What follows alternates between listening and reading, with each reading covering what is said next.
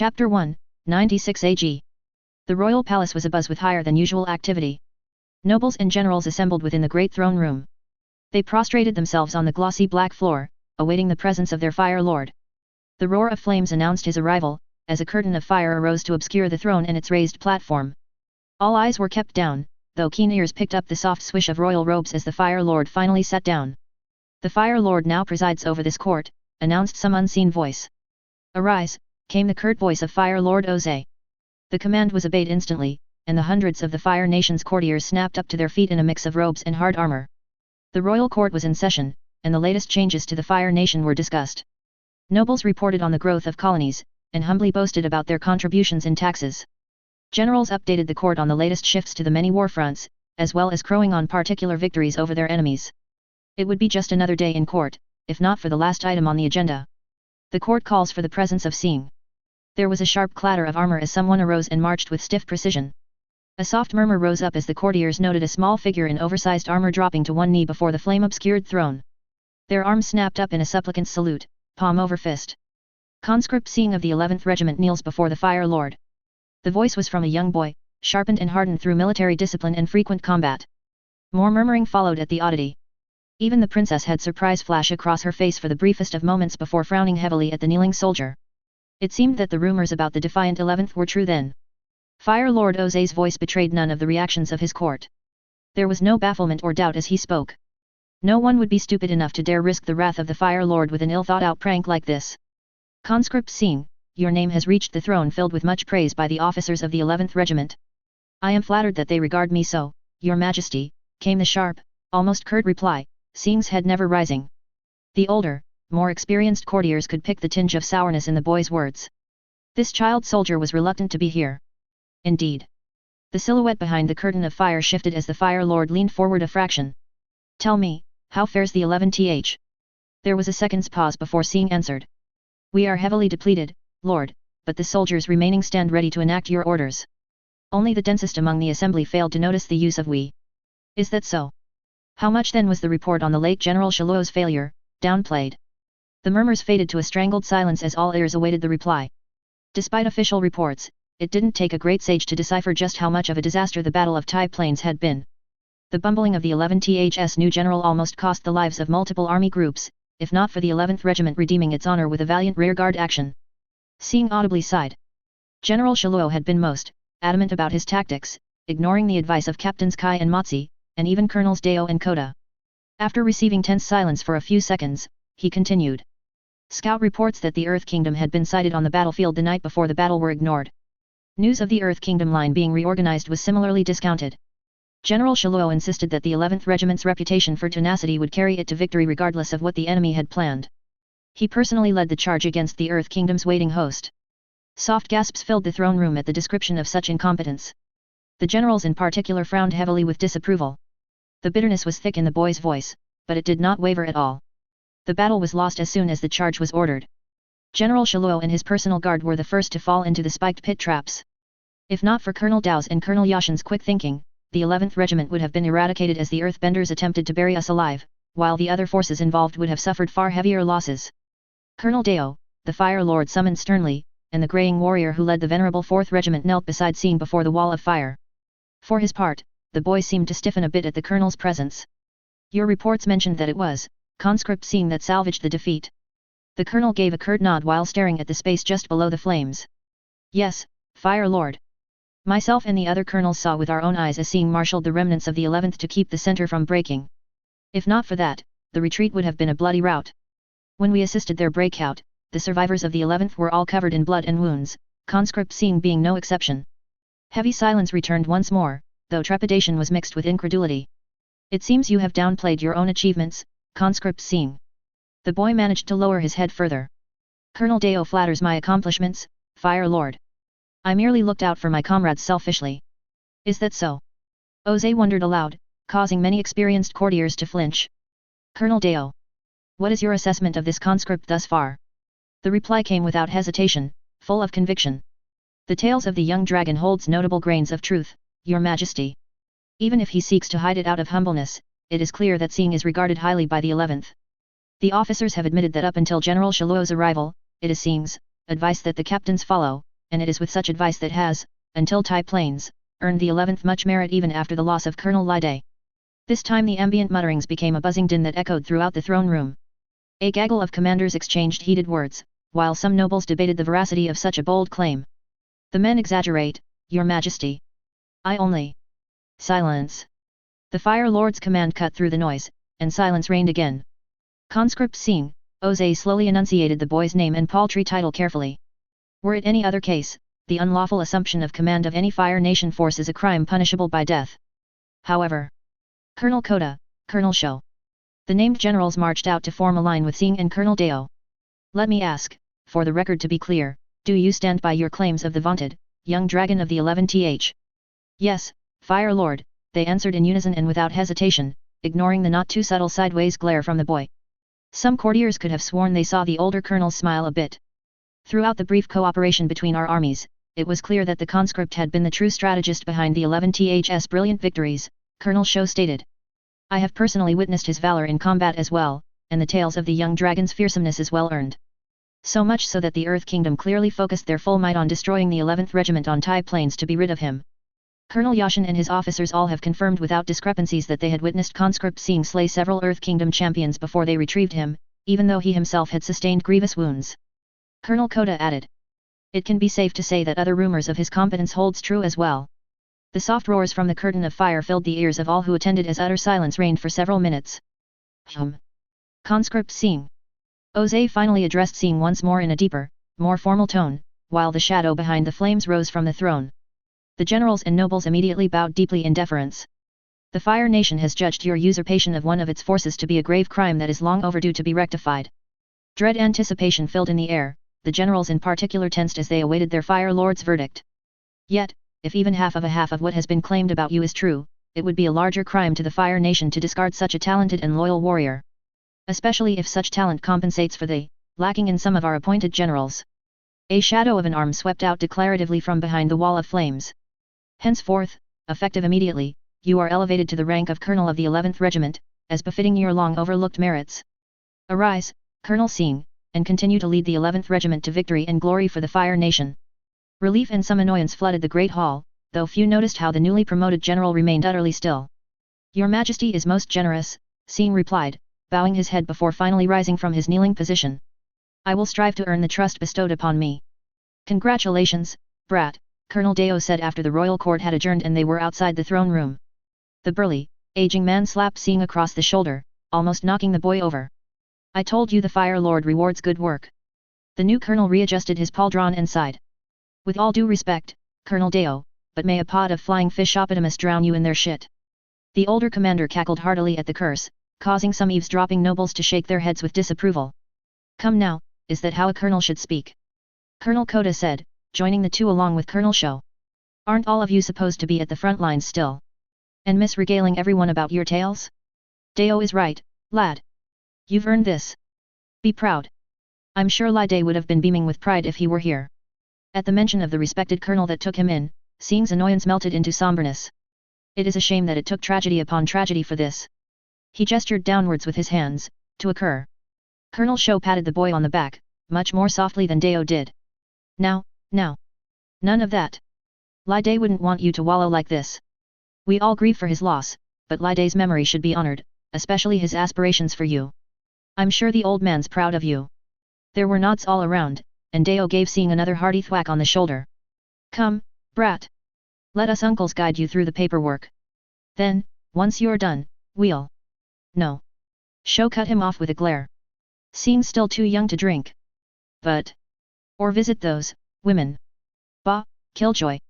The three older colonels formed a protective triangle around their new, much younger colleague, keeping Sing protected from sniveling nobles and other court sycophants as they headed towards the Fire Army's headquarters to officially register Sing's new rank and secure all the perks that came with it.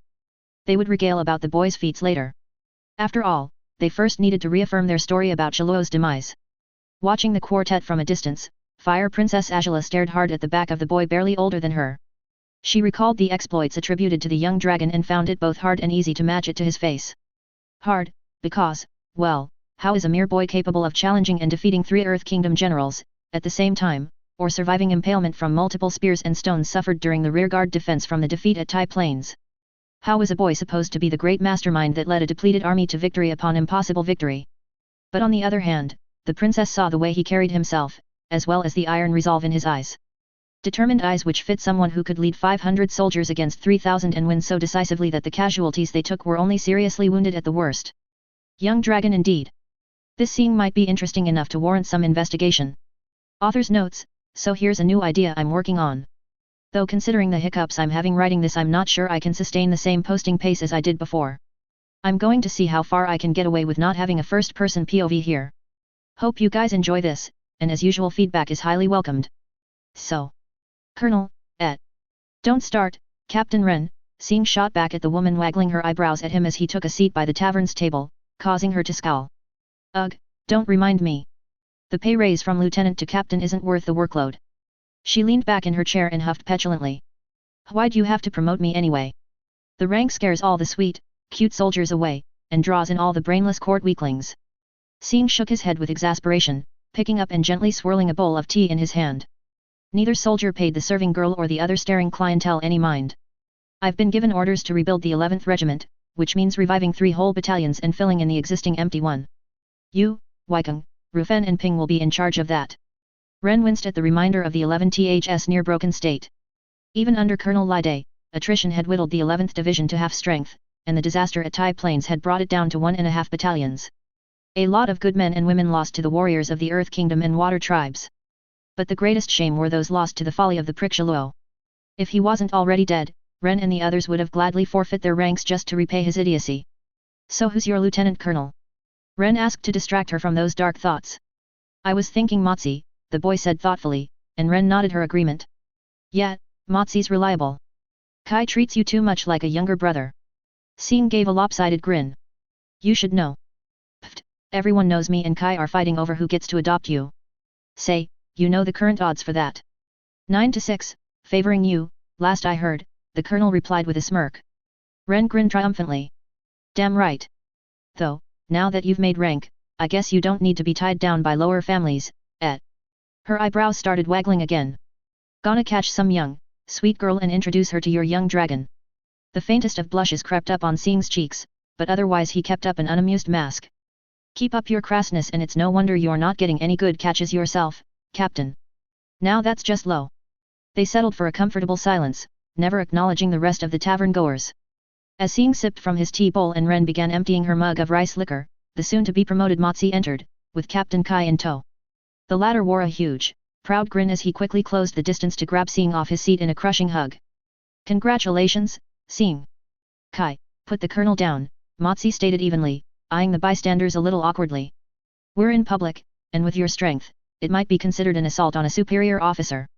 The burly commander dropped his much younger leader down with an apologetic smile, and then had the decency to offer sheepish nods to the people in the tavern before he took a seat by the table. Oops. Sorry about that, Colonel.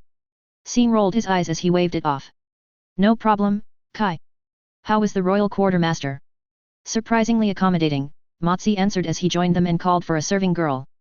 The 11th Regiment will get all it needs, we now just need the bodies. Kai grinned cheerily. Well, with how the news is spreading around, I'm sure we won't have recruitment problems. Good thing we have a generous time limit, Motsi agreed with a sagely nod before changing the topic. Have you seen to your new accommodations yet, Colonel? Sing gave a shrug. Just a quick look. General Shaluo's taste was not too gaudy, thankfully.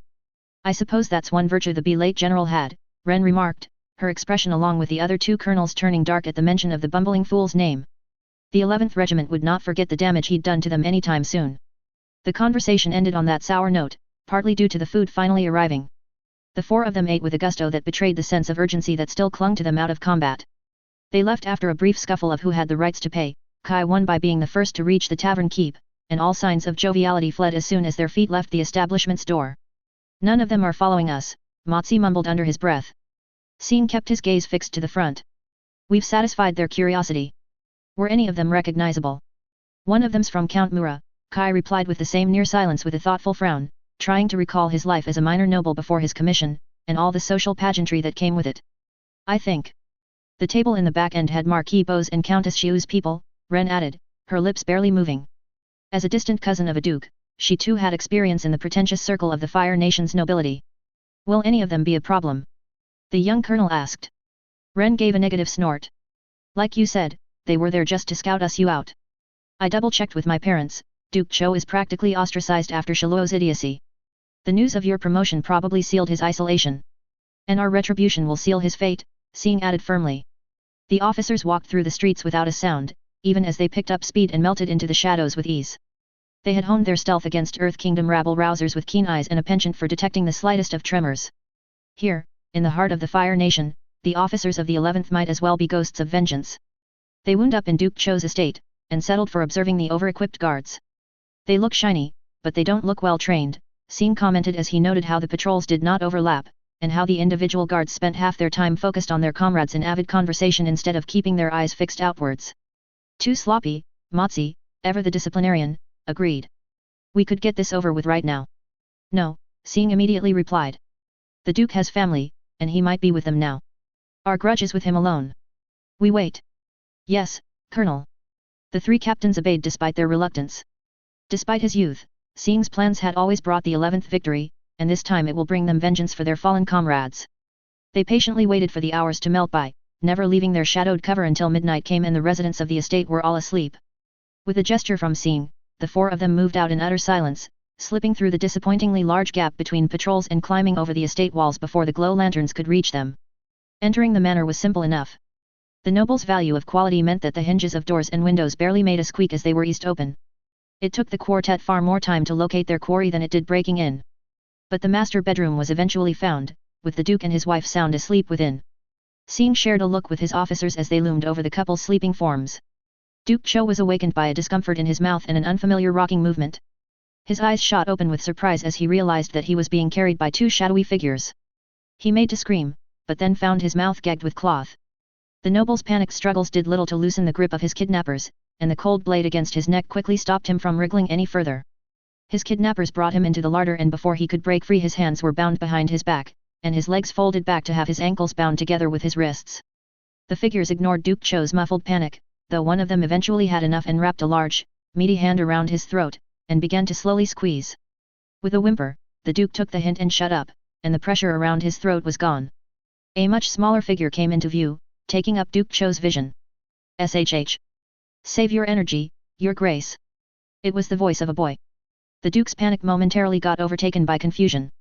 And then he matched the voice to that of the new colonel just promoted by the Fire Lord the day before, and the noble's struggles renewed with terror-fueled vigor. Or he would, if not for the blade pressing against his throat again. You should know who I am, Duke Cho. If you do, then you should know why I'm here. The Duke shook his head frantically, muffled sobs leaking out of the cloth stuffing his mouth. The young dragon ignored his incoherent pleas and kept talking. You should know that I treat the 11th as my family, and its men and women, my brothers and sisters. They took me in and raised me after all. Duke Cho froze in terror as the voice hardened. And you should know that I am most offended by General Shiluo's time leading my family. The shadowy figure leaned back, letting out a soft exhale. I care not that he had me lashed. I care not that he carelessly sought glory. Then the shadowed form of Sing leaned in again, and a palpable sense of danger radiated from his obscured face. I do, however, take offense that the inexperienced idiot belittled Colonel Liday's accomplishments. I take offense to his poor treatment of our respected prisoners. And I take the most offense for the farce he called a plan that resulted in the completely wasteful, utterly unnecessary deaths of my brothers and sisters. The boy was snarling by the end of it, and the Duke tried in vain to back away from the waves of rage directed at him. He's dead now, yes. But the greater idiot that bought the idiot his commission in the first place. The metal on his throat was lifted, only to have its sharpened tip tapping lightly between Duke Cho's brow. Imagine my offense, imagine my brothers and sisters' offense, that Shiluo's idiocy was inflicted upon us simply because someone paid for his excellent grades in officer school, and subsequently sponsored his command of the 11th? Duke Cho, can you imagine how angry we are at the fool that almost wiped us out simply by buying his brother's way into an undeserving post? And just to cheat their way into some renown, at that. The silhouette of Sing moved back and rose up, ignoring the Duke's muffled noises and desperately shaking head. Be thankful we are not so wasteful with lives, Cho. Your family will live, unharmed. Your mistresses and their children will live, unharmed. Other larger figures then filled the terrified Duke's vision, each with a glinting sliver of metal. You, however, will not live, and will be harmed. The gag in Duke Cho's mouth was very effective in muting his anguish throughout the night. They took turns stabbing him, reciting the names of the fallen each time a blade was buried in him. Medicinal poultices were pressed against his wounds to stop him from bleeding out. The shadows were careful to work their way from the least lethal areas in, severing fingers and toes knuckle by knuckle, just to make sure their victim would remain alive long enough that the venerated dead were all avenged. Duke Cho almost lived to see the dawn. The men and women of the 11th had learned not to be wasteful with lives. Sounds of alarm rang as the sun began to peak on the horizon. They found the barely identifiable remains of Duke Cho in the outhouse, his head and plenty of shredded gore filling the bucket. Rumors quickly spread that the Duke's youngest brother had offended the spirits so much with his failure at Tai Plains that they took it out on his immediate family. Sing and his officers were initially suspects, but concrete alibis knocked them out of the list almost immediately. Too many witnesses could attest to the young dragon bantering with his men and women. That the witnesses were all related in some degree to the soldiers of the 11th was overlooked, either by genuine accident or on purpose. Princess Agela ensured the latter occurred if the former did not work. Not that anyone would know, of course. Ren was glad to leave the capital city for the training grounds. The cutthroat politicking spilling out of the place was why she enlisted in the first place. She had to admit that the trip had been worth it though, and not just because of avenging her comrades. Seeing the resources allocated to the 11th Regiment was gratifying, and it was just as good to have all the prestige they'd fought and toiled for finally be put to use. The Fire Lord was pleased enough to ensure priority allocation of all resources to the 11th, which extended to choice selection of recruits. It'd be a grueling couple of months of careful culling to raise the battalions and fully fill in the missing numbers of the 11th Regiment.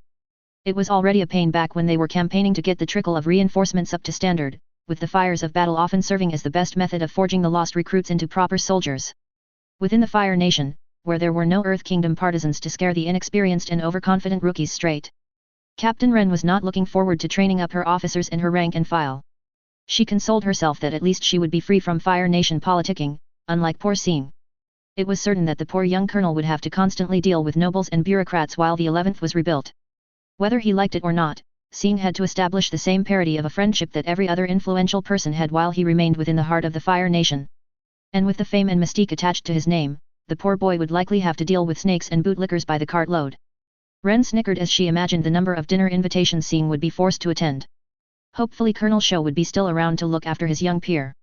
The venerable commander was the most level-headed and reliable of Colonel Liday's close circle of friends. He'd make sure Sing didn't get plied with wine or get introduced to bright, pretty daughters. Hopefully. If it was Colonel Deo doing the minding, then Ren could only pray that Sing wouldn't become a young father before the rebuilt 11th even have the chance to deploy. Captain Ren sighed as she imagined all the trouble her young, brilliant adopted brother, screw what Kai thinks, would get dragged into. Shaking off the thoughts, the recently promoted captain got to work in her new office and summoned for her new lieutenants. She'd have a quick look at the new graduates before throwing them into the sparring circle for a few rounds and then seeing how they handled Sing's wargame. It'd be nice if at least one of them was a cute and well-mannered scion. Lieutenant Kashi. Lieutenant. Kashi didn't realize until now how much he missed that title before his name. He snapped a sharp salute to the smaller figure before him. Colonel Sing. Thank you for accepting this rank, the boy said with a slight frown on his face. I know you're slated for captaincy, but considering the circumstances. Kashi bowed respectfully, fist in palm. It is no bother, Colonel. I am more than happy to serve once more as an honor guard. He knew his limits, leadership was not something Kashi aspired to anyway, and there was plenty of prestige still to be had as a colonel's bodyguard. The colonel nodded gratefully. Thank you. My life is in your hands, Lieutenant. The honor is mine, Colonel. And it was true. Like everyone else, Kashi respected young Sing for all that he'd done for the 11th. The orphan had quickly been more than just a regimental mascot after being recovered from the ruined colony, and had fearlessly saved plenty of soldiers in the heat of battles, Kashi's included. General Liday's adoption of his strategies and tactics against the Earth Kingdom marauders had significantly slowed the attrition suffered by the 11th and earned the regiment plenty of renown. Kashi gritted his teeth as he remembered his shameful inaction as the bastard Shiluo had seen whipped for voicing his objection to the mistreatment of the prisoners. The spineless general probably could not stand the humiliation from having his delusional battle plans questioned and needed a reason to take it out on Sing. The captains and lieutenants had protested to no avail, but Kashi should have tried to stop them, like Ren did. He'd been already demoted, he had far less to lose than Ren. It was only Colonel Dao's intervention that Sing still had some skin left on his shredded back. I will not fail you again. Sing's head tilted to one side as he blinked in confusion. You're an exemplary warrior, Kashi. When have you failed me? I'm pretty sure there's no bad blood between us. Kashi flushed as cowardice kept him from voicing his guilt. The colonel dismissed the topic with a wave of his hand. We can worry about it later. For now though, I need you to rebuild the honor guard. Having only you and Yan would overwork the two of you to death. Kashi straightened, and then shamefully latched onto the new topic. I understand, Colonel. I'll leave the recruitment up to you. The lieutenant saluted again, more determined this time. Yes, Colonel. Are there any requirements you wish from them? Since honor guards reflected the prestige of their charges, it was not uncommon for generals and colonels to be selective in certain traits. Like Colonel Yashin favoring war cleaver specialists, or Colonel Dao's bodyguards consisting completely of men capable of flipping a log end over end at least 2 yards away. No, you're free to pick who you deem fitting. Oh. The boy paused for a second, and Kashi saw from the smirk that twitched at the edge of his lips that an unreasonable request was coming. Don't recruit anyone named Han just yet. Kashi couldn't help himself. Colonel. Sing shook his head, stifling a chuckle as he waved the question off. It's a pet project, you can say. Remembering previous projects, Kashi wisely left it at that and left the colonel's office to immediately start on his task. He'll have to ask Yan and the captains for suggestions. No doubt it'll be a problem of calling all the eager volunteers once the positions were made known. There was even a non-zero chance that he'd have to make sure Ren and Kai don't find a way to demote themselves just for a chance to be closer to their little brother. Ah, Colonel Sing. The boy in question bowed deeply and offered a sharp salute as he stopped about 10 paces away. Princess Agela. He dropped the salute and straightened up, but his gaze was lowered, as was right for his station. Agela regarded the teen colonel in silence for a moment, frowning as she tried to decipher the interesting image he presented to her. The colonel was dressed in a freshly pressed set of civilian's clothes, that of a well-to-do, but not wealthy, low-born. Despite his age he looked far more battle-hardened than some of the graying commanders that advised her father. He was tense and alert despite the blank gaze he offered, but not afraid or nervous. Interesting indeed. Finally, the princess let out a lopsided grin. It's good to see you've answered my summons so promptly, Colonel. Sing gave a curt nod, not rude, but not too respectful either. It would be disrespectful of me to do otherwise, Princess. He masked his annoyance well, but it showed nonetheless. Yet his answer was faultless. Intriguing. Time to stoke the flames then. Agela fought off the urge to grin. Let me be frank, Colonel. I've summoned you because I am puzzled. You see, a few nights ago, Duke Cho was found horribly dead in his estate. Sing twitched oh so faintly at the mention of the Duke's name. Practically impossible to notice if one didn't look for it. And while many are claiming it to be the work of angered spirits, I've heard whispers telling me otherwise. The girl tapped at her lips thoughtfully with one finger, carefully pacing her words. You see, I've been told that it's not the spirits who were angered, but several officers from a regiment that Duke Cho had offended. Something to do with securing his brother a general's commission for that particular regiment. Sing was almost utterly unmoving, there were slightly more noticeable twitches on his fingers, and the very slight shift of his feet as if he was ready to pounce. His gaze was still directed to the air in front of him, but the sharp anger, not panic, that exuded from him was palpable. Agela allowed herself to smirk a bit. Well, Colonel? Do you have any thoughts on that matter? As you are frank, Princess, please allow me to do so as well. Agela gave a gracious nod of her head, and she fought the urge to reel back as Sing's gaze rose to meet hers. His disgust, caged as it was intense. I would like to know the point of what your highness is getting at. Still respectful, if just barely. Despite his poor manners, Agela was getting genuinely impressed with Sing, especially when compared to her weakling brother. Relax, Colonel. I am not here to threaten or punish you. More credit to him, he did not relax at all. In fact, I wish to applaud your actions. Still tense. You uprooted a weakness within my father's kingdom, and thanks to your message the spineless nobles will know better than to weaken our forces with their corruption. Your punishment of Duke Cho's failure will remain a secret, as much as I would like to publicly reward you for that service. The anger in the colonel subsided into simmering embers, and he managed a stiff nod before lowering his gaze once more. I am grateful for your praise, Princess. It's no matter, Agela replied breezily, waving a hand with equal casualness. It's good to see that there are loyal and competent leaders serving the Fire Nation. Such talent should not be wasted on courtly intrigues, am I right?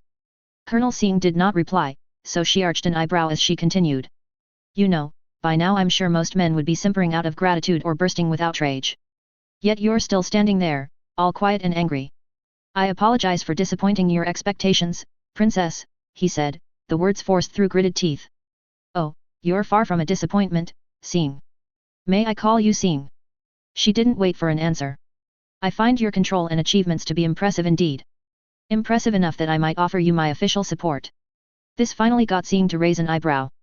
Might, Princess? Agela grinned again. I will first need to confirm for myself that you are truly as competent as they say. You will not mind a brief spar, would you? Sing seemed to pause in thought, before he let out a resigned sigh. I would have to admit that I will be a poor choice of a sparring partner, Your Highness. Oh. That was actually surprising. Agela folded her arms in front of her as she regarded him curiously. She'd expected the boy to be more than happy to vent some of his outrage. The colonel bowed again, this time to feign apology. I am just an orphan unofficially adopted by the regiment that now I have the honor of leading. The 11th were always diligent in their duties that my fire-bending training is limited to the most pragmatic uses. I learned mostly from combat against the Earth Kingdom armies. My bending will undoubtedly be unsightly and unsafe for formal sparring. Is that so? Now it was Agela's turn to quirk up an eyebrow. Unsafe firebending? She definitely wanted to see that. Then it is fortunate that I am competent enough for both of us, Sing, she proclaimed confidently, and then moved past him towards the door. Come, we shall use the private training grounds. Agela grinned to herself as she felt Sing's annoyance radiate for a moment before he reluctantly followed along. Unsafe firebending? Would it be worse compared to Zuko's weak bending? Agela would find out, and she would no doubt prove her superiority to this promising officer. The princess frowned as she considered that she might have to come up with a suitably gracious speech. Can't have the young colonel too upset with her if she wanted him to work for her. Surely you can do better than that, Agela drawled, her tone thick with disappointment as she dusted some loose dirt off her attire. At least he was honest about being a poor sparring partner. The test of character was disappointing, very disappointing indeed. Even the palace guards watching them at a distance were muttering their disapproval. Sing's movements were swift but stiff, greatly lacking in the fluidity required to channel and focus his chi. His punches and kicks were half-hearted and indecisive, creating pitiful gouts of flame that wouldn't even melt a candle. She barely needed to block or avoid most of his sad attempts at an offensive. The boy was clearly holding back on some misguided attempt to not harm her. Are you going to bother trying? Agela asked right before she lunged into a flurry of punches and whirling kicks, lashing out with tongues of flame. Maybe with enough pressure, she could break Sing from his reticence. The colonel however dodged her strikes with surprising ease, his gaze never leaving the princess as he sidestepped and whirled aside just enough to avoid the attacks. Agela allowed a small scowl to grace her features as she continued her attack, leaping to close the distance and launching a series of kicks mid-air that sent a barrage of fiery bolts raining down on Sing. He weaved through the hail of fire effortlessly, and as the princess descended with an axe kick aimed for his head, Sing opted to step back and avoid the flurry of fire punches instead of blocking and stopping the offensive momentum as standard convention dictated. If nothing else, Sing was good at not getting hit. Was he really that bad a firebender that he had to resort to dodging? Or was the boy merely toying with her? The fact that she even considered the latter thought offended Agela. You are starting to annoy me, Colonel, she hissed. I'm starting to think that all the tales about your exploits are just mirages. They are greatly exaggerated, Sing replied with an infuriating nod, eyes just low enough to not meet hers. Did he really not care about his prestige? If you truly are this incompetent, maybe I should have my father rethink your promotion. Ah. A twitch in the corner of his eye. Agela grinned as she found his weakness. Perhaps I should suggest another appointment for the 11th Regiment. Another promising noble who could use the glory. Sing's body stiffened, and there was a flash of fury in his eyes. Good. Come then, Colonel. If you wish to keep your command, prove to me that you are worthy of it. She settled into a combat stance, grinning with anticipation. Fight me. I promise, you don't have to beat me. It wouldn't be fair to set an impossible challenge, after all. The boy's stare blazed for a second, and she noticed how his eyes then glazed over with hostility. As you wish, Princess, he said flatly while bowing deeply. I deeply apologize in advance for the offense I will commit. With that, he adopted a crouched, almost hunched stance. Agela was about to laugh at the proclamation when her instincts screamed at her to leap aside. She did so just as Sing suddenly closed the distance, fists leading the way. Agela's eyes were wide as she watched the punches fill the space where her head used to be. Her mouth gaped open in further surprise as a jet of blinding white flames then burst out from them. Before she could comprehend what she just avoided, Agela quickly rolled away as a small orb of the same fire blasted out a small crater on the ground she once occupied. Pure instincts kept her moving as Sing's leg came down and left a small smoldering crater upon contacting the ground. She made enough distance to safely stand, but had to immediately twist painfully to one side to avoid another punch aimed for her head. The burst of fire erupting from the strike caused some of the guards behind her to shout out. Whether in panic or otherwise, she was too busy to care. Agela tried to retaliate with a fiery strike of her own, sending a knee up to his guts. Sing shifted aside as she expected, but her ensuing elbow strike was batted aside with a backhand that trailed a curtain of fire which forced the princess to wince and backpedal away. She wanted to growl her annoyance, but Sing did not give her that luxury. Without hesitation the colonel charged through the dissipating flames, striking and kicking in a pattern that Agela was completely unfamiliar with. The speed at which he delivered his attacks, along with the recent memory of his fiery follow-up, made blocking a risky prospect, so she had to desperately dance aside or deflect the blows as they came. For all his poor posture, Sing was fast, faster than many of her mentors. He also kept close to Agela, never letting up in his offense and never giving her the space and the chance to get into the proper stance to deliver a decisive counterattack. It didn't help that he kept aiming at her neck and face with fists and knife hands, while his legs swept and whipped about in an attempt to trip and knock her over. She tried batting aside a jab aimed for the throat, and with the same arm sent an elbow into his face. Sing responded by quickly delivering a quick jab into her now exposed side. It forced her to abort her attack and instead send the elbow down to intercept the strike, landing a sharp blow onto his wrist. But the awkward stance she was forced into put her back in the defensive again, and Sing didn't seem to register the damage that was supposed to be inflicted to his hand. Instead he kept a blank stare locked onto her, and Agela noticed how he never spun about or moved in any way that might break his vision. Not that the close proximity allowed him to do anything fancy to begin with. Still, the unrelenting gaze was genuinely unnerving. Agela's final attempt at breaking Sing's momentum was a bold and desperate lunge forwards, using the palm and elbow of one arm to push aside his arms and make way for a swift punch into his throat. However, Sing deftly shifted out of the attempt at deflection, and his hand grabbed tightly onto her blocking wrist to yank her towards him just as he lowered his head. A burst of fire from her feet propelled her away from the waiting headbutt, but he still held onto her arm, and the jarring imbalance from the desperate move allowed him to shift his weight and throw her groundward. Agela's fall was arrested by strong hands grabbing her shoulders, but that only brought her face inches from his. Agela remembered the nickname the colonel had earned in the 11th, and saw the wisps of smoke exiting his widening maw as he continued to glare death at her. This was the end, she thought. She wanted to cry out her denial, her defiance at the inevitable, but instead Agela found herself frozen and staring in horror as Sing opened his mouth fully. And an intense blast of heat washed across the left side of her face, coupled with a deafening roar. And then it was gone, leaving relieving coolness to soak across her warmed skin. The princess and the colonel stared at each other, the former in incomprehensible shock, while the latter was starting to lose his combat daze. Colonel Sing stepped back, pulling Agela up to her feet in the process. The fury and raw violence in his eyes melted away, and he backed away further before bowing and saluting her. I hope the demonstration is to your satisfaction, princess. Agela blinked at his sudden change in demeanor, and then glanced around her. A small, charred hole in the ground smoldered next to where her head would have been just now. The rest of the training grounds were peppered with small craters, a fate shared by parts of the stone walls around it. Some of the palace guards were cowering behind blasted cover. With the rush from certain death still thick in her veins, the Fire Nation princess stared at the colonel with his lowered gaze. He had not declared his victory. There was no triumphant mockery from him, no smirk of superiority. The boy was back to his stoic expression again. The low-born orphan wasn't even showing signs of exertion, though Agela was still too shaken to take offense at that insult. Yes. She took a steadying breath full of smoke and burnt soil and then forced herself to don the mask of royal aloofness. Yes, that will be sufficient, Colonel. She paused for a few seconds, waiting in vain for any reply before continuing. You are clearly more than capable of leading the 11th Regiment. Thank you for your praise, Your Highness. Try as she might, Agela found no trace of sarcasm in his voice. If anything, he was annoyed. Why was he annoyed? Quickly recovering from her surprise, Agela cleared her throat and regained some of her usual composure. Indeed. As I promised, the 11th Regiment will have my royal patronage.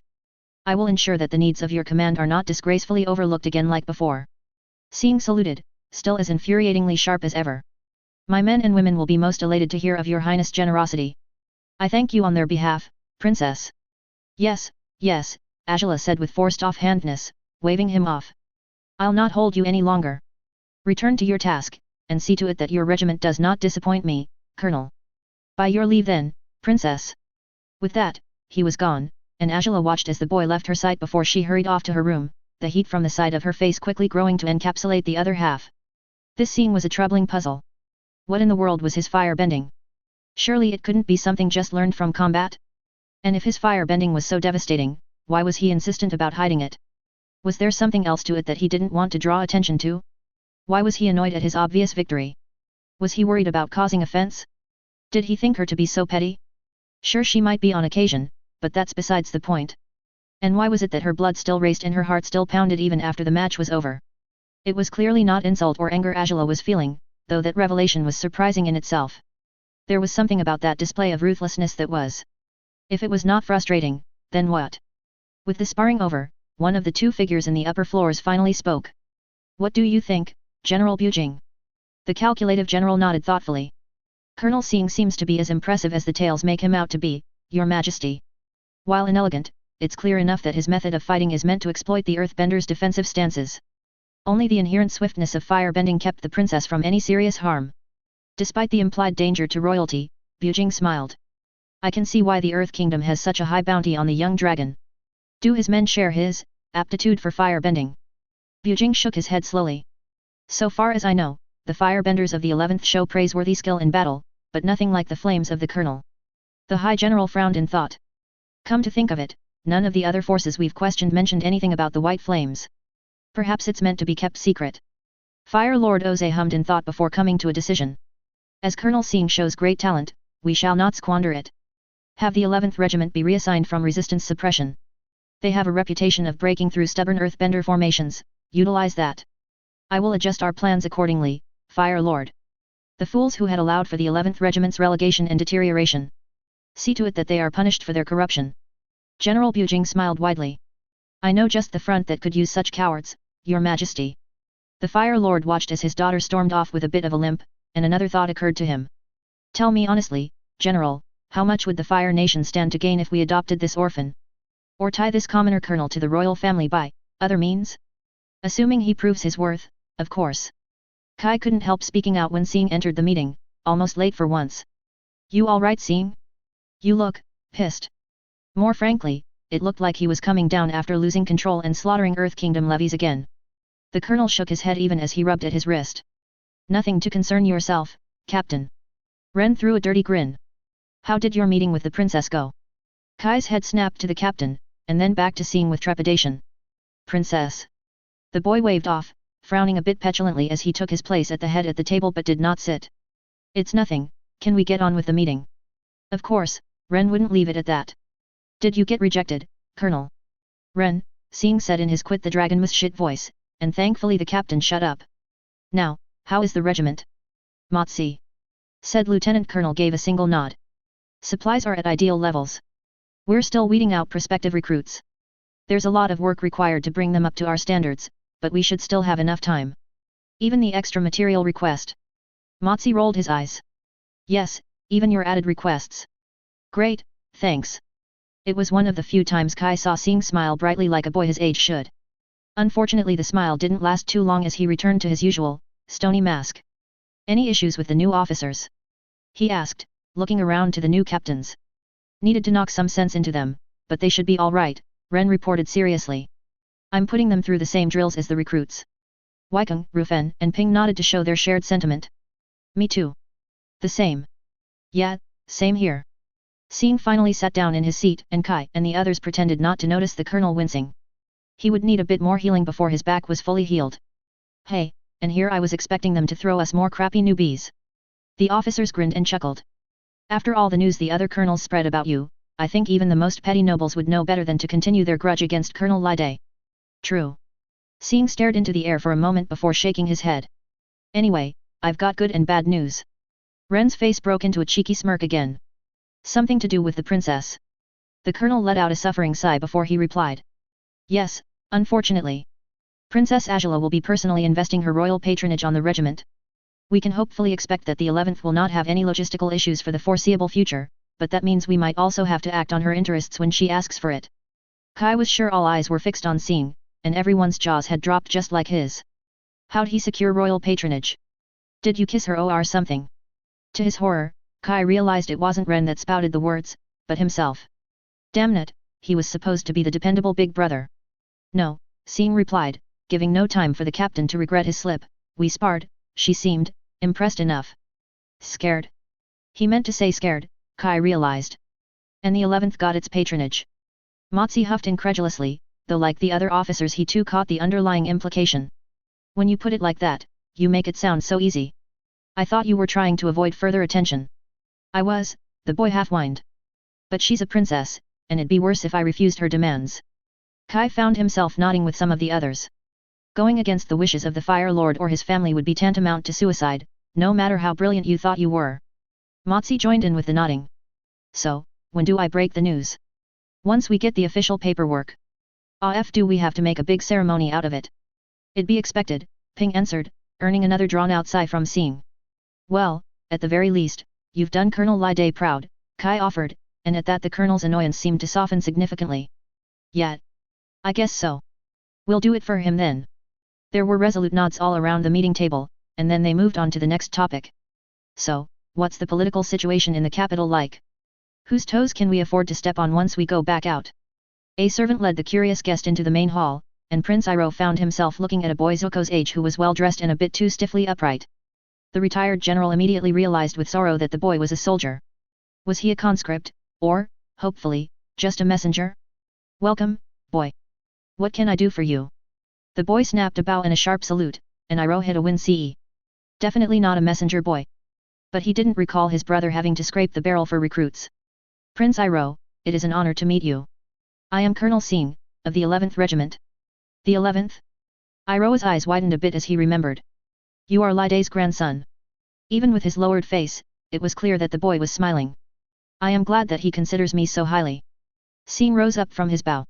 I am sorry to impinge on your time, but I have come to deliver the late Colonel's wishes to you. Iro watched as the much too young Colonel retrieved a small silken pouch from his belt and reverentially offered it to him. He glanced at the container briefly, and then turned his attention to Sing. Do you know what's in it? I've seen the contents, but I've not been told of their significance. For a moment, Iro thought he detected a half-truth, but he let it pass.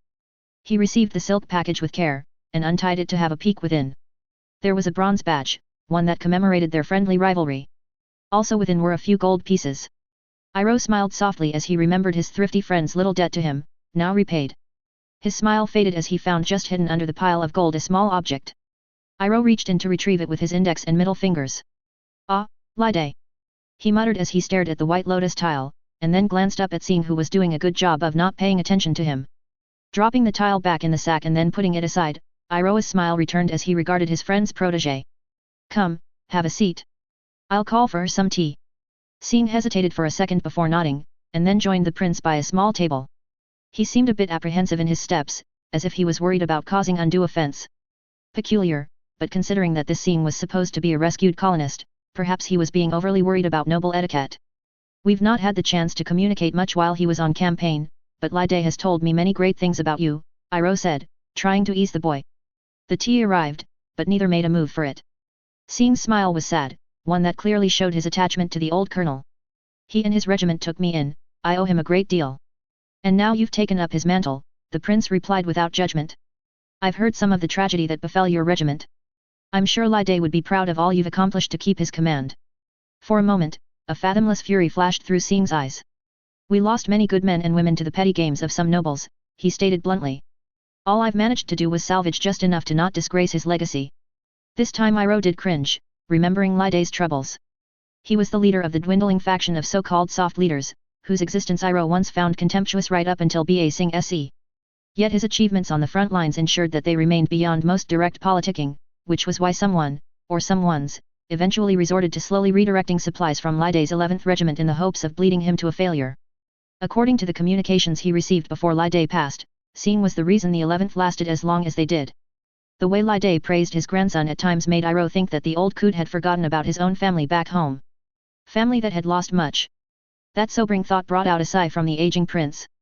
It is partially my fault, he muttered sadly. I'd been a bit too blind in my ambitions, back when I was crown prince. Iro regretfully told the boy, who now wore a stoic mask and did not meet his gaze. It was a mistake to make light of his ideals, and not intervene when his rivals conspired against him. Sing gulped silently before he replied. Colonel Liday did not begrudge you that. You are his friend. He has no ill will towards you, or any of those who wronged him. Iro did not miss the wording, and gazed at the boy wearily. But you do? He asked gently. The colonel's shoulders rose up in his seat as he drew in a breath, and then slumped as he exhaled softly. I am trying not to. As he wished me to. Heavy silence fell as Iro studied the boy. Finally he said, Liday would be proud of you. He bent over in a deep bow. And I thank you for making the effort, though I understand if you still harbor resentment for my inaction. I know that words alone would never be enough. Sing shook his head before rising to his feet. I will get over it. To do otherwise would be petty of me. It was hard not to admire the boy. So much different in temperament to the soft Liday, yet he still tried to keep to his mentor's ideals. Iro looked at the conflicted boy who was about to leave, and decided to try to make amends for indirect harm he'd caused his late friend and his young successor. Must you leave so soon? He ventured. The tea is still warm. Perhaps you can tell me more of Liday's exploits. Our exchanges were infrequent. On seeing Sing wavering, Iro threw in, I'll trade you stories of his time as my senior. Did you know he almost made my brother laugh one time? That seemed to have done the trick, as the boy gave him a faint smile. I would like that. I thank you for your time, Prince Iro. Please, I don't have much else to do anyway. Come, try the tea while it's still warm. It's a new blend. They soon exchanged tales about old Lide, and all the while Iro listened attentively to the young Sing. Eventually, he decided to trust his friend's judgment and pose the question. By the way, did Lide ever teach you Paisho? With the colonel away on various frustratingly necessary social visits, and Motsi busy with logistics, Ren ended up in a bitching group with her fellow captains during their lunch break. Outside, the lieutenants were overseeing the battered intake, making sure that the prospective recruits were still breathing. These city slickers! She moaned out as she leaned back on her seat's back legs. Weikung made a harsh noise, feigning a spit. Too soft, too ambitious, too stupid. Useless fucks. Tell me about it, Ren replied. It's taking so much time getting them to learn our spear drills. Kai gave a disgruntled nod, scowling all the while. And their squad tactics. I swear it's safer to separate our vets from the newbies, or either the former's going to murder the latter, or the latter's going to get the former killed. Ping gave a sad chuckle after gulping down her bowl of tea. And we haven't gotten to night training yet. That earned a collective groan from the captains. The prospect of getting Fire Nation soldiers to operate and fight in the 11th's preferred methods were arduous indeed. Who wants to bet that there'll be whining about setting camp in the dark? Weikung offered with a weak grin. Rufen waved it off. No bet. The few recruits we had to train back then were already struggling, and they were from the colonies. This spoiled bunch would be worse. Weikung snickered. What about the number of times it'll take before they know how to correctly form up in the dark? Fuck off, Weikung, Ren sighed. Well, it could be worse, Kai said, drawing everyone's curious attention. We could be doing Kashi's work. Ren snorted at that. The lucky fucks who sought the prestigious job of honor guard were being pushed hard by the lieutenant, who seemed determined to create bodyguards that could stand and bounce off earthbender rocks. Ren could understand why though. Nobody in the regiment would stand to see Sing being covered in arrows and earthen spikes ever again if they could help it. Kashi particularly seemed to have taken that sentiment to heart, mostly because it was his life Sing had saved during Tai Plains. How the wannabes were still in one piece was a mystery to everyone. True that, Ping voiced, and then giggled. Or you could be in the Han unit. More groans rose up at the mention of Sing's pet project. He definitely had some whimsical reason to have a unit comprised only of soldiers named Han, but like many other acts of whimsy, nobody else will likely ever understand the colonel's inside joke. Not that they were given any leniency in their training. If anything, Sing's personal involvement might see half the unit drop out. For their sakes, Ren hoped the Han recruits all abandoned their prestigious posting before the colonel started training them. Speaking of the colonel, the captains perked up as they heard ever-urgent strides of their colonel approaching. True enough, the door to the officers' mess hall opened and Sing appeared. He looked a little tired, but also a little less tense. Ren rose up at the same time as Kai, and both raced to be the first. The bastard tossed his tea bowl at her face, but Ren ducked without breaking her stride. In retaliation the woman hurled her tea bowl straight at his ankles, though Kai was skilled enough to avoid it. It boiled down to speed and determination then, but unfortunately for both of them Sing raised a hand and threw a disapproving frown at both captains before they could tackle him. No. And stop breaking public property. They skidded to a halt, just an arm's length from Sing. Ren took a glance at the position of their toes, hers were definitely closer to Sing. She threw a quick smirk of triumph at a glowering Kai before the colonel spoke up again. You two, clean up your mess before the break's over. Yes colonel, they both replied laconically. Sing walked towards a free chair, Kai's spot before the race, much to Ren's chagrin, and sat in it, sighing aloud as he stared up at the ceiling. Long day with the nobles. Rufen guessed. No, just had a friendly visit with Prince Iro. Oh, every captain replied at once. Ren slowly walked over, ready to offer a comforting hug. How was it? I didn't hit him. Small smiles broke out amongst the officers. That's good, Kai said. Colonel Lide would approve. It's hard to dislike him, Sing said. And they were really friends. The boy's gaze finally left the ceiling and turned to the captains. He also offered some useful contacts. A few smiths in Fire Fountain City, some merchants and dock masters throughout the kingdom. Well, it's good to know we have some backup to our supplies, Ren offered as she walked behind Sing and draped her arms around his neck reassuringly. You did good, Sing. Yet. Sing drawled before he suddenly took on a more uncertain pose. Something wrong? Ren asked as she gently rested her chin on his head. She saw him fiddle with something in his belt's pouch. A gift of apology from the Dragon of the West? Not really, but... Did any of you know that Colonel Lide was good at Paisho? The captains exchanged puzzled glances before they shook their heads. I'll have to ask Motsi and Kashi, but I'm sure I never saw him with a set, or even play with the prisoners, Kai answered. Why do you ask? Ren could feel the boy frown from the way his head shifted under her chin. It's nothing. Nothing important. According to Prince Iro, he and the colonel were avid players long ago. They tried playing again by exchanging messages. How good was the colonel? Rufen asked, breaking the silence before it could settle awkwardly. Ren could hear her little brother's smile as he nodded and replied. Quite good.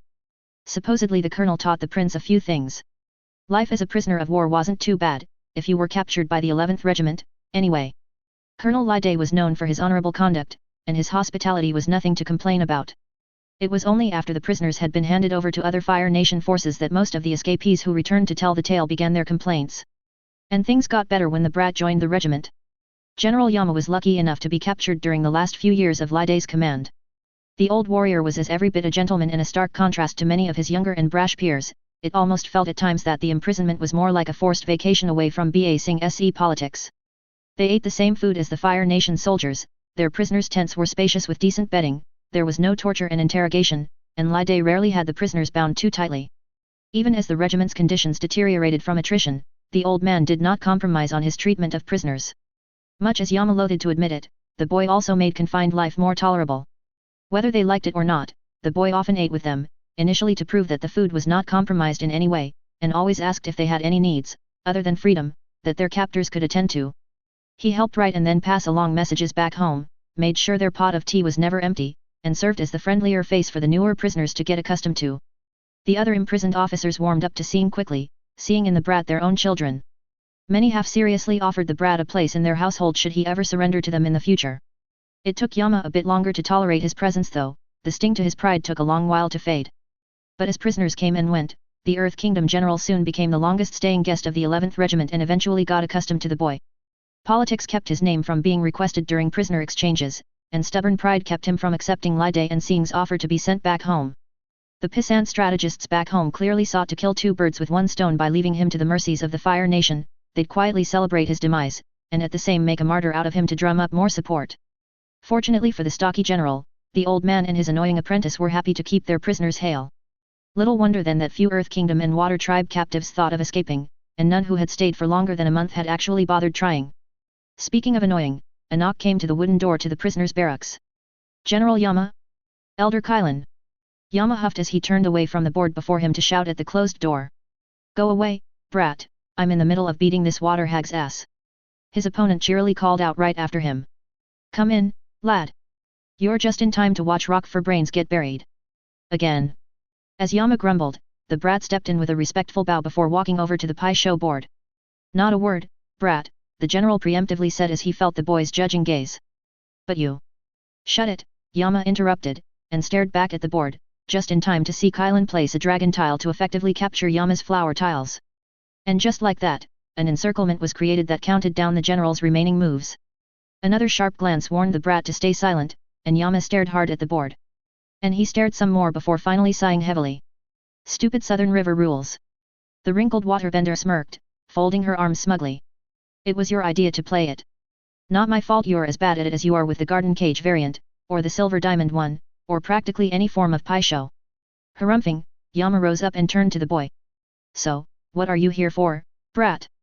The boy gave an amused smile. You could have won just now in 2 moves, you know that, right? He reached down to pick up a blue lotus and a jasmine, and placed both tiles to decisively seize Kylan's territory. Fucking. Yama breathed out half-heartedly. Stupid kid showed him up again. Anyway, I'm here for the healing. Any remaining bluster left Yama as he remembered what Sing had been through. Relaxing the sudden clenching of his fist, the general gave a nod and headed out. I'll be in the yard. He didn't want to see the results of his defiance. Leaving the waterbender to her repairs, the general found himself sulking as he always did when he recalled the utterly horrific events back then. He tried to channel the emotions through his earthbending, ignoring the other prisoners and the guards of the 11th that stood guard outside the newly built internment facility not too far from the Fire Nation's capital. They paid him no mind as he stomped on the ground to wool up a column of earth. A downwards chop with one hand split the column in 2, and Yama began using one half to batter at the other. The quick destruction of the crumbling earth columns was only a little satisfying. Imagining the fucker Shiloh's punchable face ate at his nerves. As ever, the thought of that brainless fool inevitably brought Yama's thoughts back to that night. As the sole Earth Kingdom general, he'd been tied to a post and threatened with torture. Shiluo didn't care that Yama had been stuck with the 11th for 4 years already, and that any information he had was clearly going to be out of date at best. Stupid prick was clearly wanting to flex his impotent authority. Yama only offered curses, of course. The dickless general was about to call for the first of his soldiers to practice their fire bending on him when Sing desperately tried to put a stop to it. He won't have anything useful. The boy desperately cried out. And he's a valuable prisoner. Yama remembered the fucker's sneer right as he callously backhanded Sing. Enough. I've had it with your insolent disruption. The veterans of the 11th twitched and made to move, but they were badly outnumbered by the fresh reinforcements Shiluo had brought with him. Sing still tried to protest, but that only riled the feckless general to a breaking point. I said enough, you petulant child. You. Tie him to the other post, that one. Yama realized too late that that was the point, the boy had purposely redirected the general's wrath. Chaos erupted in the camp as Captain Kai, Lieutenant Ren, and the others protested and tried to reach Sing, but the conflicted newcomers were ultimately obedient to Shiluo's orders. Back away, you louts. Clearly discipline needs to be reintroduced in this regiment. The way he sniffed after that was just asking for a stone spike through the face. I'll see to the rest of you after my victory. Yama remembered the boy's stony features as he was tied to the post. Shiluo had one of his bodyguards bring out a standard military flogger. The boy wants to be part of the army, I'll treat him like he's in the army. 40 lashes, Budo. The veterans of the 11th cried out and fought harder, and Kylan and the other prisoners were screaming down curses as well. Kai and Ren were actually held back from fire bending against their fellows. Some of the others interrupted from drawing their daggers. Yama felt sick at seeing the boy accept his fate. To his eternal shame, Yama only kept silent as he watched the brute of a bodyguard unfurl the whip to begin the lashes. The first wet crack of hide on flesh drowned out all other noises. Sing grimaced, but didn't give voice to his pain. Ren broke through right as the second lash landed, but Shiluo's bodyguards tackled her to the ground. Yama saw Sing going pale as blood began to drip onto the ground below him. He was shuddering from the pain, closed eyes and bruised cheeks wet with tears. His legs gave way by the 8th lash, leaving him almost dangling from the post. But even as the 12th lash tore into his back, the boy fought to deny Shiluo the satisfaction of so much as a groan. Only the loud appearance of Colonel Deo and his fully armed retinue stopped the 13th strike. What is going on here? The large man exclaimed more than asked, his broadsword already in hand as he glared at Shiluo. True to his spineless nature, the dickless coward actually wilted at the belligerence from a lower-ranking commander. I was just about to interrogate the prisoner, Col Colonel. But the b-boy. The boy. Shut it. Deo was fuming, and as much as Yama disliked the lummox, he was glad to see the Fire Nation commander's wrath unleashed. Let them go. Now. But the prisoner. The prisoner the Fire Lord charged the 11th to keep. Deo roared back, and Shiluo paled and shrinked back further. The prisoner whose good health was royally decreed a strategic necessity? The prisoner you were about to fucking harm? What of it? The farce of a general let out a whimper of an order, and Yama was untied and sent back to join the other glowering prisoners. He glanced back just in time to see Lieutenant Ren running to a bloody pile that was Sing, wailing his name. Dao's men dispersed the regiment, and Yama didn't know what happened after, save that there was a lot of shouting outside and the colonel of the 4th Regiment entered the prisoner's tent with Sing in his arms, immediately turning his gaze to the Water Tribe prisoners. It was the only time Yama had heard the boisterous warlord whisper. Waterbenders, can I leave him in your care? It took Kylan and 2 other waterbender healers the whole night to keep the boy from expiring. Yama would forever remember the boy's shredded back, ruined to the point where his spine and the back of his ribs could be seen poking out at places. That seeing awoke the next morning was a minor miracle in itself. Oi, General. A familiar voice snapped him out of his dark reminiscing, and General Yama of the Earth Kingdom found himself under the shadow of a towering pile of dirt, with deep pits on either side of him. Captain Ren gave him an amused look as she strode up to him. Are you trying to dig your way back home, or build a mountain high enough to leap over the sea? Annoyed at his own distracted state, the general harumphed before bending the pile of earth to refill the holes he had created. At the same time, he buried his dark thoughts with his usual gruffness. The brats with Kylan. The cheery psychopath grinned brightly. You know he's been promoted to colonel, right? Yama rolled his eyes. Colonel Brats with Kylan. There, happy. The captain chuckled as she gave his shoulder a pat before she walked on. Never change, old man. I'm not old. Yes you are, grandpa. She replied over her shoulder. The imprisoned general let out a sigh, and then stomped off to his quarters. He'll not dwell on those dark memories anymore for today. Better to find something productive to do, like find something in this new camp that the brat needs fixing. With all the rumors swirling around the new rising star of the Fire Nation, Crown Prince Zuko felt some apprehension at the coming meeting. But Uncle Iro had insisted for at least a courtesy visit to Colonel Sing. Annoyingly and understandingly, the colonel was almost never in his new residence. The nobles' quarters were a considerable distance away from the closest training grounds, and the 11th Regiment was assigned to a few hours away from the imperial city. That meant that Zuko had to spend a good chunk of his morning traveling out of the city with a small retinue. He'd announced his visit a day beforehand, of course. It'd be unwise to interrupt the colonel's work.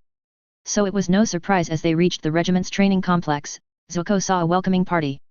The hardened men and women in full armor standing stock-still at attention was intimidating enough, but somehow the boy in the middle of that group doing likewise almost made Zuko pause mid-stride. He radiated a confidence that was different from his sister. There was a surety in himself, but without much of Agela's sense of superiority, and none of the Fire Lord's mild contempt, at the very least, of everyone around him. Crown Prince Zuko, the boy with the hard gaze greeted sharply, sharp enough to elicit a wince. We are honored that you have made time to visit us. A cacophonous crash of metal on soil rose to the air as the officers of the 11th Regiment dropped to their knees. Zuko had to admit, it was very, very unnerving to receive the reception. Colonel Sing and his commanders displayed nothing but respect, if not for him, then for Zuko's station. He sensed none of the underlying condescension or pity that many of his father's advisors and even the palace guards did. These soldiers gave no judgment, no resentment at the prince's presence. It was elating for his spirits. Zuko stood straighter, and adopted a bit of the royal sternness that his father and sister so easily wore. He managed what he thought was a suitably regal nod. Colonel Sing, officers. As you were. They rose as one, their gaze never directly meeting his. The boy colonel saluted again before he spoke. What can we do for you, Your Highness? I've only come for a short tour, Zuko replied, repeating his uncle's suggestion. Much praise has been given to the 11th. I would like to see for myself the might of its valiant warriors. Was he laying it too thick? Maybe he should tone it down a bit. We are grateful for the opportunity, Prince Zuko, the colonel declared, and then turned his head ever so slightly. Captains, begin the drills. Motsi, with me. Yes, Colonel, the officers confirmed sharply, ignoring the fact that they had been given commands by someone about a decade their junior. Zuko was maybe starting to see the appeal of superior authority. Sing shifted to one side and ushered the prince in. If you'll follow me, Your Highness. While he had done publicity tours of domestic forces, seeing a renowned force being put through its paces was something else. These men and women going through spear and fire-bending drills weren't trying to put on a show to please the visiting prince, they were doing so because they were ordered to.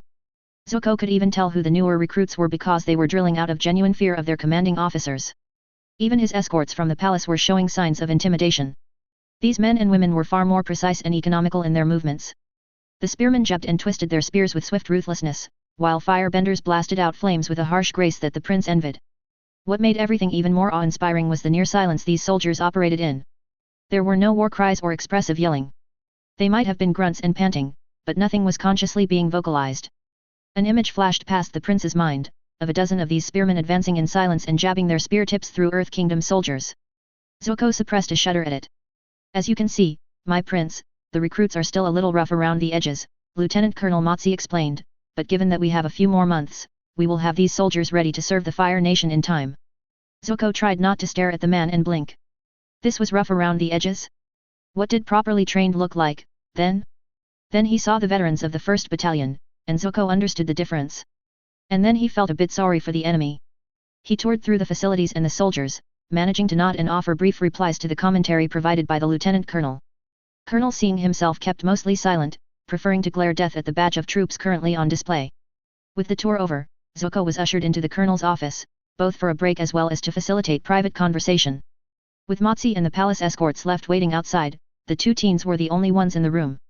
Your troops are impressive, Colonel, Zuko praised as he took a seat and accepted a bowl of tea. I can see why many speak so highly of you and your regiment. He tried not to frown as he uttered that sentence. I'm glad that they think so, Sing replied.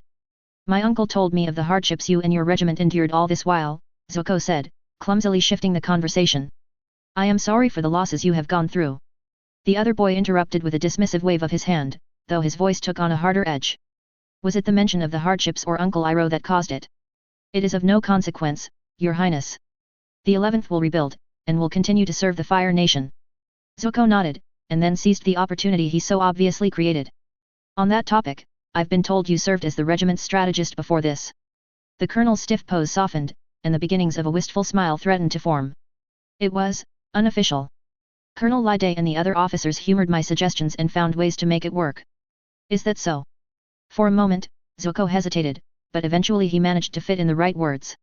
If it would not be too troublesome, could you explain to me some of the stratagems you've suggested that had worked? As Crown Prince, no matter how much Father and Agela disliked his position, I should educate myself on military matters. That somehow caused Sing to smile with some warmth, and the colonel bowed in his seat. It would be my pleasure, Prince Zuko. I can work out a schedule for you if you wish. Don't let me interfere with your work, Zuko replied with what he hoped was a placating smile. I can come by when you have the time. As you wish, Your Highness. Since we have the time, is there anything in particular you'd like to delve into? I can have my officers bring in the relevant reports. Colonel, you've go. The soldier's hurried message was drowned out by the scornful voice of a princess. Is this where his office is? Ren turned her head in time to see the doors fly open as the teenage royal entered Sing's office, a scowl marring her otherwise pretty face. The poor private trying to warn them quickly melted out of vision as Princess Agela scanned the people in the room with a wrathful glance, before zeroing her sights on Sing. She didn't even deign to notice her brother in the room.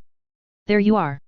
The officers shot up to attention and saluted the princess, but she didn't seem to acknowledge any of them as she strode towards Sing like she was about to gut him. Prince Zuko tried to intercept her. Agela? What are you doing? The princess though simply sidestepped him, never straying from her goal. Not now, brother. Your Highness, what can I do for you? Ren winced at the boy's unfazed politeness. She really should have taught him how to read a girl and get on her good side. Peeking upwards despite her bowed head, Ren saw Princess Agela's eyes narrow. Yet, his stoic mask was definitely one of the worst approaches to this situation. You can start, Colonel, by clearing out the training yard for us. Once more the captain winced, and this time it was a sentiment shared by the other officers. How badly did Sing beat the princess that she would hound him 3 days later? Sing though twitched in surprise. Now, princess? Yes. Now. This time, I'll not be caught by surprise. The colonel gave Prince Zuko a glance, who in turn gave a resigned nod. Sing then glanced at Motsi. Move the recruits from Yard B and reschedule the day's curriculum. As Motsi all but fled the room, Princess Agela whirled and stormed out, pausing only to turn to Sing once more. Well, are you coming? Ren, the captains and the prince followed after a clearly annoyed Sing and a clearly infuriated princess. It was almost comical, if not for the very real possibility that her little brother might actually say something to further enrage the princess and earn himself her father's wrath. When they reached Yard B, the still vacating soldiers scampered to safety at the sight of the royal leading their colonel to the center of the grounds. Princess Agela slipped smoothly into an orthodox combat stance. We will fight again, Colonel. This time I will not be caught off guard, nor will I go easy on you. Sing regarded her almost dumbly for a moment. Once more Prince Zuko tried to intervene, though it was the colonel that stopped him by answering first. As you wish, princess, he answered wearily, and then he straightened, leaning back a little with his arms lowered. Ren's jaw dropped, and she heard Kai gasp. Sing's using that against the princess? Is he trying to murder her? Rufen whispered aloud.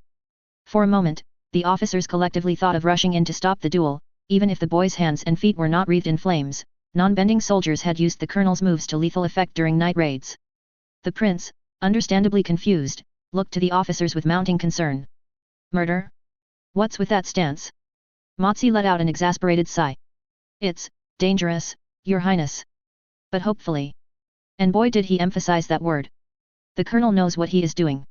The princess shot forwards with a cry, opening with a standard lunging dragon punch. Sing dodged the jet of flame along with the fist that followed alongside it, to Ren's horror, by leaping straight inside the punch to swing a knee up the princess' chin. Thankfully, she was nimble enough to disengage back, aborting the brutal sequence of hits that might have followed if she'd turned aside or blocked like many earthbenders had done. She used a tornado kick to force some distance between her and Sing, though he crouched under the gout of fire rather than negate or dodge it. He closed in instantly with a knife hand jab that forced the princess to abort her own winding punch. Displaying her much-praised brilliance, Princess Agela did not take the opening to Sing's torso and instead went for a swift backhand around the back of his head. Once more Sing's sequence was foiled, and he had to improvise with clawing strikes to her neck and chest. A swift kick rebuffed that, though he in turn retaliated with a kick of his own. Ren watched as the two young teens fought, uncaring that her jaws had dropped in amazement. Spirits! Ping mouthed in astonishment. Both combatants were locked in a flurry of attacks and counterattacks, meeting aggression with aggression. Only the fact that he kept his flames off told Ren that the colonel was doing at least a minimum of keeping the duel non-lethal. Not that the princess was holding back much, either. Her more traditional moves might be more showy, but she utilized them effectively, and it was clear she was trying to wipe the floor with Sing. The princess was keeping up with Sing, even forcing him back occasionally. She somehow saw past his feints and baits, though in many cases was unable to exploit them. Understandable, considering her orthodox foundation, but still very impressive. Slowly but surely though, it seemed that Princess Agela was adapting to Sing's style and breaking the mold of conventional fire bending. She's trying to put him into a position for a diving hawk kick, Motsi realized aloud. At that, Ren squinted a bit and it suddenly became very obvious. Princess Agela's counterattacks were aimed at keeping Sing low and far enough for her to deliver a decisive downwards kick. She was being subtle about it, but not subtle enough that experienced spectators couldn't figure out the pattern being created. At least her opponent shouldn't notice it though. Sing was working towards an endgame of his own, though Ren couldn't figure. Oh, spirits, Wykong gasped. He's going to try and tackle her. Ren's face, and that of her colleagues, snapped towards the captain. You're joking, she said, then turned back to the fight, and then saw the way Sing always seemed to coil back a little, his arms ready to draw back. Fuck. Do we intervene? Kai asked. We intervene, right? What's going on? Prince Zuko asked, just about starting to panic. Why do we have to intervene? As they hesitated with an answer, Ren spied the princess successfully evading a stomp meant to break her ankles and replied with a furious punch into Sing's chest. He actually leaned in to take the flaming hit before it reached its full strength, and let himself get pushed back instead of trying to resist the blow. Then the captain realized that the explosion of flames and smoke briefly obscured the princess' vision. It was enough for Sing to get into a familiar crouch. Sing. No. Neither combatant heard Ren's panicked cry. Princess Agela was pulling into a standard defensive stance as she awaited her opponent's next move. She should have kept moving, kept defying standard firebending practices. The girl should be already diving forwards or away, not priming herself to dole out more counterattacks. Sing lunged through the dissipating smoke, catching the princess off guard. Her arms were batted aside with savage sweeps before Sing fired a punch aimed to cave her face in. Or should have been aimed that way. Thankfully, the boy seemed to still have the presence of mind to remember not to kill the princess, and his fist instead filled the space beside Princess Agela's head. From where Ren was watching, it seemed like a spectacular column of blinding flame erupted from the back of the princess' head. Sing pulled back into attention, while the clearly stunned princess blinked her wide eyes several times. Ren was smart enough not to so much as smirk at the girl's dropped jaw. The two of them kept at the pose for a few comical seconds before Sing finally chose to speak. I hope this is enough, princess. Arg. Stupid boy. Kai and Wykong groaned, while Motsi simply pinched the bridge of his nose. Even the prince had recovered enough from his shock to win CE. Princess Agela snapped out of her daze and stared at the colonel with incredulity, rage and confusion. Then some of her regal composure returned, and she merely nodded as if nothing had happened. That is a satisfactory performance, Colonel. The princess glanced at the officers, and then to the other not too discreet soldiers around the training yard. Come, back to your office. As you wish, princess. As Sing led the way, Ren caught the flash of a scowl on the princess' features, one filled with rage and hatred and... Oh. Oh. She exhaled softly, feeling a grin tugging at her lips.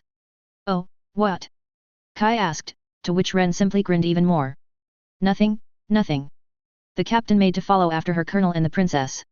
She caught the cute prince's gaze but merely offered a sweet smile at him. It'll be fine, your highness. Well, it should be. I think.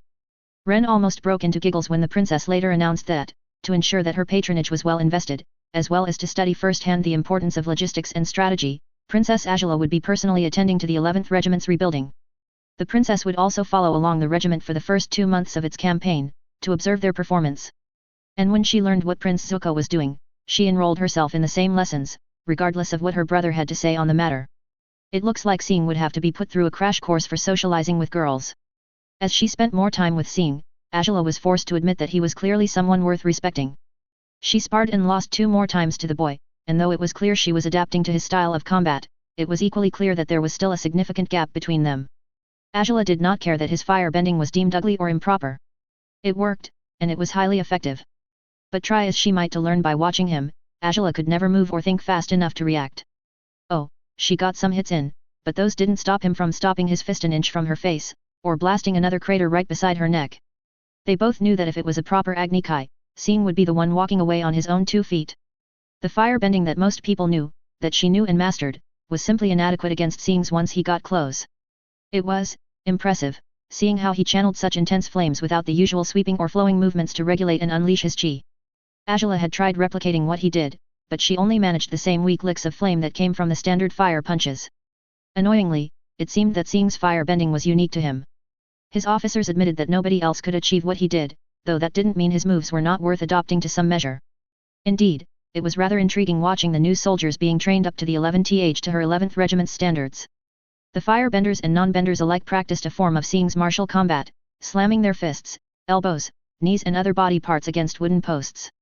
Men and women would literally break themselves against those posts for an hour or two. It's to toughen them up against earthbenders, Captain Kai had helpfully, if somewhat patronizingly, explained. If we get really close to them, they can't throw rocks as easily unless they don't care about hitting their friends. But they sometimes manage to bring up a wall of earth, mostly low integrity but still enough to get in the way. Hopefully once we're done here, our newer soldiers will be able to break through rocks and soil without crying for mommy. How long would that take? The captain frowned for a moment in thought before shrugging. Until they can break the posts within a few minutes. Asking them to break rock is unrealistic, after all. Yeah, that's the job for the firebenders, Captain Viking added rather excitedly. They'll start that training in a week's time hopefully, but basically we'll be putting up piles of mortared rocks, and our firebenders will work towards breaking them using this form to firebend. The princess couldn't help but grin at that. I look forward to witnessing that. I'm sure the colonel would be more than happy to teach you, Your Highness, Captain Ren said with a smile that Agela found suspicious. But it was a valid idea. And so, Agela subsequently dragged Sing into putting her through the same training his soldiers were undergoing. Unfortunately, her brother had heard the news, and joined in as well. It was a minor annoyance, but she had to begrudgingly respect her brother's attempt to better himself, even by a small margin. As reluctant as he was, Sing was an excellent teacher. Compared to the bumbling tutors back in the palace simply spewing what they read from scrolls, the colonel cared little about proper stances and instead preferred explaining why you had to turn into an uppercut or a kick needed to be swept in a particular fashion. Bear in mind, Your Highnesses, that this method was made in response to fighting earthbenders, he had explained.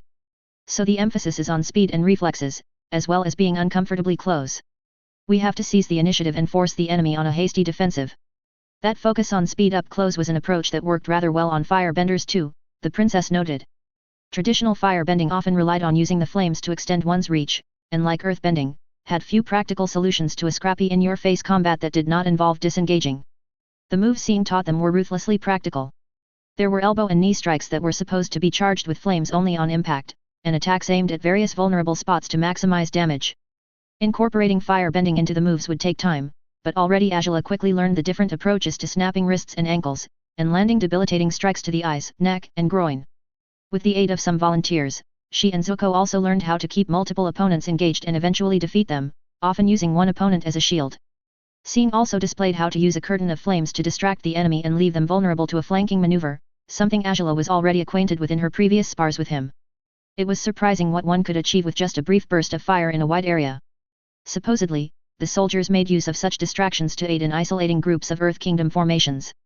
As she greedily learned from the colonel, Agela had to admit that her brother was doing a good job at keeping up with her. His firebending might be lagging behind, but here in the training grounds of the 11th Regiment, firebending was secondary and Zuko adopted Sing's moveset almost as quickly as she did. Almost. She still consistently beat him in their sparring, though it was a much closer thing than if they were firebending normally.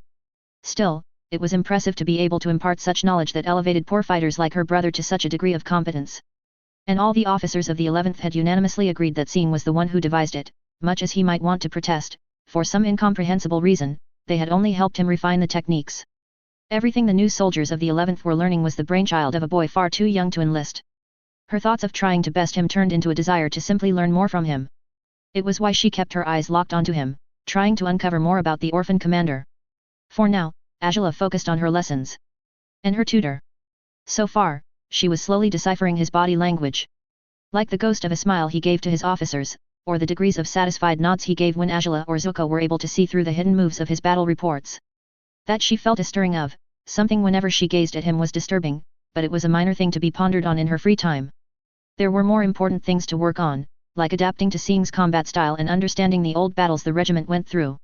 And proving herself superior to her brother in those fields as well, of course. It did not hurt that she did not mind basking in the genuine praise Sing rationed out whenever she did something he thought commendable. The weird excitement at receiving his acknowledgement was nice, maybe a bit too nice.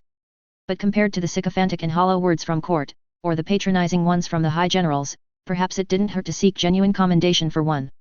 Admittedly, Colonel Sing's briefings were interesting and far from a chore, even with Agela's constant need to show off. Zuko found the young commander to be respectful almost to a fault, and for some reason it annoyed his sister to no end. Sing was concise in his explanations of the 11th's strategies, and the prince found himself learning much about the different methods of waging war. Colonel Lide had focused on more conventional set-piece battles, preferring to force the Earth Kingdom formations into a defensive, and then chipping them into isolated, easily manageable groups or just overwhelming them by an exposed flank. It was standard, if not for the emphasis prioritizing the lives of his soldiers over a quick victory. Their tactics became far more unorthodox when Sing's suggestions were implemented. They feigned retreats that drew the Earth Kingdom armies into kill zones, and overcame larger armies by picking away at their supply trains and foraging teams. On 2 of the occasions that Sing had explained so far, the 11th baited the enemy into a chase, only for a second element to strike in the rear and take out the enemy commander. The 11th Regiment also began to adopt far less savory tactics, like night raids on enemy camps to capture or burn down supplies. Often, those same raids would be used to assassinate the enemy commander, or at least their officers. In one case, kidnap the enemy general before withdrawing and leaving the enemy to wither away. From what Zuko understood so far, the 11th's stratagems relied heavily upon gathering accurate information on an unsuspecting enemy. Not surprising then that the battalion scouts were held to a high standard, and were paid almost as well as officers. There were also improvised weapons, like clay jars of flammable dung from Komodo rhinos and dragon moose. Those things emitted noxious smoke when burnt and thrown at enemy formations, and unless earthbenders quickly buried the flames, the fumes were potent enough to force units out of position. "I'm surprised none of this knowledge made it back here," Agela once said whilst frowning. "If all this has been proven effective, we should be getting the rest of our armies to adopt them as well." Sing's answer was simple enough. "Unfortunately, our tactics work precisely because no one else is using them. Most of these tactics and stratagems require a heavy element of surprise to be successful. Which is also why we try not to repeat their usage too often. It gives the enemy generals less chances to study what we have done and develop a counter to it. Barring the night raids, of course." Zuko had nodded in understanding then, but his sister had a point. Surely the Fire Nation's army would benefit from adopting your night attacks at least. The colonel gave a nonchalant shrug. "That would depend on personal doctrines and preferences. I am aware that Colonels Shou and Yunshin have made effective use of them, but Colonel Deo for example prefers meeting the enemy head-on." A disapproving frown flashed across his face. "Something about glory and merits." "Well, there is that to consider," Agela conceded, though the look Sing tried to hide suggested he thought battle honors were a disgusting concept. She noticed it too, and leveled a demanding look at him. "I'd have thought you of all people would find glory to be worth chasing, Sing. Considering your promotion." Zuko immediately knew it was the wrong thing to say when he saw the cold outrage in Sing's eyes. Both royal siblings tensed at the surprising change in emotion. "I did not seek this commission," Sing spat out. Glory was what got Colonel Lide ostracized by rivals who envied his success. Glory was what caused General Shiluo to so blindly throw away hundreds of lives. The boy calmed down right after and offered an apologetic bow. "I'm sorry, Your Highnesses. That topic is a personal pet peeve of mine." Thankfully, Agela was more amused than offended, waving it off casually. Zuko thought he imagined some color in his sister's cheeks, but he definitely noticed her strange smirk. "It's all right, Sing. I suppose the downsides of glory is something for us to consider in the future." "What do you seek in victory then?" Zuko asked, ignoring his sister's annoyed gaze as he no doubt beat her to the question. Colonel Sing paused in thought for a moment before answering. "One that preserves as many lives of my command, as Colonel Lide espoused. The fewer the casualties suffered, the greater I consider the victory." The siblings kept silent, allowing Sing to further elaborate. Zuko noticed his sister's judging stare though. People are a resource that takes a lot of investment. Simply wasting them for something so abstract like glory is wasteful. Every spearman and firebender left unharmed at the end of battle is another one that can be immediately brought to bear in the next fight. The young commander broke into a grin as a thought seemed to have occurred to him. Besides, that should be a testament to skill and discipline, no? To be competent enough that you can reliably send the enemy back with their tails between their legs without suffering the losses that everyone else goes through. To claim solid victories without wasting Fire Nation lives.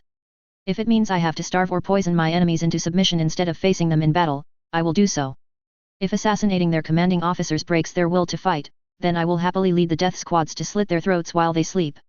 Agela seemed to like that, while the different perspective was genuinely refreshing to Zuko, despite it revealing Sing's more ruthless side. Looking to lives as a measure of competence, as well as a resource. That was something nobody in the War Council, or even Uncle Iro, had spoken much about, if at all. It was a shame Sing was not around to help argue the case when Zuko spoke out against General Bujing. Dinner.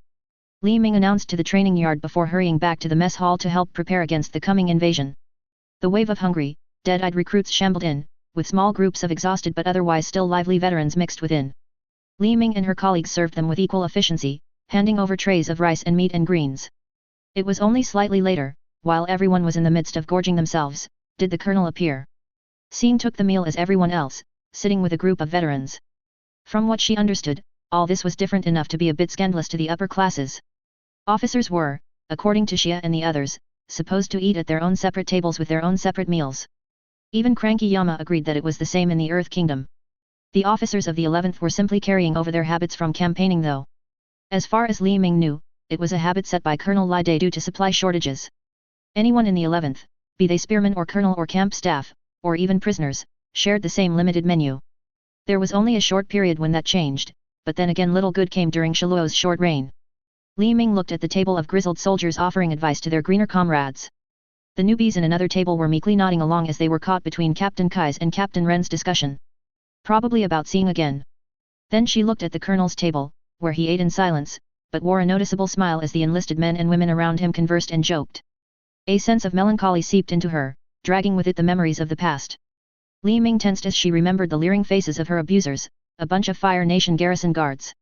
She remembered the barracks door exploding open, almost literally. And what the fuck is going on here?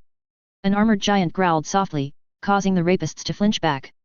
We were just interrogating a rebel, sir. She was. Another figure stepped into view, an equally scarily armored woman with a face locked into a fiery scowl. Save it, fuckwits. Leave. Now. Li Ming wanted to curl up when she felt the two figures' gazes fall on her. For a moment, when the giant of a man approached, she thought that he had simply wanted to keep her to himself. Then a dagger appeared, and before her fears could evolve her arms fell free from the bedpost. Can you walk? The woman asked, far gentler than she'd expected. Li Ming gave a scared nod before rising up to her feet. The man draped a heavy cloak around her, and Li Ming was escorted out of the guards' barracks and introduced to a man far too old to be in such heavy warplate. Despite the imposing image, the old man radiated warmth and reassurance. I'm sorry for what you had to go through, he said in a voice too warm and kind for a Fire Nation butcher. I'll have Lieutenant Ren escort you back to your family. You have my word that those men will trouble you no more. When she told them she had no family to return to, the old man's eyes softened with sorrow before he offered her a place with them. It's a bit of rough traveling, but you'll be paid, and I can assure you that no harm will come to you. They did not ask her whether she was really a rebel or an Earth Kingdom saboteur. Even now, none of the 11th cared that Li Ming was a former Earth Kingdom villager. The moment she accepted, she was treated like every other camp follower. They trusted her with their laundry at first, and then later their meals. The strange young boy who called himself Sing would notice her worry when she began serving in the kitchen, and try to alleviate it with jokes and feigning food poisoning from evil Earth Kingdom ingredients. Li Ming missed his bright smile.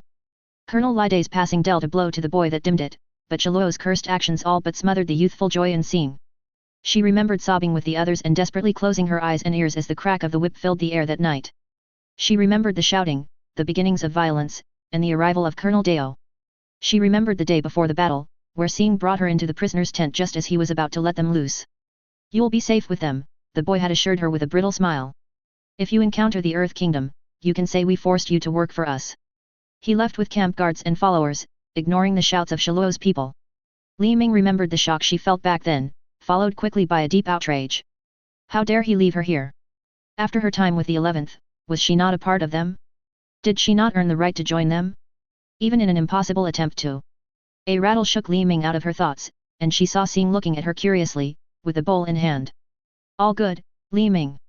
She banished the bad memories with a shake of her head. Yet. Yes, Colonel. Here, I'll get you topped up. She took the empty bowl and packed the rice in tightly, making sure the growing boy ate his fill. Here you go, sir. I've made sure not to poison it. Sing replied with a lopsided smile. Thanks, Li Ming. As she watched the colonel return to his seat, another voice drew Li Ming's attention. Everything all right? Mozi stood just to the side, his sharp face furrowed a little in a frown. Li Ming knew better than to try deflecting too blatantly. I was just thinking. He raised an eyebrow in concern. Old times. Yet, she replied with a slow nod. Old times. Bad times. Mozi reached out and Li Ming gladly took his proffered hand and squeezed it tightly. Things will be fine, he reassured her, and Li Ming gladly believed it. She gave the lieutenant colonel a grateful smile. You're done with your meal. At Mozi's nod, Li Ming managed a smirk, then led him out the mess hall's side doors. Nobody that noticed made a scene out of it, and the new kitchen crew needed to learn how to work with reduced manpower anyway. As the regiment's quartermaster and having gone through battle after battle with improvised equipment and desperate scrounging, Hyung was glad to be spending so much time going through the new gear and supplies allotted to the 11th Regiment. Pai and his crew could now rely on new anvils instead of the pitted, warped metal chunks. The chefs now had actual cooking knives and utensils, instead of resorting to combat blades and sharpened sticks. And after the last 2 grueling years, Hyung and his fellows swapped out civilian or Earth Kingdom footwear for proper regulation ones. The civil ones donated by well-meaning colonists were too thin and tore easily, while the Earth Kingdom ones, from their non-benders, of course, were noticeably heavy enough that it affected marching. Royal decree also ensured that any request was met, no matter how outlandish it might seem. Colonel Sing of course took advantage of that by ordering in new heavy coats for everyone and crates of small metal plates. It was up to Hyung and some vets he volunteered to rivet the plates into the coats. It might be a bit improvised, but this new brigandine armor promised far more protection than regulation armor. Hyung should know, the primitive version Sing had convinced him to cobble together held up all the way to Tai Plains. It was heavier overall, but the balance between protection and freedom of movement was far better compared to the stiff cuirass the conventional infantry had to deal with. If the colonel didn't have to worry about the dragon moose shit that was court politics, the armor design would likely have proliferated throughout the Fire Nation military by now. Orders for new helmets trickled in as well, intimidating things with chainmail woven underneath the nasal guards to protect the lower face and neck. Again, heavier, but the protection from stray rocks getting stuck in cheeks and throats was very well worth it in Hyung's experienced opinion. Besides, that's what the training's for. If the newbies can't handle a little weight, how would they handle earthbenders throwing boulders at them? It was good that the colonel wanted everyone to wear the kit, firebender or otherwise. With no visible differentiation between them, the Earth Kingdom might find it hard to react appropriately. Plus, the quartermaster had to admit that seeing everyone in the same intimidating gear would be damned impressive. Spirits, even just going through the list of a spearman's equipment made Hyung grin. Brigandine armor with shoulder, wrist, and shin guards, a good pair of boots, a mailed helmet, 1 short sword on the belt, 1 chisel dagger also on the belt, another chisel dagger hidden under foot wraps, no less than 2 herbal pouches, and finally whatever their primary weapon was. Of course, many of the veterans opted for carrying more daggers on them. As hardy as the weapons were, no doubt they'd be blunted after breaking through several earthbender walls. Which was why Hyung was glad the 11th would have cartfuls of spare weapons traveling with them. Beyond the basic necessities, the colonel had materials for his various secret weapons pouring in. Normally, Hyung would be pissed as all fuck to have to figure out how to safely store fragile clay pots, unwieldy leather fabrics, alchemical ingredients, and odd-shaped metal objects. But the young colonel's little projects had always proven very spectacular, enough that it reduced the annoyance to a necessary inconvenience. Hyung looked forward to seeing the newbies' reactions when those toys eventually came out to play. It might have been a mistake signing up as the colonel's bodyguard, Bo Fang thought not for the first time as he fended off the sudden ambush in the mess hall. Lieutenant Kashi was taking this a bit too seriously, secretly conscripting various troopers to harass the inductees at random points of the day. To be fair, Bo Fang and his mates were also allowed to select their own eager gang to do the same to the lieutenant. They were jumped right after training, during their break, right after mealtime. Always when at their most vulnerable and or spent. As annoying as it was, Bo Fang could see the point of it. Kashi was still flagellating himself over his perceived weakness, and vowed to make sure he and anyone who guarded the beloved colonel would not suffer a repeat of that disgrace. Which was also why they practiced fighting indoors, in pitch darkness. While outnumbered. Without firebending. With fucking lifesteal. And Kashi only accepted non-grievous incapacitation, to allow for interrogation of future assassins. It was insane, even for the standards of the battle-tested veterans, but by the end of it all Bo Fang had to begrudgingly admit that the methods had made him much more aware and much more responsive than before. It only took 3 weeks of unpredictable ambushes to get them up to that level, where Bo Fang now could pick up on minute details in his surroundings. Like how, whenever the prince and princess visited, their royal escorts were becoming more and more complacent. They might not be slouching, but their relaxed postures meant that it would take more precious seconds before they could focus their chi into flames, or react to sudden threats. The royal escorts were becoming more like curious spectators than actual guards. Or the interesting dynamics between the 2 royal siblings. It was not Bo Fang's business, but Princess Agela was visibly dominant and almost outright hostile towards her elder brother, whereas Prince Zuko was apprehensive of his sister's attention, but was trying to smoothen their relations. Bo Fang wished the prince all the best, but really, it wasn't his business. Something more relevant was the way the princess interacted with the colonel. She was dismissive at times, even antagonistic one might say. But her insults carried no heat and her occasional bouts of frustration was not something to worry about. Fang recognized the confused rage she expressed, and let the colonel handle it. Fang was a bodyguard after all, and his duties did not include handling teenage infatuation. Maybe unless the princess suddenly decided to tie Sing down to a bed. Another interesting observation was the amount of letters Fang and the other bodyguards had to deal with. Colonel Sing's sudden rise to colonel also saw a sudden flood of letters from nobles and merchants. He'd given them the permission and task to go through them and figure out which were worth his time, which might be threats, which warranted an immediate response, and which could be ignored. A lot of the mail for the colonel fell into the latter category. According to Lieutenant Kashi, most of the nobles trying to gain the colonel's attention were inconsequential and wastes of time. Fang quickly learned how to pick out groveling essays and torch them in under 3 seconds before moving on to the next, hopefully more important letter. Whether it be an appeal to take on some scion into the regiment, or a dinner to meet with some noble's daughter, or even a delusional request by some fresh graduate from the academy, the bodyguards dutifully purged the waste of good paper from the colonel's desk. Thankfully there were no threats, overt or otherwise, to worry about, but a considerable amount of merchants were keen on joining the princess bandwagon to offer some sort of sponsorship. Some crazy merchant wanted to show the superiority of Fire Nation Kylon over Earth Kingdom cabbages by guaranteeing supply of the greens to the 11th throughout the regiment's campaigning. Something about using the 11th's victories as proof of cabbage's inferiority, somehow. The colonel actually visited that merchant in person to politely reject the offer. It made sense. After years in Earth Kingdom territory, most of the vets in the 11th grew accustomed to cabbages.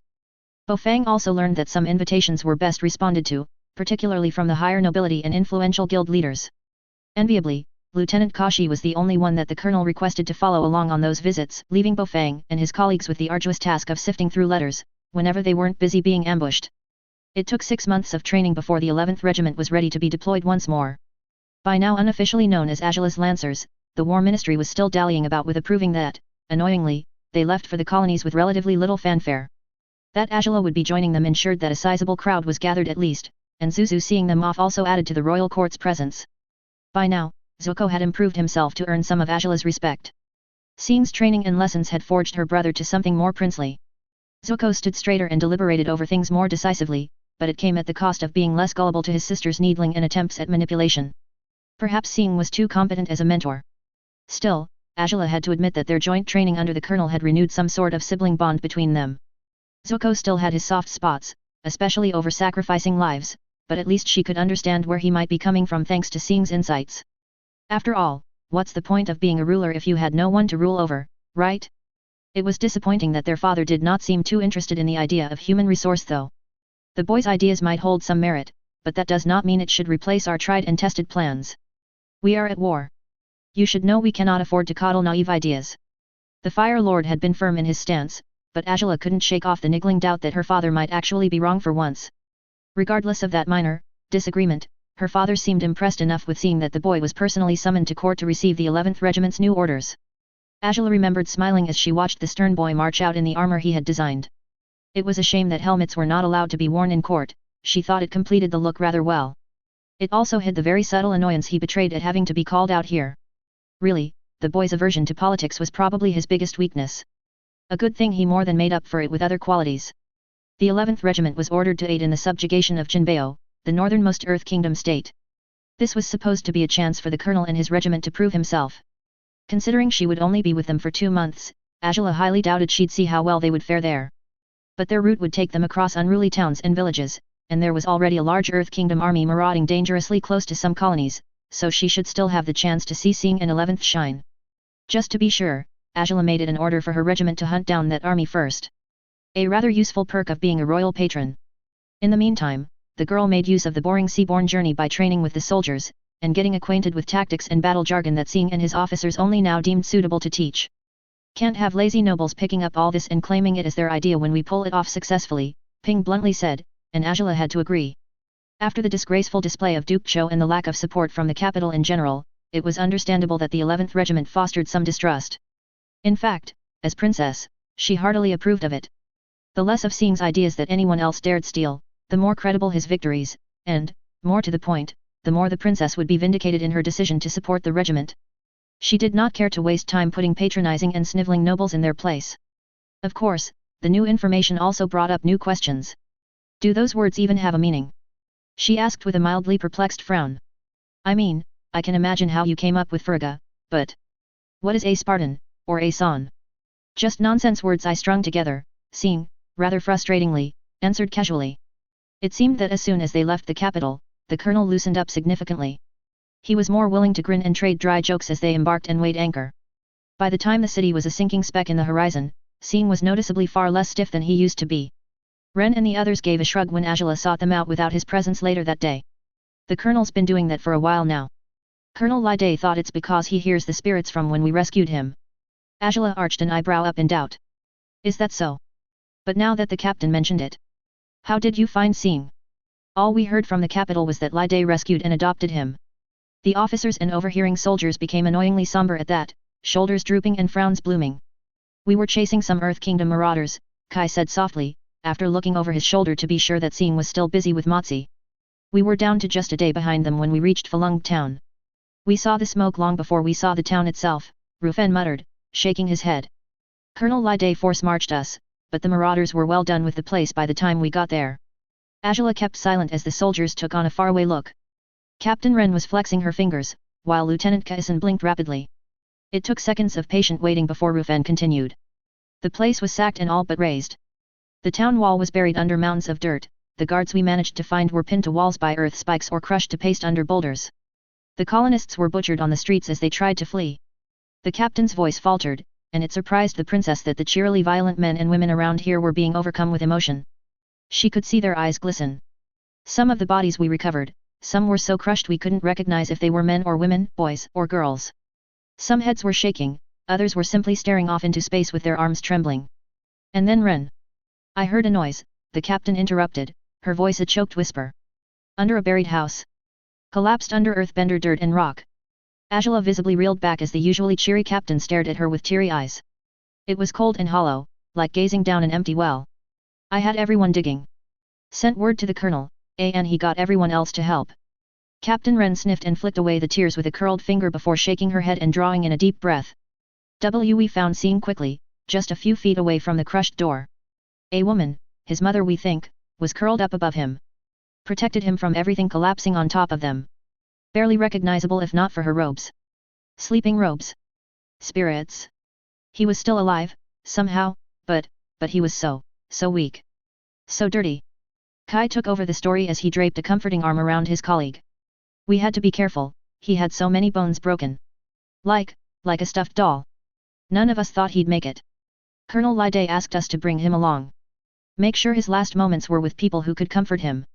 After a slow exhale, Kai's gaze, and those of many around him, hardened with hate. We cremated those bodies we could recover, then hunted the partisans down. By the TI. What conspiracy is going on over there? Sing's rather cheery voice suddenly came from behind the group, interrupting the tale. Immediately the officers and the enlisted straightened to attention, wiping away wet eyes before they turned to face their colonel. Nothing, Colonel, Ping quickly answered with a betraying sniff. Just talking. Still digesting the information, Agela only blinked several times at Sing, taking a while before she found and wore her royal composure. Sing, sharp as he was, noted the lingering emotions on his men and women, and it seemed to infect him as well. I see. He gave a curt nod, and then turned to leave the deck. Meeting in my office, whenever you're all ready. As they collected themselves and made to follow after him, Agela was struck by a sudden spike of envy. The raw emotions these professional killers had shown, the unabashed love they displayed when talking about Sing. Hardened warriors, utter strangers, yet somehow when they found Sing. The images of her forever concerned mother, her distant father, even Uncle Iro, all flashed through the princess' head. She compared them to these soldiers, and the spike grew barbed and twisted in Agela's guts. She quickly quashed down the emotion, forcing a stoic expression that could rival the colonel's before she followed along the officers. Agela was conscious of how she placed one foot in front of another. It would be unseemly if she stomped or stumbled across the deck. And it helped distract her from the ugly feeling welling up inside her. Perhaps it was a mistake to reveal that much about Sing. Kai noted the princess becoming rather tense as she attended the briefing. Her gaze hardened every now and then for some reason. Maybe Princess Agela's bond with Sing had grown close enough that she was trying to come to terms with his tragedy? Or was it just the case of a privileged royal trying to wrap her head around the brutality of Earth Kingdom reprisals?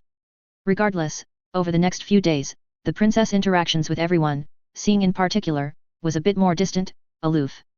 Of course, Sing noticed it, but tackled it in a convoluted manner. It had been 4 days since they left the capital when Sing announced a competition of prowess and talent. It was a chance to show off and potentially win half a colonel's pay. Anyone could participate, showing off anything they thought worthwhile, and everyone aboard would be the judge. Captain Luo happily agreed to include the crew of his ship in the competition. Sergeant Han of Arika village drew the shortest straw and went first. The small man opened the competition by whistling a folk song, Dragon by the River, if Kai remembered rightly, in one breath. Chorus, additional verses, and all. Soldiers and sailors alike applauded at the admirable attempt, with some egging one another to replicate the feat. Then Rufen was up, and he just pulled out an old but reliable party trick. The captain juggled daggers and swords, and then rolled over into a headstand without breaking the juggling. He would have finished by throwing the blades one after another into the same spot on the ground, but the ship was rocked by a large enough wave that almost lost him a few toes. Laughs of commiseration and mocking rang out as the shaken captain grumbled his way out into the crowd. Princess Agela was initially hesitant, keeping her haughty mask as the event began. But Kai noticed her loosening up right as a sailor did a surprisingly clean rendition of the play Butterfly's Lament. It was weird seeing a weathered man doing a fire-bending dance meant for a noble maiden, but the precise jets of flames paired with an unusually smooth and delicate choreography was quite impressive. The sailor bowed to thunderous applause, and gave a grateful salute to a smirking and amused princess who joined along with a bit more royal restraint. More performances continued throughout the day, some familiar, some truly novel. Many were decent, a few were impressive failures, and fewer still were actually noteworthy. Ren did her usual handstand into dagger throws with her toes, Motzi got persuaded by his girlfriend to show off his singing voice, and even Captain Luo put up a spectacular masked opera show, using hastily painted rags. As the sun went down, the contestants were about to be judged. Until Sing drew everyone's attention by directing a question to Princess Agela's way. Princess, would you forgive me my rudeness of inquiring if you'd wish to show us how outclassed we are? Damn it Sing! Kai and some others groaned at Sing's utter lack of finesse. Captain Luo's jaw dropped so fast that it could have dislocated. Thankfully, the princess seemed only curious at the young colonel's blunt question. She regarded him for a moment before nodding and rising up from her cushioned seat. The sailors and troops' cheer drowned out the sighs of relief. Kai watched as the young royal walked into the center of the performance ring, with very little in her posture betraying her nerves. She stopped right at the center, fixing Sing a stare. I'll need a volunteer, she said, making it clear who was being volunteered. Soon, Sing was standing with wooden plates held up in each hand before the princess who wielded a pair of naval cutlasses. The space behind him was cleared. A sense of trepidation rose in Kai as he noticed the princess grin, and it didn't help that her bodyguard retinue were looking rather nervous. Princess Agela visibly drew in a breath before she lashed out without further warning. Gasps echoed off the metal deck as the princess spun in place while she slashed and stabbed the blades at Sing with supreme confidence. It looked like a ceremonial war dance since the fire bending. A dull crack sounded from each strike, and small chips of wood could be seen flying in the air. Sing stood utterly still as the blades slashed across or swept diagonally right in front of his face. His eyes remained open, locked with the princess' own grinning gaze. The flurry of cutlass strikes ended in just under 15 seconds, and Princess Agela finished it off by leaping back in a somersault and punching out with both fists before she landed. Twin jets of flame blasted at the scarred and chipped plates, breaking it apart. As the princess rose, Kai and the other odd spectators looked to what was left in Sing's hands, the smoldering characters of fire in his right hand, and nation in his left. The words were carved so neatly that Kai could easily see himself mistaking it as a decent signmaker's work at first glance. The colonel himself was unaffected, save for maybe a bit of a heat flush on his face. Silence settled for just a second, long enough for the princess to start to glance at everyone around her. Then the collective cheers startled her a bit. She'd probably deny it, no doubt, with Kai roaring along with everyone else at the display. Princess Agela looked a bit confused for a moment, but then settled into basking in the moment with a rather satisfied smile. Sing had to take a few seconds to calm everyone down before he stated the obvious. So, is it safe to say that Her Highness Princess Agela wins this competition? Another round of cheers went up. The princess looked suitably flattered, and as Sing offered her the pouch of coins, she made a good show of having it distributed to the runner-ups instead. More cheers rose up, and someone began chanting her name. It was a chant soon picked up by pretty much the whole ship. I'm surprised you kept still, Kai heard the princess say as she passed him with Sing in tow. The real trick was supposed to be me making the carving before the plates dropped. I apologize for not playing along, Sing said with a ghost of a grin. But when a princess tells me to stay still, I stay still. The princess snorted. A shame none of my tutors have ever gotten that in their head. Sing gave a short chuckle. I can imagine having to deal with untested masters might be taxing. Kai and the others did their level best to blend into the background as the princess turned around to give Sing a look. Ugh, if only they were only merely taxing. Well, I'm glad your spirits seem to have lifted, princess. Oh, for fuck's sake, Sing. There was a light clapping of palms against faces, though thankfully it didn't distract both teens. Captain Luo looked like he wanted to replace his face with Sing's, and Kai didn't begrudge him that. I thank you, Sing, the princess replied, and everyone else did their best to not notice the weird air hanging around like a localized mist.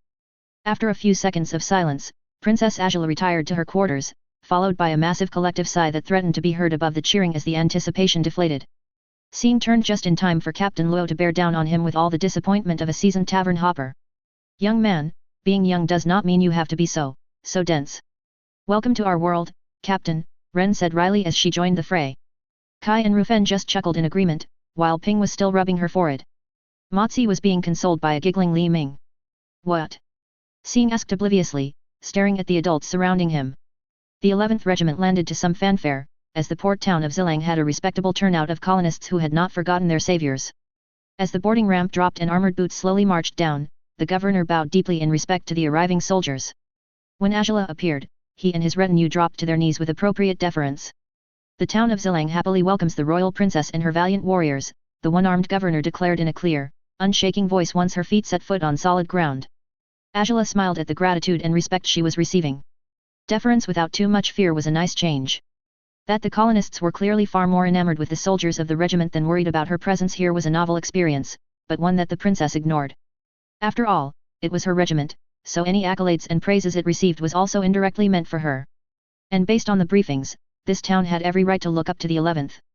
Colonel Lide had fended off a rather stubborn Earth Kingdom force from the region several times, and Sing had concocted a brilliant plan that snuffed the raiders out completely right outside the town walls. Agela had schemed through the reports, but it basically involved baiting the earth-bending marauders into besieging the emptied town, and then crushing them in a decisive flanking attack. The victory that followed earned Colonel Lide a main street and a memorial in Zillang when they heard of his passing. Supposedly, Sing and a group of daring volunteers, Lieutenant Ren and Captain Kai included, because of course they were, served as the anvil, keeping the Earth Kingdom army at the walls. The boy was somehow credited with seizing the heads of 5 Earth Kingdom lieutenants, 2 captains, and 2 champions. Most of them were claimed at the same time, Ren had helpfully explained. You've seen Sing's fire bending, Your Highness. The enemy were running up their earth-bended dirt ramp when Sing popped his head up and then exploded the lot of them away. It was just convenient that he aimed for center mass. Left their heads intact enough for the prisoners to identify. Remembering the white flames, Agela nodded her understanding and couldn't fully keep herself from grinning at picturing Sing adopting a stance and erasing the insolent enemies. And as of late, just imagining the boy in any form made the princess feel funny.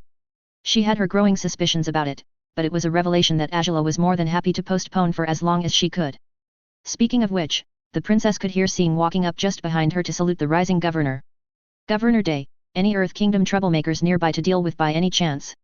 Agela noted the governor's scarred and mildly deformed face warping into a smile, his right sleeve flat against his sides due to the lack of a whole arm. The princess saw his disfigurement as an impressive display of the man's character. He had survived an early Earth Kingdom raid, cutting off his trapped limb and digging himself out of a pile of rubble.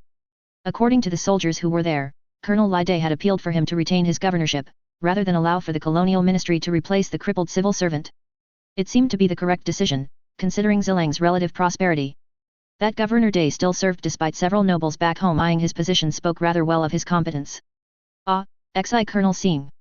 Unfortunately, none of them have dared trespass too deeply in the region ever since your regiment broke the last group. A shame, Sing said, feigning irritation. Governor Day's eyes twinkled with dark mischief. Quite so. It's inconsiderate of them, considering the efforts we've taken to prepare for their next visit. Agela allowed them and the surrounding soldiers and colonists their chuckles, and then followed the governor to his estate, where she and the officers of the 11th would be housed for the night. Are you sure you do not wish to rest a few nights before heading out? Governor Day asked. Sing glanced at Agela, waiting for her nod before he answered. The 11th Regiment cannot dally about too much. The Fire Lord has ordered us to provide our aid and prove our worth as soon as possible. And I would like to see how this regiment performs before I return, the princess added. There are some who worry that Colonel Sing here might be a poor choice to lead. The governor frowned at that, managing to hide most of his disgust. If I may be frank, Your Highness. Colonel Sing here is a worthy successor to Colonel Lide. Many in the colonies would easily place their trust in him despite his youth, rather than rely on an untested appointment from the capital. Perhaps before this, Agela might have found the governor's words to be insolent. Treasonous even, for questioning the decisions of the royal court. But now she only found herself amused and agreeing with the scarred man. Besides, he was voicing his veiled disgust at the corrupt nobles who allowed the travesty of Shiluo to happen, not her or her father. I agree, she replied with a firm nod, ignoring how the governor shifted in place. That is why I have granted the 11th my patronage, and why I will be observing the regiment for a while to see for myself Colonel Sing's competence as a commander. Your Highness is most gracious to protect the regiment from the politics of nobles. Hey! Agela blinked. This governor was about the first person outside of father and the regiment to see her patronage as protection from court interference, and not a young princess trying to play general. The princess decided she liked Governor Day. Maybe once she returned to the capital, she would see to his own web of politics, see if there were any tangled knots that needed a little royal snipping. In the meantime, Agela grinned at the genuine praise. Indeed. So many short-sighted nobles who only see Sing as a mere boy, even if he's already vouched for by several notable commanders. She then turned to Sing with a smirk of superiority. See? Governor Day understands the importance of your regiment's patronage. Sing rolled his eyes and then slowly stooped into a bow and salute. I thank you for your trust in my abilities, Your Highness. Even with the deadpan delivery, for some reason Agela's heart skipped a beat. It wasn't the insolence of his familiarity, was it? Did she really find the casual treatment so enjoyable? Well, quite. Now, let us move on to more important topics. Beyond the necessary audience with the more, relatively, influential locals before dinner, the short stay in Zillang was unremarkable. The 11th Regiment began marching northeast as soon dawn broke. Mounted on a mongoose lizard, Agela rode alongside Sing and Motsi on their own reptile mounts at the head of the regiment. Kai's battalion was immediately behind them, followed by Ren's, Weikung, Ping, and finally Rufen. Looking over her shoulder, the princess had to admit that the line of soldiers in deep red and black with spears and banners bobbing up and down made for a rather impressive sight. Sing had decided to modify the old regiment's banner, interestingly adopting a black scorpion for himself, set under Liday's own gold-yellow phoenix, displayed and expanded. Of course, the royal flame was placed above both of them as a sign of Agela's favor. The colonel's choice for an emblem aside, it is good that he honors Colonel Liday, Governor Day had remarked on seeing the banners. It reminds friends and enemies alike of the nature of the force they face, and gives time for Colonel Sing to build his own reputation. As much as the nobles back home snubbed him, Colonel Liday seemed to have left a mark in the colonies, well, in Zillang at the very least. The subtleties, or lack thereof, of emblem placement was of little interest to Agela, but she did note its significance amongst those in the know. Perhaps the Earth Kingdom would also understand the nuances of the banners. Hopefully she'll find out soon enough. The march out east was largely uneventful, though it was interesting hearing the regiment's marching song. The tune was unfamiliar, but the lyrics were rather uplifting. I don't recognize the song, she had said, and it was Motsi who answered with some awkwardness.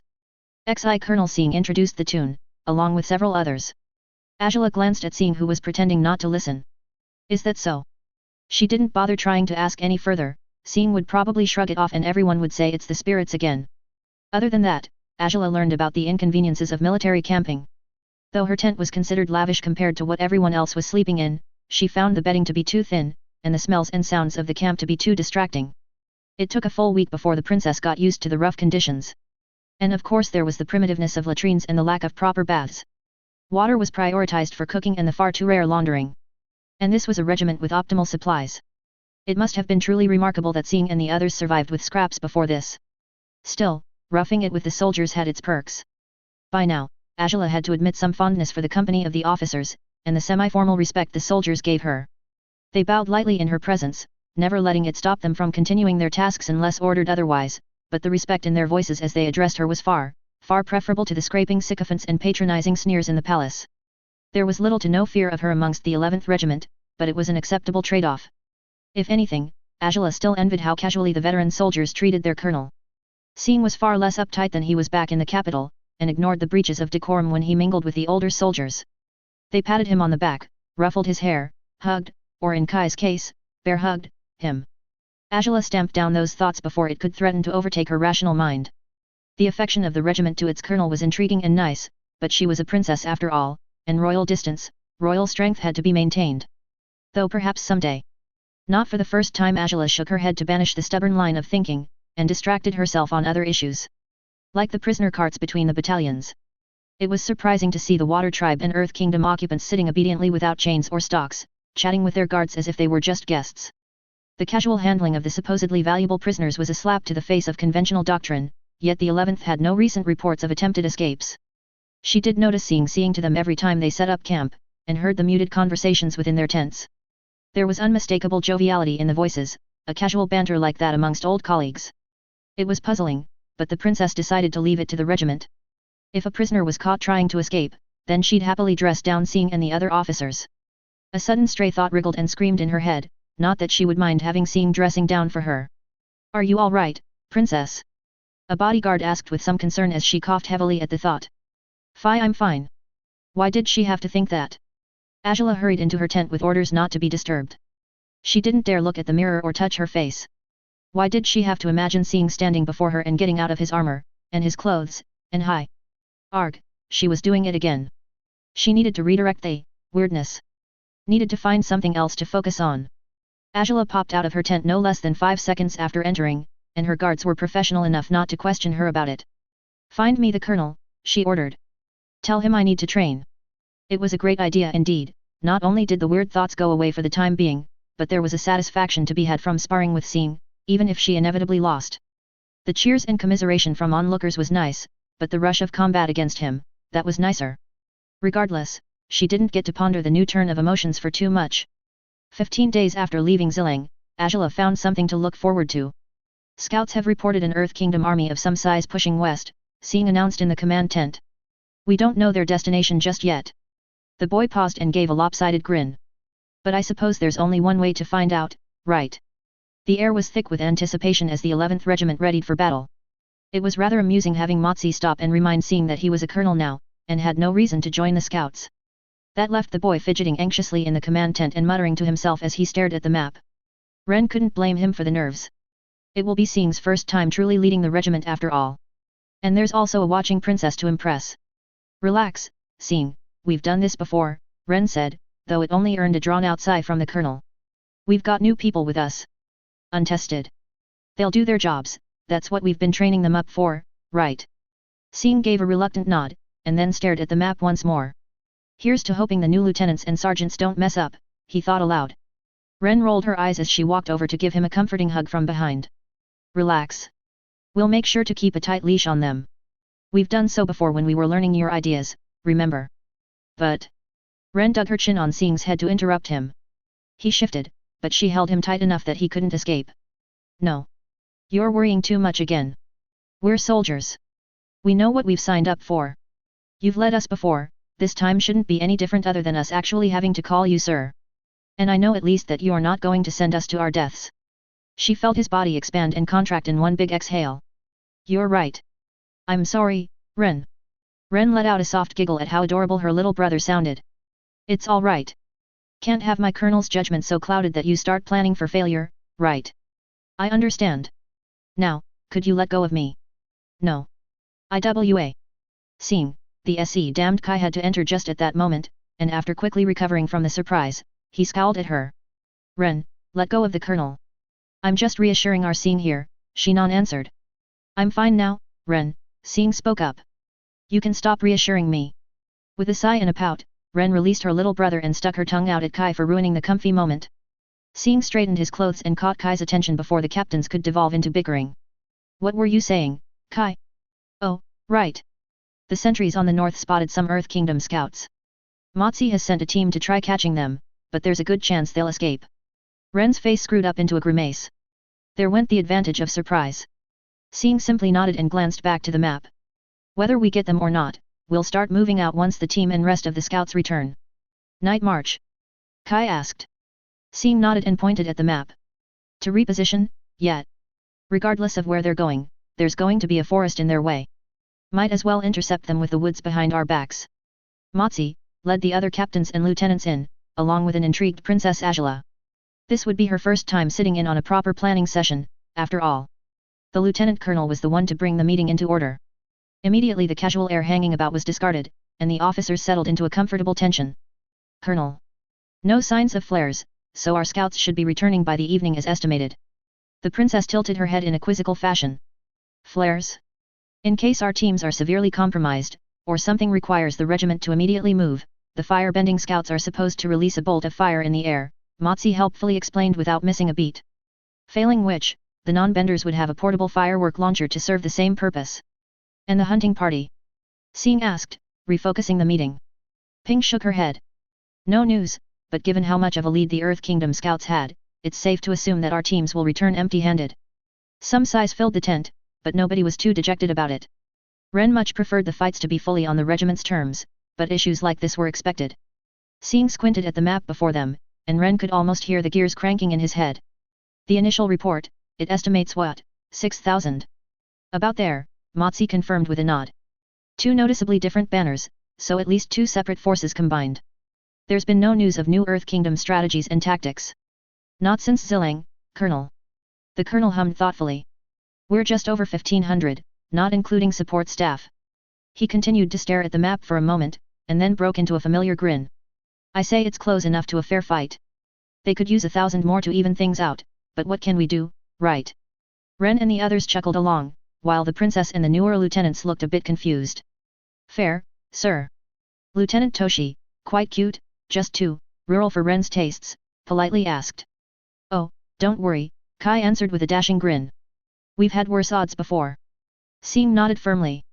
Remember your training and briefings. This regiment built its reputation by beating back larger forces in worse conditions. Just do as you're ordered, and at worst, we'll only have to carry out an organized withdrawal. Toshi and his greener colleagues were far from persuaded, but they wisely kept their silence for now. Until the scouts returned with more detailed information, any protest would be pointless. Ren noticed Princess Agela simply watching in silence with a small smirk tugging at her lips. The regiment briskly decamped, and by the time the hunting team returned with no success and the scouts brought back valuable intelligence, the 11th began to move northwards for the night. Sing and the captains huddled in a makeshift command cart, picking out the details, while lieutenants rode alongside and tried their best to listen in while providing illumination with their fire bending. Almost 7,000 strong, Kai commented on the updated numbers. Ren didn't hide her excited grin as the lead scout gave more information.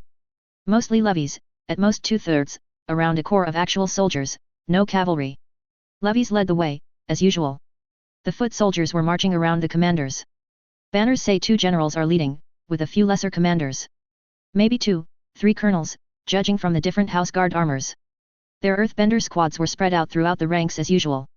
Motzi hummed before he asked the important question. Did they notice you? The scout shook his head. If they did, they made a good show about ignoring us. Their perimeter security was lacking, as usual. Still haven't updated their doctrine it seems. I've got a team shadowing them in the meantime.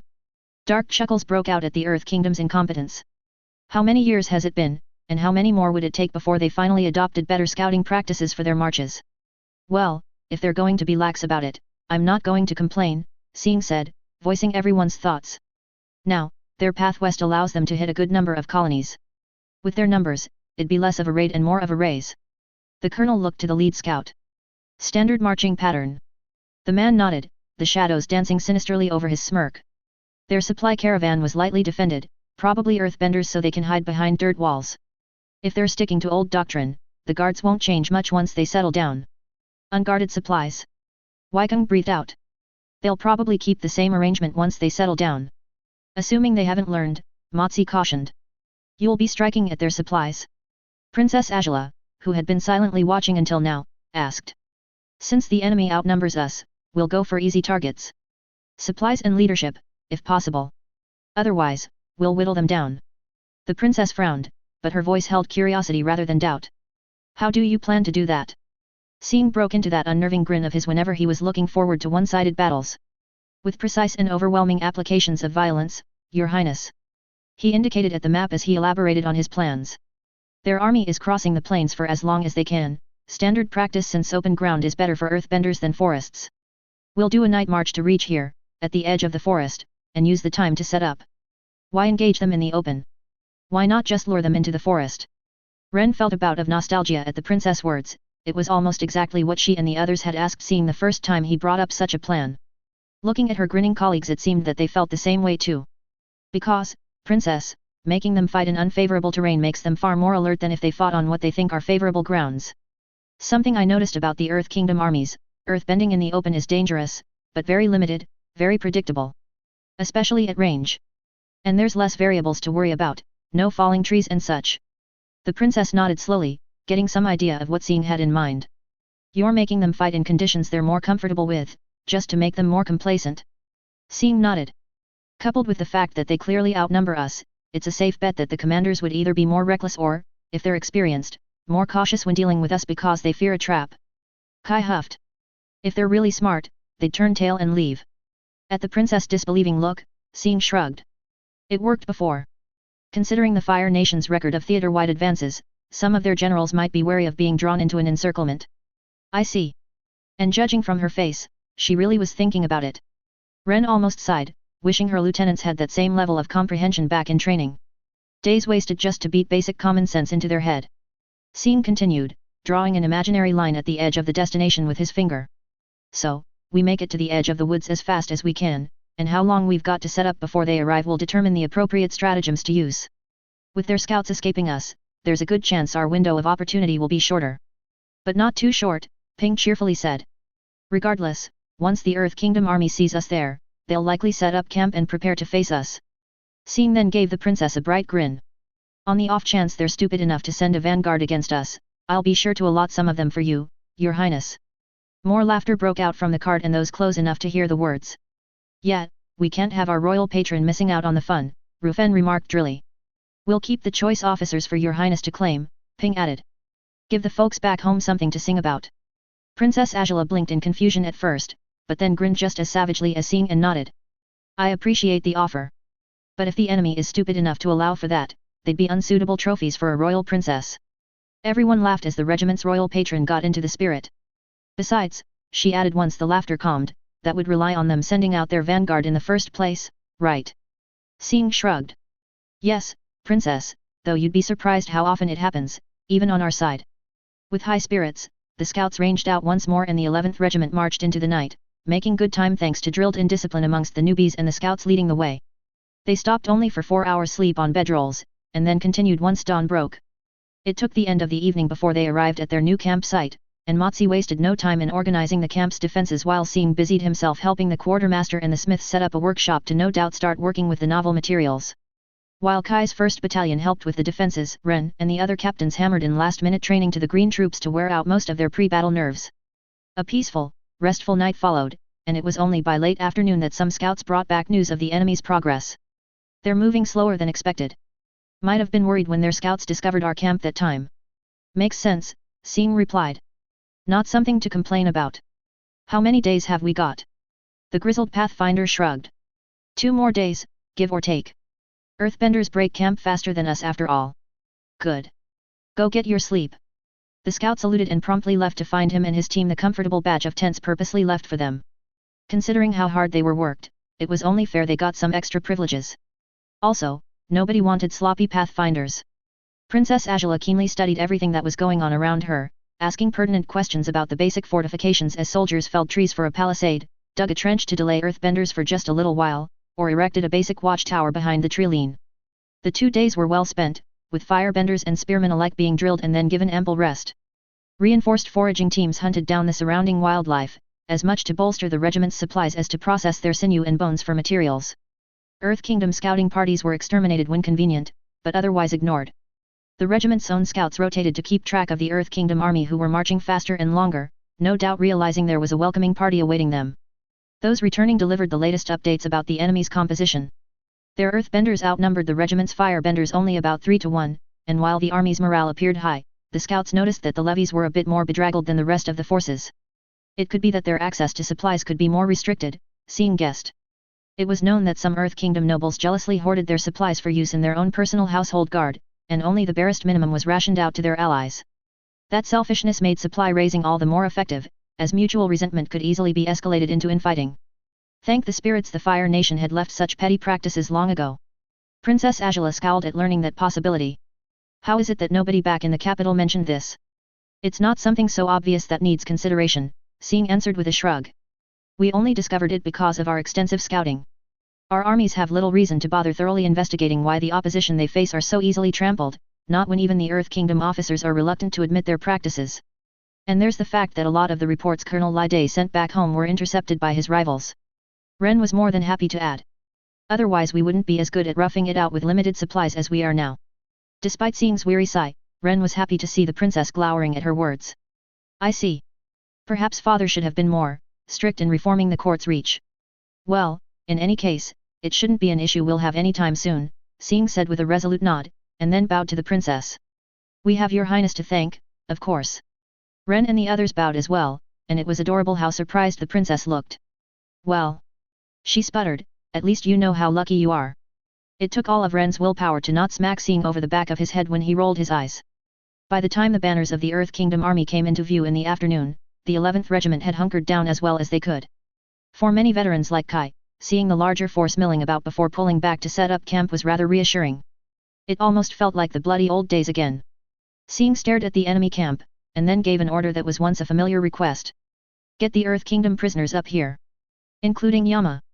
Ping asked, almost by rote. The boy smirked as he went through the regiment's little ritual.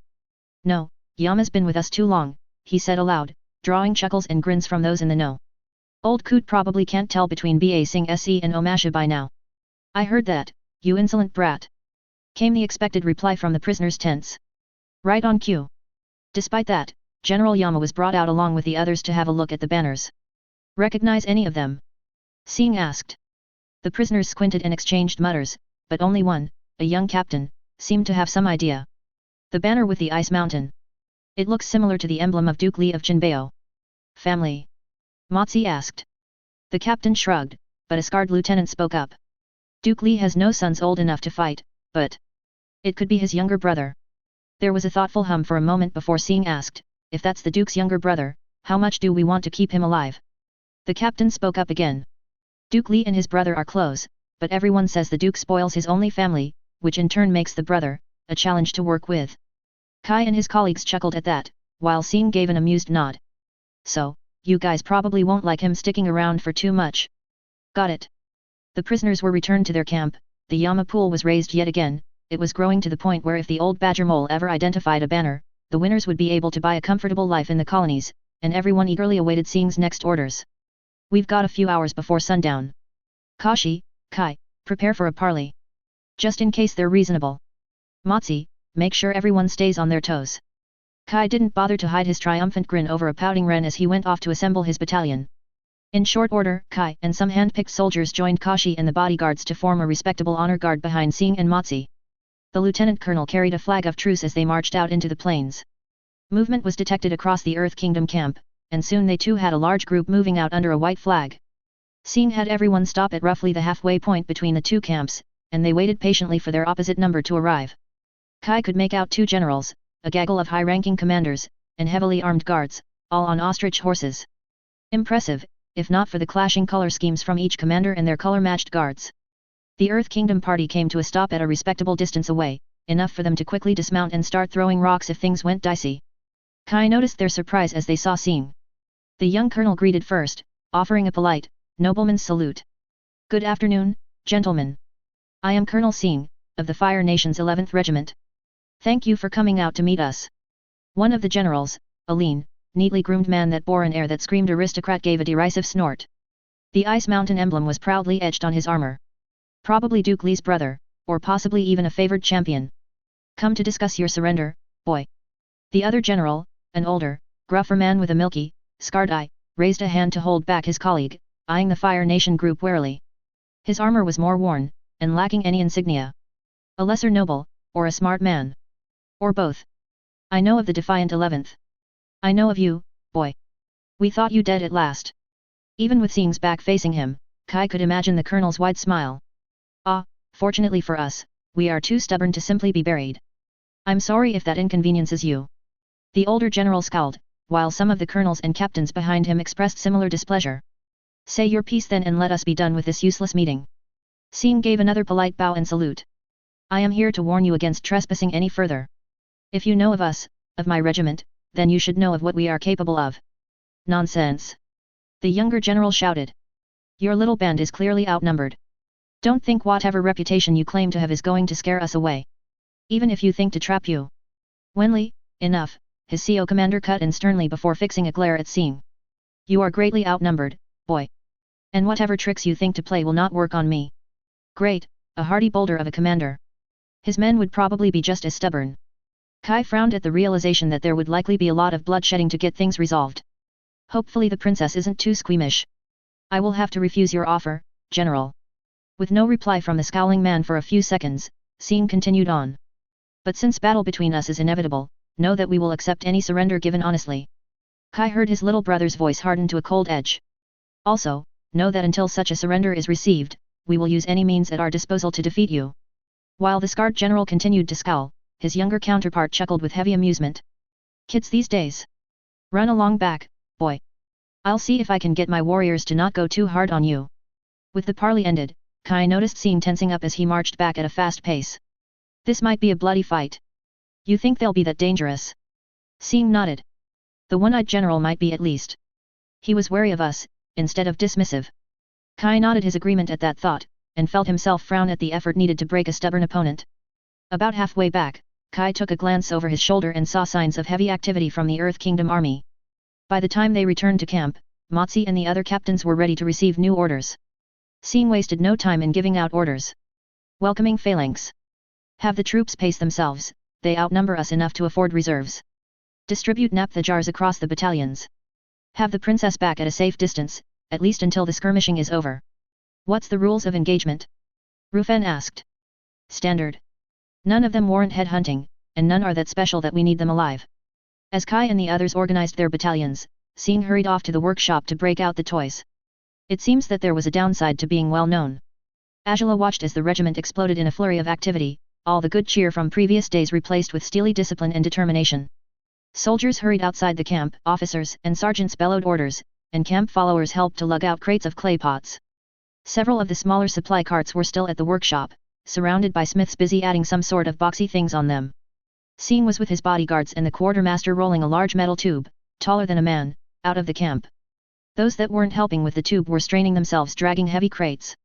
Thanks to her own bodyguards and the few soldiers tasked to help them, the princess was kept back, and so couldn't see what was going on beyond the palisades. She felt annoyed, more than annoyed, at being held inside and without a clear view.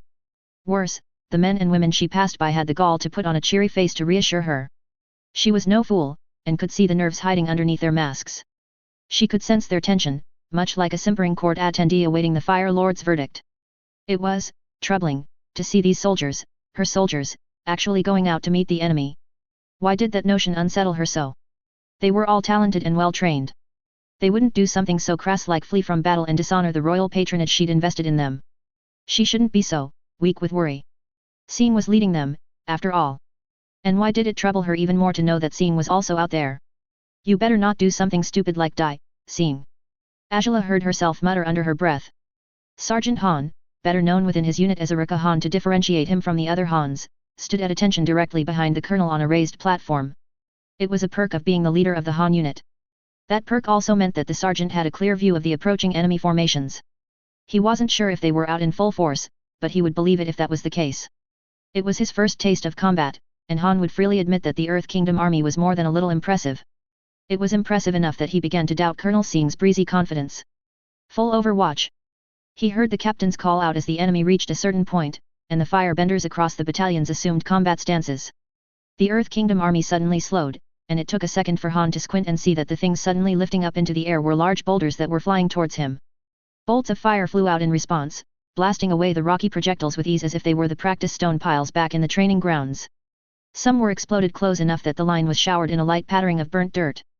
Han heard some complaints about unlucky bits of dirt hitting their eyes, but that was about the extent of the damage from the Earth Kingdom's volleys. Lieutenant Colonel Motzi and Lieutenant Kashi stood unmoving, and the colonel stood between them, standing by a large metal pipe, shifting his head slightly to take in the battle.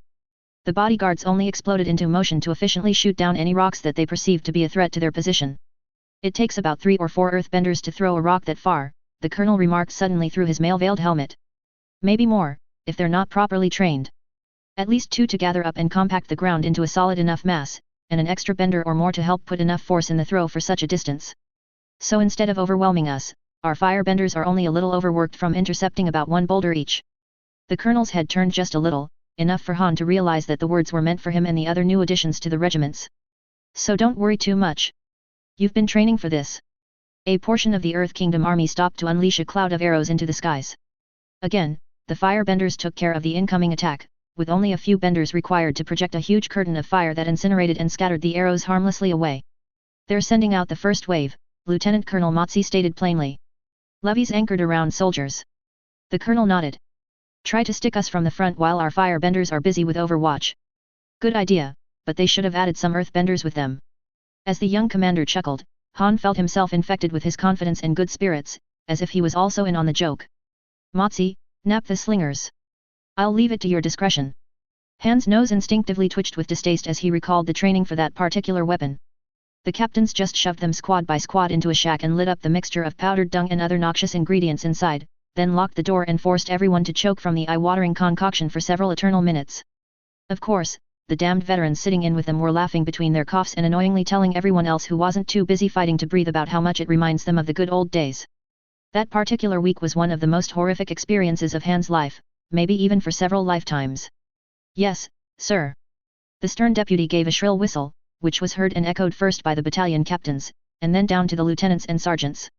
The formations spread out around several non-benders who held special staff slings with small clay pots nestled in them. The rushing tide of Earth Kingdom foot soldiers grew closer, but the regiment's leaders remained unfazed. Han gulped, the apprehension in his gut slightly overcome by a sense of pity for his enemies. Only once the human wave got a couple dozen or so yards away was the order given to let the projectiles loose.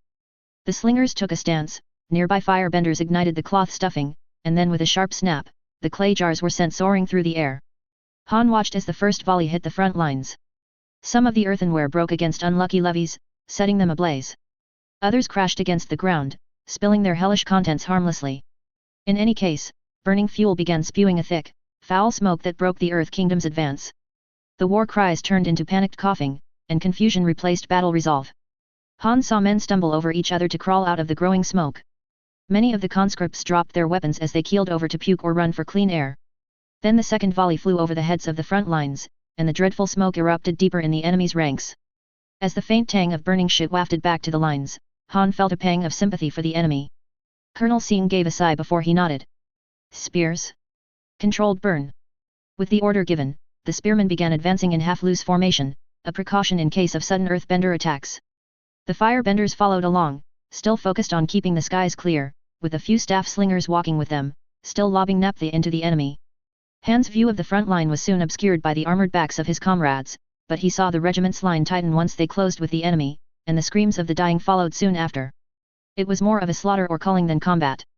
Han watched his comrades' slow and methodical advance, stepping over the dead and the dying of the Earth Kingdom troops. He could hear choked pleas. The faster they break, the less of these peasants need to die, the faster we get this over with. The colonel grumbled to no one in particular. Make a scene, he ordered, and his lieutenant relayed the order. Make them scream. Immediately, those spearmen in the back lines began squatting over bodies while drawing their short swords. The veterans, of course, acted far faster than the fresh recruits. Han flinched, seeing them put into practice the theory of desecrating a body to shock the enemy.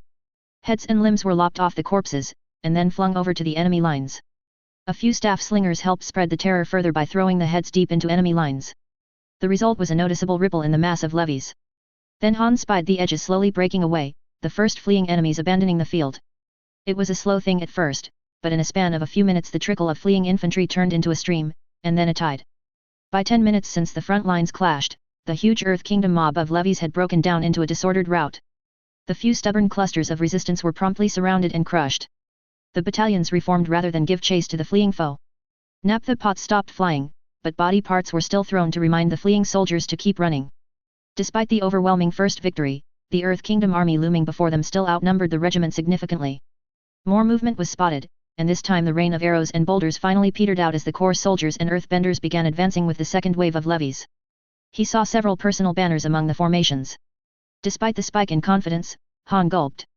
But then he heard the grin in the colonel's voice. Ah, finally. Hyung, everything's in order. The regiment's quartermaster standing just behind the platform gave a thumbs up and an unsettlingly cheery smile. Everything's hammered down and ready, Colonel. Colonel Sing gave a curt nod, though Corporal Han of Furita village, Furita Han too, since he was the second Han from the village, he would have been the first if he hadn't lost that damned race, could tell he was smiling underneath his helmet. Good. They're moving on to being a bit more serious with us. Skies are clear, so have someone bring the princess over, please. Will do, Colonel. As the quartermaster volunteered a nearby helper, Han returned his attention to the next phase of the battle. Even from his position from behind the platform, he could see more crates of naphtha clay jars being brought up for the staff slingers, while the firebenders adopted a ready stance. Han saw lieutenants and captains running up and down the spear line, instructing soldiers to move the bodies around them so that they weren't piled on top of each other. They can't afford to throw any more rocks because it messes with the immediate terrain, Colonel Sing commented, as if someone was asking. He sounded far less uptight than back in the capital. Each boulder is a hole carved in the ground around them. They can't afford having any of those in the way of their advance. Sure enough, as the enemy drew closer, the corporal saw that their previous position was pockmarked with pits.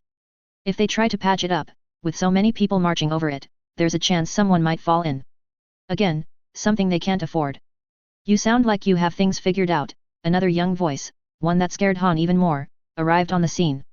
The soldiers on and around the platform bowed, save for Colonel Sing and Lieutenant Kashi. The latter gave a respectful nod, while the colonel inclined his head a little in acknowledgement. Princess Agela. We are grateful for your presence. Han backed away to make way for Princess Agela, noting how she paused to sniff the air. What is that smell?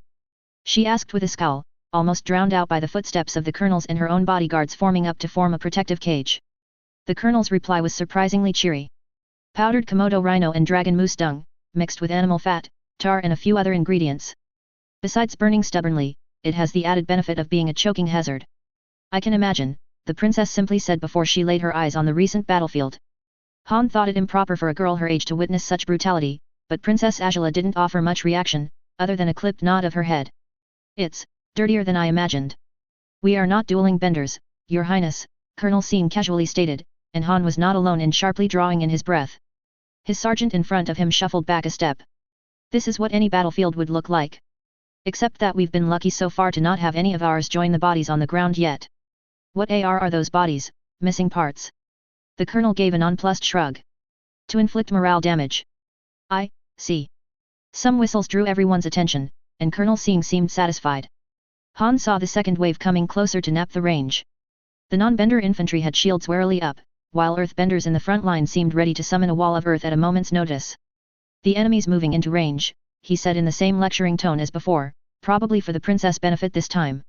Usually, they should still hold the advantage if our numbers were even. Their earth walls are resilient against our firebenders. A nod was all that was given, and Lieutenant Colonel Motzi relayed the order. Pinning. Almost as one, the spear line loosened, just enough for some firebenders to fill in the gaps, while another rank of firebenders stood behind the lines. The Earth Kingdom troops reacted to the shift by loosing some arrows and rocks, but as before, nothing got close enough to cause any real harm. When the enemies got within slinging range, the captains hurled fat bolts of flame towards the enemy. The rest of the firebenders followed suit, unleashing a fiery volley in turns to create a relentless stream of fire.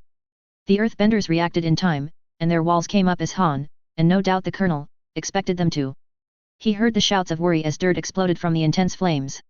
Almost immediately the damaged barriers were repaired as more earthbenders took up the defense. Some flames arced over the wall and the head of the frontmost ranks, causing the earthen barricade to rise a bit higher. Han also noted how it also caused the Earth Kingdom spear tips and banners peeking over the barrier to clump up closer, towards the safety of the walls which now grew thicker. As the withering barrage continued, the regiment's spearmen began to advance a few steps, pausing to allow the firebenders and Naphtha slingers to slowly catch up. Naphtha was eventually hurled, most making it over the Earth Kingdom walls where they caused sections of earth-bended dirt to crumble under the punishing offensive, and taking out dozens of soldiers hiding behind them. This time though, most of the noxious smoke was quickly snuffed out. Han could imagine an earthbender burying the burning stuff with a stomp of his foot. A second volley was loosed, more ineffective than the first, and then the slingers switched back to spears to join the battle line. Soon, the Earth Kingdom advance stopped completely. It seemed like they were content to let the firebenders exhaust themselves against their walls. Han could see it making perfect sense, given that the regiment was outnumbered to start with. The Earth Kingdom had little to lose in waiting the attack out by reinforcing their barricade. Unfortunately, Han also knew his unit's purpose. And we've secured us a stalemate, Colonel Sing said rather eagerly. The princess didn't look or sound too impressed. Isn't this the part where you fall back and reveal flanking elements? Not enough time, the colonel replied with a shake of his head. Also, I wanted to try some things on a larger scale, he added by patting the metal tube beside him. Up close, Han could see that the walls of the tube were rather thick for its size. What things? In a moment, Your Highness. Somehow the polite and respectful words sounded anything but in Han's ears.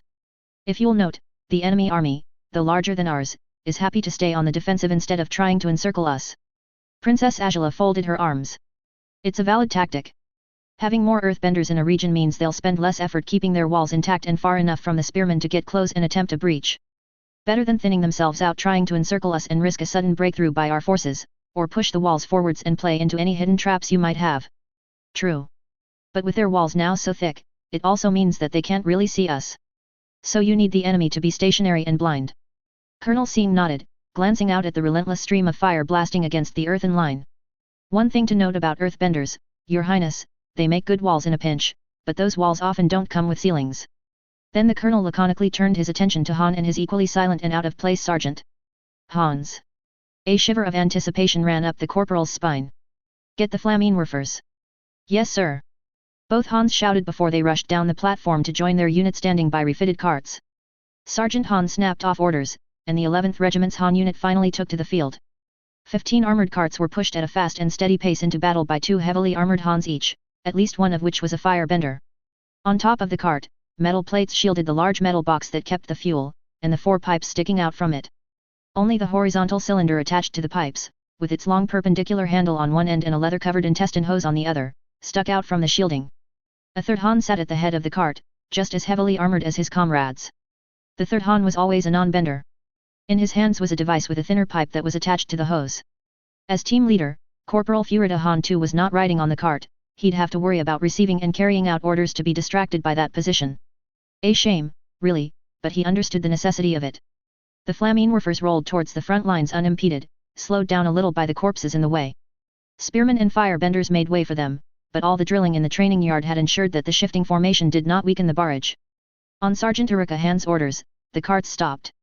The Han pushers clambered up the back of the cart, both pairs of hands reaching for the handle while the Han riders stood up and aimed their thin pipes in the air above the Earth Kingdom's walls. Corporal Han and his fellow pushers began to pull and then push at the handle, working the double piston mechanism at a steady rate that quickly fed fuel through the hose.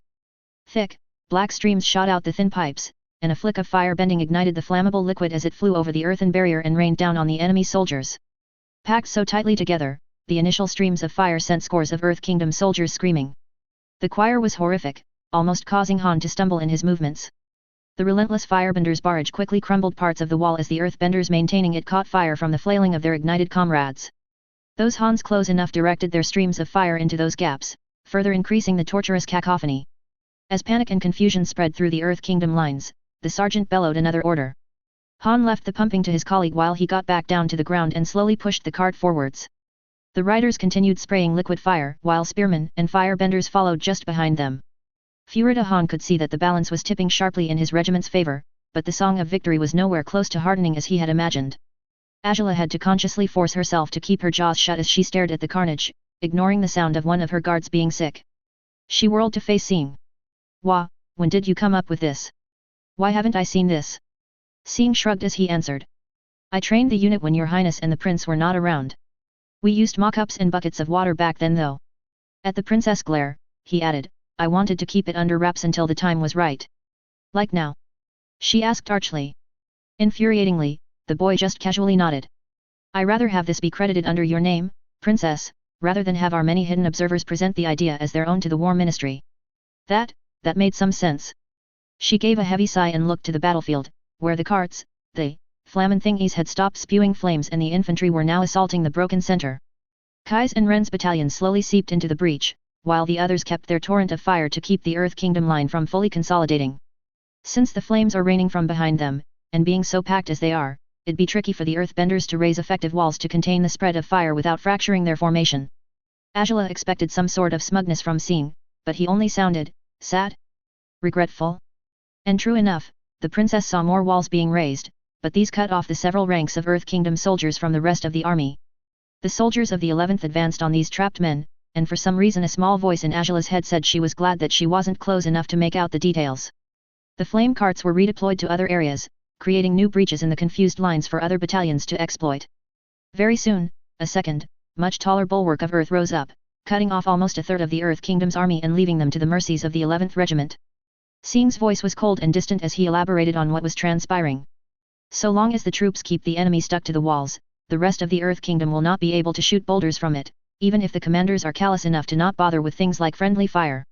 Robs too much of the killing force, and anything significant enough to pierce or crush more than one soldier would significantly compromise the durability of their wall.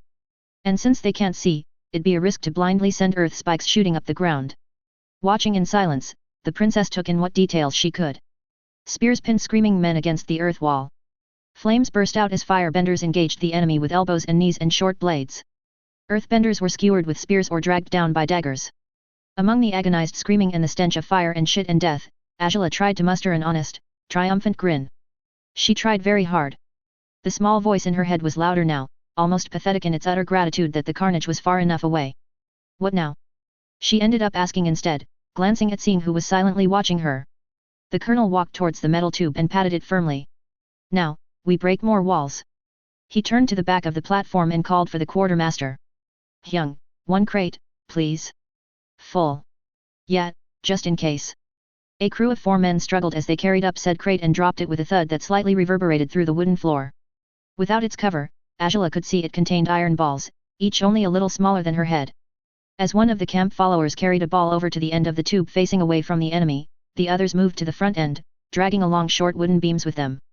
After the iron ball was inserted snugly into it, Sing removed his helmet and sat at the back end of the tube with his legs splayed out rather awkwardly. I'm really glad we got Yama and the earthbenders to reinforce this platform. He muttered with dry humor as he looked at the wooden floor around him. Quartermaster Hyung cackled softly. I still say we could have made do with sturdy construction. Sing didn't answer, instead looking down the tube and then giving out orders to the men with the wooden beams. Raise it by 4. 2 men grunted as they grabbed the end of the tube and lifted it up, while the third quickly shoved 4 beams under its flattened out part, one over the other. Sing squinted for a moment before asking them to add 2 more beams. He finally gave a satisfied nod, and the men scampered off. Just to be safe, everyone please stand behind me. Oh, cover your ears and keep your mouths at least a little open. After relaying that, Sing took some wads of cloth and stuffed them in his ears. Agela joined bodyguards, the grinning quartermaster and camp followers at the back of the platform, pointedly ignoring how ridiculous she must look following his instructions. She carefully observed Sing as he pressed the base of his palms together and then placed his hands at the mouth of the tube, letting the iron ball rest in his outstretched hand. The colonel then seemed to focus himself for a second, and Agela could feel the air around her growing noticeably chilly. Hobbitson! Sing yelled, and a deafening roar of white flame erupted from his hands and out the tube. The tube itself jumped a few inches as the whole platform rattled, kicking up a cloud of dust and dirt. The air turned solid and punched the breath out of Agela's lungs. She stumbled backwards, but Lieutenant Kashi caught her. Before the surprise could settle, an explosion sounded off in the Earth Kingdom's line, and snapping her head to the source, Agela saw a small breach, along with a trail of mangled bodies and broken banners in its wake. Her royal bodyguards were clearly shocked, but the veterans of the 11th stood unfazed. Hyung was cackling a bit too eagerly though. You're right, Colonel Sir. This is much better than using logs. Sing didn't comment, simply shuffling aside and gesturing for someone to grab another iron ball from the crate and fitting it into the smoking tube. He got back into position, shifting the base of the tube a little. Firing! Was all the warning Agela got, and she got up her hands to her ears in time as another deafening explosion sent the iron ball flying impossibly fast into the Earth Kingdom's barrier, blasting another hole in it. A couple of flamen carts took advantage of the collapsed section and poured fire into it, while the firebenders were already blasting their way into the first breach. Agela stared wide-eyed at the colonel as he launched more iron balls into the enemy. Each time, he shifted the tube just a little, or got the men in heavy gloves to add or remove wooden beams on the other end. Sing's display of power here was far beyond what he'd demonstrated when he sparred with her. More amazingly, she also noted how the destructive rounds were so confidently sent without any fear about hitting his own troops.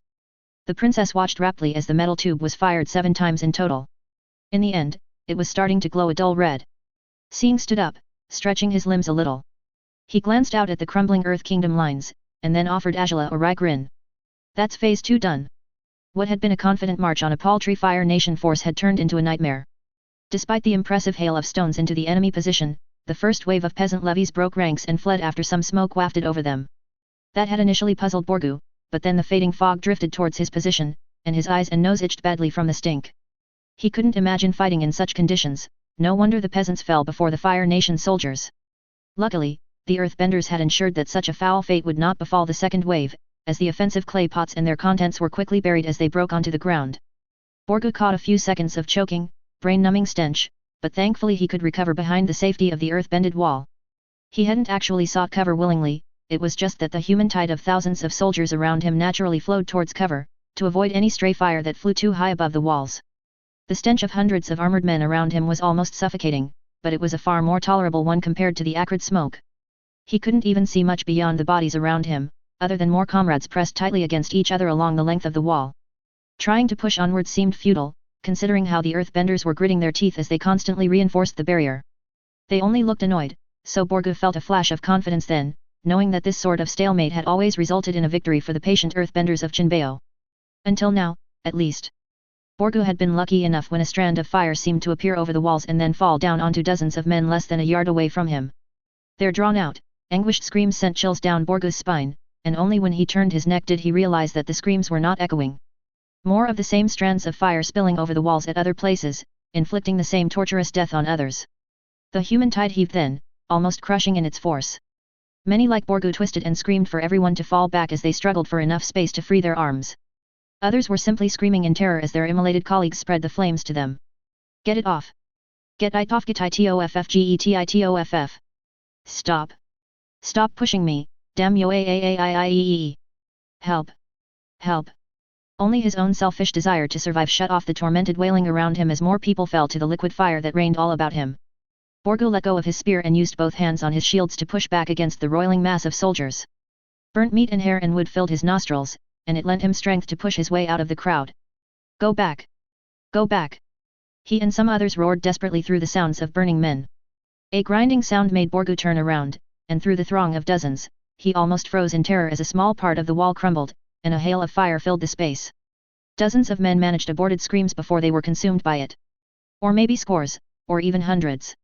Borgu wasn't keeping count, he quickly returned to the task of trying to escape the stormy waves of humanity. The flow jarringly shifted every time more of the fire splashed down above everyone's heads, as soldiers tried to flee from their burning comrades, who flailed about in panic. A man on fire was flung over the masses as an earthbender decided he didn't want to be burnt, trailing dripping fire as he landed into another group of unlucky souls. It didn't help the bender much, as another stream spilled over the wall's edge and drenched the man. The man's screams and struggles were mercifully short. A ripple of movement pushed Borgu back towards the front lines. Back towards the fire. Then he saw another wall rise in the distance, one that now seemed to prevent him from reaching safety. It didn't matter, he thought. He'll climb it. Borgu could no longer hear himself. Everything was drowned out in the screams of hundreds of dying men. He lost sense of his surroundings, the only thing running through his mind was the need to break free from this press of bodies. His hands felt empty, he must have dropped his shield somehow. There was a flash of light to his left, so Borgu immediately pushed in the opposite direction. His foot stumbled on something, almost tripping him. Borgu barely glanced down, and didn't care that the obstacle below him looked like a helmet attached to something. The added height as he stepped on it was almost refreshing for his limbs while it lasted. Another streak of fire soared above his head, so Borgu tried to force himself out of the way from the falling, incendiary rain. The screams became white noise to him by now. He didn't care about the smell of burnt meat anymore, the lungfuls of tainted air was more important. He needed to keep breathing, he needed to get out of here. Borgu's struggles ended abruptly when an explosion boomed from behind him. He didn't have the time to react as a red-hot iron ball tore through rock and men, bouncing off the ground to plow through his left chest. Stay close! Captain Ren shouted as she dove into the ranks of panicked Earth Kingdom soldiers. Flames burst from her limbs as she struck men with her fists, elbows, knees and feet and fought her way towards pockets of heavy fighting. Her armor turned aside fear-fueled strikes of spears and blades, and her troops behind and beside her secured her blind spots. An earthbender struggled to form a stance in the tight confines, being nudged from his fleeing comrades. Ren quickly lunged at him, a flame already building in the palm of her hand as she lashed out with an open palm strike. The blow and the fiery explosion that followed snapped the earthbender's charred head back, and Ren was already moving before he dropped dead to the ground. She twisted away from a desperate lunge of a spear, and held onto the weapon to allow a fellow trooper an easy strike through the offender's face. Relieving the dying man of his spear, Ren promptly swung it into the back of another enemy soldier who was winning about against a fellow trooper. The blow didn't penetrate armor, but knocked the man off balance, creating enough of an opening for a dagger to slip through and carve out his neck. The extremely close quarters made throwing fire nearly impossible, so Ren carved a path of fire and blood when she heard the desperate orders of an Earth Kingdom commander. It was merely a sergeant, trying to get his squad to maintain formation amidst the panic around them. Credit to him, his men were holding up well, pushing aside their panicking comrades while they expertly fended off Fire Nation spears. Ren swung her hands together, flinging a short wave of fire that knocked 3 warriors back. Lieutenant Zillang surged past her, delivering a flying knee into another soldier, the flames that trailed after him cooking the victim in his armor. Ren dove for the sergeant as he tried to stab her lieutenant's exposed back, grabbing the brave fool's head from behind. The blast of fire that followed was weak, but more than enough to sear through leather and cloth and stun the sergeant. A quick draw of her dagger saw his throat slit for a mercifully quick end. A squad of her battalion's spearmen came up, quickly dispatching the rest of the broken squad. Pausing to note her surroundings, Ren then turned to her lieutenant, whose helmet and armor was as dirty with soot and dirt as her own. We're making good progress. Zillang gave a curt nod, his body still rising and falling as he caught his breath. Yes, ma'am. There's still a lot more pouring out from the second wall though. We'll beat them, she replied confidently. Stick close to them, deny their earthbenders the room they need. Yes, Ma'am. Ren gave a final nod, and then risked a quick glance back to see her battalion right behind her, with Kai's 1st Battalion and Weikung's 3rd Battalion on either side making good progress as well. A stream of men in Earth Kingdom armor were fleeing in practically all directions, largely ignored by the regiment. Those that ran into the advancing backline and Flammenwerfers would be told to get on their hands and knees to surrender. Those that fled in other directions were ignored. They were just enlisted men and conscripts, they could be allowed their freedom so long as they didn't get in the way. The captain filled her lungs with another breath of dirty air before bellowing to get her troops' attention. All right, boys and girls. Reform there, she pointed at a breach in the second wall. And kill anything that stops you from doing that. Her men and women gave a roar of affirmation, and Ren picked another gaggle of Earth Kingdom soldiers conveniently in her way and charged them. Lieutenant Kashi frowned as he watched the colonel pass him the last of his armor. You are a colonel now, Motsi was saying, trying to reason with the boy. You should not be out there right now.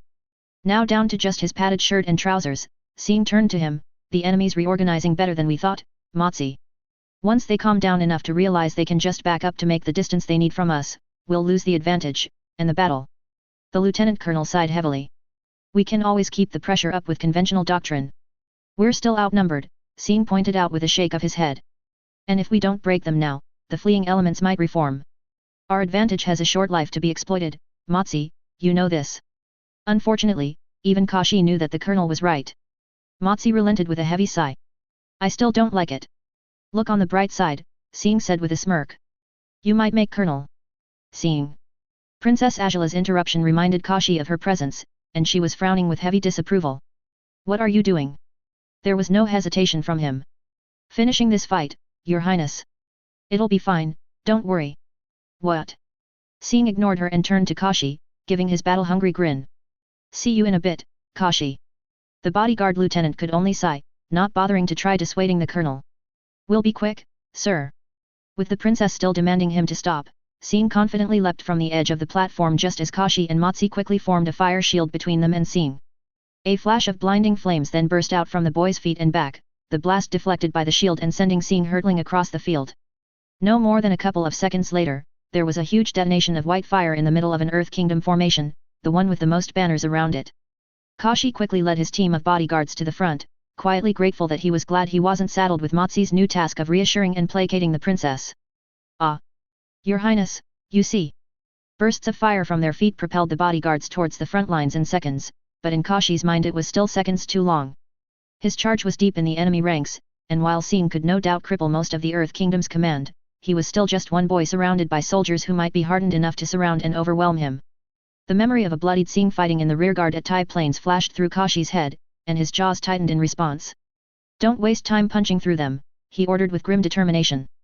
Our priority is the colonel. With that, the lieutenant leapt up once he reached the mass of bodies, and in a repeat of the defense of Zillang, skipped across the heads of the enemy to get to his destination. It helped the regiment that each step was followed by a burst of fire that seared exposed heads or stunned protected ones as it pushed him onwards. Some Earth Kingdom soldiers had the presence of mind to stab at the bodyguards with spears and blades, and even earth-bended spikes. They were paid little mind, if anything. Kashi and his unit seized the spears and used them to speed up, stabbing the weapons into unsuspecting victims and using the momentum to pole vault across the mass of bodies. It was easy finding Sing. Kashi only needed to keep his eyes on the massive fading column of smoke, and the bursts of flame erupting from within. The head bodyguard caught sight of his ward moments later. Amidst the charred bodies and body parts, Sing was darting around the shallow crater that was his detonation site. He was engaged with Earth Kingdom officers and elite guards in varying stages of burning. Some of the men had discarded the scraps of their armor and fought in singed gambeson, others were stubbornly fighting on despite their badly burnt state. Sing danced amongst them, keeping close to his victims to prevent the earthbenders from effectively pinning him. As Kashi watched, the boy's hands managed to weave through the swings of a badly wounded soldier, reaching for the man's face. The soldier tried to reel back, but the burst of white flame burnt through his neck, sending the head falling off like an overripe fruit. The colonel immediately grabbed the headless body and pulled it down, jumping on top of it to avoid the wave of earth spikes from two earthbenders. Then he pounced onto his next victim, this time using a sweeping mid-air kick. The poor fool replied by swinging his blade in an attempt to cut the attacking limb off. Sing simply let off the explosion charged in his leg just before impact, which literally blew the man apart. Then the boy lunged with clawed hands at the next victim. Kashi snapped out of his distracted state and remembered his duty. The outer edges of the enemy were now recovering from the explosion, and were slowly closing in on them. Protect the colonel! He shouted, and charged into the fray. He punched a man who was turning to him, the flames bursting against exposed flesh to instantly kill. Kashi drew his short sword and parried an overcommit lunge, then without a second thought channeled flames into the tip of his blade before plunging it into the exposed armpit of his attacker. A twist and a yank, and he then tossed his blade into the face of another Earth Kingdom soldier, using the distraction to deliver a swift uppercut. A quick burst of chi saw the man's head burst apart in bone and gore. Bo Fang took a shallow cut across his armor, just as he landed a flaming fist each into a soldier that all but disintegrated their chests and sent them flying like ragdolls. Shan Tzu sent a wide kick around him, the flaming wave that followed it keeping the colonel's back clear and sending several men screaming as they tried to put out the flames. Quan expertly closed in on an earthbender and promptly immolated his opponent, then tossed the still flailing man into a group of soldiers. The bodyguards were brutally murdering anyone that they could reach, and slowly but surely the noose of spears around them loosened and began backing away. A few earthbenders stomped their feet, and immediately several bodyguards countered the ripples in the ground by literally blowing holes in front of them. Small boulders were drawn up and flung, and Kashi contemptuously batted each aside with some fire bending. Colonel. He wanted to warn his charge, but Sing seemed to get the wrong idea, because the boy was grinning savagely. We're surrounded, Kashi. He yelled aloud with a sinister cackle. Let's show them why that's a bad idea. With that, Sing gave a roar and vented his violence on the hapless souls who stood in front of him. His whole body blazed as he swung his fists, each strike burning through metal and leather and flesh before it fully passed them. Men screamed and gurgled in horrific agony as the flames were so intense that those too close caught fire as well. Spear shafts turned to cinder, metal bucklers folded like warmed wax. Even Kashi and his men had to be mindful about getting too close. The last time Sing tried this, Kai and his fellows had barely left just in time for only their armor to turn to ash. All they could do right now was ensure that the colonel's back was clear, and to look out for any large boulders being sent his way. And keep up the callous slaughter. With the crowd backing away, Sing stomped into a wide stance and the flames surrounding his body died out instantly, leaving a thin sheen of frost on the boy's now naked body. Kashi and his team had just enough time to be sure they were out of the boy's line of fire as he opened his mouth. What came out was not a mere tongue of flame, but a condensed, nearly straight line of fire. A beam of fire so hot, it hurt to even look at it directly. Colonel Lide had called it the Dragon's Wrath. Sing though preferred atomic breath, whatever that meant. The Earth Kingdom soldiers who were in the way of said beam, and their comrades a dozen ranks behind them, didn't have the chance to scream as the white fire instantly turned flesh and bone into ash. Sing turned his head, and the beam scythed through dozens more men, leaving in its wake charred clumps and slagged metal dropping onto the ground. That broke the ring of soldiers around them, and the terror that was sowed into the ranks finally blossomed into full maturity. Conscripts and enlisted men alike dropped their weapons and simply fled, their commanders shamelessly joining them. Those that stumbled or fell were trampled, those that had the presence of mind fell to their knees begging to surrender. It was easy enough to avoid the fleeing men around them. Kashi only needed to firebend a noticeable gout of fire and the oncoming rush of panicking men moved in the opposite direction. With occasional bursts of flames, the bodyguards formed a protective circle around Sing, and Kashi was there just in time to catch the colonel as he collapsed into a shivering heap. Did I the T-trick KK? The boy asked through chattering teeth. Even with gloves on, Kashi could tell that his body was cold. Not as dangerously cold as that first time, but still something to worry over. Kashi looked around at the chaos around him, and then offered a single nod. Yes, sir. Sing let out a frosted breath. Ha! TT told you it'd do the J job. Despite his caution, nothing could have prepared General Tanwa for the one-sided carnage. The choking gas of the enemy was a mild surprise and easily dealt with once the grizzled general saw it in action, but their firebenders were a much greater threat. To be outnumbered and yet still put up a firestorm that warranted the attention of nearly every earthbender in the front was impressive, concerningly impressive. The messengers brought back reports that the front line was only just keeping up the shield wall. Only just. There were at least 3 times more earthbenders keeping the wall up than firebenders trying to blast it down. If that wasn't enough, a new form of fire literally splashed over the walls, and the chaos it brought could be judged by the screams that wafted towards the back lines. Tanwa instantly realized the danger this exotic flame brought, but it would cost a lot of lives to pull back and reorganize. At least it knocked the youthful arrogance out of Wenli. His protege wore a grim, sober mask as he took in the unfolding chaos. When Tanwa gave the hard order to abandon the front ranks and erect a second wall, the younger general only hesitated for a moment before agreeing with it. But then the damned explosions started, and projectiles flew through earth and men that effectively broke the second barrier and signaled the end of the engagement. Tanwa saw the Fire Nation force pour through the breaches, and saw how they quickly pushed back the force that was supposed to overwhelm them with sheer ferocity. Even from a distance, even in the chaotic mess obscuring his one good eye, he saw them tear down the opposition. In less than a dozen seconds, Tanwa realized that these were not Fire Nation soldiers. They did not fight. They were murderers, butchers, executioners. They slaughtered their way through the Earth Kingdom army, even their firebenders preferring to wade into savage close quarters to spill blood and cut throats. The general saw why many in the south feared the Fire Nation's 11th Regiment. "We must pull back," he had wanted to say, and was prepared to argue with Wenli and the other commanders around him for it. But a bright flash in the back of the Fire Nation's lines caught his attention, and instincts honed from countless battles told Tanhua to stomp his foot and raise an earth wall. That saved him and Wenli from the deafening explosion that followed, but the force of the blast sent Tanhua flying into the ranks of confused soldiers around him. His armor protected him from the worst of it, but the breaking of bones told the general of the demise of the unfortunates who literally broke his fall. Charred remains of bodies fell onto him, half burying Tanhua. The living troops around him were either too distracted by the explosion, or hadn't thought he was alive to be recovered. Tanhua wanted to yell at them to free him, but then he saw what they saw. The young dragon stood in the midst of a blackened crater, practically naked save for some scraps of burnt clothing.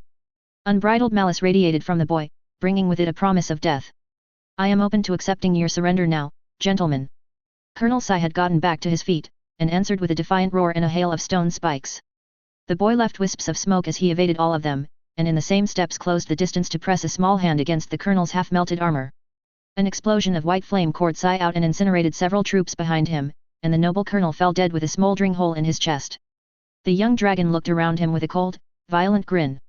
"Let the record show that my offer was refused. I now only offer all of you the mercy of a quick death." Some lieutenants at the edges of the crater took the words as a challenge, and charged, swords and stones leading the way. The Fire Nation colonel ducked and weaved between them, and an elbow strike blew apart one officer at the waist, while a palm strike underneath the chin erupted into a flame that devoured the front half of the victim's head. The boy began to dart about with all the lethal agility of a sand shark. Wounded colonels and captains who were just rising were immolated with kicks that rendered them to ashen heaps. Valiant bodyguards were torn into smoldering pieces as white fire bloomed from each strike of the young dragon. Tanhua saw none of the flowing aggressiveness of a firebender. The boy's movements were clipped and coldly precise, but his attacks were a storm of punches and elbows and kicks, just as explosive as his flames were. The general heard some of the men around him mustering some courage, the sergeants and captains urging their men to overwhelm the boy, but his own troops entered the fray. The savagery that followed would have been impressive, if not for the boy to suddenly open his mouth and live up to his namesake. Tanhua squirmed back into the corpses as the condensed beam of fire swung right above his head. Even with his eyes closed, its light stabbed into the back of his eyes. And if not for the corpses blocking him, the heat of the passing attack might have been the end of him. He wasn't surprised when he heard his army rooting. He would have likely ran too, if not for his current state. With the rush of that spectacle over, Tanhua finally felt the effects from his fall seeping in. He bit back on the sharp pain in his legs and right arm, and struggled to worm his way out of his grave of burnt bodies. "Ah, General." Tanhua froze at the voice addressing him, and turned to see the young colonel, draped in a cloak, walking over towards him. An armored guard stood beside the boy, veiled face quietly regarding the surroundings for threats. "You look like you could use some help." He felt too tired to muster much, so the general simply sighed heavily. "Just, get it over with," he said, locking a stare at the boy. Tanhua would not shy away from his end, he still had enough courage and defiance for that. "You're not going to surrender, then?" "Accept my men's surrender, but I will not shame myself with capture." The young dragon gave an annoyed sigh. "Do you have family, General?" Tanhua's stare turned blank, caught off guard by the question. "What? Do you have a family back home? Wife, children, grandchildren? You look old enough. You leave them out of this." The general managed to roar, finding a burst of anger to fuel him. His foe merely sighed again. "So, you won't shame yourself with capture, but you're fine with abandoning your family. Isn't that more shameful, General?" Despite the pain throbbing across his body, Tanhua stiffened at the sudden turn of questions. "You don't?" The arrival of more Fire Nation soldiers interrupted the conversation, and Tanhua's heart sank as he saw a battered Wenli lead a gaggle of soot-covered survivors, probably no more than 60 of them, their arms behind their back in surrender. They all stopped a few paces away, and one of the red-clad soldiers saluted the boy. "Colonel, we've started rounding up prisoners. There's a general in this group." The colonel turned to the new prisoners, and he was about to speak when Wenli dropped to the floor and shamelessly groveled for mercy. "Please spare me. I can pay you anything you want. I've got the money. I'm a brother of the Duke." Several other captains and colonels followed suit, dropping to their knees and begging for their lives. It shocked and hurt Tanhua to see his men, his student especially, so reduced to this. The young dragon regarded them dispassionately, but the postures of the Fire Nation soldiers present betrayed their disgust. The boy was turning to one of his soldiers when Tanhua saw the lips on Wenli's wailing face tugging upwards into a grin. Tanhua's blood ran cold. "Wenli. No. He would have shouted, but it was too late. His protégé's mask dropped, and his hands, once clasped together pleading for mercy, quickly slammed into the ground to send a ripple in the ground towards the boy. The young dragon twisted aside as a quartet of spikes as tall as he was shot up to impale him. Shouts of alarm rang out from the Fire Nation soldiers as the other groveling officers unveiled similar treachery, stomping feet or slamming palms to shred the ground with more spikes or tear open small chasms. It was an impressive display of an otherwise disgusting act, with some of the Fire Nation troops being speared through armor and limbs as they just barely failed to evade the ambush. Wenli and his conspirators quickly got up to follow up on their attack, but their enemy was far less unbalanced than they'd expected. The young dragon looked furious as he sent a swift kick at a charging lieutenant, the column of fire from it leaving a blackened lump of flesh and slag. The guards and soldiers around him burst into lethal motion, protecting their commander. Colonel Sunjo tried to send out a pillar of rock, but a firebender who had escaped the ambush unscathed dove at him, sending a flaming hand chop that broke and seared his neck. A captain got into the stance to begin hurling boulders, but spears plunged into his battered armor and lifted him entirely off the ground. Another found himself barely taking a running step towards the young dragon when several soldiers tackled him, their daggers quickly working to pry apart his limbs. "I want that general alive," he ordered coldly as he sidestepped a wave of rocks and reached for the offending earthbender with an open palm. The explosion that followed was such that the man's limbs were torn apart as his burnt body was flung away. Within a few dozen seconds of the ambush, Wenli and his men were brought down. The general himself was subdued by a roaring giant, who grabbed him from behind and lifted him bodily into the air. The last of the treacherous officers were swiftly incinerated or simply stabbed to death with daggers and spears. In exchange, maybe a dozen soldiers of the 11th were pinned by rocky spikes or thrown to the ground. Temporary wounds, all of them. Save for the chance of infection, they'd avoided the worst of the surprise attack and would at most need some time to recover. It was an abject failure. The boy surveyed the fresh corpses, and then with cold rage in his eyes turned to Wenli who was still in the arms of the giant firebender, and then to the prisoners who didn't take part in the ambush and stood back in stunned surprise, and finally turned his gaze to Tanhua. The general drew in a breath and steeled his resolve, for the sake of his men. "I knew not of this ploy. I swear, by the spirits, that they acted alone." Tanhua shifted in his prison of corpses and tried to draw himself up as best as he could. "Punish me for their failure, if you must. But please, I beg of you, accept the surrender of my men." The young dragon's fury suddenly flared and just as suddenly snuffed out. His shoulders slumped a little, and the boy finally broke his glare to shake his head bitterly. "We cannot trust this group," he muttered, and Tanhua felt a cold void in his guts open up as the Fire Nation soldiers surrounded their prisoners who had realized what was to come. Wenli started screaming and struggling in protest, for what little it was worth. Officers and common soldiers alike began to plead for their lives, dropping to their knees in genuine despair. "I didn't know about them, I swear. We didn't have anything to do with them. Mercy, please have mercy." The boy locked his gaze once more onto Tanhua, and then gave a slow nod. With spears corralling the prisoners into a tight group, the firebenders began hurling their flames into them. Tanhua closed his eyes and turned his head away, and shamefully thanked the spirits that the screams of his men were drowned out by the roar of a localized firestorm. Once the fire and the screaming died down, the colonel's next order further deepened Tanhua's anguish. "We will not accept the surrender of any earthbenders from this army." "Understood, sir." When the general dared to open his eyes again, he found the boy standing before Wenli, who was now slumped over and sobbing. "Know that neither me nor my men wanted that to happen, know that it was your actions that forced our hand." Tanhua found himself freed from the press of corpses as several Fire Nation soldiers helped him up. He tried to struggle, but the flares of pain brought his attention to his unnaturally loose right arm and his likely broken legs. He was carried over and placed at a short distance from Wenli. The Fire Nation commander regarded him with a cold stare. "Tell me that you would have acted differently in my place, General. Tell me I am a monster for ordering what I did against a false surrender." Tanhua flinched away from the stare, and as he grit his teeth and growled helplessly, the general hated that he could not truthfully voice his protest. The protocol of surrender was one of the few rules of war that any side adhered to in the century-long war. If the roles were reversed, Tanhua knew he would have ordered every Fire Nation soldier, fleeing or surrendering, to be hunted down and buried alive. His silence was all the answer the boy needed, and he turned to the younger general. "Unfortunately, I need you alive. As you said, you are a brother of a duke, after all. Let him down, Kai." Tanhua watched in silence, with spears hovering from his neck, as his protégé was callously dropped, and the young dragon reached out to grab the general by the wrists. "You will send a message for me, General." For a second, Tanhua thought the boy was talking to Wenli, but then the colonel's attention was turned towards him. The cold pit in Tanhua's stomach made itself known once more. "You will be treated, and then released." Wenli screamed as light seeped from the boy's tightening hands, until finally they closed into fists, and Wenli's hands fell off from the stumps that were his wrists. You will then take the Duke's brother back to Jinbeo, and tell the Duke that the 11th Regiment is coming, and that we have had our fill with treachery. The young dragon gave a nod at his nearby guards. Spread his legs out. They did as ordered, and the boy pressed a foot onto an ankle, brutally severing it with a burst of white flame. The other foot suffered the same fate shortly after. Wenli's screams filled the air, drawing the dispassionate attention of nearby Fire Nation soldiers.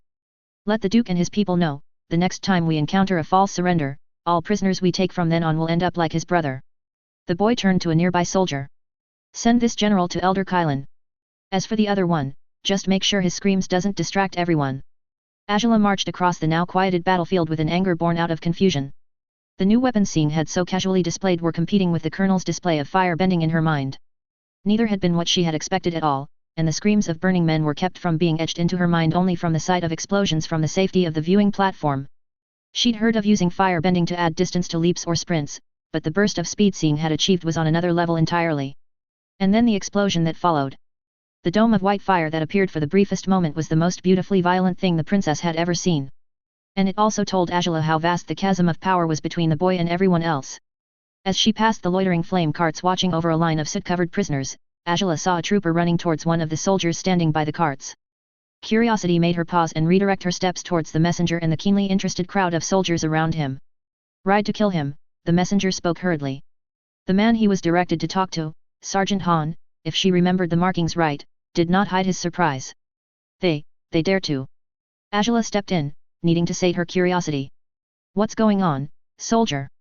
The messenger snapped towards her and saluted formally, hiding his surprise rather well. Your Highness. There was an attempt to assassinate the colonel through a false surrender. Her eyes widened. False surrender? These Earth Kingdom weaklings were so pathetic to dare such a thing? They didn't even have the courage to fight to the last or wait for an opportunity to break out of imprisonment. Lieutenant Colonel Motzi and the bodyguards behind her were also similarly aghast at such blatant treachery. Some of the prisoners trotting past glanced at the group, but were thankfully too far to eavesdrop. As such, new orders are to take no earthbender prisoner. Only earthbenders? Surely Lide wasn't that soft? We should just burn the whole lot of them, one of the Hans said, to the angry nods of the others. You have your orders, Motzi stepped in with a stern voice. The earthbenders are easy enough to distinguish. Separate them from the rest for now. We'll remove them after. Agela felt the man's cold stare sweep across the troops. No mistakes, understood. Another Han sputtered, but what if their uniform is too damaged? Err on the side of caution, Motzi said without hesitation. Put them in with the earthbenders. They resumed walking, this time with a clearly concerned Motzi leading the way. Agela's face was stuck in a frown as she tried to find the rationale in Sing's soft-handed order. In the end, she gave up and asked the lieutenant. I don't get it. Why isn't the regiment purging all prisoners? Motzi didn't slow as he turned his head over his shoulder to address her. If I were to guess, Your Highness, Colonel Sing is probably going to use the obvious show of mercy for later. If you were to guess. Agela repeated with a raised eyebrow. The man sighed. This is the first time we've ever had to deal with something like this, Your Highness. So, what? Sing is just going to keep these non-bender prisoners and let them know how lucky they are that he's a nice guy. Motzi shook his head as he sidestepped a small pile of burnt men. Agela had quickly learned to not acknowledge her environment, and was rather thankful for this topic to distract herself with for the time being. She focused her full attention to the lieutenant colonel's back and words, using that to tune out the stench. No, Your Highness. Since practically all Earth Kingdom officers are earthbenders, there's no prisoners worth keeping. The princess had to consciously keep her feet from tripping over each other at the words. But you have hundreds of non-bending prisoners headed towards our camp. They'll be released shortly after we've cleared the battlefield, Your Highness. Colonel Sing finds it far more effective to release enlisted soldiers, whether they be benders or otherwise. It taxes our resources far less, and we've found that the experience they bring back with them often spreads morale damage to the enemy. So, he's building a reputation for his regiment. That made some sense. But wouldn't the Earth Kingdom learn of the regiment's tactics? Despite the worry etched on his face, Motzi still managed a faint smirk. The rank and file, and even the junior officers rarely care to notice how they were defeated in the wider scale, Your Highness. They might tell of our new weapons, but we've found that knowledge itself is largely useless for the Earth Kingdom, as it often does not include how we actually use them, or what their weaknesses are. A group of soldiers were running towards them, and Agela recognized Captain Kai at the lead, waving an arm at them. Also, Your Highness, Motzi continued, they also bring back the knowledge that they were released. That fact is rather, surprisingly effective at getting the common soldiers to break when we encounter them in the future. If managed properly, we could lessen the burden of fighting just by encouraging the Earth Kingdom rank and file to drop their weapons or abandon the field. Agela digested that last point in silence. Sing's lessons back then only dealt with maneuvers, commander decisions, and how various tactics were put to use. This was the first she'd heard of using freed prisoners as a tool.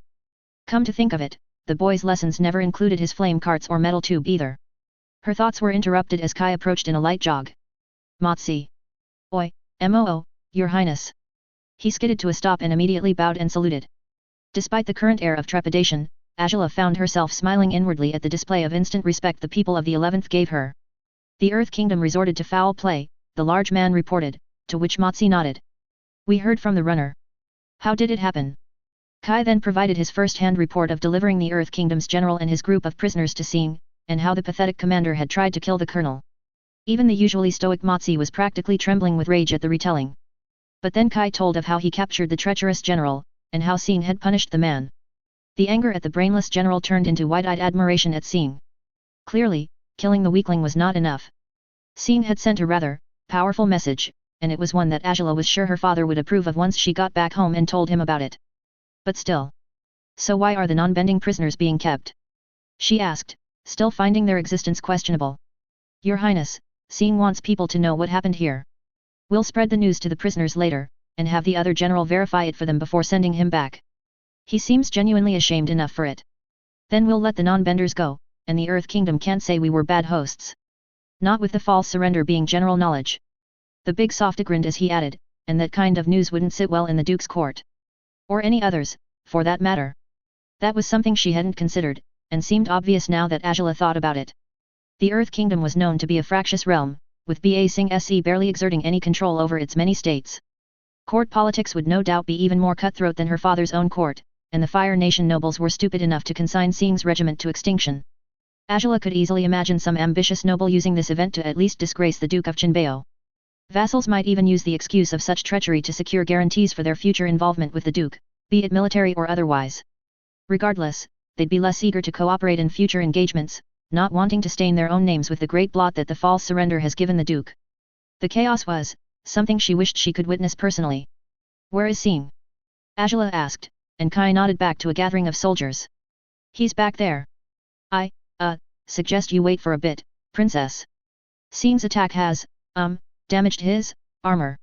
Damaged armor. Unamused, Agela ignored the captain's sputtered protests and started walking again, only for Motsi to cut in with a polite cough. What the captain meant, Your Highness, was that the colonel's form of attack had rendered him rather vulnerable. He was removing his armor earlier to ensure that his flames didn't destroy them. Then why the damaged armor excuse? The princess rolled her eyes and kept moving. So Sing has fire bending that is so powerful it could break his armor. Why did that? Oh. His clothes. Agela slowed a little as the realization dawned on her, but seeing he was just beyond the group of soldiers, and not wanting to appear indecisive, she drew in a breath and powered on. She already took the trouble to walk all the way here, she would not waste her time doubling back now. She was definitely not being curious. Not at all. The troops who noticed her quickly signaled their comrades with light backhands, and they parted for Agela in short order. At the center, the backs of Captains Ren and Weikang were nodding along to something. They paused to notice the crowd around them, and after a quick glance over their shoulders to see Agela, the captains promptly fully turned to face her and give her a sharp salute. I was told Sing is here. She immediately asked, noting how the captains were exchanging glances. Ren gave a grin to a confused Weikang and then nodded. Yes, Your Highness. He's right here. With that, the woman took a step aside, revealing a rather exposed Sing who was caught in the middle of reaching out to Ren. Agela blinked several times as she saw practically all of the colonel. The cloak around him covered barely enough, and even then she could make out obscured movements within the shadows. Sing was quite well built, she noted. There were some faded scars on his lean frame, including one that ran diagonally right to left across his belly. For some reason, having the lower half of the scar and most of the boy's hips blocked by the cloak annoyed Agela's senses. The princess clacked her jaws shut, realizing that her thoughts had been seriously derailed. Sing gave a soft cough before he bowed, letting the cloak cover more of him. Princess Agela. Why was she annoyed at the cloak? Right. Sing. Quickly refocusing her thoughts, Agela reined her composure behind the mask of royal aloofness. I came to congratulate you on your impressive victory. Especially in dealing with the Earth Kingdom's treachery. She tried to keep her eyes locked onto his still bowing form, a small part of her wishing Sing would stand straight again. Thank you, Princess. I'll see you back in camp. I expect a full report about what transpired here. As you command, Your Highness. Awkwardness descended right after that, and Agela turned away before the silence could drag on. It was the wrong thing to do, as she was treated to the view from the Earth Kingdom's perspective. Agela froze as she was finally forced to register the amount of bodies littering the charred field. She saw a line of soldiers from 11th methodically moving up, prodding the corpses they came across with their spears. Occasionally, one would bend down to study something, and call out for other soldiers to come in and drag out a barely living Earth Kingdom warrior. The one Agela saw being carried away had half his face melted and a leg dangling uselessly like there was no bone in it. There was a pile of burnt things just a stone's throw from where she stood, with enough details on them for the princess to make out where melted armor and burnt cross ended and where charred flesh began. Her keen mind unfortunately made out the details of a face amongst that pile, the lower jaw dangling loosely in an overly wide scream, the eyes and nose melted in, his helmet cracked and broken. Agela found herself breathing heavily, her body feeling both light and sluggish at the same time as her senses took in all of the carnage before her. Unburnt corpses with gaping wounds where their faces were severed and almost limbs, a burnt husk leaning against the spear skewering it. Before she knew it, Agela turned away and bent over. Her eyes watering and her throat burnt as she coughed, gagged, and finally emptied the contents of her stomach. She felt a hand patting her on the back, and another gently holding back her hair. Garbled noises were drowned out by her own retching. Another pair of strong hands kept her from dropping to her knees into the puddle she created. Even as she gave in to the carnage, the conscious part of her felt burning shame at having lost her composure. And before seeing and so many soldiers too. She had degraded herself, shown weakness. Her image was ruined. She'd have to be wary of veiled mockery. Are you all right? The voice drew Agela's attention, and she looked up to see Sing standing before her, his bare legs stained with specks of her vomit. Agela blinked, and her eyes darted around to see the other soldiers regarding her with slight frowns of concern. Genuine concern. Motsi, water. Someone was guiding her away from the crowd, and a flask of water was produced before her. Agela gingerly took the offered flask and took a mouthful of cool water to clear her mouth. A cloth was offered next, and she gladly took it, wetting it and using it to clean some of the mess from her face. I apologize for not considering the circumstances, Sing's voice came from beside her, and Agela turned to see the boy looking at her with a slight frown. I should have met you back in camp instead of having you come out here. It is a passing weakness, she replied sharply. He only nodded slowly. I understand. We all do, Your Highness. It is not an uncommon result when witnessing the aftermath of a battle for the first time. The princess was about to reply again when Ren's voice spoke up from behind her. Yeah, don't worry about it, princess. I remember puking my guts out after my first fight. Almost ruined Captain Shinu's boots when I was reporting to him. Ren finished with a soft chuckle, which was joined by several other soldiers. I held up until dinner, someone else, Kai, she thought, added. Was fine until I thought the stew looked bad. Puked all over my squad's meals. I remember that, you bastard. It was our first warm meal for days too. More laughter, and more of them openly spoke about their own humiliations after battle. Took me 6 fights to stop retching. You're lucky. I was still puking over my kills until Mi Sha Fang. It felt surreal to Agela. They were trying to make her feel better? Show that she was no different from any of them? But there were no veiled insults, no mockery of her being no better than them.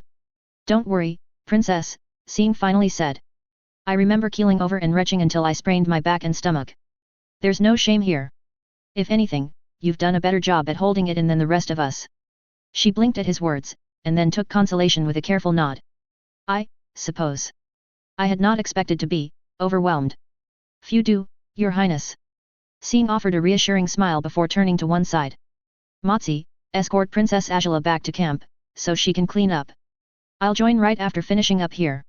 Agela followed after the man in thoughtful silence, though it was interrupted when she heard the roar of fire in the distance as the rounded-up earthbenders were executed. She ignored the screams of the dying much more easily then, if anything there was a sense of satisfaction seeing the punishment of vile treachery be enacted. One of her bodyguards didn't seem to think so, however, quickly running aside to heave loudly. Agela simply paused and waited for the man to be done, giving him an arched brow. Feeling better? At his hurried nods, she sighed and resumed following after Motsi. Come, I've had my fill of battlefields for today.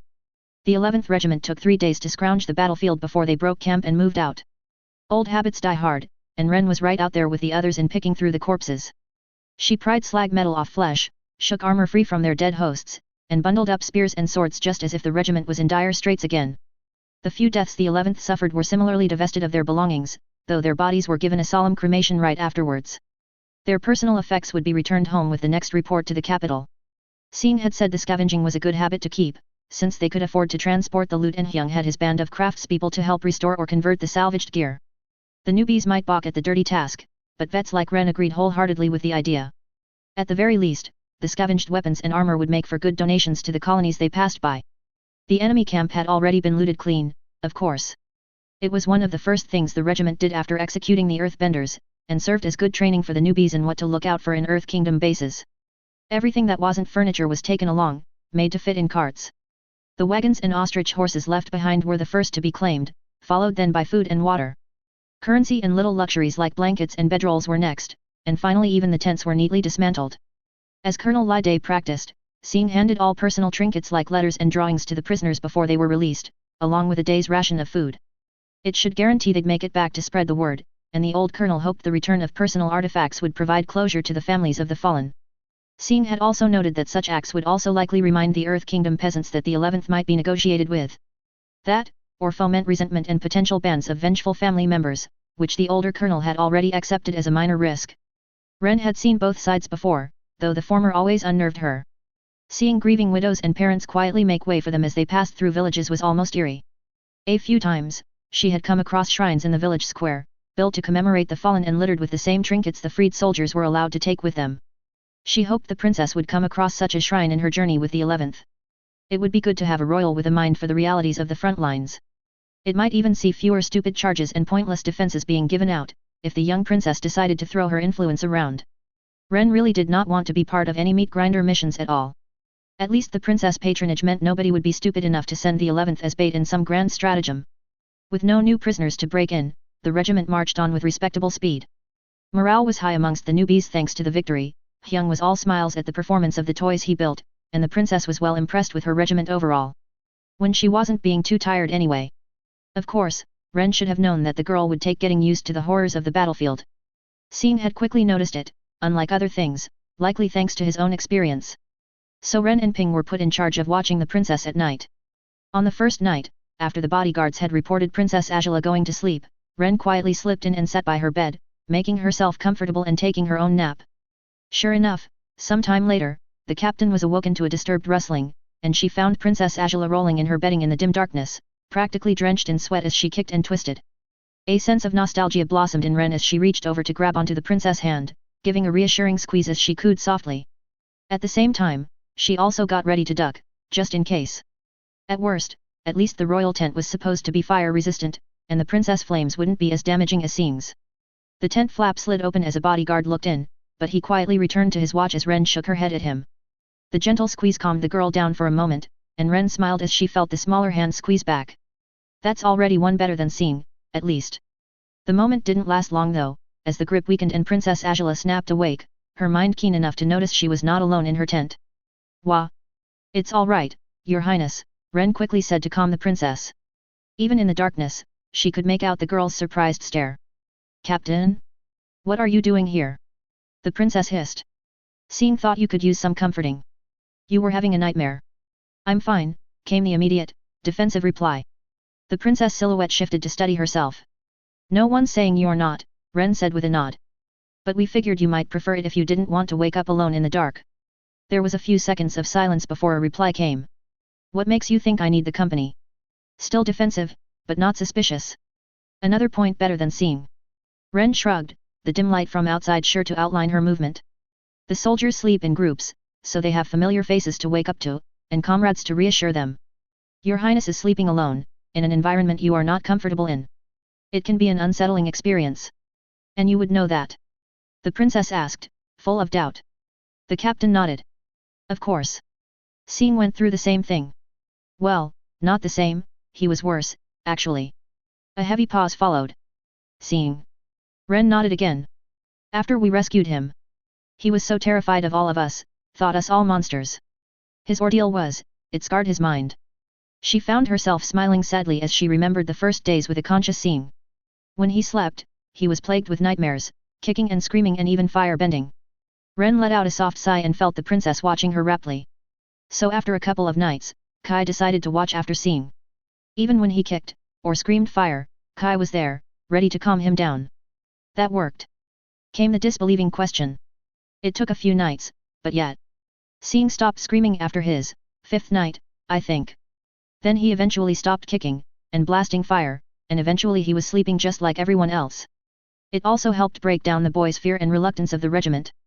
Was this also a reason why Sing sent her and Ping to this task? Ren felt a smirk tug at her lips. Me and a former colleague rotated with Kai, to ensure we all had enough rest looking after him. I see.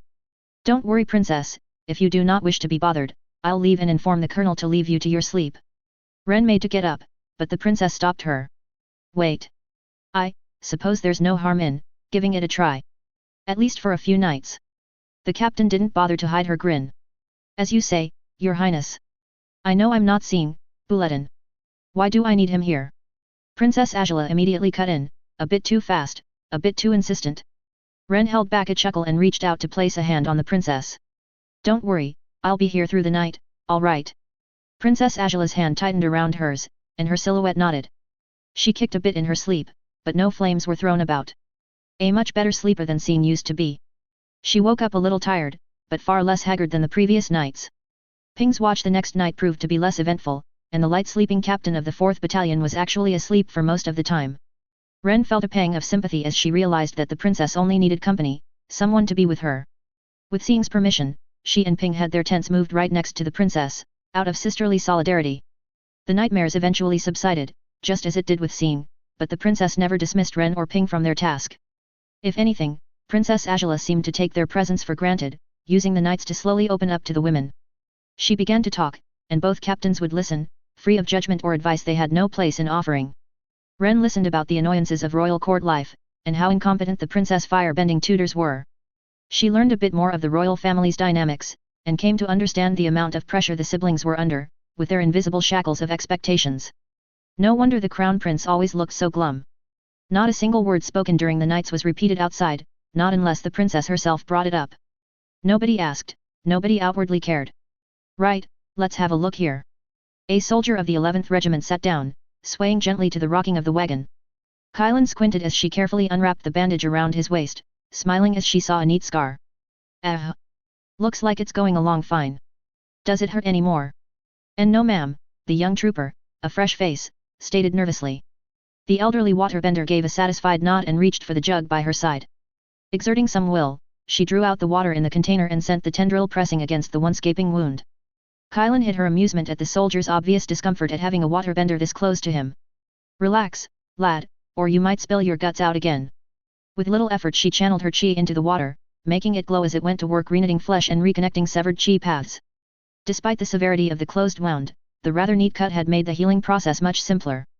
Plus it was only a sword wound, there wasn't any need to dig around for dirt and pebbles like the other wounded. It took a few seconds, and when the water was returned back into the jug, the scar was barely visible. How's it feel now? The soldier snapped out of his odd gaping and nodded, slowly turning left and right. Much better. Thank you, ma'am. He jumped off the wagon after giving a deep bow, and Kylan was once more glad that the good habits of the 11th stuck around. On the other end, Yuki was still restoring the shoulder of another soldier. It had taken Yuki, Kylan, and 2 other healers to reknit the nearly severed limb back, bone and all. Much of the time was spent cleaning the wound of dirt and debris left by an earth-bended spike. With most of the heavy lifting done, Yuki could take her time in bringing the arm back to full function.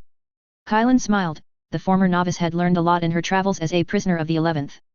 A far better fate than languishing in chains in the Fire Nation outpost, for sure. Her mother was in another wagon, meant for general prisoners. Yuka was far less skittish now than when Kylan had first met her, having grown accustomed to the men of the 11th, both soldiers and prisoners, and trusting her captors with her safety almost as fully as everyone else did. The relationship between prisoners and soldiers of the 11th was an unorthodox arrangement. The old gentleman Lide had been courteous to a fault, and Kylan still felt it a great loss that they had to meet as enemies. That the humble warrior had succumbed to time was the biggest shame. She was sure Lide had a decade or 2 more to him. At least his successor, his grandson, was picking up where he left off. Sing was a good kid, good enough that if not for the damned war, Kylan would regret not having any granddaughters to introduce him to. He might be haunted or outright cursed by the spirits, and supposedly been the mastermind behind many prisoners' capture, but the boy had been nothing but friendly to them, going out of his way to see to their needs. He smuggled in food and other necessities when sponge-brained Shiluo rescinded all decency for the prisoners, and Kylan was fairly certain that he'd been the one to deliver Yuka's and Yuki's revenge. Fire Nation barracks don't just burst into flame all at once. And much as Yama denies it, Kylan herself would willingly admit that she found herself rather fond of the boy, if not the 11th Regiment as a whole. Coming to terms that her home might not exist anymore had made her attachment easier. With nowhere to go, the fire-bending soldiers around Kylan were ironically the closest thing to home for her now, and probably for the others as well. They wouldn't have stuck around otherwise. Kylan remembered the eve before Shiluo's disaster. With the bulk of the regiment marching out and the camp barely guarded, Sing, barely walking straight from the lashings he'd endured, had brought in one of the camp's cooks into the prisoner's yard. The healer remembered the shock she felt at seeing the boy get down on all fours, pressing his head against the ground. "Honored prisoners, it has been an honor in meeting you. I apologize on my family's behalf for any mistreatment done to you." Even Yama remained silent as Sing slowly raised his head and proffered the keys to the shackles. "Me and the others will leave shortly, to help my brothers and sisters however we can. Li Ming here will free you, I ask that you take her with you and protect her as you leave." "Sing," the girl said, staring at him in surprise. The boy gave her a weak smile. "You'll be safe with them. If you encounter the Earth Kingdom, you can say we forced you to work for us." "What are you going on about, boy?" Yama finally demanded after snapping out of his surprise. Sing didn't answer as he got up on shaky feet, and gave a sad, resigned smile. The kind given by warriors knowingly going to their deaths. Kylan remembered that smile most of all, and eyes that were heavy with emotion. I hope, if you encounter us as you escape," he had said, "that you will spare us the cruelties that we have inflicted on you." Kylan remembered herself and several others gasping as they realized what the boy meant, what he intended to do. They tried to stop him, of course. Yama almost called the guards on them with how loud he was getting. But Sing left, and with him were the remainder of the old 11th personnel, guards, cooks, quartermaster. "Only Col Shiluo's men remain here," he remarked before he left. "You do not have to be considerate for our sake. I suggest waiting for a while." The guards had been given a heavy dinner. The surprise lingered long enough that the prisoners were arguing amongst themselves for a while after Sing left. Li Ming had also snuck out shortly after to seek the people that took her in. In the end, Yama and Kylan took the reins of their respective groups, and they broke out together. The camp was littered with sleeping guards and panicking camp followers. The breakout was unobstructed, though everyone agreed to spend a few minutes to bury Shiluo's over-extravagant tent and flood it with stuff water bent out of the latrines. They sought the cover of the forest first, waiting for dawn before a vote was cast. Waterbenders and earthbenders moved to the front lines and silence learned from their captors. It had been a bloodbath for the 11th Regiment. Kylan saw the brave men and women barely holding the line after the first reckless charge had failed. Scores of Shiluo's fresh reinforcements were dead in massive holes, and scores more were crushed or impaled from earthbender attacks. The veterans of the 11th were organizing a retreat, but from the treetops, Kylan could tell that they were just moments away from being surrounded. She saw Motsi holding onto his stomach with one arm, while the other desperately fended off spears and swords with flames. Kindly Xia fell, impaled by several jagged spikes as she bought time for her soldiers to drag the severely wounded back. Kai was furiously fighting above Ren's fallen form, the captain and his lieutenant separated from the others. Then Sing came, and his white flames burned a path through. Kylan felt hope surge in the wounded veterans, and in that moment her heart was with them. He blazed brightly, the shock of his violent arrival allowing for the camp followers who had followed him to come in and pull out the fallen. Yet it was clear that Sing was not at his best. His flames sputtered, though they still reaped a fearsome reward with each gout. He was soon covered in fresh wounds as he fought towards his isolated friends, his brothers and sisters. Sing fought with the defiance that earned the 11th its reputation, seemingly content to either die for his family, or die with them. Kylan remembered the hotness in her eyes as tears freely streamed down her cheeks. She remembered exchanging a look with Yama, and seeing the outrage in the grizzled general's eyes. A silent nod was all that was exchanged between waterbenders and earthbenders, and they quickly left the safety of the forest to act. To save the hosts they'd grown to respect, the boy they had grown to be fond of. Yama jumped off the tree and landed solidly on both feet, sending a surge of earth that erected a massive wall around the survivors of the 11th. With a push from the other earthbenders, the wall expanded, forcing the confused Earth Kingdom army back. Kylan used the time to guide her fellow waterbenders to draw on the water around all them, squeezing it out of the trees and grass, dragging it out of the ground, draining it from the very air. It was very little water for so much work, but it was more than enough to create an obscuring mist. The opportunity was made, and the former prisoners hurried to help their former captors. Such was their familiarity that the surviving veterans did not question Yama's appearance and orders to follow him. Kylan recalled that she had to treat Sing on the spot, as the boy was both bleeding and freezing to death. Seeing just how many of the 11th had survived, how many more would perish from grievous wounds. It was horrible, she remembered feeling, almost as bad as losing family. "Elder, are you all right?" Yuki's voice snapped Kylan out of her dark reminiscing, and she flicked aside a stray tear. Yes, dear. Just thinking, that's all. Are you done? Yes, Elder. It will be time for lunch soon. The aged healer gave a nod, and then let out a heavy sigh as she glanced to the front of the convoy, where she imagined the princess was riding. The 11th has lost much. Sing has lost much. Hopefully the girl would be a boon to this unconventional family. Less than a week after their first battle, the 11th Regiment came across their first Earth Kingdom village since the princess joined them. It was a small, quiet thing, somehow untouched by the war despite its proximity. Orders were passed up and down the line to remind the troops to behave. They might be in enemy territory, but that did not give anyone reason to be utter shits about it. Kai didn't have to worry so much about his command, since the 1st Battalion was made up entirely of seasoned veterans. He used the opportunity instead to coordinate with the scouts as they began to stalk deeper north. News of General Wenli's heinous behavior was picking up speed it seems, as the whispers were encroaching into Jinbeo's settlements. Already some of the more far-reaching scouts were sending back hints of outposts being quietly abandoned by their Earth Kingdom garrison, and approached villages begging for mercy from their inevitable invaders. Even this village was in a similar state of worry. The regiment's arrival was welcomed by a terrified headwoman and a small group of fidgeting villagers. No surprise that it was made up mostly of women and the elderly, though a few haggard-looking men could be seen as well. Probably deserters, or those who were let go, judging by the distinct fear in their eyes. Kai and his own gaggle of officers and guards had followed alongside Sing, Motsi, and Kashi's team to meet with the villagers. He felt some admiration as a number of the civvies showed obvious signs of fear, but steeled themselves rather than flee. As they drew closer, the captain spied the buildings, and then studied the group again. The chances of an ambush were not high, but not too low either. No doubt Kashi was thinking the same thing, as he and his group of overprotective psychopaths were just a step or two from smothering their colonel. A reasonable precaution, despite how much Kai found it amusing. All it takes is some overreacting village kid with more courage than sense to foul things up. They came to a stop at a weak spear throws away from the villagers, and Sing began with a sharp parade salute. The rustling of more than a dozen armored figures following after him definitely rattled the reception party. Sing wasted no time in putting on his hardened soldier in a boy voice. Good day, I am Colonel Sing of the Fire Nation's 11th Regiment. I am here to secure your cooperation as we use the road that runs through your home. Rest assured that we will not cause any harm or disturbance to your people, so long as none is given to us first. Kai fought to keep back a smirk at the wide eyes of the head woman as they snapped onto Sing, after initially fixing her wary gaze on Motsi. The woman regained her composure with a steadying breath and hushed the rising anxious whispers behind her. We can't stop you, can we? She asked rhetorically. I'll inform the others to get out of your way. She paused, frowning as she seemed conflicted about something. Finally, the head woman settled for sighing audibly. Use I hope you mean what you say, and leave in peace. Sing nodded sharply, his voice steely. If any of my men, or women are found to be, misbehaving, point them out to us. I will personally deal with it. It was rather amusing seeing the old men especially reel back from the confident declaration. The deserters too were busy whispering fearfully to those around them. The regiment began to march through the village, and Kai had his lieutenants keep watch at various points along the line. He himself led a small group of soldiers to reinforce the princess escorts. Is it truly wise to leave them be? Kai heard her asking Sing who had been summoned to join her. The boy was riding just beside her, the still unnamed mongoose lizard keeping pace with the princess' own mount. The reptile will probably go unnamed, until Sing and the regiment as a whole can ever get over their old habits, and the fighting goes well enough that nobody is to resort to making meals out of their mounts. So long as they do not cause us any problems, villages like these are rarely worth the time to purge, Your Highness, Sing replied almost lazily.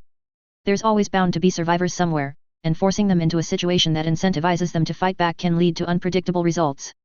And the last thing anyone wants is being part in creating a reverse scene, Kai added silently in his mind. A vengeful, brilliant, fire-bending orphan spared by the spirits had kept the 11th through bloody and unlikely victory to bloody and unlikely victory. A vengeful, brilliant earth-bending orphan? Or spirits be kind, orphans? Kai did not want that on his conscience, or his trail. I see. Came the princess' unconvinced reply, but she seemed happy enough to leave it at that. Contrary to what many might think, Princess, these smaller settlements are rarely the source of resistance. So long as we leave them alone, the news of our victories and the villagers' imagination are often enough to keep their heads down. Having deserters return to spread the tales often helps with that. It was mildly amusing to Kai that Sing took on some of Colonel Liday's tone when he adopted a lecturing voice. Equally amusing was the attention Princess Agela gave him despite the barely passable courtesy he was addressing her. It is often when visible, solid action is taken on them that they rise up. A garrison commander feeling like he has to throw his weight around, or a passing army deciding that they are bored. When they experience the ordeals themselves, the villagers' resentment and hate at something so close and personal to them is often good fuel to spark resource-wasting resistance. The princess was frowning at the words, but clearly thinking it through instead of preparing to dismiss it. No surprise, seeing how smart Princess Agela was.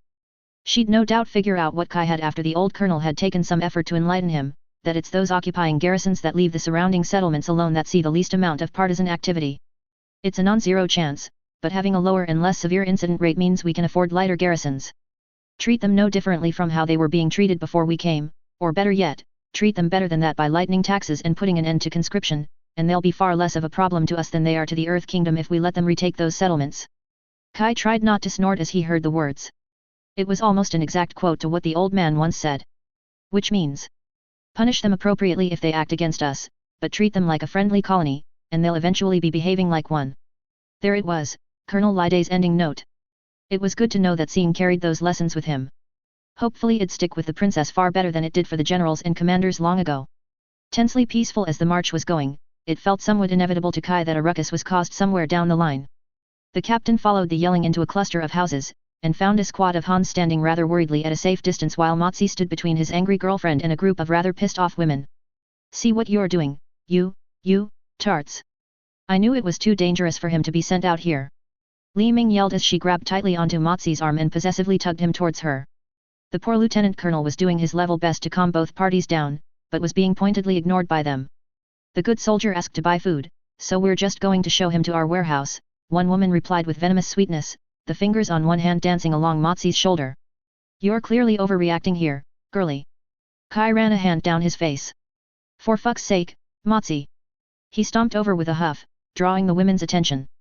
Li Ming took the opportunity to drag her proper boyfriend out of the way. "Right ladies, thank you for your cooperation," the captain decisively said.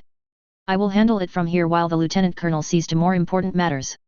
Like figuring out how to stop attracting Earth Kingdom girls simply by breathing."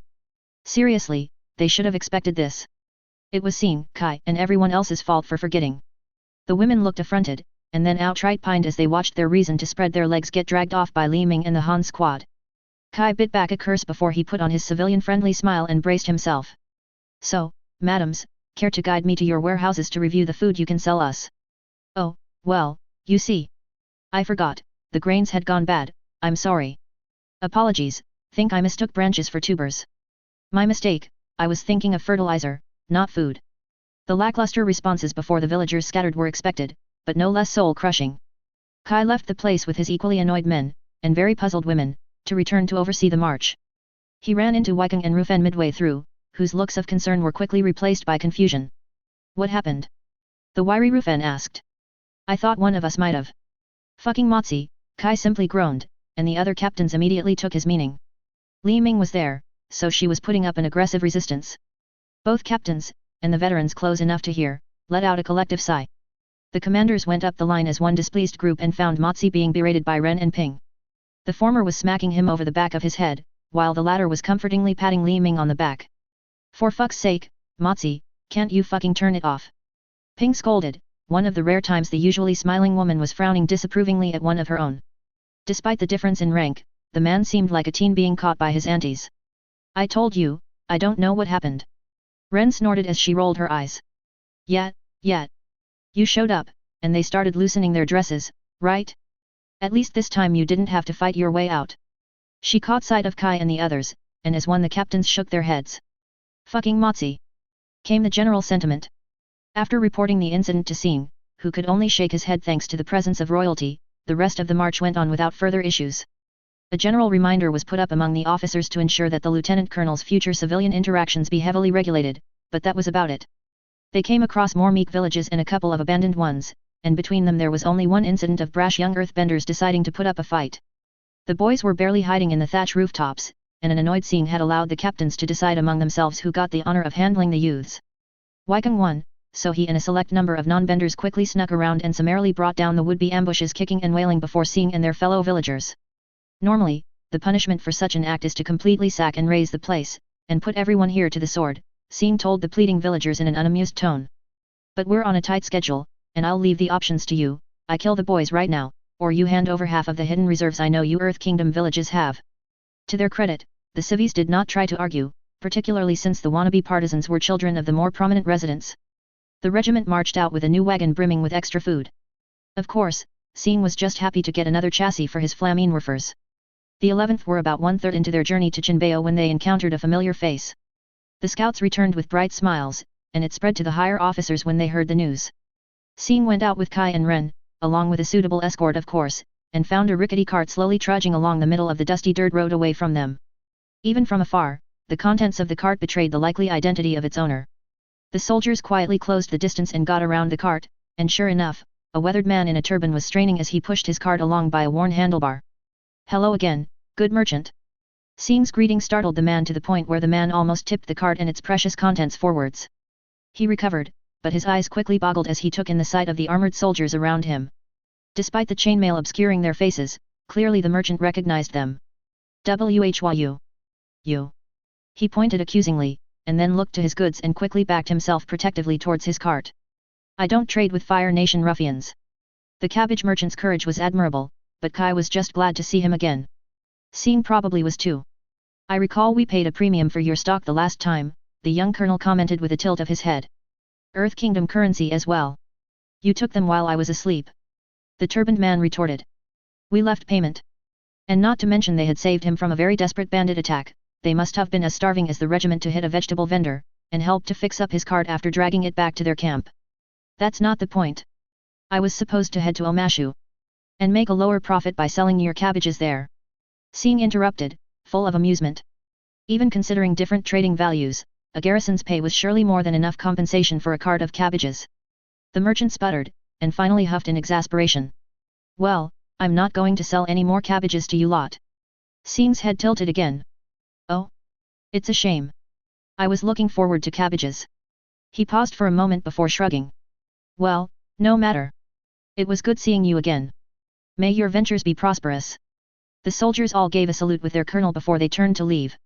It only took a couple of seconds, and wait. Kai and some of his comrades had to stifle their chuckles as the cabbage merchant called out to them. I suppose I can sell you some cabbages." They parted ways peacefully, with each soldier carrying a head of cabbage on the way back, and the merchant walking off with a hefty pouch of currency. Kai was sure he was not the only one wearing a smile underneath his metal veil. It was more than just the cabbages. After they absconded with the cabbages the last time, Kai and Sing had shadowed the merchant, just in case, and had seen the man not complaining as much as he did now at the loss of his cabbages. More importantly, they also witnessed the man purposely giving the wrong directions to one of the Earth Kingdom patrols on the regiment's trail. And only after that did the cabbage merchant notice the pile of yuans left in his cart. The merchant had done good by the regiment back then, likely saved them from a tough encirclement. It was a debt Kai and the others would remember, one of several unexpected good deeds received from the people of a supposedly hostile kingdom. That it didn't involve a girl and Motsi made it all the more impressive. Once they returned to the loitering regiment, Sing ordered that they would be setting camp for the night, never mind that it was only late afternoon. The newbies could use the practice of working under the sun. And besides, the cabbage merchant had refused the offer to travel along with the regiment that was sure to overtake him. Giving him the road for the day was the least they could do. It didn't take long for scouts to report sightings of another army. An army from Jinbeo looked to intercept the regiment, one that was smaller than the 7,000 the 11th had fought earlier. 4,000 strong, all enlisted. Sing muttered in the command wagon, and Ren shared his concern. "Think they could be dressing up their levies?" Kai suggested, earning many doubtful shaking heads. Sungho was clear that they were moving in good order, Motsi countered. Even the least trained Earth Kingdom soldier should have more discipline than conscripted farmers. Ren had to agree, and voiced her own thoughts on the matter. "They have at least 4 cavalry companies. Someone's taking us seriously. Is that force really a threat?" Princess Agela asked, no longer hiding her ignorance behind imperial aloofness. Sing answered with a weary nod. The Earth Kingdom almost always has levy elements in their armies. The cheap manpower was partly what allowed them to keep the war going, from what I've been told. The boy gave the princess a faint smirk. "Makes them slower though, and poor discipline means breaking them might disorganize the rest of their forces, as you have seen yourself, your highness." The princess caught on quickly. "So they are doing away with levies for the sake of better organization." Ren and the other officers nodded like proud tutors, while Sing only gave a pleased smile. "Discipline and morale can make a lot of difference on the battlefield, princess. Not having to see and hear fleeing comrades around you means you'll stay in formation for quite a while longer. Not having to march with a disorganized mob means you can act more decisively." He was using his lecturing tone again. Best nip it before he accidentally got on the princess' nerves. Assuming they're competent, the princess noted before Ren could step in. That drew more nods from the officers. Unfortunately, it seems that this enemy is to some degree, Ren said. Sing sighed in agreement. They used their cavalry to scare off our scouts from getting a better look, so that alone puts the commander leagues above the other commanders we've faced before. And they stopped their cavalry from chasing down the scouts, Ren pointed out. That kind of restraint either meant a paranoid commander, or one that fought the 11th before. The others seemed to share the same thought, frowning as they pondered. Think it'll be a familiar face leading them? Ping asked, and after a few seconds, Sing shrugged. Maybe. Probably. Or it could be someone in the Earth Kingdom. Finally read the battle reports. The 11th did not break camp the following day to try gaining further ground. Instead, the defenses were strengthened and the troops were set to battle readiness. Sure enough, the Earth Kingdom's banners could soon be seen across the plains, and the scouts returned in the late afternoon to bring rather sour news. Rather than taking the fight to the 11th, the enemy earthbenders seemed to be digging in. There's trenches being carved out, and judging from how they're organizing their tents, we'll see walls up by nightfall. They're building a fort. Sing half asked with annoyance. Unfortunately, that was the case, as by dusk a primitive but still imposing set of walls rose to bar the 11th's path into Jinbeo. An earth-bended fort for cavalry to harass from. Ren found herself scowling at the thought of it.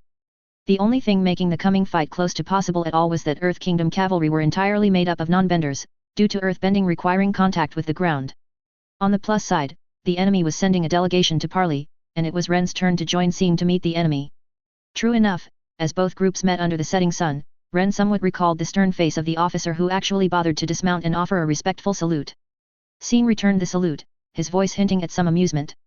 Ah, Somsak, you were a captain, am I right? Congratulations on your promotion.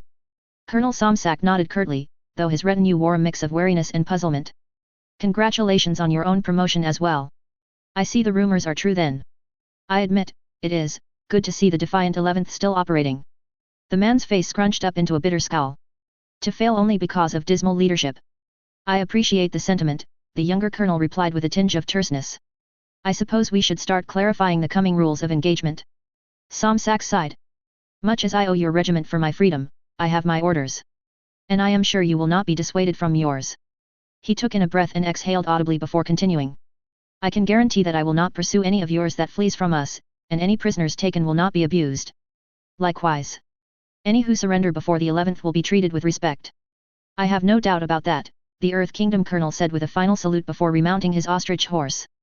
Throughout the entire exchange, his guards and officers did not shed their apprehension or confusion. They were probably expecting threats and heavy-handed negotiations. Their expressions didn't change for the better at Sing's last words. As you were a good guest, I promise that you will not need to fear the 11th slitting the throats of your men tonight. Should we brace for a night attack? Motsi asked as they walked back to camp. Sing shook his head. Doubt he'll be generous enough, he's been with us long enough to know how we handle such things. And his fort would be heavily defended from our own raids, Ren mused, but her little brother let out a soft chuckle. What? He would, wouldn't he? If I remember right, we captured Somsak during a skirmish. And he never saw how we raided. He would have heard from the others, Motsi reasonably countered. Sing's vindictive smirk was annoying enough for Ren to almost want to wipe it off his face. How many prisoners did we take back from a San operation? I thought we agreed you should stay in camp and act more like a colonel, Motsi immediately replied. Kashi broke his silence to agree as well. Motsi's right, your place is to strategize and command, not lead breakthroughs and raids. The boy had the audacity to turn to them with a pleading, almost pouting look. Motsi and Kashi almost relented, but Ren stepped in to smack the colonel lightly over his head. No. You're a colonel, Sing. We need you to act like it so the idiots back in the capital don't see any reason to send in a replacement. Sing finally sighed in defeat. Fine. Fine, then I'll guide the raid from a distance, enough to start this on. The officers exchanged glances amongst themselves before agreeing to the compromise. Kashi, you drag the colonel back to camp if you have to after the opening strike, Motsi instructed. And I'll inform the princess, Ren added with a grin. Just to make sure you have someone waiting for you back in camp. The adults happily ignored their superior officers' grumbles as they reached camp. Preparations was quickly made for the night attack, with Kai's 1st Battalion and Ping's 4th Battalion assigned to guard the camp while the others swapped out their brigandines for lighter grey and blue gambesons. Spears were replaced with war cleavers and axes, while naphtha clay jars were wrapped in wool and hide to stop them from clinking about. Ren felt a little giddy as she hid more chisel daggers in her sleeves and belt. It was the first night raid in what? A year? And it would be a son at that. At least it'd be easier for the newbies since they needn't worry too much about sneaking about. Princess Agela was given a general overview of what would happen, and her guards were told to ensure that she did not leave her tent at night. Ren felt so tempted to prod the princess when she heard that Sing would be taking part as well. The girl probably didn't realize how her ever so slightly widened eyes and sudden stiffness gave her worries away. Ah, to be young and dumb again. The 3 battalions took an early dinner and a last-minute briefing by Sing and then the captains. The young colonel projected false confidence well enough, Ren thought. The priority is to close in on the enemy strongpoint without being noticed. This should be easy enough considering your training. The closer we get, the greater our advantage. If we're found out too early, the idiot or idiots that screwed things up for everyone else will lead the charge. Sing's smirk told everyone that he was only half joking. If they somehow survive, they'll be put on prisoner hospitality duty for a month, and they'll have to tend to General Yama's needs. Groans and chuckles broke out at that, but Ren wasn't part of it. The old badger mole knew how to act like a spoiled child when he saw the opportunity to, and having to wait on him hand and foot can be an ordeal in itself. They waited for night to come and the moon to rise higher in the sky before shuffling out of the camp. The scouts of the 11th served as the vanguard, keeping the advance clear of potential Earth Kingdom scouts. The battalions fanned out in a loose formation, keeping low as they quietly ran across the plains. Sing was at the back of the formation, with Kashi and his team stoically lugging the soot-covered hobbits and along with them and somehow keeping up. The first Earth Kingdom spotters were encountered and swiftly taken out, Sungho's men dragging the incapacitated scouts further back to be bound and gagged. Ren had a glimpse of their unconscious forms, and felt some sympathy at the fresh-faced prisoners. They were too young and too outclassed by the wily survivalists of the 11th, to the point that none of them had been outright killed to maintain silence. Ren kept running in a half-crouch, quietly pleased with her men and women who no longer huffed and whined as their legs and backs were put in an awkward pose. The whole formation froze as one when a distinct cricket chirp sounded. Thankfully, nobody was stupid enough to drop to the ground and rattle their gear. It took a while, but Ren eventually spied the shadowy forms of another Earth Kingdom patrol on the left flank, 6 brave men who believed in their night vision enough to not use torches. The shadows around them swallowed all 6 of them up, and the captain heard only the softest of grunts as the 11th scouts once more proved their skill. They ran and froze their way across the plains, and the pinprick lights of the fort drew closer, and eventually grew into larger bulbs of radiance. Ren risked standing a little taller to draw her battalion's attention, and then led them off to one side. Wykeham took the other side, while Rufen's soldiers settled in front with Sing. As they got into position, more crickets chirped in the peculiar rhythm, signaling more sentries being silenced. These ones would only be dragged aside instead of taken back. The night watch on the fort obliviously patrolled their walls, the fort's lightning and their own torches hindering their vision into the gloom beyond. Nostalgia crept into Ren as she knelt on one knee and apprehensively raised a hand and kept her eyes on the guards above. After waiting for 4 passes, she tapped on her fingers, and a cricket song sent her status back to Sing. The cacophony of insect chirping actually caused the guards on the wall to pause in confusion, for what it was worth. A shame that they realized too late that something was up, because shortly after that there was a flare of white fire to her side, followed closely by a deafening explosion as Sing fired a metal ball into the fort. Confused shouting followed soon after a hole was punched through the earthen walls. Even as the clamor within the base rose, Sing sent off a second shot that further expanded on the initial breach. Judging from the sounds, the third round caused that section of wall to fully crumble down. Ren's heart began quickening as she waited. The guards on the walls were all drawn to the front, shouting at their fellows below. No doubt they only saw Sing and his bodyguards legging it back to camp, as a trail of Earth Kingdom soldiers streamed out to chase after them. No less than a score of them made it past the protective glow of their fort's lanterns and braziers before Rufen and his battalion. From where she knelt, it looked as if darkness rose up and swallowed the Earth Kingdom men and their torches before surging into the light to devour those men still streaming out. The fort's residents' cries of alarm quickly became tinged with panic. Now, a scout whispered loudly from behind her, and Ren took the man's word as an order. Ren lowered her hand and stood up, ignoring the aches in her back and legs as she immediately got into a fire-bending stance. The other fire-benders under her command did as well, while the non-benders got on their bellies and crawled closer to the walls. As one, the fire-benders slowly gathered their inner flames, free from any unwanted attention. Well, most unwanted attention. A few cries of alarm told Ren that they'd been spotted, but the scouts attached to her battalion were quickly on the case, silencing the alarmed sentries with precise arrow shots. "Don't stop," Ren hissed behind her, in case that scene had caused her fire-benders to falter. "Ready the flames." Ren channeled and intensified the chi circulating in her for several seconds before finally unleashed it onto a point on the wall. The others followed after her, letting out a concentrated volley of fire into the same point. Such was the torrent of fire that as the barrage blasted a hole into rock and dirt, that section of wall was impossible to look at directly. Another blast could be heard echoing from the other end of the fort, signaling Weikung's battalion achieving the same result. Ren didn't wait for the smoke to clear before calling for a charge.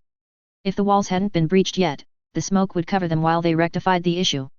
If the walls had been breached, then the smoke would come in handy masking their assault. Thankfully, the concentrated fire was more than enough to blow a hole large enough to accommodate 4 soldiers. Ren was the first to leap past the breach, and unluckily for her she found herself in the soldiers' sleeping tents. The food and water would be on the other side then. Ah, fuck it. 2nd Battalion. Burn everything. Ren began to hurl fire into the tents, not caring if they were occupied or not. It'd be the soldiers' own damned fault if they let themselves burn to death from a simple flame. Behind her, her firebenders did the same, spreading fire throughout the flammable wood and cloth surfaces of the fort's interior. At the same time, the non-benders with their axes and cleavers rushed between the fires to engage the stunned enemy. To their credit, most of the Earth Kingdom troops were still in armor. Unfortunately for them, they did not sleep with their weapons.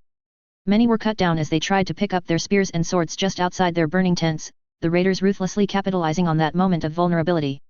Those with weapons found themselves quickly overwhelmed, as war cleavers hacked spear shafts apart for others to stab and chop down its wielder. Once they secured a beachhead, Ren took a second to feel for a breeze before she quickly reached for the clay jar behind her. Naphtha! She bellowed, hurling the thing as far into the camp as she could before blasting at it with a quick flick of her wrists. The clay jar exploded and its rancid contents scattered and ignited. More jars filled the air, and the firebenders took the time to shoot each down.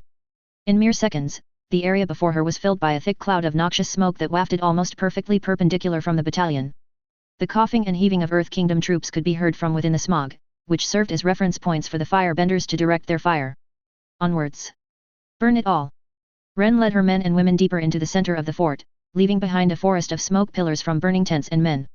Fire was spilling all over the place. It almost looked like dawn was rising if one squinted hard enough.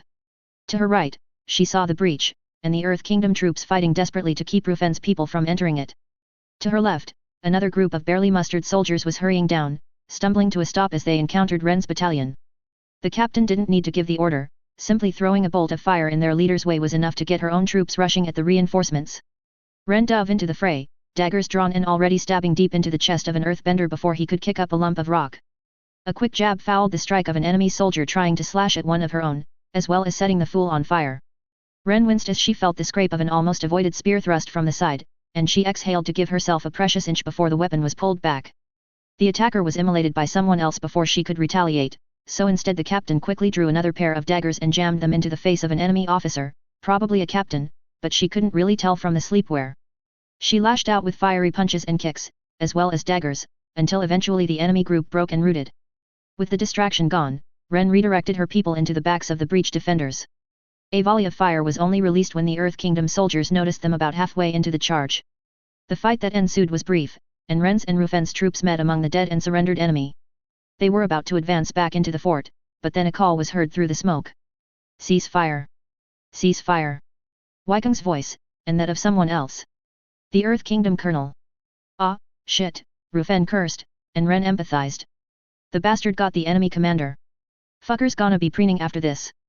She muttered, earning her colleague's annoyed nod. The night attack ended as both sides ceased hostilities.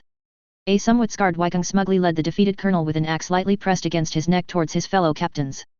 Colonel Somsak's ash and soot-covered face looked more resigned than anything. His similarly messy retinue was far more devastated at their loss. I surrender, the colonel simply said, and the night raid was a runaway success. Despite the dead of night, the noise outside was thick with activity as the soldiers of the 11th Regiment remained alert. It made it all the more annoying for Agela as she was stuck in her tent as a precaution, and was kept from observing events unfold. Neither Sing nor her bodyguards had budged on that. She'd only heard the muted echoes of explosions at first, and despite her annoyance at being kept in her tent initially, the princess also acknowledged that she felt some apprehension. She wanted to brush it off as a concern for the regiment's reputation, but each blast that filtered into her tent brought with it an afterimage of an infuriating boy with white flames. It didn't help that Agela immediately shot up from her bed when she heard mutterings of the colonel returning, before her mind could actually properly process the muted whispers. Why was she so worried about Sing? The rational part of the girl knew that he would most likely be fine, that the boy did not seem the type to take overly reckless risks. But a niggling, confusing, and, worst of all, growing part of her worried away at the possible non-zero chance of a freak occurrence that might leave Sing as brutalized as the corpses she saw days ago. That the boy might come back maimed or worse. So when Sing stepped into her tent, Agela felt the foreign sensation of relief to see him whole and unharmed. The princess fought back the urge to run up to him for some reason, and to grab him by the shoulders to make sure he was truly all right. It rankled her that she couldn't properly rein in her emotions. It was even more annoying to have to admit to herself that she was feeling something towards Sing beyond admiration. The attack went off about as well as we could expect, the colonel reported with a satisfied smirk that Agela was becoming familiar with. It took her a couple of seconds to untangle the words in her head and formulate a response, but thankfully Sing didn't react to the lapse. Ah. I take it from your pleased expression that you're expecting nothing but good results. I do not want to jinx it, but we began with a decent advantage, Your Highness. It shouldn't take long before we receive the results. Agela feigned an unimpressed snort. She hoped it was convincing enough. Well, it is a shame I can't observe the attack directly. I am sure sharing the details of your San tactic would bring some prestige to yourself and your regiment. Sing bowed a little, half as an apology and half to receive the compliment. Unfortunately, such a tactic would only work with a sufficiently trained and experienced force, princess. And the cost of failure is as high as its rewards. True, she admitted. But that would only further reinforce the 11th's reputation. Warming to the subject, Agela gave Sing a coy smile. And don't pretend that you don't care for such things, Sing. Prestige can serve as a shield against more, unlikable tasks in the future. And gaining recognition would allow you an say in determining where the regiment is sent. You are right of course, princess, the boy replied with a slightly lower bow. Agela accepted her little win with a smug smile. Silence followed shortly after, and Sing awkwardly filled it before it grew unwieldy. Seeing how there's no news of a retreat yet, it should be safe for you to exit your tent soon, Your Highness. Well, isn't that a relief? Agela bit back the rest of her sentence, and sat back down on her bed as she regarded Sing. A new question formed in her head, one that was heavy and so reluctant to be voiced. It took some effort, but she eventually managed to raise it, almost gasping the words out. Would you wait with me? She almost winced at how soft her voice sounded. It was unacceptably weak. But what's done was done, and nervous trepidation slowly grew in her gut. Sing was caught by surprise, judging from how he reeled a bit, and how his eyes went wide. He quickly recovered, glancing over his shoulders to the tent's entrance, and then staring off into space for a second. Finally, he gave a shrug and a nod. Motzi has the place running smoothly. I suppose if that's what you wish, Your Highness, I will accompany you in your wait. Agela preemptively crushed the urge to jump with joy at his answer. Good. Please, make yourself comfortable while we await the results of your bold plan. She ignored the boy rolling his eyes, preferring instead to watch him draw up a stool to occupy. He sat almost ramrod straight, his eyes darting about every other second as if to scour the tent for any secrets. Inevitably, Agela found herself taking in more details about the colonel. The night raid outfit looked rather dashing on high. No. Not now. I hope Ren and Ping make for good counsel, princess. Sing inquired, cutting through the brewing silence.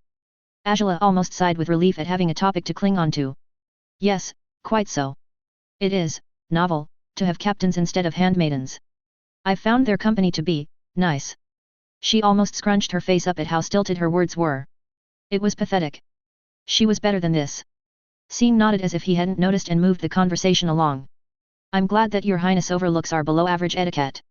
The princess snorted at that. Please, you are all soldiers, not courtiers. I'm not so delusional as to expect the impossible. Besides, all your officers come from some level of nobility, so their behavior is more acceptable than most. Agela smirked as she directed an arched brow at the colonel. Like you for example. I am grateful for your tolerance, princess, he replied drily without missing a beat and gave a shallow bow. Right that you are, she retorted lightly, playing along. A commotion from outside interrupted the warming atmosphere, and Sing quickly got up into a combat stance. Only when his bodyguard Kioji appeared did the boy relax. Despite the disruption, Agela found the view of Sing's protective stance, especially the view of his back, rather satisfying. They've returned, sir, Kioji reported and carefully ignored the annoyed look the princess sent his way. Unfortunately for her, the priorities of battle ranked much higher than private socializing. It was an outright victory. Sing looked both relieved and surprised. What kind of victory?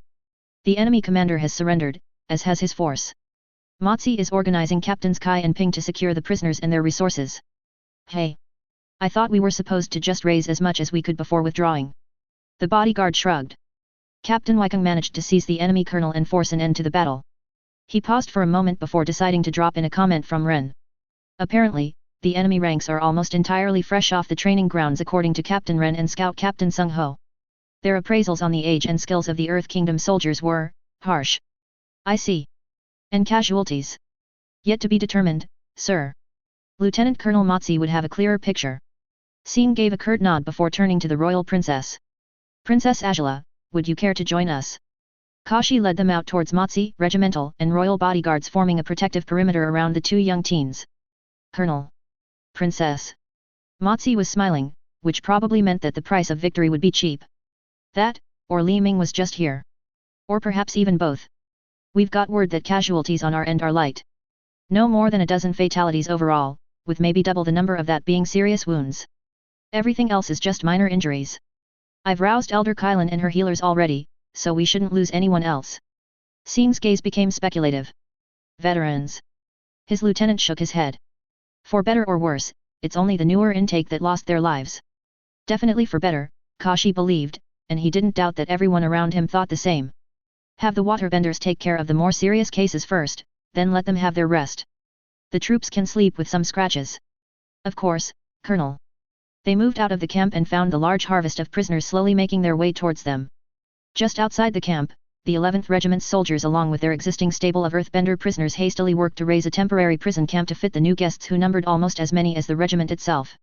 It seems that I overestimated Colonel Somsak, Sing remarked neutrally. Motzi gave a soft cough before he commented. He put up a good fight, according to Wykong. But the men around him weren't reacting to his orders.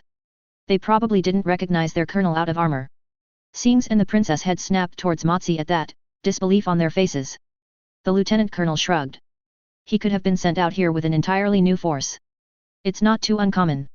I remember back then, we met a few groups that were formed out of units dragged from various training grounds across the Earth Kingdom.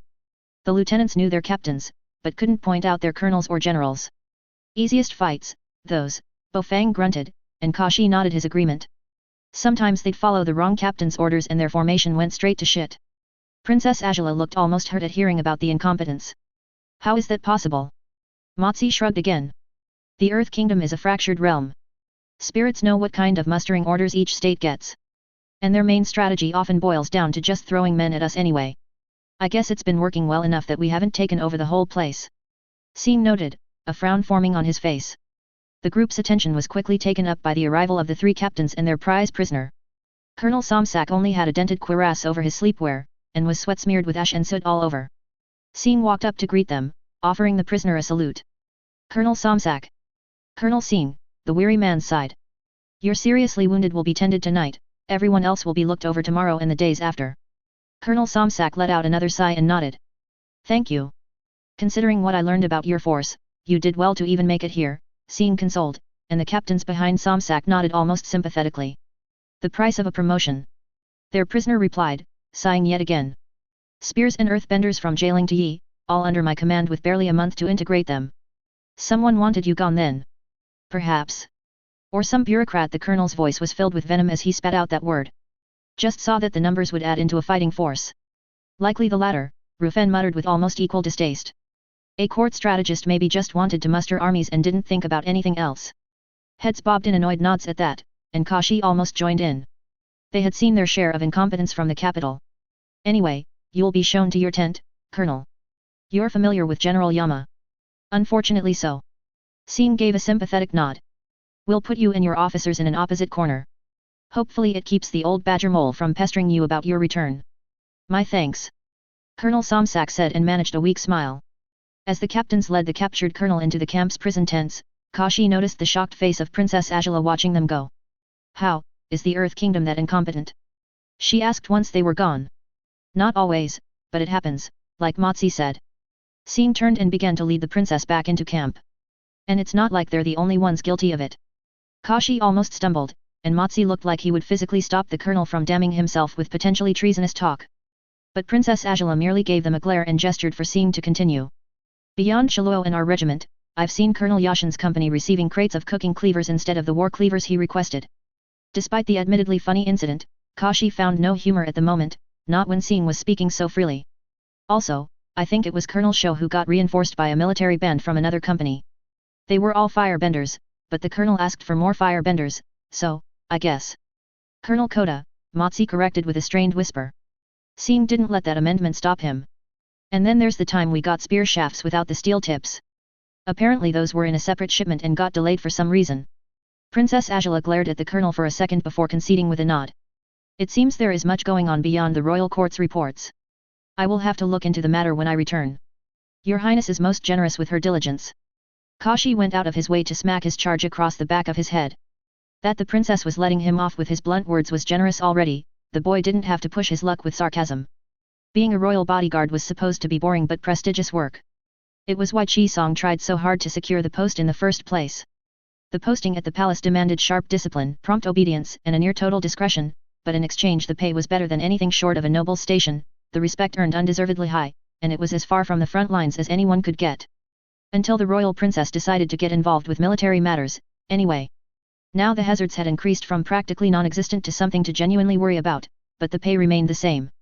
Chi Song was not a coward, but he very much liked to stay alive long enough to meet his wife for the first time.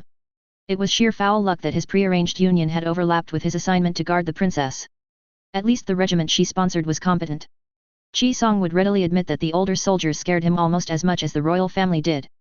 It was something the royal bodyguards and the newer batch of soldiers initially bonded over.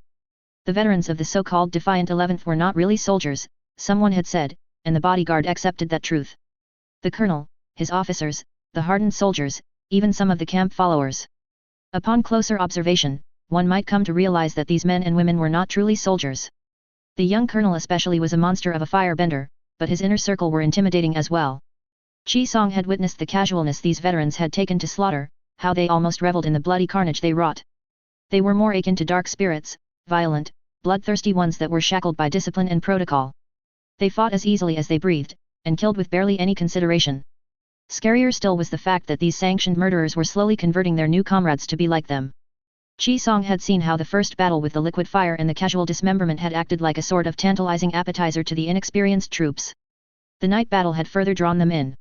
Pretty soon Colonel Sing would have his regiment the way he liked it, and Chi Song might have to find new friends for the sake of his sanity. The only consolation Chi Song took from all this was the knowledge that as scary as these psychopaths were to him, the enemy on the receiving end would undoubtedly be scared shitless. After what was done to the poor fuck who was stupid enough to try a false surrender, he wouldn't be surprised if the boy commander had other creative means of expressing how death was not the worst thing that could happen to you. At the same time, the regiment also seemed as capricious as the corrupted spirits. One moment they were incinerating Earth Kingdom soldiers, and the next they were helping the surrendered ones into specially built camps, offering the same quality of food and bedding that they themselves had. The badly wounded prisoners were treated at the same time as those of the 11th, and at the end of the day, the enlisted men were always let go with a day's ration. The crazies of the 11th were a close-knit group that cared for those they deemed a part of their group, and that included the prisoners, and the princess and her bodyguards too. It took little time for their stiff salutes to fade into casual greetings, and Chi Song and his colleagues were given considerations like specially reserved side dishes or training tips. After several weeks with them, Chi Song would gladly admit that these murderous dark spirits in human shells were far better peers than even the many colleagues back in the castle. He wouldn't word it like that out loud, of course. The princess was already taken into their lifestyle. The last thing Chi Song needed was to insult the people protecting him, and draw the ire of his charge for insulting her new friends. He wanted to meet his wife, preferably in one piece. The 11th Regiment encountered a few minor skirmishes with the Earth Kingdom in the following days, mostly reinforcements sent to bolster the already defeated army of Colonel Somsak. They were quickly resolved, and the princess didn't even need to be kept in camp in the last one. At the same time, Colonel Sing had freed the enemy commander a few days after chasing off a second unfortunate band of earthbenders.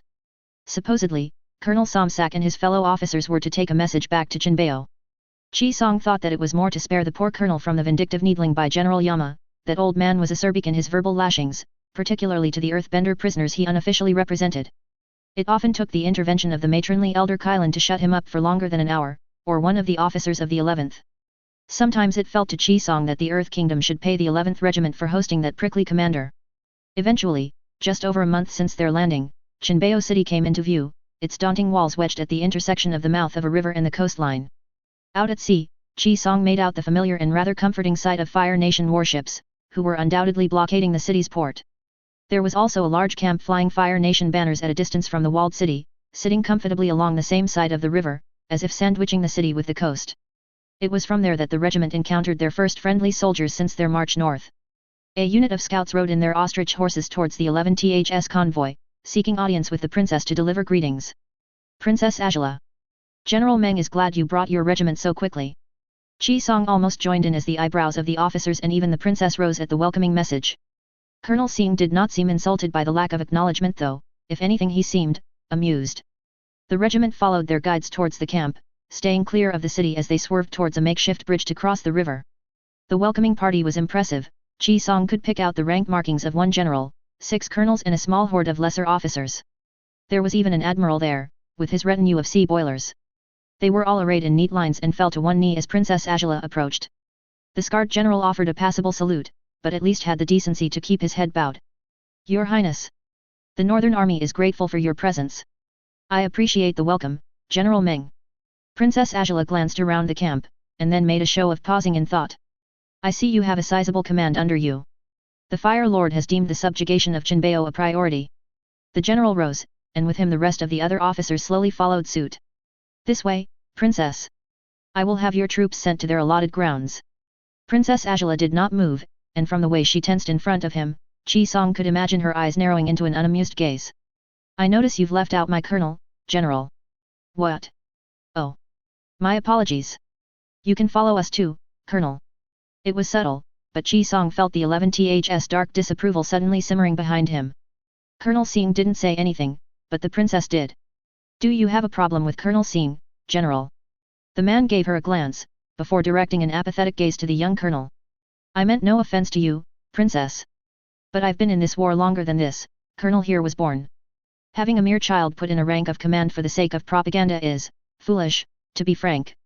There were some uncomfortable shifting from the officers around General Meng, but it spoke more of their nervous agreement to his sentiment.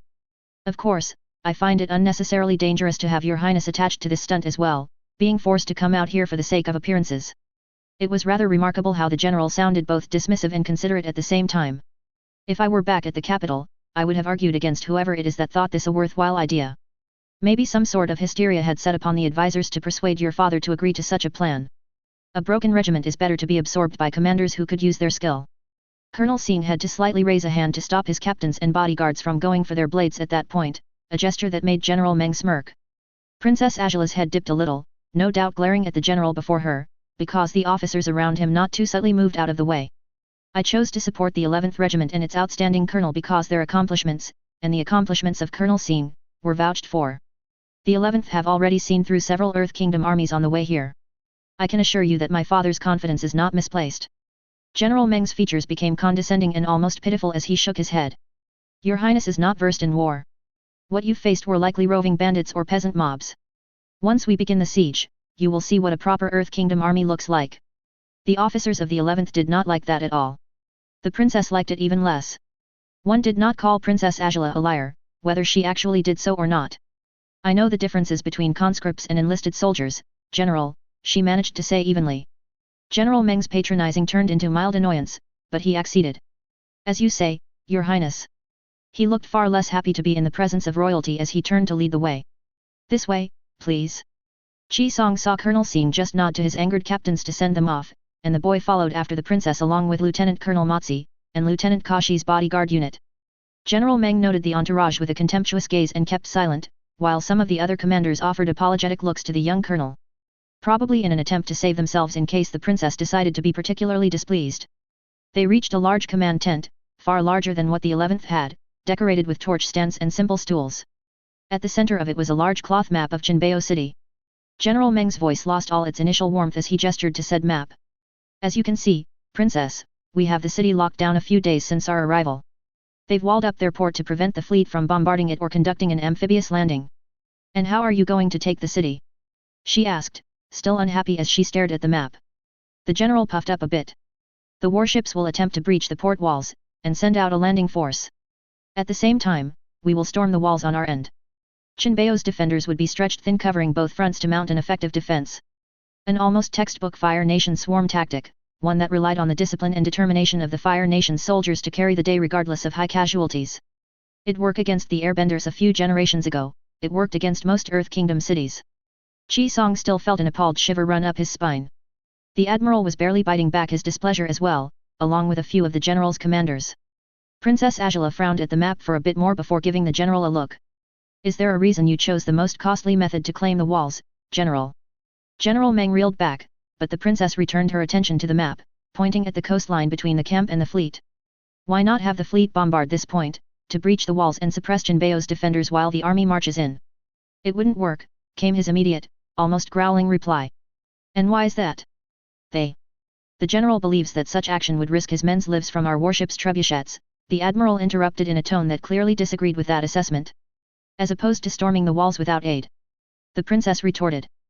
General Mang stopped and forced himself to bow and salute to hide his glare. Your Highness, he began through gritted teeth, I have been waging war for decades. I have taken cities before. He paused, and Chi Song somehow knew he was holding back the sentence. Please don't tell me how to do my job. Unfortunately for General Meng, Princess Agela didn't care for such thoughts. She glanced at the Admiral. What are your thoughts on the matter, Admiral? With a vindictive smile, the lord of the local fleet gave a deep bow and saluted. Admiral De Yang, Your Highness. I have faith in my ship's abilities to breach the walls, and also keep it open for the army to enter. Without a single stray shot hitting the men on the ground. We can stop the bombardment once the troops close in to assault the breach, or redirect our fire to keep the earthbenders on the walls from utilizing their high ground advantage. What are the expected losses like? The princess pointedly asked the gathered officers. One colonel dared to answer her despite his general's growing anger. At the worst, Your Highness, it would be no more than those expected with a pincer attack. But, assuming that Admiral De Yang's fleet, avoids hitting our men, the expected losses are actually much lower. Chi Song almost scrunched up his face. So why was the general stewing? As if sensing his question, Colonel Sing gave a soft cough. Perhaps, Princess, General Meng is worried that his 20th successful siege would be marred by having the possibility of the navy being involved in a critical manner. Considering that an amphibious assault, however distracting, would likely be unsuccessful once the fighting began to move into the city's heart. Compared to having the Navy Marines fighting alongside the army. Admiral De Yang did not hide his disgusted nod. Now that the boy brought it up, Chi Song suddenly imagined the fleet's Marines making it past the breach, only to be cut off from their ships and any form of help from new walls created in the bowels of the city. In such confines, naval bombardment then would likely risk obliterating the landing troops more than aiding them. Shut your mouth, boy. A roar snapped the bodyguard from his imagination as General Meng rose up and surged towards Colonel Sing, arm raised and ready to strike. Only to stop as Lieutenant Kashi and his fellow bodyguards, and Lieutenant Colonel Motzi, drew their blades in warning. That in turn caused the general's own guards to draw their blades, and the tent immediately became thick with tension. The general stared down the uninterested colonel. Why you? Insolent brat. I suggest you compose yourself, General, Princess Agela was saying, but then the commander turned his furious gaze on her, causing her to step back in surprise. What do you know, girl? He shouted, and Chi Song and his colleagues moved to intercept him. They were too late, however, as Colonel Sing quickly interposed himself between the general and the princess instead, simply raising a hand at the enraged man. Please, General. You are about to make a dreadful mistake. Despite the cold words, Chi Song had the distinct impression that young Sing did not care if the general calmed down. This time the general's bodyguards did not react when Lieutenant Kashi quickly stepped in to grab General Meng's hand and stop him from lashing out. Not with the clear attempt at trying to assault the royal princess. The general yanked his hand free with a furious snort, and then glanced around at the room. Only then did he regain some composure as the gravity of his tantrum set in, though he still clearly simmered with rage. Colonel Sing spoke up again, this time to interrupt the angered princess. But the matter stands that you had tried to assault the princess, never mind the demeaning behavior you directed upon her highness and her regiment. The words were polite and formal, but Chi Song had marched with the 11th long enough to know that behind the young dragon's cold mask was a cruel violence just waiting to be unshackled. For that, I challenge you to Agni Kai, on Princess Agela's behalf, he finished, and then turned to the princess, whose anger quickly turned into a dark smirk as she nodded her agreement. General Meng, the stupid fool, accepted gladly with a savage grin of his own. Chi Song doubted there'd be anything left of him to bury. After the disaster with the defiant 11th, sneaking back into Jinbeo was easy enough to do for the paltry remains of the army. General Wenli's pitiful state garnered nothing but disgust once tales spread about how he earned it. If not for the bonds of family, the man would have been left to starve to death in the streets for his disgraceful crime. Instead, Duke Li had his brother kept in a secluded corner of his estate and publicly forgot he ever existed. The least favored servants were assigned to care for him, with the barest of resources expended to meet familial obligations. Tianhua was glad that Wenli had no family of his own, such dishonor tended to haunt such innocence for a long time. Everyone quickly moved on from that ugly episode. Tianhua was busy fine-tuning the details of Jinbeo's defenses with the others when a messenger from the enemies outside requested an audience. Ominously, the messenger was a soldier from the 11th, distinct with her veiled helmet and thick brigandine. The rumors about Tanhua's and Wenli's defeat had given the lone woman an aura of dread that caused everyone in court to stay as close to the walls as they politely could.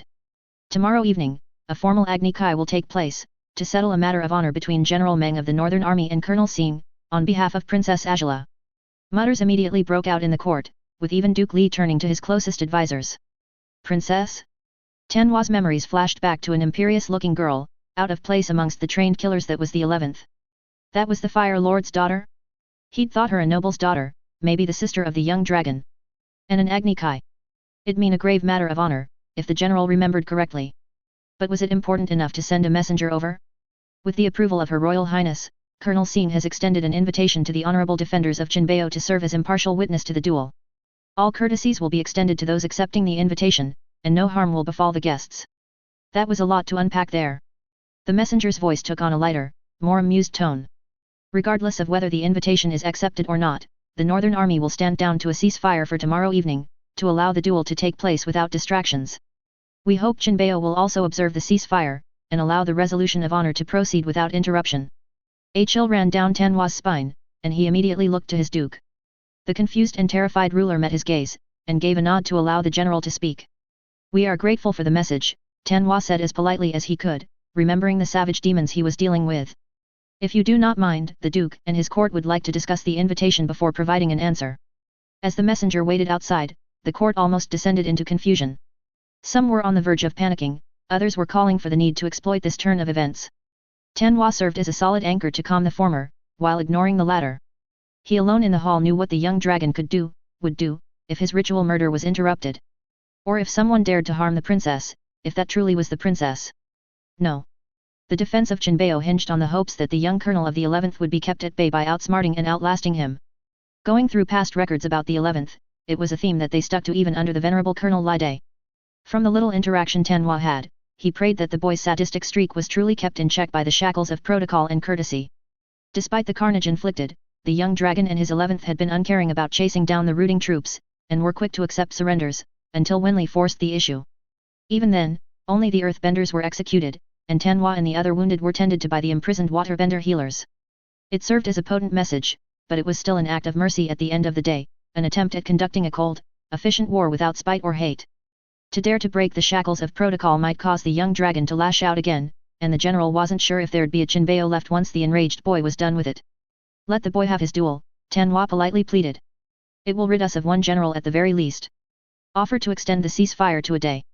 It will give us that much more time to rest and bolster our defenses. And if General Mang wins? Tanhua immediately sent a glare to the courtier that voiced the question.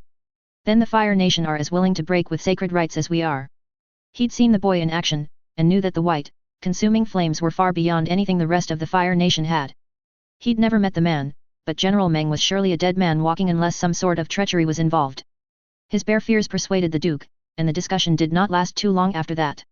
The messenger was brought back in, and Duke Li gave his reply with surprising steadiness. Jinbeo will honor the ceasefire, and will extend it to the whole of tomorrow to accommodate our honorable enemy's needs, barring the resumption of hostilities from the Northern Army. The woman gave a pleased nod, and Duke Li continued. As to the invitation, General Tanhua and several other officers have accepted the offer, and will gladly bear witness to the resolution of honor amongst your ranks. Tanhua waited for the messenger to be sent back before gathering the appointed colonels and captains that would be going with him. A crash course was required to hammer home the importance of being good guests.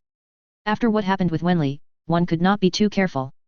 The following day came, and just as expected, there were no signs of Fire Nation hostilities.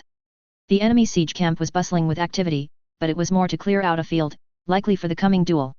Even the ships blockading the port had stopped spewing smoke and were content to remain still on the waters. Jinbeo used the short respite to give its weary garrison some much-needed rest, leaving only a skeleton crew on the walls while laborers were put to work. Tanhua was confident that short of treachery from the boy's enemies, the young dragon would see to a full day's ceasefire. The disruption to the siege's momentum would allow the young commander to more easily undo and review the siege once he was done with his opponent. And if the princess was truly out there with the army, a day's respite would give her time to assert her own royal influence. The city would get a break, but in exchange the enemy would be given the chance to reset their approach. It was a fair trade, in Tanhua's mind. Better than having the 11th immediately take over and storm the walls to assert dominance. As morning turned into afternoon, and afternoon turned to evening, Duke Li's exhaustive war council did what they could to tighten the defenses. Piles of sand were prepared in case the 11th's liquid fire made an appearance once more. Barrels of water were placed at intervals for soldiers with their improvised cloth masks to soak into in case of the noxious smoke being sent over somehow. And more importantly, the walls were thickened in the hopes of withstanding whatever projectile the young dragon sent their way. Dusk soon came, and with it a group of Fire Nation soldiers made their appearance outside of Jinbeo's walls, waiting to escort their guests to the duel. Tianhua and his delegation went out in full armor, as befitting their station. He noted the differing attires of Fire Nation sailors, soldiers, and the 11th's distinctive outfit that made up the escort, and unfortunately there weren't any signs of disunity amongst them. As expected, they were led towards the new field, where the general found the girl sitting on a raised dais, surrounded by guards in more ornate armor. Torches and guards lined the dueling ground, giving the whole place a rather ominous and heavy air. The girl looked rather bored, but noticing Jinbeo's delegation, she straightened in her seat a little to offer a regal nod. She was the princess then, or a very convincing body double. Tianhua couldn't truly be sure yet, even with the commanders around her clearly being on their best behavior before her presence. They were guided towards seats not too far from the raised dais. Close enough for the princess to be heard muttering. Not a matter of rank or age, but ability, Major. You will see. Before he can listen in any further, a familiar figure appeared beside Tianhua, one of the 11th's warriors who had aided their colonel back then. The mailed helmet made it impossible to match the identity. General Tianhua. Colonel Sing wishes to convey his regards. Would you or your compatriots require any refreshments? The general quickly glanced at his wary colleagues, and then shook his head. No, thank you. Ah, when is the duel scheduled to start, if you do not mind me asking? Soon, the man answered with casual courtesy. They are finishing up their preparations. True enough, the duelists appeared on opposite ends of the field. Both wore simple garments, with a loose cloak-like thing on their shoulders. Both looked confident in their victory, the older general being far less subtle in wearing it on his grin, while the young dragon quietly exuded it from the way he moved. The size disparity between the burly general and the young colonel gave the illusion of the former's victory. A sideways glance to Tianhua's side showed the princess gripping her seat's rests a little tighter as she no doubt cast an intense, worried gaze at the colonel. Silence descended over the field as both officers faced away from each other and knelt in their respective sides of the field. Their secondaries exchanged last-minute advice to them before stepping back. Finally, the crash of a gong sounded, and both participants quickly rose and turned to face one another. Tianhua then had the novel experience of watching firebenders trying to kill each other, albeit in a ceremonial fashion. General Mang opened with a stream of fire delivered with a solid punch, followed by a low kick that sent out a wave of fire. His rival easily sidestepped and skipped over the attacks and opted to just rush in instead of retaliating. The older general expertly shifted into a different stance, body turning and arms spinning in a circular motion to release a series of precise fire bolts. The young dragon ducked and weaved through the barrage, and the guards behind him acted quickly to disperse the stray bolts with their own bursts of flame. Tianhua watched intensely as the boy leapt in the last few yards, and twisted impossibly to avoid a stabbing hand knife from his opponent. At the same time, his legs flew out, using the twisting motion to drive home a downward kick onto General Meng's left shoulder. If not for the latter's reflexes, the strike would have seen shin connecting to skullcap in a potentially stunning blow. Instead, the general quickly backtracked from the glancing hit, his left arm twitching. Do you yield? The colonel loudly asked, standing boldly before his opponent. No. General Meng shouted, and spun low to kick another wave of fire towards Colonel Sing, which was promptly dodged. Is this a fire-bending duel? Tianhua asked the soldier standing beside him, and earning a slow nod in response. The goal of an Agni Kai is to be the first to burn your opponent. Then why isn't your colonel fire-bending? He could hear the frown in the reply. His manner of fighting is not suited for ceremonial fights like this. Tianhua remembered the carnage the white flames left behind, and glanced at the spectators around him. Potential collateral. Not something you want in a duel. Back in the dueling ground, the young dragon was slipping through each and every gout of fire from the general. In a possible show of contempt, he was not even utilizing his white fire to redirect the attacks. The smaller colonel closed the distance once more, this time by spinning past a stream of flames and lashing out with an elbow to General Meng's chest. The man stumbled back, and once more the boy stood straight and proud. Do you yield? No, you cocky little shit! Roared the general as he quickly leapt to his feet and, with a blast of flame from his feet, charged at his opponent. An intense barrage followed, which Colonel Sing avoided with ease, but he was still sent flying back by the double fists obfuscated by the flames. Smoke trailed and marked the boy's flight and tumble, but he quickly rose, showing no signs of charring on his skin. The general must have not expected to land a hit so quickly to muster his flames, Tianhua speculated. Do you yield? General Meng taunted, earning a smirk from the boy. The young dragon spat blood and thumped his bruised chest twice before twisting aside just in time to avoid another flurry of fire bolts as the general once again charged in, feet blazing behind him. This time, the colonel went low, barely avoiding a clothesline to deliver a sweeping kick that caught General Mang in the back of his knees, promptly causing the grizzled man to buckle and lose his balance. The general ended up crashing into the ground in a tangled heap from the momentum of his fiery burst of speed. "Do you yield?" Colonel Sing asked a third time, watching passively as his rival slowly recovered to his feet. "Never." Disregarding the dirt staining his face and body, General Mang quickly slipped into a stance and was ready to engage again. Tanhua saw the young dragon shake his head, but also saw the poorly hidden falseness in that move. There was no regret here. General Mang was going to lose, both this duel and likely his life. The general adopted a more aggressive stance, almost completely dropping any pretense of caution. Another burst of fire from his feet sent him soaring across the dueling field, curling up into a spin in the air to generate force for a truly deadly axe kick that could have likely cracked metal and shattered bones. A shame it would never be confirmed. The young dragon leapt back from both the massive blanket of flame crashing against the ground, and the kick that followed after it. Before General Mang could quickly make use of the space he bought for himself, the colonel pounced through the still dissipating flames towards him. A small hand lunged for the man's face as he rose, the surprise attack catching General Mang off balance, toppling him backwards. "Ein heiser Schrei." The boy declared some sort of gibberish as he stood over the general, hand still covering the stunned opponent's face. "Fewer free." General Mang seemed like he was about to throw off the colonel with his greater weight and size, but that move was interrupted as the white flames of the young dragon finally made itself known. A massive column of blinding fire erupted, blasting a beacon into the darkening sky that briefly tinted everything white, and causing Tanhua to flinch away from the stabbing pain in his eyes. He caught glimpses of the other spectators doing so as well, some almost falling out of their seats in startled surprise. He quickly returned his gaze back to the field, and as expected, the young dragon's silhouette stood within the thick, wafting smoke above his foe's motionless body. As if answering an invisible call, Tanhua and most of the spectators got up from their seats and slowly moved towards the dueling grounds to confirm their expectations. A quick glance to his side and Tanhua found the princess standing with a look of anticipation, but she did not leave the raised dais. A few firebenders literally blasted away the obscuring smoke, revealing a scene of precisely applied brutality. Colonel Sing stood victorious and only marred with the bruises on his chest and patches of flushed skin. On the other hand, General Mang was missing his head and most of his upper chest, the charred ground behind him creating a dark halo that marked the point of eruption where his head used to be. The rest of his body was a blackened husk, flakes falling away like burnt incense paper. Despite the grisly scene, it was rather amusing to find the other Fire Nation commanders and officers quickly becoming apprehensive of the young victor before them. "Colonel Sing is the victor of this Agni Kai," someone declared. "Honor has been satisfied, and the siege of Jinbei will henceforth be led by Admiral De Yang, until a new general is appointed." The announcement harshly reminded Tanhua of his environment, and he saw his colleagues exchange pale looks among themselves. Before he could converse with them, the voice of the young colonel reached out to him. "General Tanhua. A word with you and your people, if you do not mind." With little choice in the matter, the Earth Kingdom witnesses followed after the young dragon into a quiet corner of the field, enforced by a perimeter of soldiers from the 11th.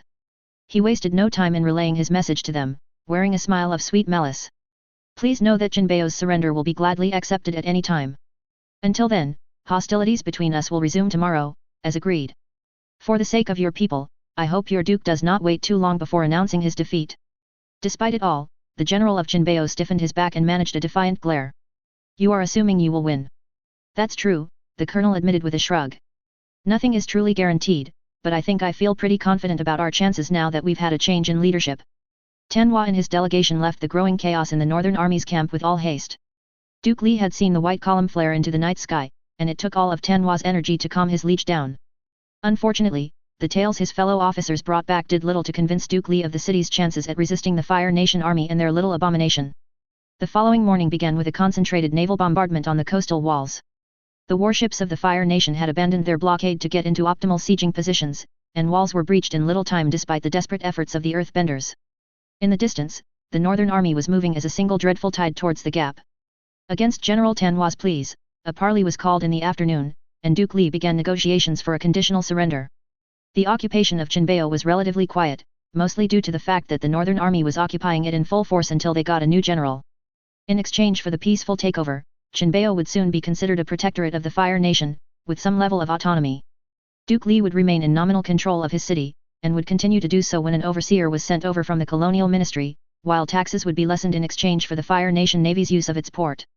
Agela didn't care too much about all of that, save for the lessons she could glean from the whole event. Sing had argued against a heavy-handed occupation, suggesting that the Duke and his court remain in power, at least to the public's eyes, and that their military be turned into an auxiliary force to enforce order instead of completely disbanded. While she didn't object to the suggestions, it was surprising to the princess that a good amount of commanders had agreed with the ideas. Thinking a little more about it, they probably didn't want to be stuck in garrison duty, and Earth Kingdom collaborator governments were not a new phenomena. Admiral Zillang had been most pleased with the development, enough to be gushing in his praise of Agela's wisdom beyond her years. The veteran shipmaster was not only happy that he didn't have to waste his marines, but he was also being credited as the leader of the successful subjugation. Sing and his regiment was left out of the reports, save for his involvement in defending Agela's honor. It was a compromise to placate the Northern Army, as well as earn some favors from their commanders. Though she was against the notion of having her regiment's hard work of scaring the enemy into submission be glossed over, she had to admit that the debts of high-ranking officers had its appeal. The combined influence she now kept in her pocket might be enough to provide not insignificant sway in court. It might be a one-use thing for now, but such favors could be cultivated into a larger harvest. Try to give minor benefits to these commanders, and Admiral Zillang, Sing had suggested in private. Let them know that they have royal favor, that it is in their interest to strengthen their allegiance to you. You're suggesting I create my own faction? Sing had stifled a chuckle at that. Let everyone think you are leading one. Except for your royal father, of course. There's a good chance you'll be underestimated, but the move should have most of the nobles back home be more respectful when dealing with you. Plus, it'd show your brother that you are ahead of him in court politics. The latter point was all Agela needed to hear to immensely like the whole setup. Showing up Zuko was always going to be a good thing in her books. Maybe her brother would make things interesting, and establish his own clique of dependents. It'd be more fun proving herself superior that way. With that cheery thought, and the chance to have seen Sing in a duel, purely his skillful performance, of course, Agela left Jinbeo with the entirety of the 11th Regiment to begin her trek home. Jinbeo's port was too close to the Northern Water Tribe to offer a secure route, plus she much preferred spending as much time as she could with her regiment before they separated at Zillang. The journey southwest was almost boring, if not for one encounter with a sizable Earth Kingdom force from the east. For a force of 10,000 or so soldiers, it was fast, and would have eventually caught up with the 11th, or been deep in Fire Nation territory to be a potent threat. Almost entirely cavalry, save for earthbenders, the scouts had reported. Earthbenders who rode the ground like a wave, which might have been an impressive feat. Sing gave a thoughtful hum before he posed the question, how are they sustaining themselves? Wagons, came the grinning scout captain's answer. Lots of wagons. How do they camp? As good as they usually do. Earthen walls a few yards high. Predictable layout. Obvious patrols. Sloppily, in other words. Agela felt the command tent fill with dark humor as the officers, even the stoic bodyguard Kashi, shared savage grins. Kai, Ren, Rufen, Ping. Make yourselves comfortable here. Waikung, we'll continue for Zillang tomorrow. At Agela's confused expression, Sing gave a reassuring smile. Don't worry, princess. The 1st to 4th battalions are only going to slow the enemy down. They'll be rejoining us in time to see you off. And the colonel was right. Agela followed the much smaller force towards the colony, while the 4 battalions scattered. The pace slowed only a little, but in a week after they parted, the scouts who had stayed with the 4 battalions returned, reporting a successful mission. It felt strangely good to be waiting in the dark again. After consulting with the other captains, they decided to lay low behind some rolling hills. Sungho's folks helpfully kept track of enemy movements, providing promising updates to the enemy's arrival. It took 2 days of waiting for the enemy to show up beyond the hill, and another before they got close enough. Hiding from Earth Kingdom scouts was easy, especially those mounted on ostrich horses and too high up to notice the ground right below them. It was a matter of staying calm as they hid under wooden boards underground. The newbies acquitted themselves well, though with Earth Kingdom scouting patterns the threat of accidentally getting stepped on was very low to start with. There was a reason they disguised the boards they hid under with shrubs and rock clusters. The weight might test your endurance, but it all but assured they wouldn't be disturbed. As expected, the army went past them, veering away from the uneven terrain to set up camp at a much more comfortable clearing. And as usual their scouts were too busy running ahead that there was barely anyone watching their backs. The battalions crawled out of their holes at dusk, on the signal of a few cricket chirps. Then they reformed and waited for night to fully fall before heading for the poorly defended rear of the camp. With no forward scouts to intercept, the scout captain Sungho and his own shadowy scouts instead went ahead into position. The Earth Kingdom patrols were silenced as the raiders drew close, maximizing the window of opportunity. Kai and his comrades climbed the walls in silence and clung to the shadows once they landed on the other side. Firebenders focused on the torches and lamps nearby to slowly and subtly dim their lights. Compared to blasting away at rock, the exercise was a simple but tedious chore of concentration. Cricket chirps told the captain that more patrols had been silenced. Their window was slowly closing, but there was still plenty of time. They waited until everyone had climbed over before finally spreading out. Ren and Rufen would take the tents of the rank and file, while Kai would lead his men and women as deep into the officers' area, and Ping would take care of the supplies and stables. Kai felt a little bad at not giving the enemy a chance to at least parley, but he understood the necessity of what he was about to commit.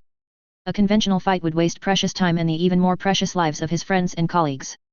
Being forced into a running battle would also make Sing look bad in front of the princess, and Kai couldn't have his little brother wreck his chance with a girl like that.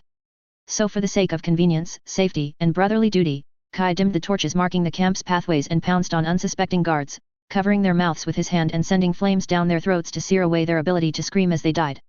For the sake of duty, Captain Kai and his men and women quietly slipped into the now unguarded tents, and with chisel daggers and fire-bending silenced the enemy officers in their sleep. Out of mercy, each kill was as quick as they could manage it. Unfortunately, a few officers were still awake, busy with the camp whores or with work. Those tents were left for last, once they had to leave. Bitter experience had told Kai that trying to keep those kills silent was nigh impossible. No attempt was made for the general's tent either, considering how well patrolled the place tended to be. As the night wore on, the body count steadily rose. But eventually, their window of opportunity closed. Kai was leaving a colonel's tent when he heard a shout of alarm. Someone woke up, or a patrol had stumbled across the bodies. It didn't matter, the result was the same. Kai heard Ren and Rufen yelling to leave, and he gave the same order as well. 1st Battalion. Withdraw. There was no need for further secrecy, the moment of alarm always brought with it a period of confusion, and the 11th had learned to best use that time to pull back safely. As shouts of waking and dazed Earth Kingdom soldiers filled the air, Kai and the other firebenders began to set the tents around them alight. Moose lion hide and goat dog wool might be resistant to flames, but that only meant it needed a stronger fire to see them burning. Naphtha jars were lit and tossed behind the retreating raiders, further exacerbating the waking confusion. While the defenders stumbled out in blind panic, a huge blaze erupted in one corner of the camp as Ping compromised the enemy's food and water.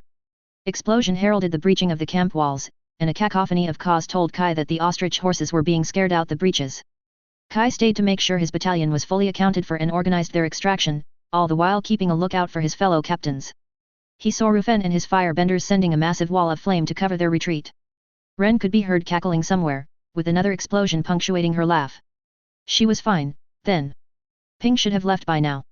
By the time the confusion ebbed and the authoritative yelling of commanders started to be heard above the panic, Kai was already leaving with the last of his raiders. The 1st Battalion sought the safety of the darkness, and met up with the other groups with the burning glow of the enemy camp a safe distance away. The Earth Kingdom army has stalled for the time being. The battalions will catch up soon. What's the damage like? The enemy is in the midst of reorganizing their chain of command, and has not moved after re-establishing a new camp. The scout paused to break out into a savage grin. Despite the damage to their food stores, the enemy will still be able to sustain themselves on ostrich horse meat for a few days. Casualties. ATLA, sir? A few rookies cracked their ribs during the hiding, a few more sprained their ankles and such in the retreat. One case of over-inhalation of naphtha fumes. On the enemy's end, it's not a noticeable dent at first sight, but Captain Kai seems to have been very successful in crippling the enemy command structure. The report was heartening indeed, and Agela felt a surge of pride and relief that the tactic had been an overwhelming success. Sing gave her a silent look, and the princess took the cue to nod at the scout. My thanks, scout. And, well done. Go get some rest. Thank you, your highness. The man snapped a sharp salute and bowed deeply before leaving the tent. Will we wait for the others to catch up? Agela asked, turning to Sing and Motsi. The latter shook his head curtly even as the former answered her. Better not to, princess. It's good practice to keep moving and only stay camped for as long as we need. The battalions will make their way to us in time. It's also good training for the newer soldiers to get accustomed to being mobile. A shame. The princess was beginning to miss the company of Ren and Ping, but she understood Sing's caution. Also, the smaller band of soldiers meant she got to had to endure Sing's company far more often than usual. Not that it was that good a thing. The 1st Battalion to join up appeared a day later. Surprisingly, Ping's battalion was heralded by a thunder of claws as each and every one of the soldiers were riding an ostrich horse. Captain Ping, 4th Battalion, reporting. The cheery captain leapt off her mount and landed into a bowing salute before a slightly surprised Agela. It's good to see you back, Ping, the princess said ahead of Sing, ignoring the mild breach of protocol. And surprising herself, Agela found that she meant it. Ping replied by standing straight and opening her arms wide. In a few steps, she quickly embraced the princess in a tight hug. I hope your sleep remained undisturbed, your highness. I do not have trouble sleeping, Agela quickly retorted as she, not at all reluctantly, broke away from the hug. But, your absence was notable. Ping gave a short giggle before glancing at a mildly amused Sing. Why didn't you take over, sir? She asked, and his amusement vanished into a tight smirk. I do not need Sing's company, Agela answered with some haste. She cleared her throat before defending her decision. It would be unseemly to have a peasant, even an officer, to stay in my tent. Agela immediately knew she used the wrong words when Ping's bright face sharpened into a devilish grin. Oh, so Sing needs to be a noble before he's allowed to spend the night. The princess glared at the captain, and then turned her gaze towards the coughing bodyguards behind her. Captain, please apologize for teasing the princess. Much as she liked the woman, Agela only forgave the slight after Ping pleaded with a comforting hug. Thankfully, no further mention of the incident was brought up when the others returned a couple of days after. Ren would have been intolerable otherwise. The regiment, now whole again, reached Zillang, and the town threw a truly gratifying welcoming party on their arrival. The one-armed Governor Day led the cheers, and Agela had to admit a feeling of elation at having so many people smiling as they chanted her name so eagerly. She was also gracious enough to feel pride at hearing them cheer the defiant 11th and its young dragon. Agela also had to admit that the parting at the docks days later stung deep into her core. Unfortunately, Sing and his regiment would resupply and await new orders, while Agela took the ship back to the capital to report on her advent observation.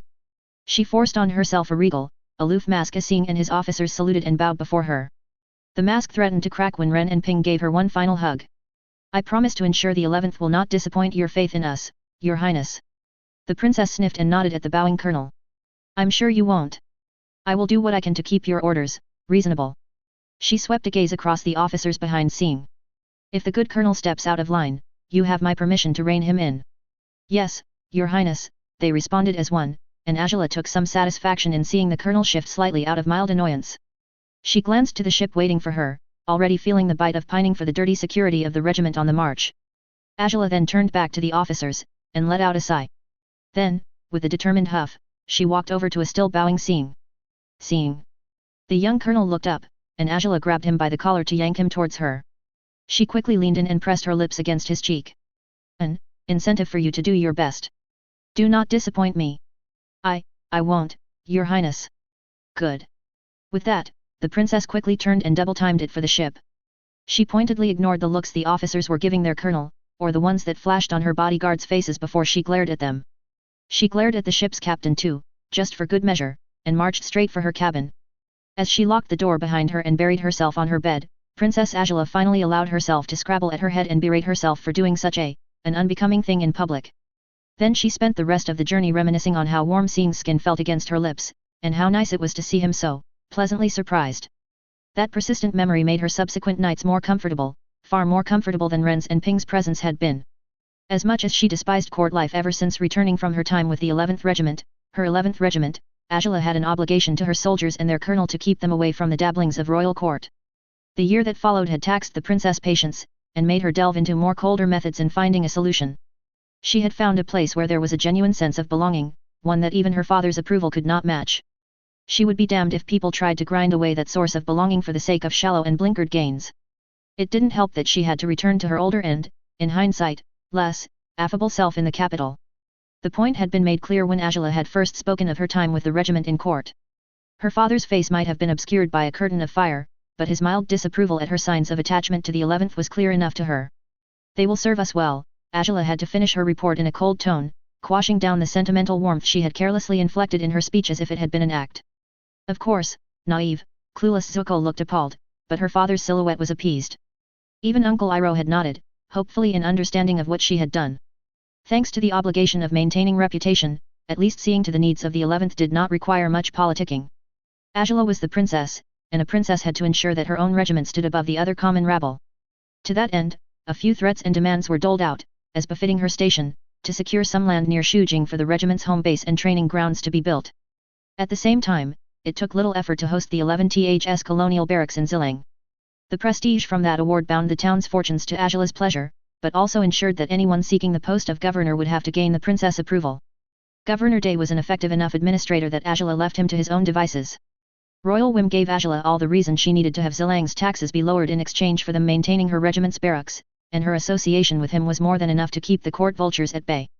Her father had been greatly pleased at Agela throwing her weight around so effectively, even offering advice on how best to cow irritating bureaucrats and nobles to smoothen the way to her objectives. Fire Lord Oze saw little to no problem in his daughter fostering a little bit of royal nepotism, so long as it was carried out properly.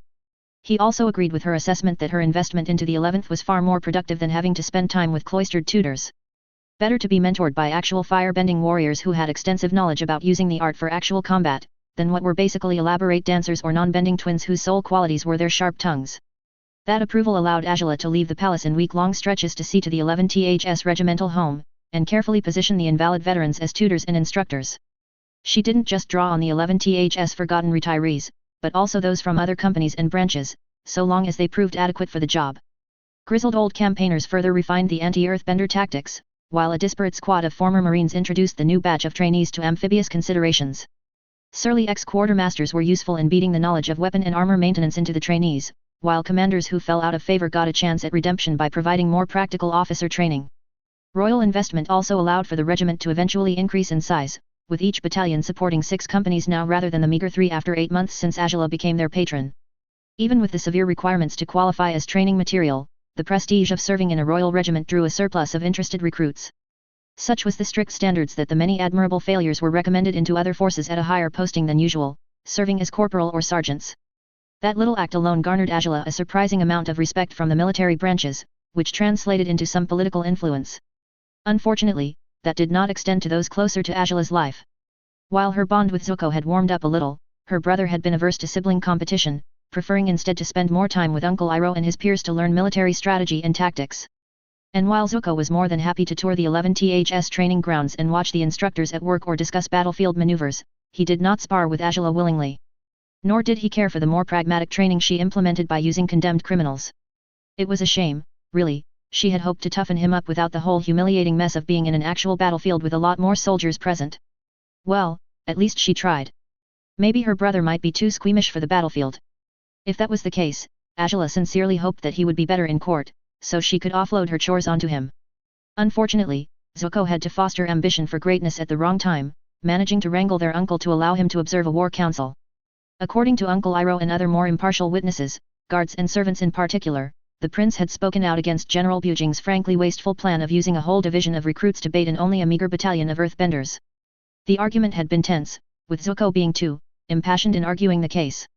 So much so that father had deemed it an act of disrespect worthy of Agni Kai. Perhaps her brother wasn't meant for court life either.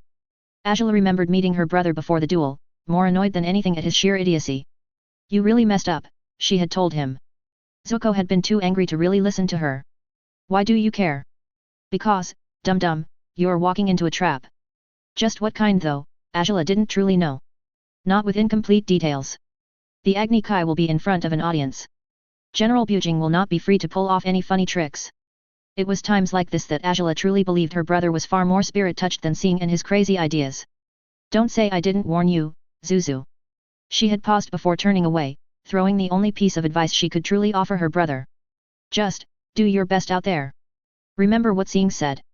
If you intend to fight, make sure you're ready to do so no matter who or what you end up facing." At least he gave her a nod of some gratitude in return. Agela was there to witness the duel, and the nasty surprise that was father's direct involvement. Supposedly, the Agni Kai the Fire Lord declared did not specify that General Bujing would be participating. Supposedly, it was the Fire Lord's war council, not the general's plans that had been disrespected. A quick glance at her father's imperious displeasure was all Agela needed to know that it was a convenient technicality. Credit to her brother, Zuko recovered from his shock and fell into a traditional coiling dragon stance with some resignation. He managed to almost catch his opponent off guard with a quick transition into Sing's more unnatural style, releasing one solid burst of fire that almost caught their father off guard. Almost. That was all the prince would get, and the Fire Lord promptly overwhelmed his son with his own flames, blasting Zuko off the dueling court and into the spectators. Agela had watched intently as her father ordered for her brother to be dragged back into the court, and she remembered the severe burns on Zuko's chest and neck. She remembered the tightness in her throat upon realizing that it was a miracle that Zuko was still breathing. Then came the far more discomforting realization that her father had actually used lethal force on her brother. A younger Agela might have found the sight amusing, but now, with what she'd learned of politics and people, the princess understood the implications of what was done here. There should have been humiliation inflicted on Zuko for his disrespect, but not to the extent of an attempted murder. The Fire Lord almost killed the Crown Prince, in front of an audience. Even General Bujing and some of the other War Council generals were frowning with concern, which told Agela all she needed to know about how badly her father had misstepped. The ripple of fear from this would likely cause the more conservative commanders and courtiers to seek each other outside of court for some measure of security from a Fire Lord who is already more than willing to almost kill his own son for a supposed slight upon him. Advice would be more warily given out, ambitious rivals would likely try and wield the Fire Lord's wrath against insult as a crude weapon against each other. More dangerously, it was fuel to feed the hidden embers of discontent, and would cause such sentiments to go deeper underground, rather than coaxed to surface to be met and challenged by cold logic and undeniable facts. And swift retribution. And then the Fire Lord declared the Crown Prince banished from the home islands for his disrespect, his dishonor, as soon as he recovered from his wounds. Only the capture of the Avatar would end the banishment. Until then, Agela would become Crown Princess. Again, the younger version of herself might have delighted in the turn of events, but the current Agela saw the potential danger she was in.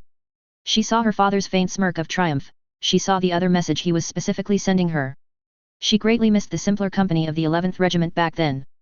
Her father's first test came in the order of declaring a campaign to take Omashu.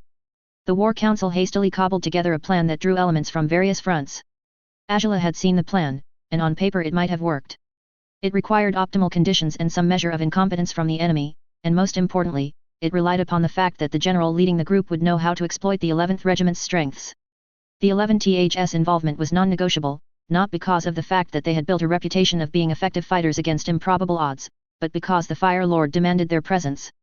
As much as Sing might have liked to protest, he wisely shut up once news spread of Zuko's banishment. Unlike the prince, the colonel knew how to read between the lines. To increase his chances, the princess volunteered into the same army a few irritating scions who had not too subtly tried to beg for her favor. The extra meat shields would hopefully buffer the 11th and give Sing some added margins to work with. That was about all Agela could do, and the rest of the week saw a new routine in her schedule where she carefully hid her trepidation at the latest reports from the front. With Uncle Iro joining Zuko in his quest, and her father being too eager to reinforce his position, life in the capital became much quieter, much lonelier.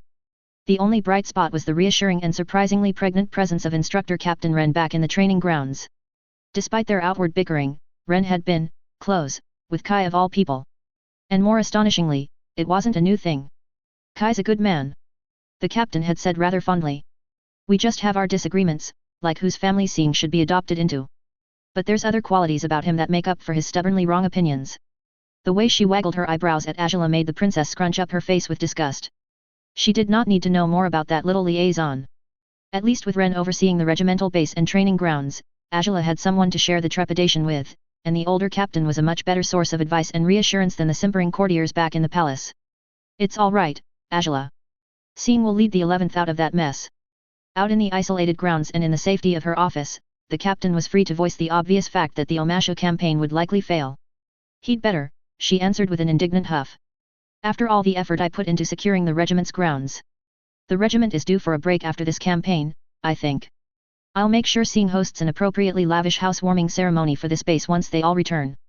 We can open it by putting those nobles who've been pestering you through the same naphtha fumes endurance training. The princess smirked at the image of all the overconfident fools being locked in a shed full of burning shit.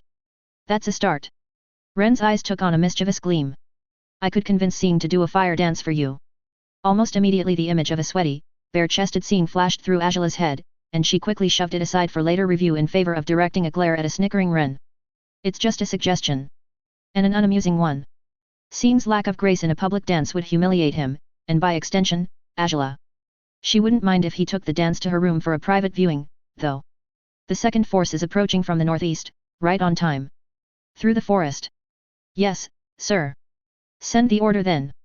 Scout Captain Sungho saluted and quickly left the tent, and a mildly annoyed Sing turned to Motsi, doing his level best to restrain himself from leaving the camp and taking care of things personally. We were talking about casualties. Yes, Colonel, Motsi curtly replied. Captain Kai and Lieutenant Toji led a successful ambush, but there were significant casualties sustained. Between the 1st and 2nd battalions, the number of fatalities and those close enough to count as such are just under 50, while the living wounded are about 150. The young colonel's growing annoyance became a bit more tangible. How much time did it buy us? No more than 2 days, the deputy replied without hesitation. Enough time for us to slip through. Just enough, Sing muttered, no doubt thinking about the allies slowing them down. Maybe I'll have to ask the princess to stop sending her admirers to us after this. Politely, Motsi added as a reminder. After the first few exchanges, it became obvious that the communication between the 11th and their royal patron back in the capital was being intercepted. Sing's lack of writing etiquette managed to become a minor scandal for a short while. It died out a few weeks after, when Princess Agela presented the court with the rumor-monger's own private exchanges for a review on their writing etiquette. According to Sung Ho and his hand-picked team who had returned from their short vacation in the capital, some of the messages were rather damning in their insult to the royal family and other highly influential figures, leading to a bit of thinning of courtiers. A point was made, and unfortunately for the regiment's scouts, no further issues arose that required another short vacation.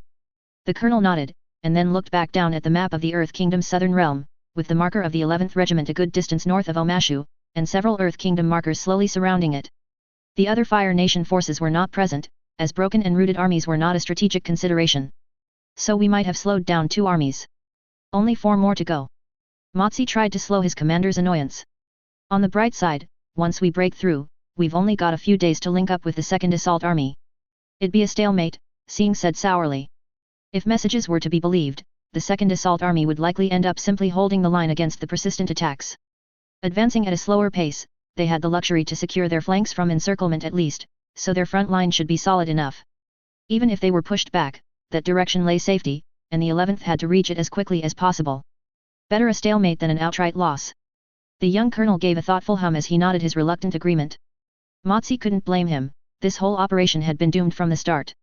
Sing had wanted to argue through the princess against the push for Omashu, but after the incident with Prince Zuko, a bad campaign was deemed far preferable than drawing the Fire Lord's attention. Despite the War Council's planning, or perhaps because of it, Motsi treacherously entertained, this first assault south was tantamount to a suicide mission that had a singular goal of punching as deep as it could towards its goal. A larger second force was supposed to follow in its wake and secure the supply lines, but the Earth Kingdom threw its massive manpower at both elements once they inevitably figured out their enemy's intent.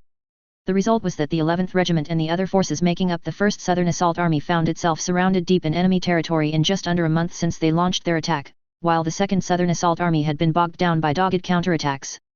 Panic did not break out, but the indecision and infighting that resulted might have been worse. General Yongcha was torn between continuing the push or retreating back to the 2nd Assault Army, even as he fended off calls from discontented commanders to step down. Threats were thrown between the general's followers and his detractors, while orders were questioned and the army's cohesion slowly fell apart. The whole mess made the 1st Assault Army sitting turtle ducks for the Earth Kingdom to bring their forces to bear. Sing and the other uninvolved commanders had seen the signs, but their warnings were ignored as the internal bickering continued. The battle that followed days later had caught most of the Assault Army by surprise. By sheer ill luck the Earth Kingdom's initial bombardment had nearly decapitated the army's command. Several massive boulders fell short of the gathering Fire Nation troops at first, but then the speed and trajectory caused them to actually bounce into spearmen and firebenders alike, and then crash into the commanders behind. General Yongcha was spared that ignoble fate, but the chain of command had been severely weakened with the sudden loss of so many colonels and captains, and the display had severely shaken the common soldiers. Disorganized and demoralized, the 1st Assault Army would have likely broken and fled if they weren't surrounded. Instead many of them put up a stubborn but chaotic defense, and were taken apart by methodical applications of blades and earth-bending. Motsi remembered the 11th and its new friends in the 26th, 44th and 51st Companies doing their best to salvage the situation and secure a corridor to retreat, but it had still been a costly thing. The brave 51st had been nearly wiped out trying to hold a flank by itself, while the 26th and 44th managed to bring other panicking elements under their banners in their escape north. General Yongcha had died fighting, pincushioned by rocky spikes alongside the officers who had opposed him. Rufen had reported that their bodies were surrounded by a pile of charred earthbenders and common Earth Kingdom soldiers, dragging an impressive amount of the enemy with them. Thankfully, Sing's flames secured the 11th's relatively safe escape, but the regiment also found itself stuck with a larger group of disorganized Fire Nation soldiers. Several elements were completely leaderless, while those few colonels and captains that made it with the 11th struggled to come to terms with their defeat. Motsi had watched as Sing quickly imposed his rule over the aimless, panicking men.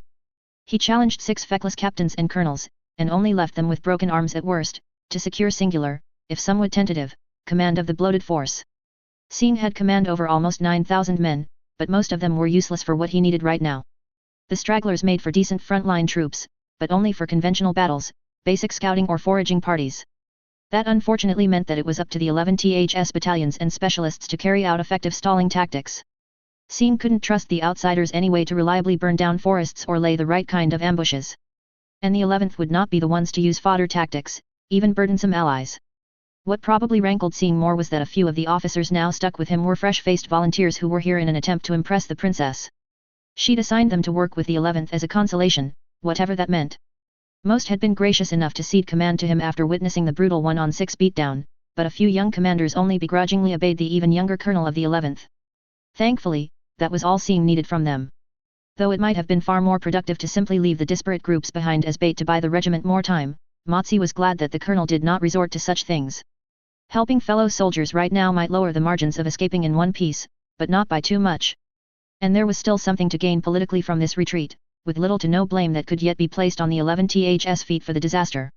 So long as the 26th and 44th companies made it out, and the stragglers saved by the 11th Regiment remained alive, there would be plenty of testimonies to keep Sing free from any attempts of scapegoating. Instead, Motsi felt confident that either General Yongcha or the officers in his opposing faction would take the fall, depending on which side had more survivors from this debacle. A good thing then, that the dead could not be wrongfully punished. Have more of the night watch be handled by the outside elements, Sing ordered, bringing Motsi back to the present. If any of them make noise, tell them they've been volunteered for the next night raid as bait. Yes, sir. Sing paused for a moment. For tonight's meeting with the other commanders, I want you to present the effectiveness of our stalling tactics so far, along with the casualties. See if you can find a way to properly remind them that the 11th is doing all the work while they're being nothing but dead weight to us. Politely, of course. Despite his usually reserved nature, Motsi smiled at that order. Of course, sir. Oh, and tell Toji that as soon as I'm able to get the paperwork, he's going to make captain. No surprise there. Despite being a newer face, the man had stepped up while Ren was away, and took to command far better than anyone had expected. Still. What about Ren? Sing shook his head. Toji will take command of the 2nd for now. If Ren wants her command, I'll get her a new battalion after she settles in with her kid. Ideally, she'll be happy settling down as a training captain, but... You could always have her rotate with Kai, Motsi said, not too spitefully. It still surprised him that the two of them were a thing, despite how much they outwardly got at each other's throats. But then again, considering that Ren used to be Kai's lieutenant up until Tai Plains, perhaps them bonding shouldn't be so surprising. That wasn't the real problem for the lieutenant colonel, though. It was more the fact that neither had been thorough in their precautions to prevent Ren's pregnancy. The herbal remedies were readily available, and they were both firebenders, so just overheating fluids shouldn't have been an issue. How drunk did they have to be to forget? Even Li Ming knew that on their first night. At least her reassignment to training overseer was declared a good month before the push for Omashu began. The mess of paperwork Ren left behind was annoying, but it was far better than having the pregnant battle-hungry captain in the front lines. The sheer madness of it would have left the regiment's coherency in tatters. Sing noticed his irritation and chuckled as he donned his helmet. You can bring that up with Kai if you like. Anyway, if that's all for now, I have an Earth Kingdom army to stall. Don't make it too. Lieutenant Colonel Motsi let out a resigned sigh and let his commander plunge into danger.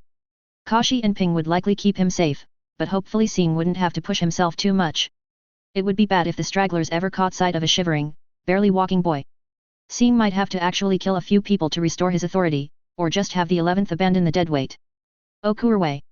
Kashi still didn't exactly know what his charge meant by that, but he was getting a good idea about the nuances of Sing's spirit-touched speech. Sing and his bodyguards, along with Rufen's 5th Battalion, were supposed to stall another pursuing army, utilizing sabotage and harassment tactics before the enemy could set up camp. The scouts had reported the army's size, a standard 30,000-strong horde made up of various elements from Omashu and lesser nearby counts, barons, and dukes. Basically, a big, fragmented force that was susceptible to breaking down from the proper application of chaos. They had failed to mention the fact that the Mad King of Omashu was part of the army. Hunched over and draped in courtly robes, King Bumi cackled something to a gaggle of generals at the head of the formation, the tri-peak banner of Omashu fluttering above them. Despite his withered age, the king kept up with the army's marching pace, and exuded a liveliness to him that betrayed his strength. Like many, Kashi was well aware of the exploits of the king of Omashu. He was practically one of the strongest, if not the strongest, earthbender alive. Supposedly, after a disastrous showing campaign, Fire Lord Agela settled for waiting for the Mad King's death before bothering to reconsider making a move on his kingdom. Rufen, pull your people back, Sing whispered urgently to the captain beside him. Now. Change of plans, we're withdrawing. The captain gave a curt nod and salute before hurrying back into the shadows of the woods. Kashi joined his charge as he too withdrew from the forest's edge. Sing's nervousness was apparent but restrained as they pulled back before the loss of the Earth Kingdom scouts could be noted. Kashi, remind me later. The scout unit that overlooked this, napped the endurance training and bland rations for a week. Yes, Colonel. A week sounded about right. Their mistake at missing something so obvious had almost sent the battalion running into certain doom. The only Sing's pause instinctively made Kashi and the other bodyguards dive for their colonel. The lieutenant reached his charge first and pulled him towards the ground, quickly using his own body as a shield. Before everyone could hit the ground, the forest edge was torn up by a horizontal hail of boulders.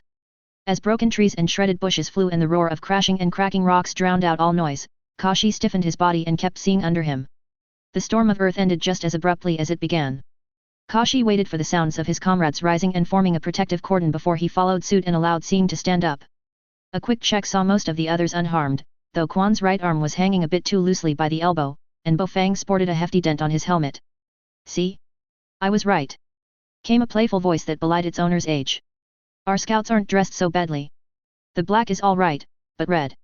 King Bumi strode towards them, his robes falling away as he stood straighter and revealing a muscled body that badly mismatched his years. The generals behind him were only a little less shocked than Kashi's group, and it took them a few seconds to recover and begin yelling out orders. "Run," Sing ordered, and the bodyguards promptly obeyed. Or they would have, if not for the boulders raining ahead of them and quickly trapping them. Something exploded behind them, sending a whole tree, roots and all, floating above their heads before crashing just in front of the fleeing group. Now. Leaving already? But you've just arrived." Kashi turned to see the Mad King drawing closer, confident and alone, while the Earth Kingdom army formed up behind him. A few generals made to follow after their king, but a casual wave of his hand held the men back. Sing spat out another curse. "Someone, go tell 5th Battalion to run." He lifted an arm and aimed it at the barrier behind them, the blast of white flame that followed burning a hole through tree and rocks. At a distance, the Mad King paused in his steps and adopted an amused posture. Bofang was the first to reply. "With all due respect, sir, you should be the one to do it. I'm young, not stupid, Bofang. You all won't last long enough for me to even leave that hole. I'll end up fighting regardless." Kashi gritted his teeth at that harsh fact. They were all good firebenders, but the lieutenant was also well aware of how outclassed they were. "We will not let you fight him, them alone," he declared flatly, steeling himself for the fight to come. Sing's voice became cold as he pushed his way past his wall of bodyguards. "No offense, Kashi, but I don't want to end up accidentally burning you or the others to a crisp." That too, was another harsh fact. The bodyguard's presence in a fight would mean Sing would have to restrain himself. They would be detrimental to their charge by trying to do their jobs. "Stay clear, Kashi," Sing said with finality. "Please." Kashi felt a distinct resentment at his own uselessness as he was forced to let the young colonel he had been tasked to protect go out to fight by himself, to save not just himself, but his bodyguards as well. The impotent anger was shared by his fellow bodyguards, but they had little choice but to let the colonel meet the Mad King. The King of Omasha seemed to perk up when he saw Sing walk towards him. "Oh ho, a bit small for a soldier, aren't you?" Sing stood at attention and gave a sharp salute, and then fell into a stance without saying a word. King Bumi frowned at the display, but the ground around him slowly rose in response to the challenge. The colonel glanced over his shoulder with a weak smile. "Get the 5th to fall back, please. I'll try to be fine." And then Sing burst into movement, explosions under his feet propelling him towards the Mad King of Omashu. King Bumi acted far quicker than Kashi had ever seen any earthbender done, turning the swathe of ground before him into a haphazard explosion of rocky walls and columns to block his opponent's flight. Almost immediately a column of blinding fire cut a hole through all of that, forcing the king to dodge aside as the beam created a crater at the ground he once stood on.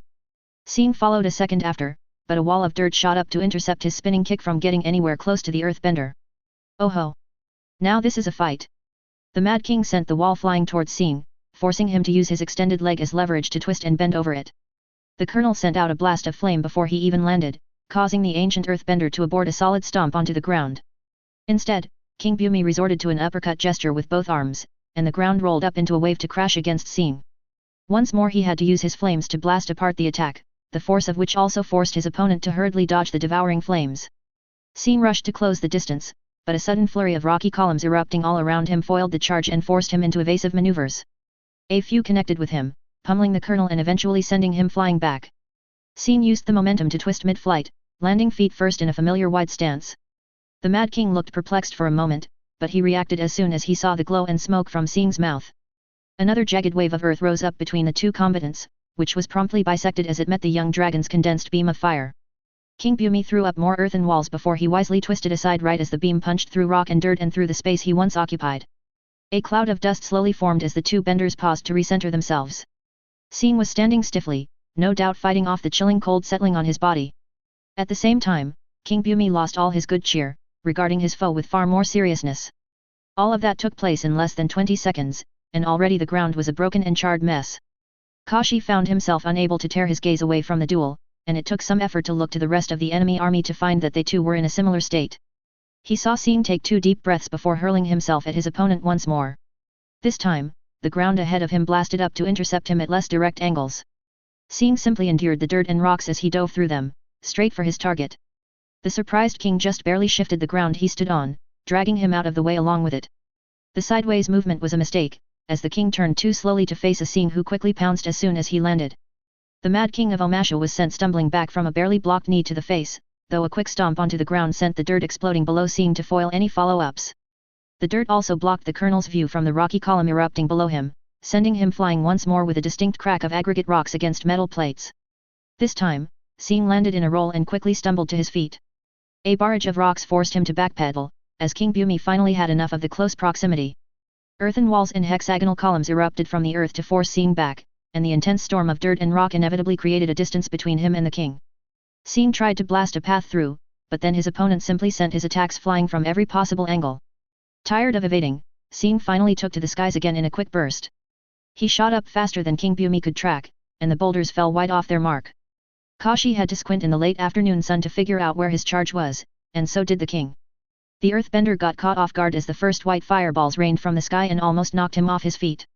A thick layer of earth quickly rolled up into a protective shell around King Bumi, allowing him to weather the aerial bombardment, but also blocking his view and stopping him from contesting Sing's descent. The colonel landed among the stunned Earth Kingdom army, who took a second to finally react to his presence by hastily stumbling away from him. Kashi saw the Mad King emerge from his earthen shell to stare at Sing, who had discarded his helmet and armor in his descent and was now surrounded by the visible distortion of a heat haze. The cloth underlayer he was left with was smoking and slowly burning away. A pit formed in the lieutenant's stomach at the sight, but his legs would not move. None of his fellow bodyguards moved as well. And neither did the enemy, the Mad King included. Silence, spiced with the hiss of smoke and the pattering of dirt, settled as combat finally came to a halt no more than a few minutes since it began. Sing and the king stared at each other, though Kashi saw the signs that his colonel was just barely keeping on his feet, and probably his consciousness. King Bumi finally broke the stare seconds later to glance at Kashi and his team, and then returned his attention to Sing with a nod. Even from a distance, the amused admiration in the old earthbender was obvious to see. Well played, the lieutenant barely heard the king say. Well played indeed. King Bumi gestured with a hand, snapping his army out from their trance as a short wall rose to push the crowd away from Sing. He then gave a short bow, one which the colonel stiffly returned as he dispersed the catastrophic buildup of energy, the heat haze around him vanishing immediately. That finally snapped Kashi out of his own trance, and he immediately broke into a fire-propelled run, his team following right behind him. It took a few bursts of fire under their feet to finally reach their charge, and the bodyguards quickly formed a protective ring around their commander. Still, Sing pushed through the ring of armor with trembling arms to face his grinning opponent. Your life for my armies at? King Bumi asked loudly, betraying only some signs of exertion through his maniacal grin as he spoke. You drive a hard bargain, kid. You're free to leave. Kashi thought he could hear several hundred sets of eyes around him blink. Go on then. Before I think about a rematch. I promise that this army, at least, will turn around and return home. A few generals sputtered, but King Bumi waved them to silence. Sing managed another, deeper bow, visibly trembling as the fight began to take its toll on his body. Thank you for your consideration. Kashi had to help him straighten up, and then resorted to carrying him, while Bofang secured the colonel's armor before they left with all haste. Behind them, they could hear King Bumi cackling at his confused generals while telling them to turn around.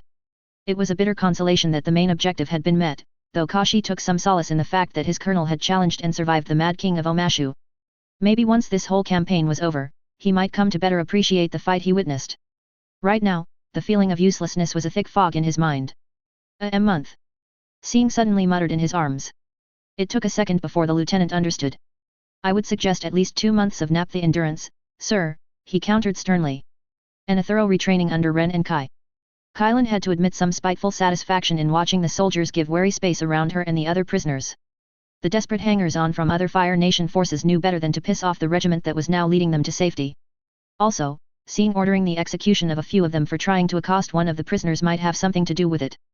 The boy made a show of having the scum bound and on their knees before a nervous Yuki. The heavily battered soldiers had already been pummeled black and blue by the troops of the 11th who had all taken offense, and subsequently taken turns in making their offense known. That the pissants had tried to turn the blame on Yuki for using waterbending to defend herself only earned them another round of beating. Sing had offered the girl his blade. Do you wish to do it yourself? Yuki had stared at the weapon, and then at the colonel, and finally shook her trembling head. I understand, he answered with a nod, sheathing the blade and having the girl escorted back into her tent. Then, before the scum could think they were saved by Yuki's overly generous mercy, Sing gave Kylan a casual glance. Your folks prefer daggers or swords? Daggers, came the unanimous reply from the older, angrier water tribe prisoners. Swords would be too fast, and more likely to get in each other's way. Yuka in particular was given a serrated blade to avenge the slight on her daughter, and Sing had the offenders tossed into the prisoners' mess tent.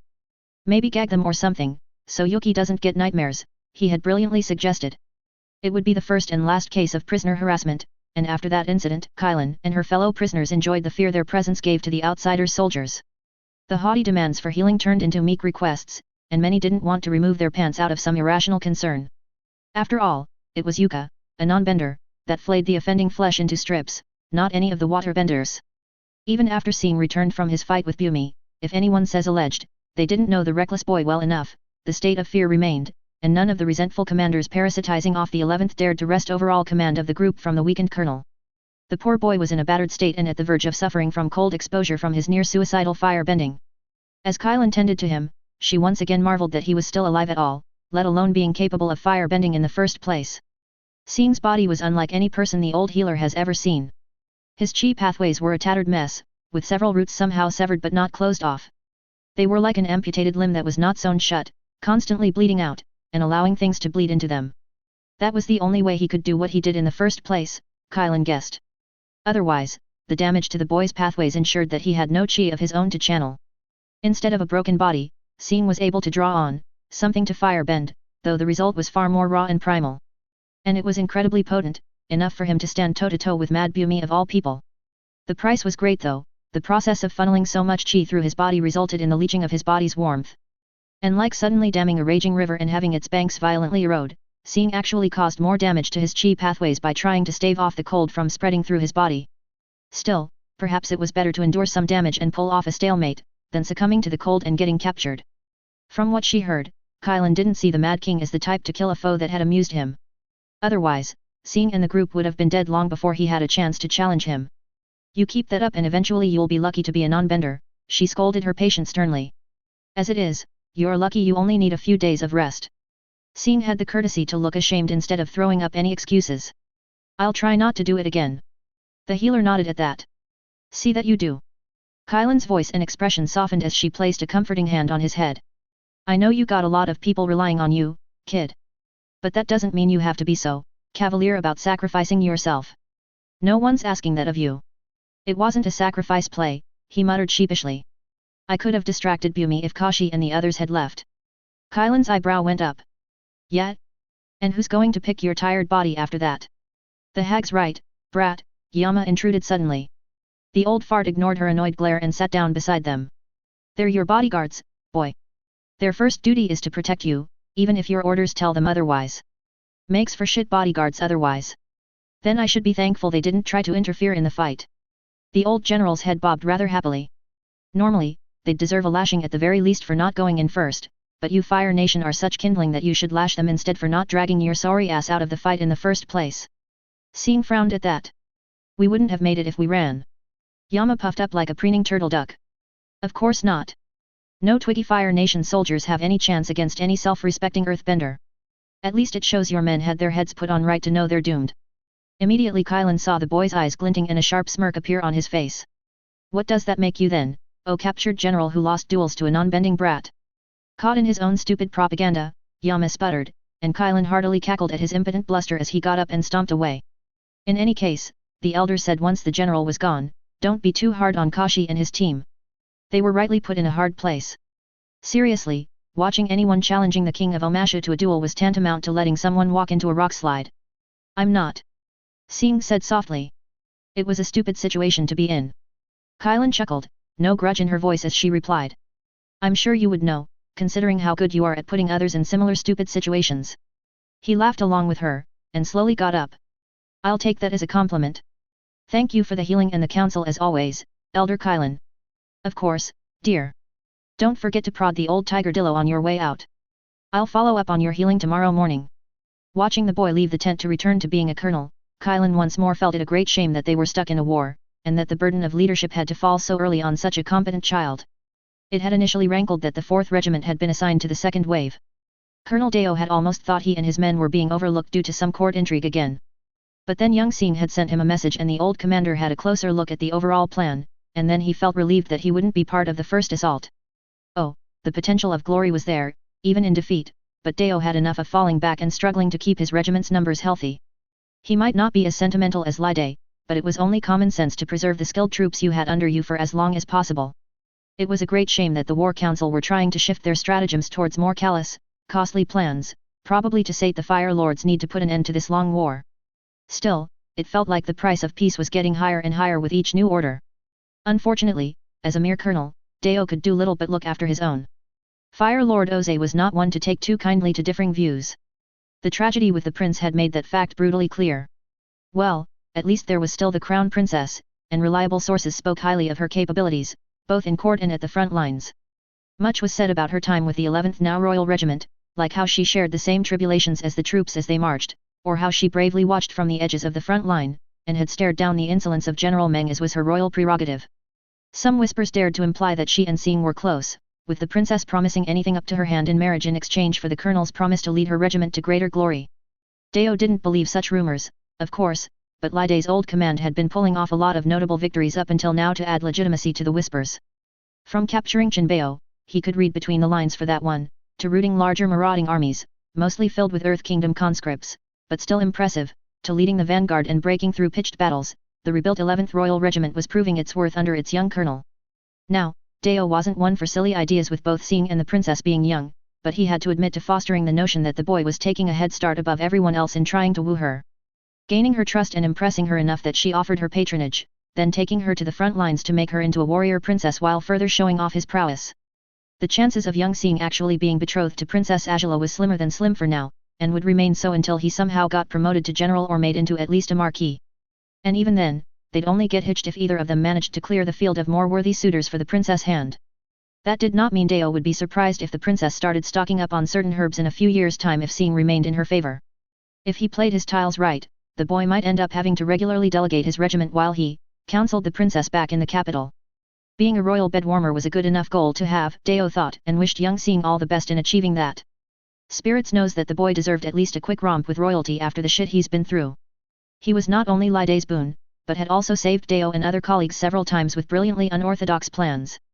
The boy literally saved Sho's meatless ass from earthbending raiders, stopped Koda's and Yashin's troops from being washed away from a sabotaged dam, and not only helped Deo remember his wife's anniversary, but offered excellent poems that greatly pleased Lady Deo.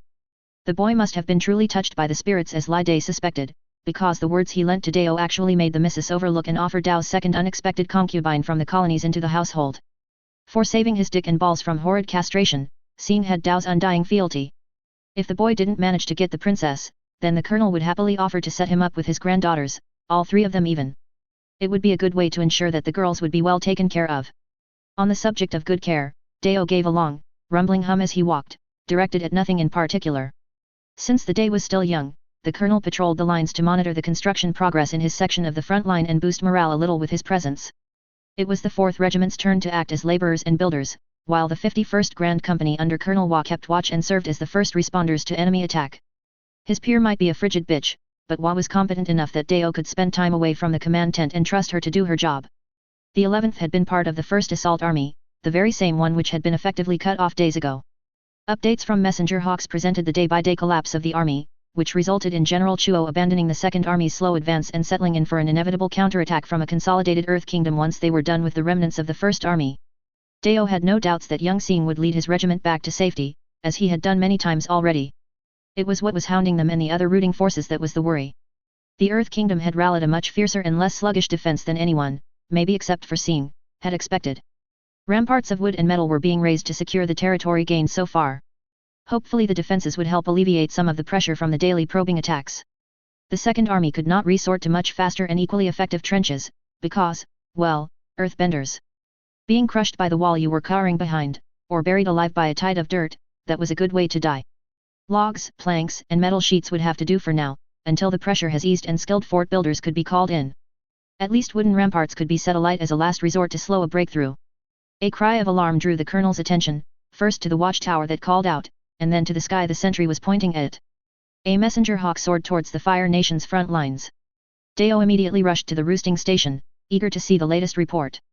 Hua was there to personally receive the hawk, giving it an affectionate pet that was contrary to her usual cold self before she collected the message from the bird's backstrapped canister. The woman's eyes slowly narrowed into slits as she read, and towards the end her eyes shot open wide.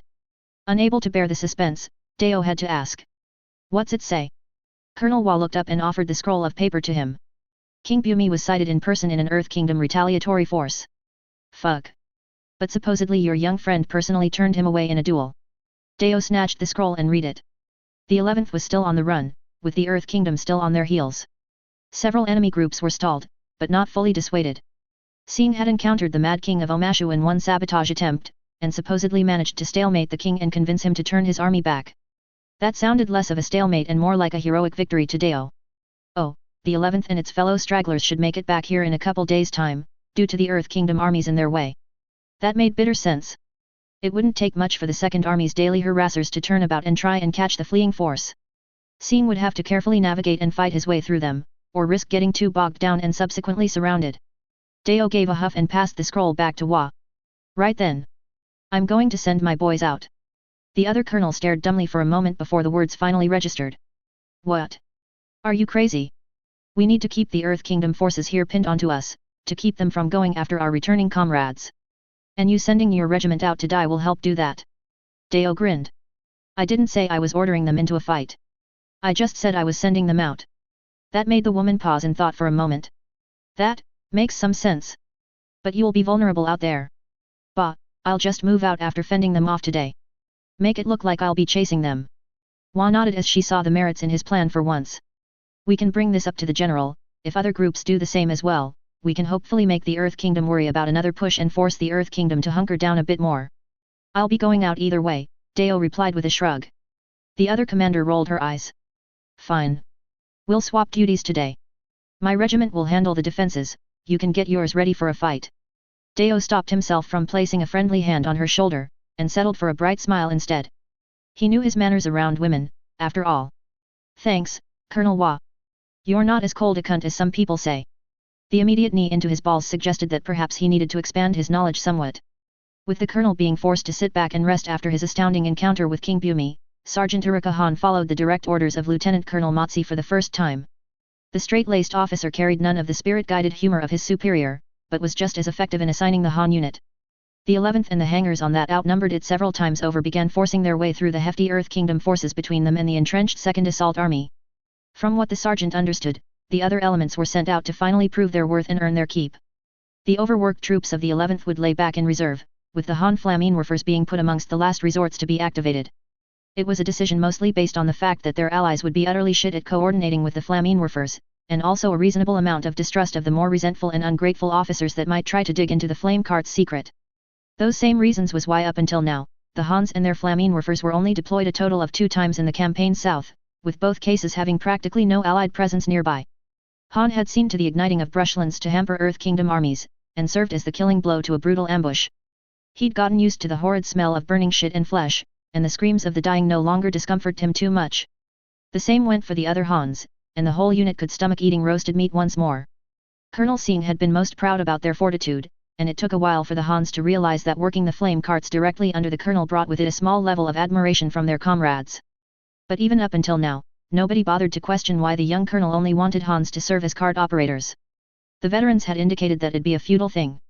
He's probably entertaining the fickle demands of the spirits he's listening to, one had said. And the spirits have guided him true so far, and through him, the regiment's been surviving well enough. So I'll gladly take a bit of weirdness. It was a good point, even if there was annoyance in being referred to by his village name rather than his actual name. And for all that, the boy wasn't a bad commander to serve under either.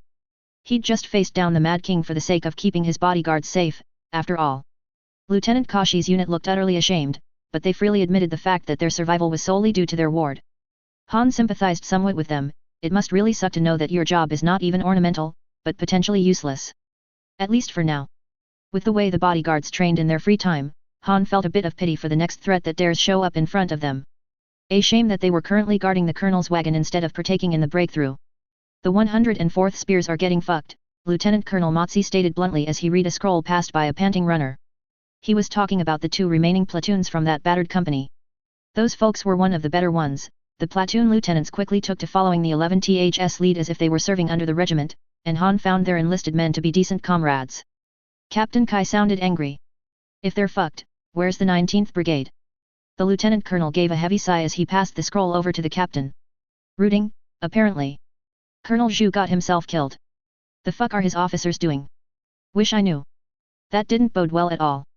The 19th Brigade was one of the more intact groups, though campfire gossip said that they were also rather inexperienced. Still, losing almost 2,000 men just like that. Lieutenant Colonel Motzi waited for the captains to stop grumbling before handing out his orders. Ping, Weikung, you're up. Just try to stabilize that front, we've got other fronts to push through. Assuming the rest of them don't fuck up, Captain Weikung muttered before he left. Should we get seeing? Captain Kai asked, earning a quick shake of the head from the lieutenant colonel. Give him his rest. We're still within margins. The failure of the 19th Brigade was accounted for, though maybe not so quickly. Knowing that group, their whiny officers are going to blame Sing breaking their colonel's arm for their loss, Captain Rufen commented with a frown of distaste.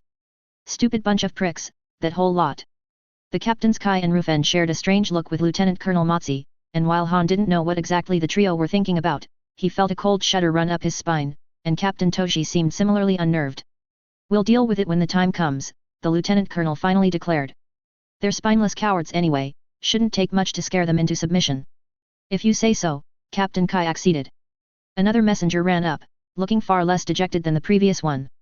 As before, Lieutenant Colonel Motzi took the message, and this time his eyebrows went wide with pleasant surprise. The 2nd Assault Army is pushing towards us. Wait, what? Captain Rufen sounded as stunned as he looked. Colonel Deo probably caught wind of our return. He's leading the charge. Captain Kai slumped with relief and chuckled. Oh, thank fuck for that magnificent BAS Colonel. The sentiment was shared within the command tent, and the Lieutenant Colonel gave a thoughtful hum before nodding at the other captains. We don't have to ration our forces so much then. You two, go help the front being led by the 23rd. The 2nd Army is closest to that area. He then turned to Han, who straightened to attention at the anticipation of an order. Sergeant, join them. Try to keep the operation of the carts as discreet as possible. Yes, sir. Sergeant Han paused just for a second. How do you want us to apply the flames? The officer didn't hesitate. Ifrit's breath. Let Kai or Rufen dictate where to apply it. Empty the tanks if you have to and don't stop if any of our allies are stupid enough to get in your way. Don't worry, it'll be on me. Han's jaws tightened as he confirmed the orders, and then hurried out to his unit feeling a little giddy apprehension. It was a good thing the Han unit had gotten used to the horrid smell of burning flesh and the screams of the dying, there'd be a lot of that coming soon. They took to the field at a good pace, following after the 2 battalions. The section of the front lines was a disordered mess, with Fire Nation soldiers from various groups fighting side by side with little coordination.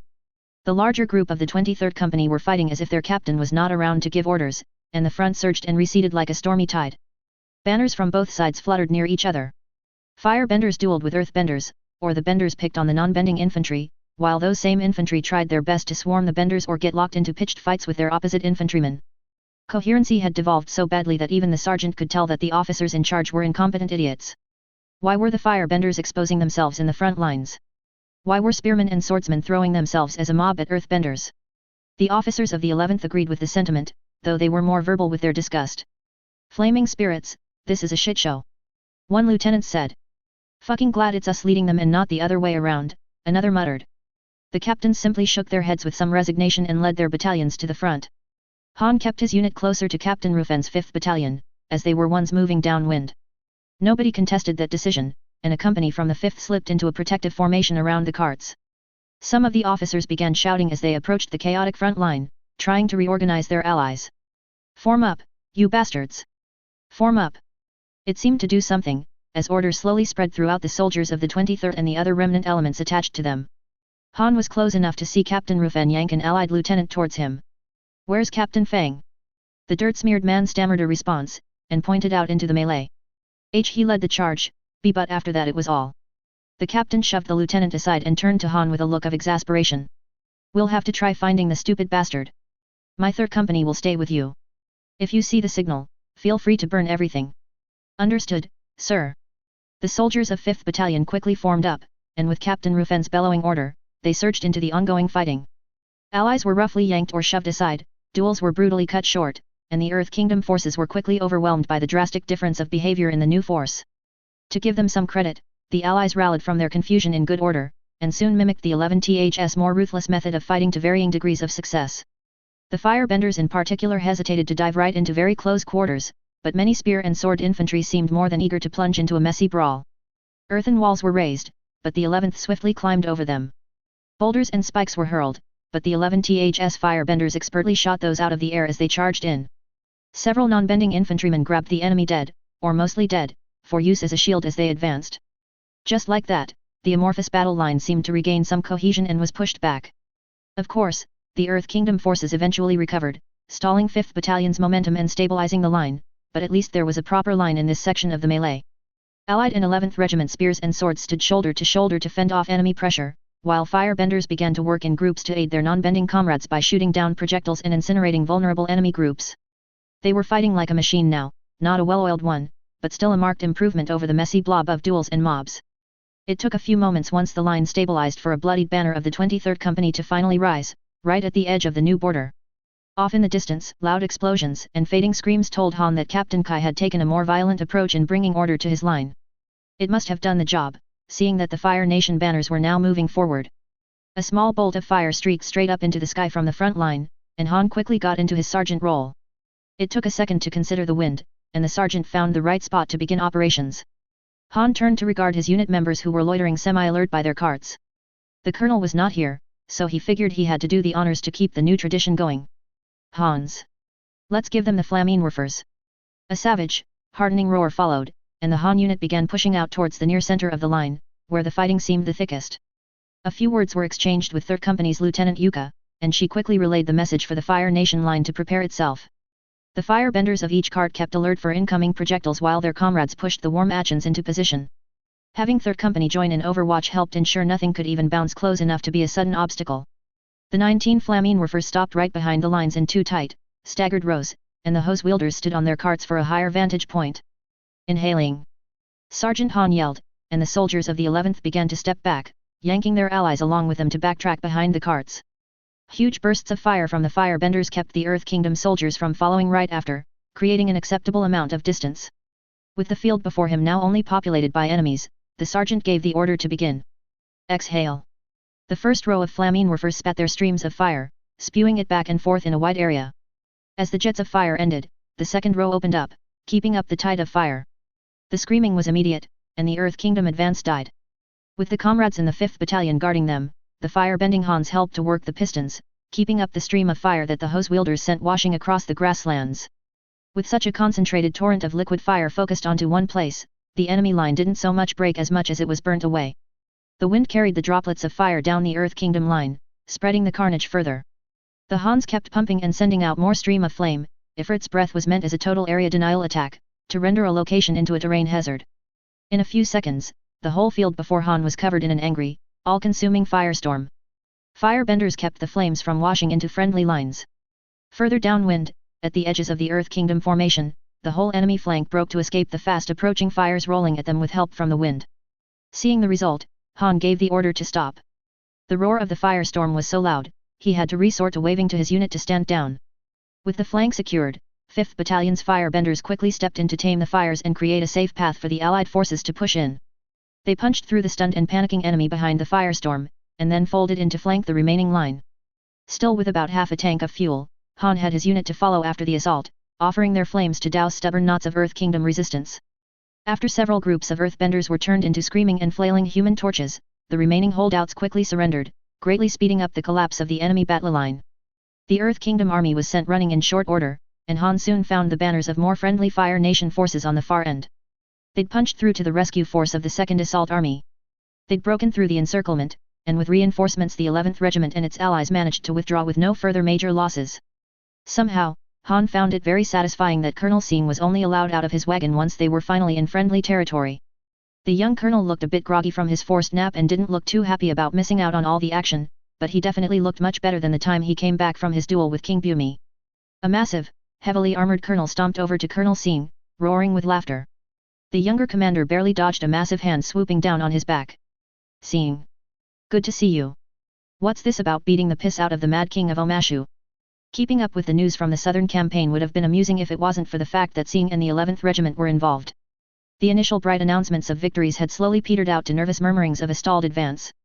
Nobody wanted to spit out the truth and declare the campaign effectively dead, and that the tactical withdrawal of the 1st Assault Army was in truth a shattered rout. Not even Agela was that daring to try. Only the wild gossip about Sing's feat gave the whole crushing defeat a glimmer of hope, even as a baseless rumor. A young colonel facing off against the very threat that Fire Lord Agela had purposely avoided, that part of the story was consistent. The outcome though varied, from Sing beating off the king of Omashu at the cost of his limbs, to the Mad King crushing the colonel into a pulp before withdrawing out of respect of his valiant foe. The only thing consistent about them was that every result made Agela's gut churn with worry. The best outcome for Sing was one where he forced King Bumi to leave the field, but was rendered unconscious as a result. That, or the one where the king broke a few bones before fleeing due to his own grievous wounds. Whatever version of the duel, none of the damned tales put Sing in a good condition after the fight. Agela was most certainly not angry at that, only mildly irritated that her colonel almost got himself killed. Some courtiers tried to be realistic about the news. Where did the news come from? Perhaps it was a case of mistaken identity, maybe it was just a strong earthbender that the young colonel fended off.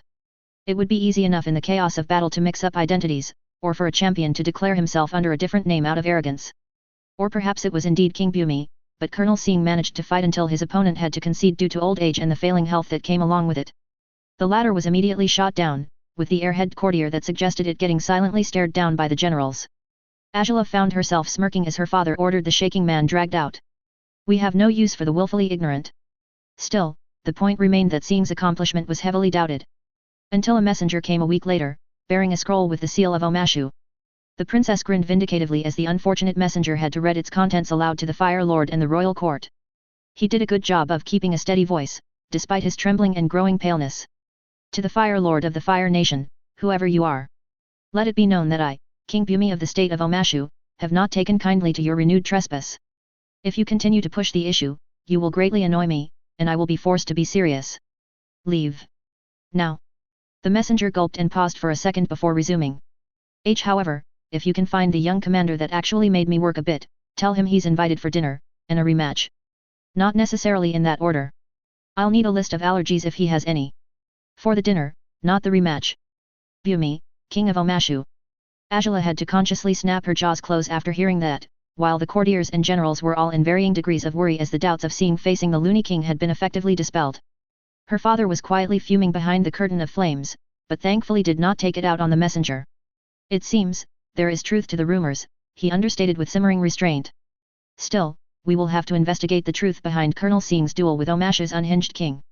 After a trio of generals bowed to promise they'd do just that, Agela stepped forward to test the waters.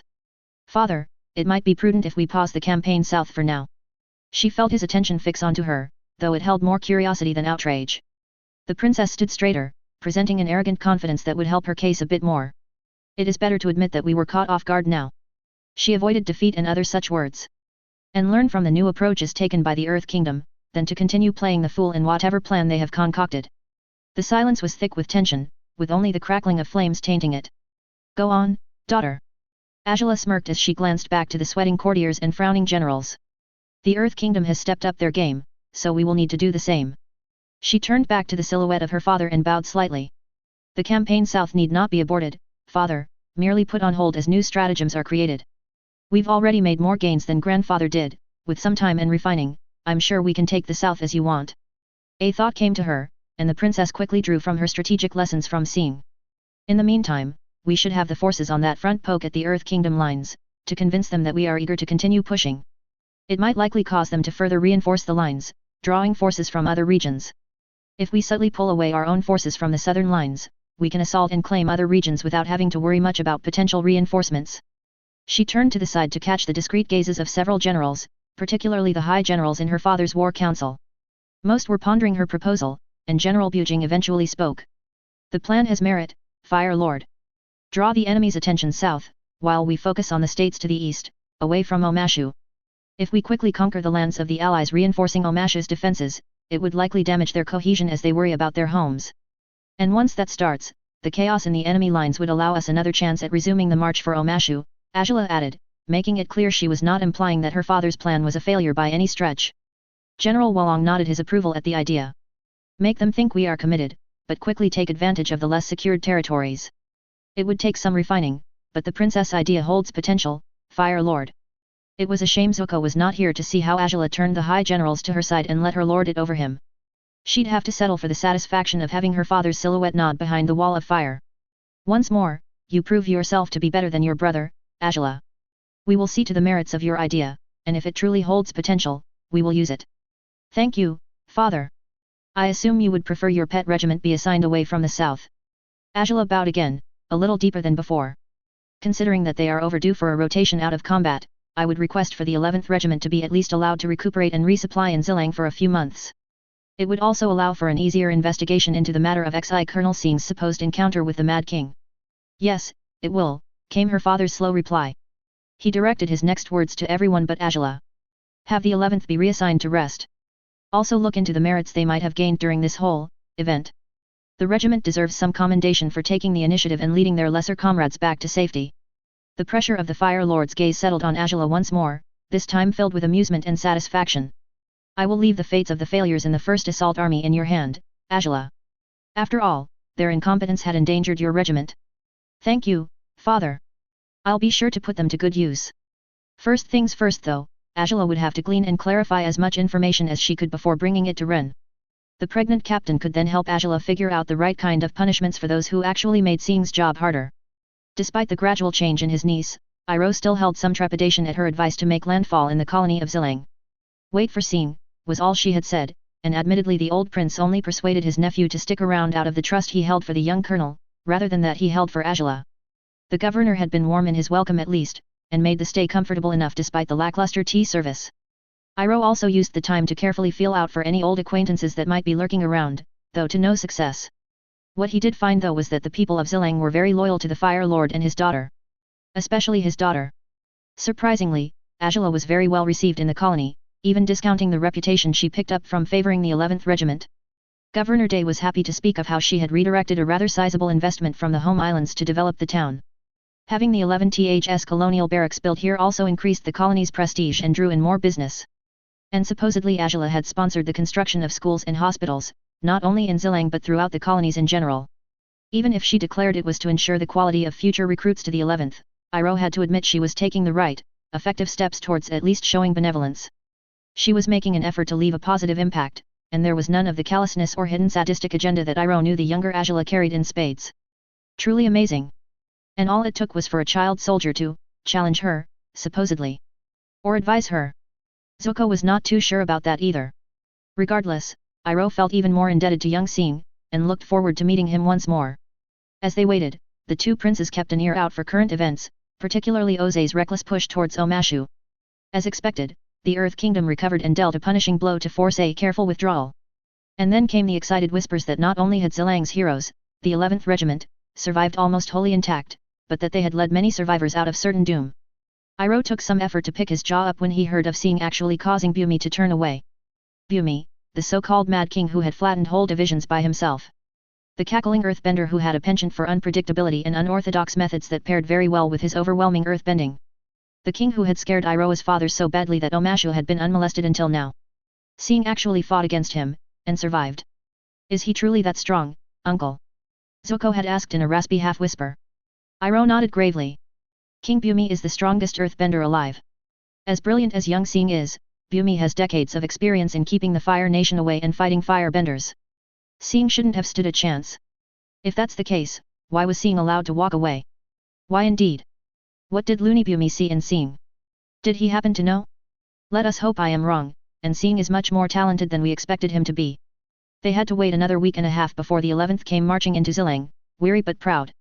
After all, the regiment had been commended by the Fire Lord despite the poor results of the First Assault Army, and no defeat had been officially declared yet. Using a little bit of royal prerogative, Iro and Zuko met them at their barracks entrance. Their reaction was near instant and gratifying. Sing practically slipped off his mount and dropped to his knee, the officers behind him doing the same and the whole marching column coming to a halt. Prince Iro. Prince Zuko. Announcing their presence in a clear, sharp voice, Sing saluted formally, and the whole column behind him followed suit, causing a rolling crash of armored knees hitting the ground to briefly fill the air. Iro was glad that the respect shown had an encouraging effect on Zuko. Despite the pain, the prince did his best to stand regally straight, and wore a genuine smile as he regarded Sing. Colonel Sing. Zuko managed to bring his voice above a raspy whisper. I heard you've been up to a lot. Most likely exaggerated, Prince Zuko. There was an awkward pause from the colonel before he continued. I am, sorry for what? It's nothing, Zuko interrupted, a bit tersely. What's done is done. Come, rise, Iro cut in, before things accidentally escalated. Your soldiers are better on their feet than on their knees. And I'm sure they could use the rest. As the 11th filed into their bunks, Sing joined the princes in his office. The boys' tea was acceptable enough. I'm glad you have both taken the time to meet us, the colonel began. Agela sent us, Zuko immediately croaked, causing the other boy to blink in surprise. She said you might be able to help us. Sing was silent for a few thoughtful seconds. It is the Fire Lord's decree that no aid can be rendered to your highness' quest if it draws from the war effort, he said carefully, and Iro saw his nephew start to deflate. However, Sing got up and gestured politely for them to follow him. If you'll follow me, your highnesses. Where are we going? The colonel did not answer Iro, but from the way his back shifted, the prince imagined him either smiling or grinning. Some whispered orders and hand signals were sent to soldiers along the way, causing them to quickly run off. The princes were led through a fenced-off section, and Sing ushered them in and brought them into a meager wooden structure. It looked like a small hall of sorts, though the floor was littered with several bedrolls, and barrels of water placed along the walls. Zuko gave an impatient look, while Iro still tried to puzzle out what Sing had in store for them. If you'll just wait for a moment, was all the colonel had to say. Then the door opened again, and in stepped a worn face that Iro had not expected to see in a while. General Yama. You fat fart. So you're Ali, the earthbender immediately replied, but was interrupted by a smack to the temple by an elderly water tribe woman. Mind your manners, mood brain. Behind them, several more people in water tribe attire entered the hall. All of them save for prickly Yama gave a polite bow. Sing bowed as well, with a hint of theatrics in his movements. Prince Zuko, Prince Iro, may I present General Yama of Ba Sing Se, Elder Kylan of the Southern Water Tribe, and her fellow waterbender prisoners of the 11th Regiment. Zuko snapped a glare at Sing. What is the meaning of this? The colonel straightened and offered a lazy smile. The regiment can be argued to be prohibited from aiding you, Prince Zuko. However, I cannot claim to have full command or responsibilities of my rowdy prisoners if you were, somehow left alone with them. What? Sing ignored the young prince and gave the waterbender named Kylan a nod. I'll be outside the gates. The woman gave a smirk as she nodded, and then turned her gaze at Zuko. Right boy. On the floor, now. Yuki, here's your chance to meet a pretty boy. I don't. Kylan slipped into a rolling stance, and the barrels around the hall shuddered as water flew out of them to crash against Zuko. Before Iro could act, Yama placed a calloused hand on his shoulder. Don't worry, the boy's going to be fine. What is going on? Iro had to ask, utterly confused. Hag and her folks are healers. Oh. Oh. That made some sense now. Brat's asking a favor from us in a stupid convoluted way to keep his hands clean. Iro couldn't help but smile at that. Off to the side, Zuko was being manhandled by men and women, and only calmed down once the water wreathing him began to glow. Us, General? What are you supposed to do? General Yama snorted as he nodded to a tea set in the corner of the hall. Dumb fart, who else here knows how to brew black lao gai tea? Iroha's smile grew wider, and he spent the evening with the Crass Earth Kingdom General, enjoying excellent tea and an enlightening game of pai sho. Zuko calmed down enough to accept the temporary imprisonment for the next few days while Sing lost the keys to the prison grounds. The bedding was comfortable enough, compared to a ship's quarters, and the company was quite tolerable. They left 4 days later, with Zuko being able to walk straighter, his voice cleared of any rasp, and the damage to his lungs and the rest of his body almost completely removed. Only the massive scar on his chest remained, partly because he had vehemently insisted on it, and also because the waterbenders agreed that it looked good on him. I apologize for holding you for too long, your highnesses. I hope you've not been too discomforted. None at all, Zuko answered with a deep, grateful bow. Thank you, Colonel. I will remember this. I hope your vengeance isn't too harsh, Prince Zuko. Iro chuckled while his nephew snorted in amusement. Thank you, Sing. Send my thanks to Agela as well. Of course, Prince Iro. As I cannot host you any further without risking censure, I wish you two the best. They returned to Zillang, and Iro had the chance to both feel gratitude to his niece and the interesting young Sing, as well as regret not being able to make the time for either of them before this. Perhaps after this, once he had the chance. For now though, Prince Iro would help his nephew begin his impossible quest in earnest, and failing that, perhaps he could mellow Zuko out enough to teach him some pai sho. With the 11th being given time off, most of the troops of the 11th took the opportunity to visit their families back in the home islands, or try establishing new ones in Zillang. The bastard Lieutenant Colonel Motzi had to be smuggled out to the docks to bypass the small mob of women waiting to throw themselves at him, with Li Ming having to make a show of waiting in the tea house to distract them. Lieutenant Kashi and half of the bodyguards took their turns to return home as well, with the head bodyguard supposedly scheduled for an arranged marriage. Bofang wished his brave leader all the best, and hoped that the lucky girl would be able to deal with long periods of her husband's absence, without resorting to things that made up half the damned stories for stage plays and novellas.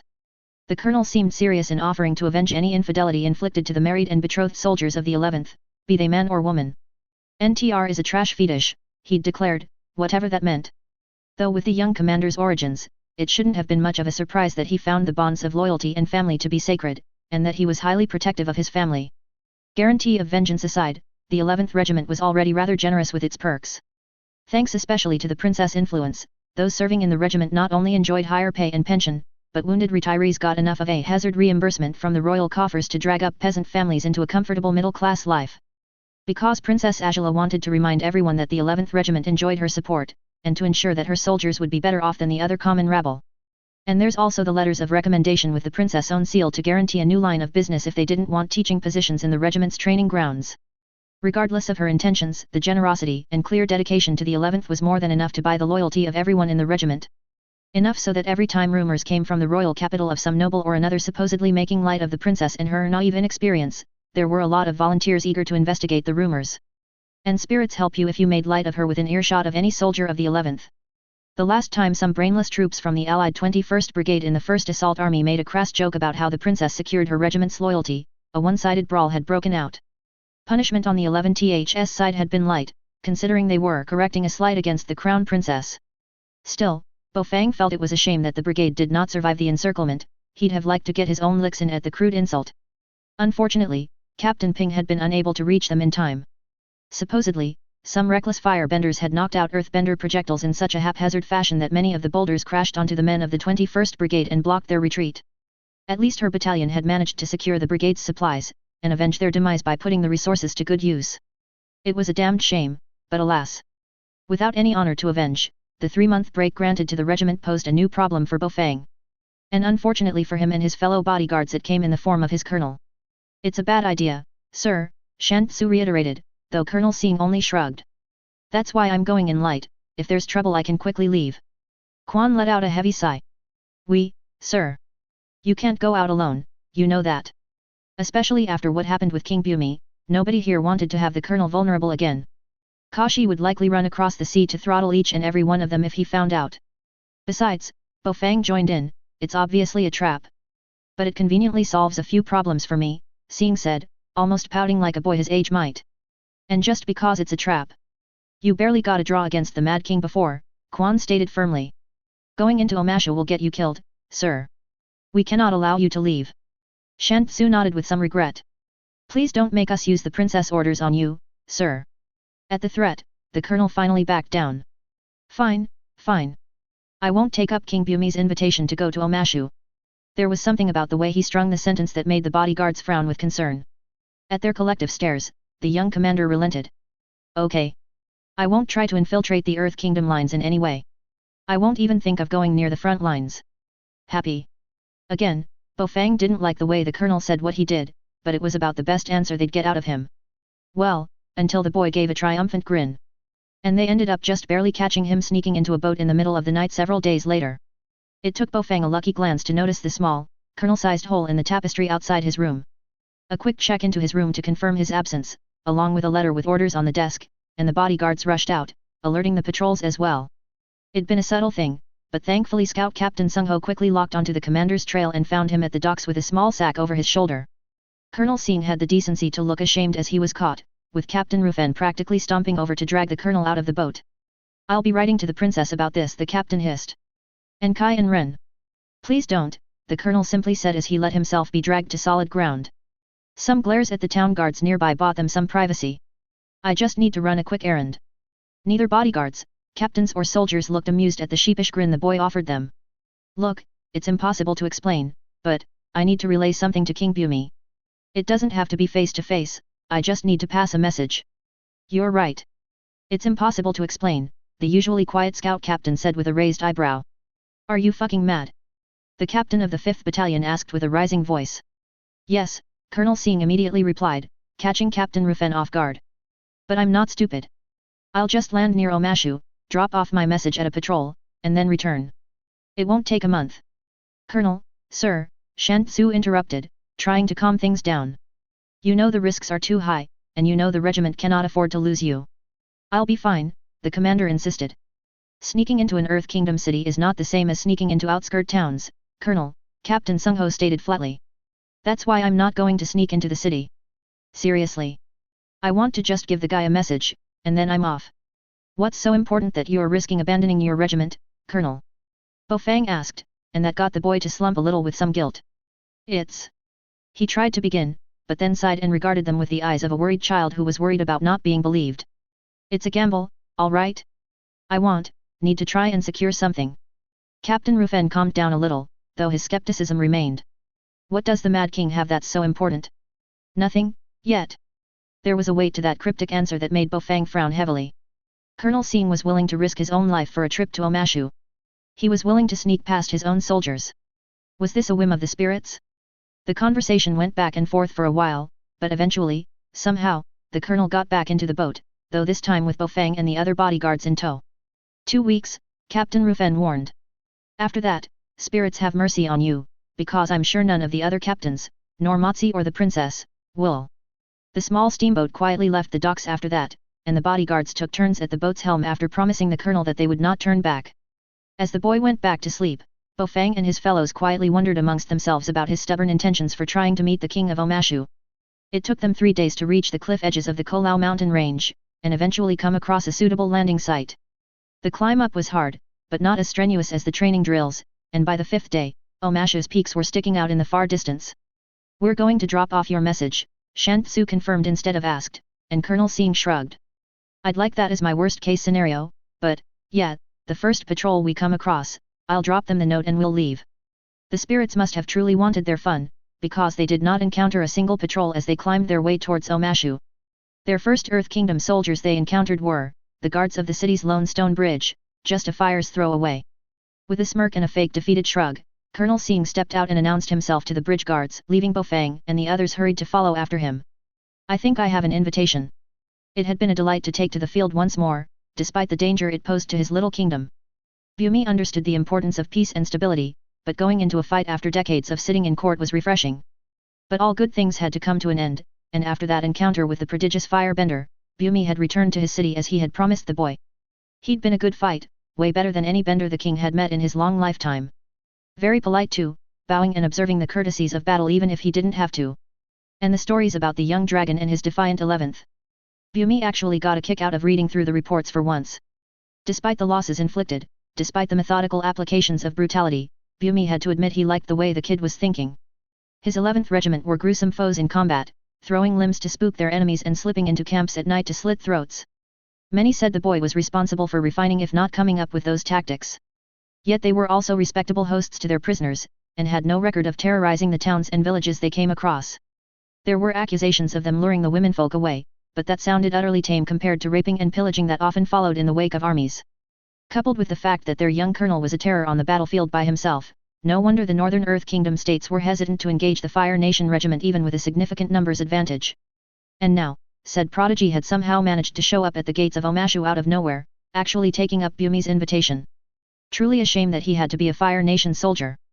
Bumi had the boy brought in discreetly into the city and the palace, and found himself grinning as the young colonel stood before him, all formal and polite. King Bumi, I thank you for the hospitality. There was an undercurrent of something in Sing's voice, though it didn't tickle Bumi's sense of danger. Of course, of course. Not every day I get to meet a boy who can keep up with me. Now then, how are you with spiced roasts?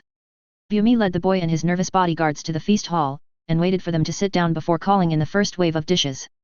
Amusingly, the boy dug into the appetizers immediately, uncaring that his guards were not so subtly cautioning him. Sing instead gave a smirk at Bumi. I'm sure the king would have better ways of removing us if he wanted to, instead of relying on poisoning. Certainly, he replied, giving a smirk of his own. I could create a pit underneath you and seal you up. The way the bodyguards suddenly snapped their heads all around them almost made Bumi laugh. Or just drop the ceiling on us, Sing said with a shrug, and then returned to his dish. Soup's good. Lotus. Bumi almost frowned.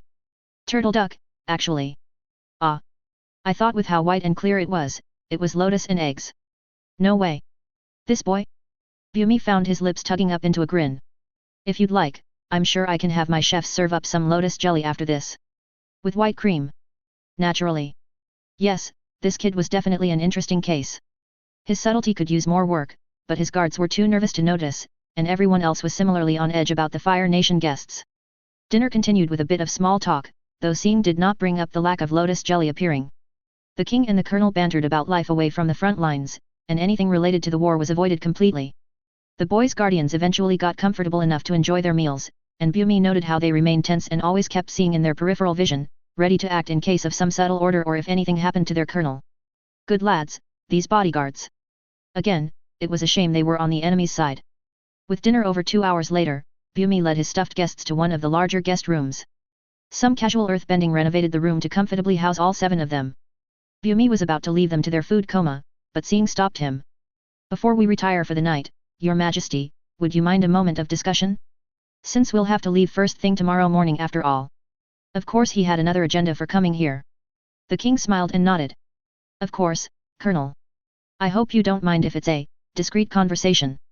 Sing looked to his bodyguards, and a silent staring match commenced. Chuckling, Bumi decided to chip in.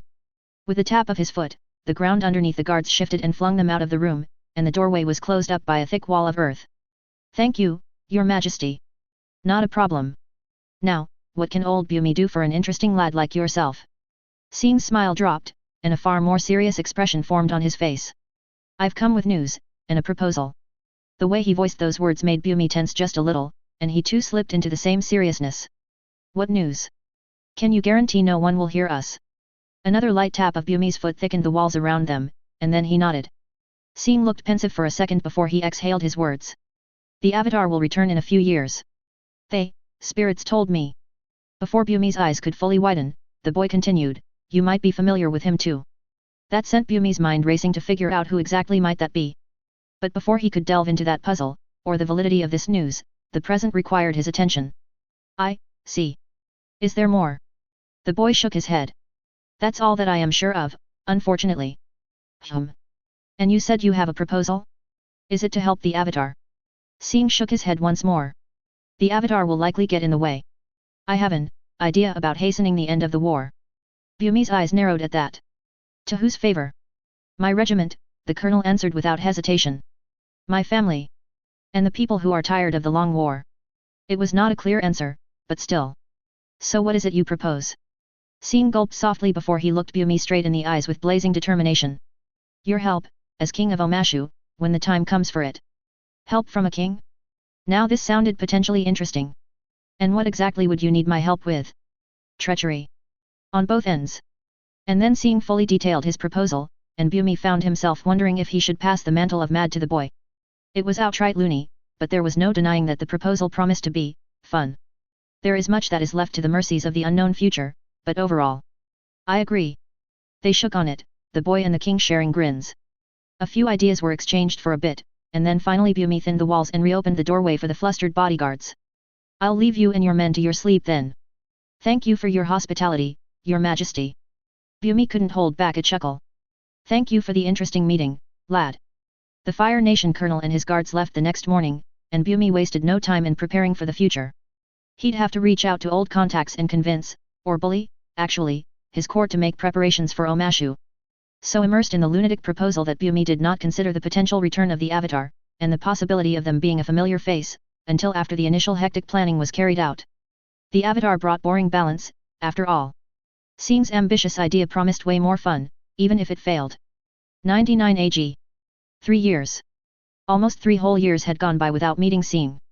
After the stalling of the Omashu campaign, the 11th returned to battle and harvested a bounty of renown, favors and notoriety without a full break since.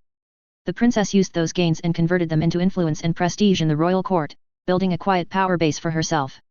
Officers freed from prisoner exchanges were indebted to Agela and her regiment, especially considering how the princess did not ask for any material compensation, only demanding that the rescued men and women fight harder. Lesser nobles were given scraps of merit by having their scions go through the rigors of the 11th training ground and getting a letter of recommendation out of it. Generals and colonels discreetly petitioned the princess for her regiment to work alongside their children's units as a means to keep them safe in harsher phases of the war. Her father had also twice now requested for sending the 11th to fix problems that could not be dealt with by overpromising commanders. 2 stubborn holdouts had been promptly dealt with, without the messy casualties that the failed generals and their divisions had suffered. The only wounded from breaking the last mountaintop fort were several sprained ankles, in exchange for the several hundred slit throats and mutilated corpses over the course of 6 nights, and the terrified surrender of the remaining 4,000 or so garrisoned Earth Kingdom soldiers after that. Fire Lord Oze cared not for the accusations of barbarity carried out by the 11th Regiment, and gave Agela his explicit permission to deal with the nobles who belittled her soldiers. Especially when they'd achieved such sterling results after the pathetic failures of generals and their much larger forces. Agela was sure that her father found some inspiration in the terror tactics Sing had orchestrated. He almost smiled during dinner in the following days. Unfortunately, fixing the mistakes of incompetent and over-ambitious commanders was becoming a tiring chore that Agela had to handle out of court. Many commanders took affront to the honor bestowed on the 11th Regiment, and took it upon themselves to be even more daring and reckless in their leadership. As if their pitiful results would actually change Agela's mind enough to transfer her patronage to them. A few had dared to blatantly insinuate Sing's unworthiness, but thankfully training Captain Ren was more than happy enough to serve as champion on her colonel's behalf and handily wipe the floor with them. The captain had the grace to only lightly mangle her opponents before putting an end to each duel. After Agela intervened and made it clear that any further insults to the regiment was an insult to her, the calls for duels stopped. And instead the princess had to deal with simpering nobles still looking down on her youth, and idiotic pissants who kept laboring behind the scenes to try diverting her favor. The only bright side was the subtle attempts at sabotage. It gave Ren the chance to teach the officers how to deal with internal squabbles. Agela had read the reports, and she only needed to suggest a few improvements in the way the trainees vanished unwanted troublemakers. Ren's experience in noble circles must have been quite interesting for her to be so thorough. Still, for all the small bits of fun, for all the praise she was garnering from her regiment's good work, Agela felt a growing tingle of annoyance that she couldn't meet Sing. The battalions and even the bodyguards were put in a rotation for breaks, giving them the chance to return to the home islands, which many took at least once. All except for Sing. Because the colonel made it a point to always be present when the regiment was sent to the front lines. At best, he would stop in Zillang during short resupply breaks, but otherwise would be leading the 11th across the Earth Kingdom continent in search of more glory to reap on behalf of his princess. The tactic killed off any chance of using his absence as an excuse, and the constant stream of testimonies of Sing's growing prowess and accomplishments would serve as a reminder that the young commander still had not reached his prime. Already the defiant 11th and the Scorpion Dragon leading them were becoming names to be dreaded among the Earth Kingdom armies. Recent battles had seen the mere appearance of the regiment breaking the spirits of the enemy and turning the tide of battle. In the north and east, Sing had been personally responsible for routing armies by obliterating their command structure. Agela had to send warnings to keep him from repeating the reckless stunts too often, but the results were still very favorable. In the south especially, the lines of the Omasha-led coalition bent and shifted to avoid her soldiers, unless there was a significant advantage in numbers. It was incredibly satisfying to hear that enemy generals would immediately call for parley, or fortified towns opening their gates immediately when they saw her regiment's banners. Agela had learned to not only enjoy the fear, but also savor the respect of the Earth Kingdom forces. They were an honest enemy at the very least, especially when compared to the courtiers and two-faced officials in the palace. The commanders of the Southern Coalition especially were more liberal about humbly requesting for prisoner exchanges or allowances for retrieving the dead for proper burial. The damnable nobles in court sneered behind her back for repaying respect with respect, as if it weren't their own brothers and sons being freed or returned to the family cribs. Fucking spineless shits. So yes, Agela understood the need for Sing to be constantly out there, but she didn't like it at all. There was some satisfaction in exchanging letters, but she could admit to missing his voice, his smirk, well, pretty much all of Sing. She'd grown up enough to acknowledge that she greatly looked forward to seeing him again. Of course, she didn't admit it in the open, only to Ren and Ping when the latter came back for a break. The two captains had become a pillar that Agela found herself clinging to for support. They respected her, but never truly feared her, slowly conditioning the princess to their affections and trust. Agela quickly saw them as the older sisters she never had, and found herself looking to their counsel more and more. That they weren't lecturing and judging like Uncle Iro or uncompromising like father made it easy to seek the captain's opinions. Ren's and Ping's advice made it clear that they genuinely cared for her well-being, not like mother. And they were unafraid to confront Agela's spikier side unlike Zuko. To say that Agela was protective of them was an understatement. She'd already exerted some quiet influence to cancel an arranged betrothal Ping very reluctantly agreed to, so to say that Agela would not kill for her sisters, at least indirectly, would be a lie. The fat fuck would have died soon out of health complications anyway. Captain Sung Ho, very reliable man, that one, merely sped up the inevitability and ensured that the useless bastard wouldn't mar Ping in any way during his short remaining existence. Zuko and Uncle would have frowned at her actions, but they were out in spirits nowhere, while Ping tearfully hugged and thanked Agela when she inevitably found out, suspicion was still on Ren or Kai. She knew whose opinion truly mattered. Which was why Agela was comfortable enough in bearing her thoughts to Ren about the coming trip. "Don't worry, Agela," the captain offered while guiding little Fan's unsteady steps across the empty hallway. The few soldiers and staff passing by quickly hurried past them and did their best to become temporarily deaf. "I'm sure Sing is just as nervous as you. And not as good at hiding it as you are." "Are you sure?" she couldn't help ask. "It's been some years." What if he doesn't?" Ren fixed Agela with a look of exasperation and amusement. One that was only tolerated because it was Ren giving it. The boy's spirit touched, not cabbage-brained. "And we've got Ping keeping an eye on him. Sing might have to personally deal with civvies and female soldiers, but I'm pretty confident that he won't be looking at them the way he'll be looking at you." That was somewhat comforting, but still. "But if..." the captain snorted. "Agela, princess, relax. I'll bet Kai's balls that the colonel knows better than to consider other girls, even ones his age.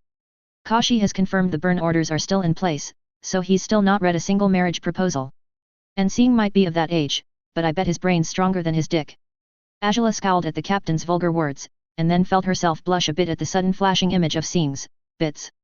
Of course, Ren noticed, and she waggled her eyebrows at the princess. "I'll also bet it's grown along with the rest of him. Kai did say that Sing's is rather impressive."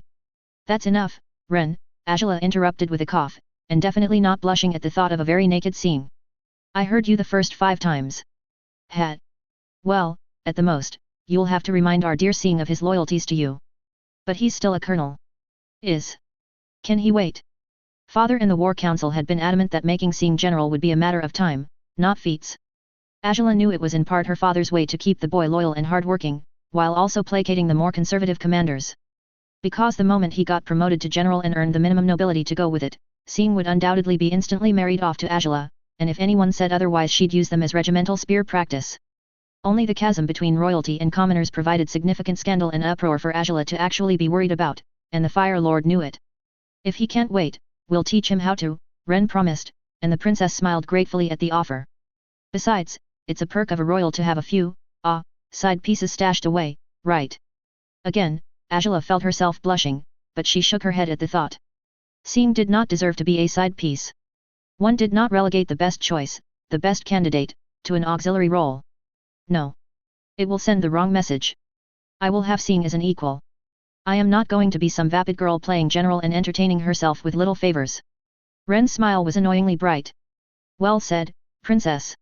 In that case, I suppose you'll have to really remind Sing that you're worth the wait then."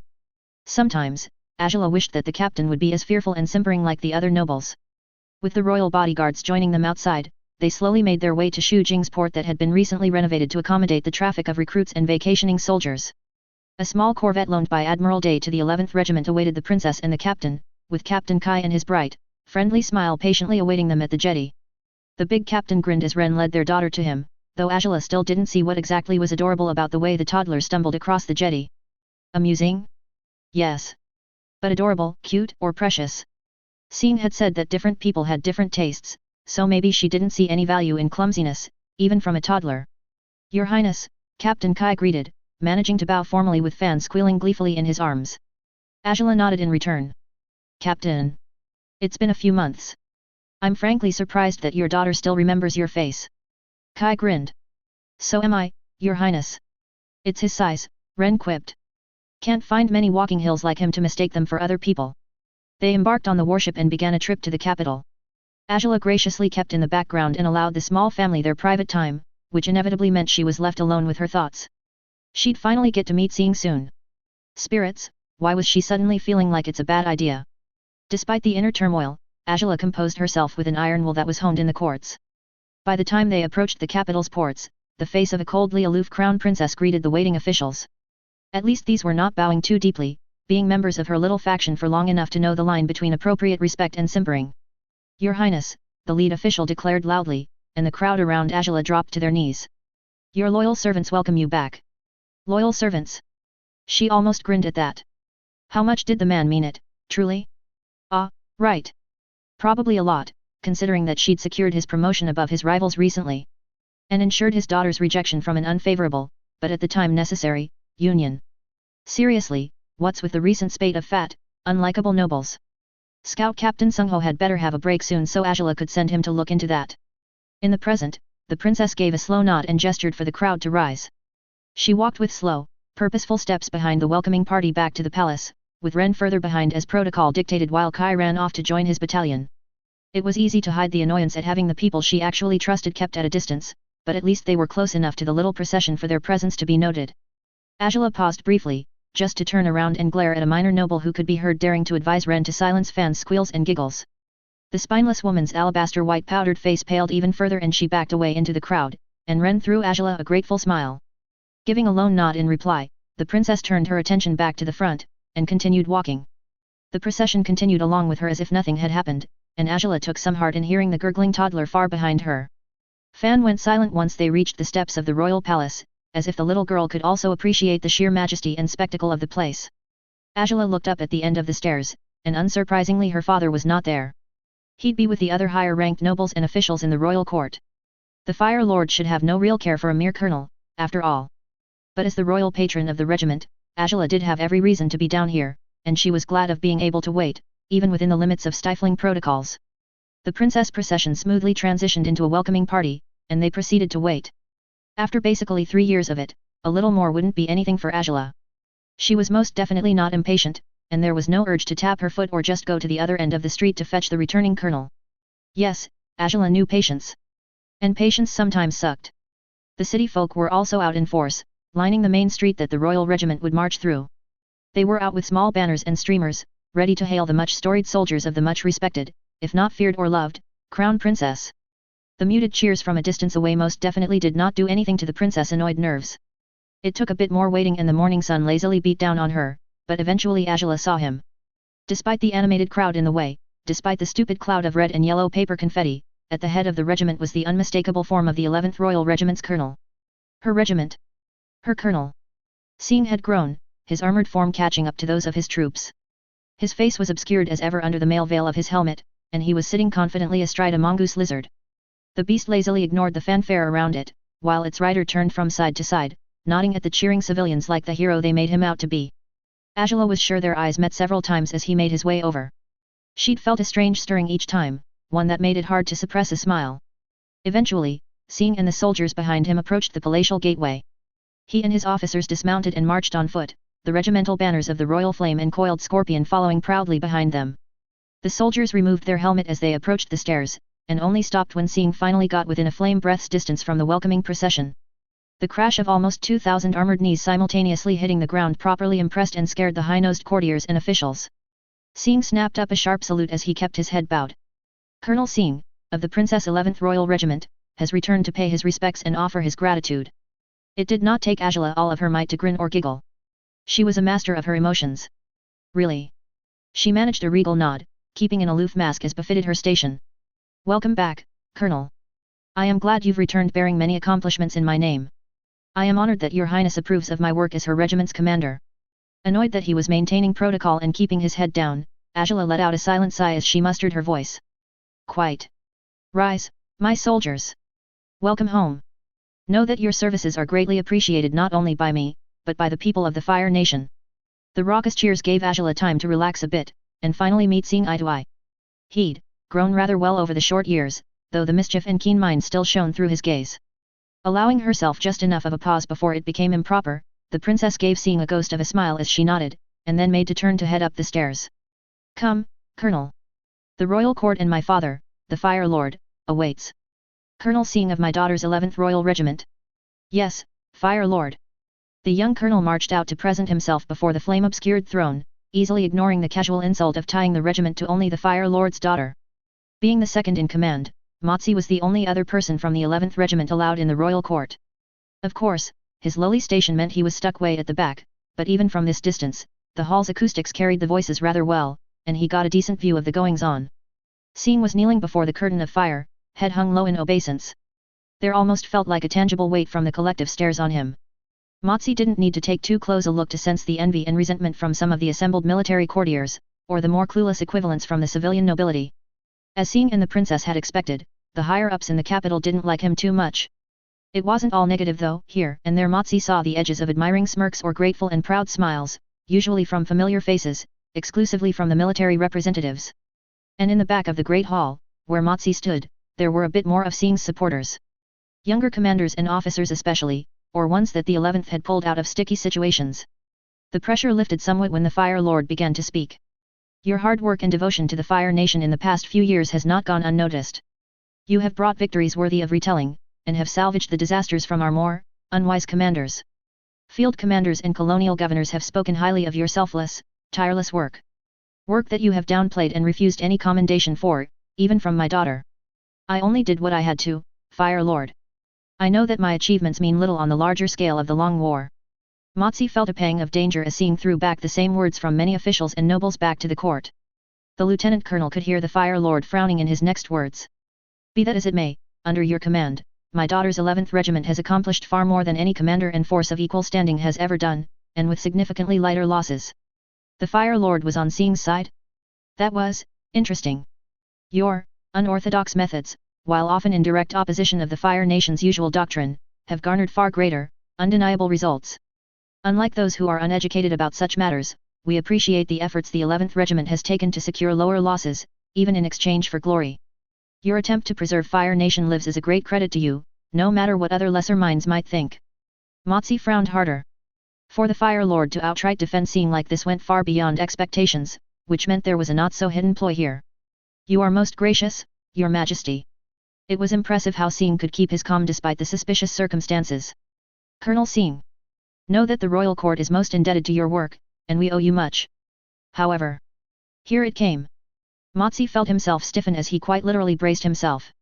We have to consider also the fact that your foes are merely Earth Kingdom rabble, and that your great victories while outnumbered often involve facing large conscript rabble. Motsi was truly impressed at how the Fire Lord managed to sound so patronizing, consoling, and insulting at the same time. This does not detract from your achievements, nor does it sway my personal judgment on you. However, after much counsel from my learned advisors, it pains me to inform you that I must reluctantly withhold your promotion to general, even if you are most deserving of it in my eyes. Ah, passing the buck and washing his hands clean. That much was expected, so Motsi relaxed a little. The royal court was just trying to assuage the notoriously brutal and dreaded colonel to hopefully stop him from going on a killing spree. Sing's head bobbed a little in a shallow nod. I fully understand, Your Majesty. I am still too young, and my official service is too short to earn such a title. Even if richer nobles have bought their relatives' way into becoming a backline general, Motsi bitterly thought. Unfortunately so. However, we are not completely absent of gratitude. Colonel Sing, you are hereby raised to the new rank of First Royal Champion, and welcome to the ranks of the nobility. You will answer to me or the Crown Princess first, before any of my generals. In exchange, you will have all the rights of a noble scion, excluding the responsibilities of overseeing land. A landless noble? That was interesting. It might be a meager consolation for your deeds, but let this be a first step into the ranks of our royal court. Should you continue to excel, I will personally see to uplifting you into a rank worthy of royal attention. Motsi almost sighed with relief at hearing that. The Fire Lord was still open to the risky option of marrying Sing into the family. That was good for the regiment. Very good.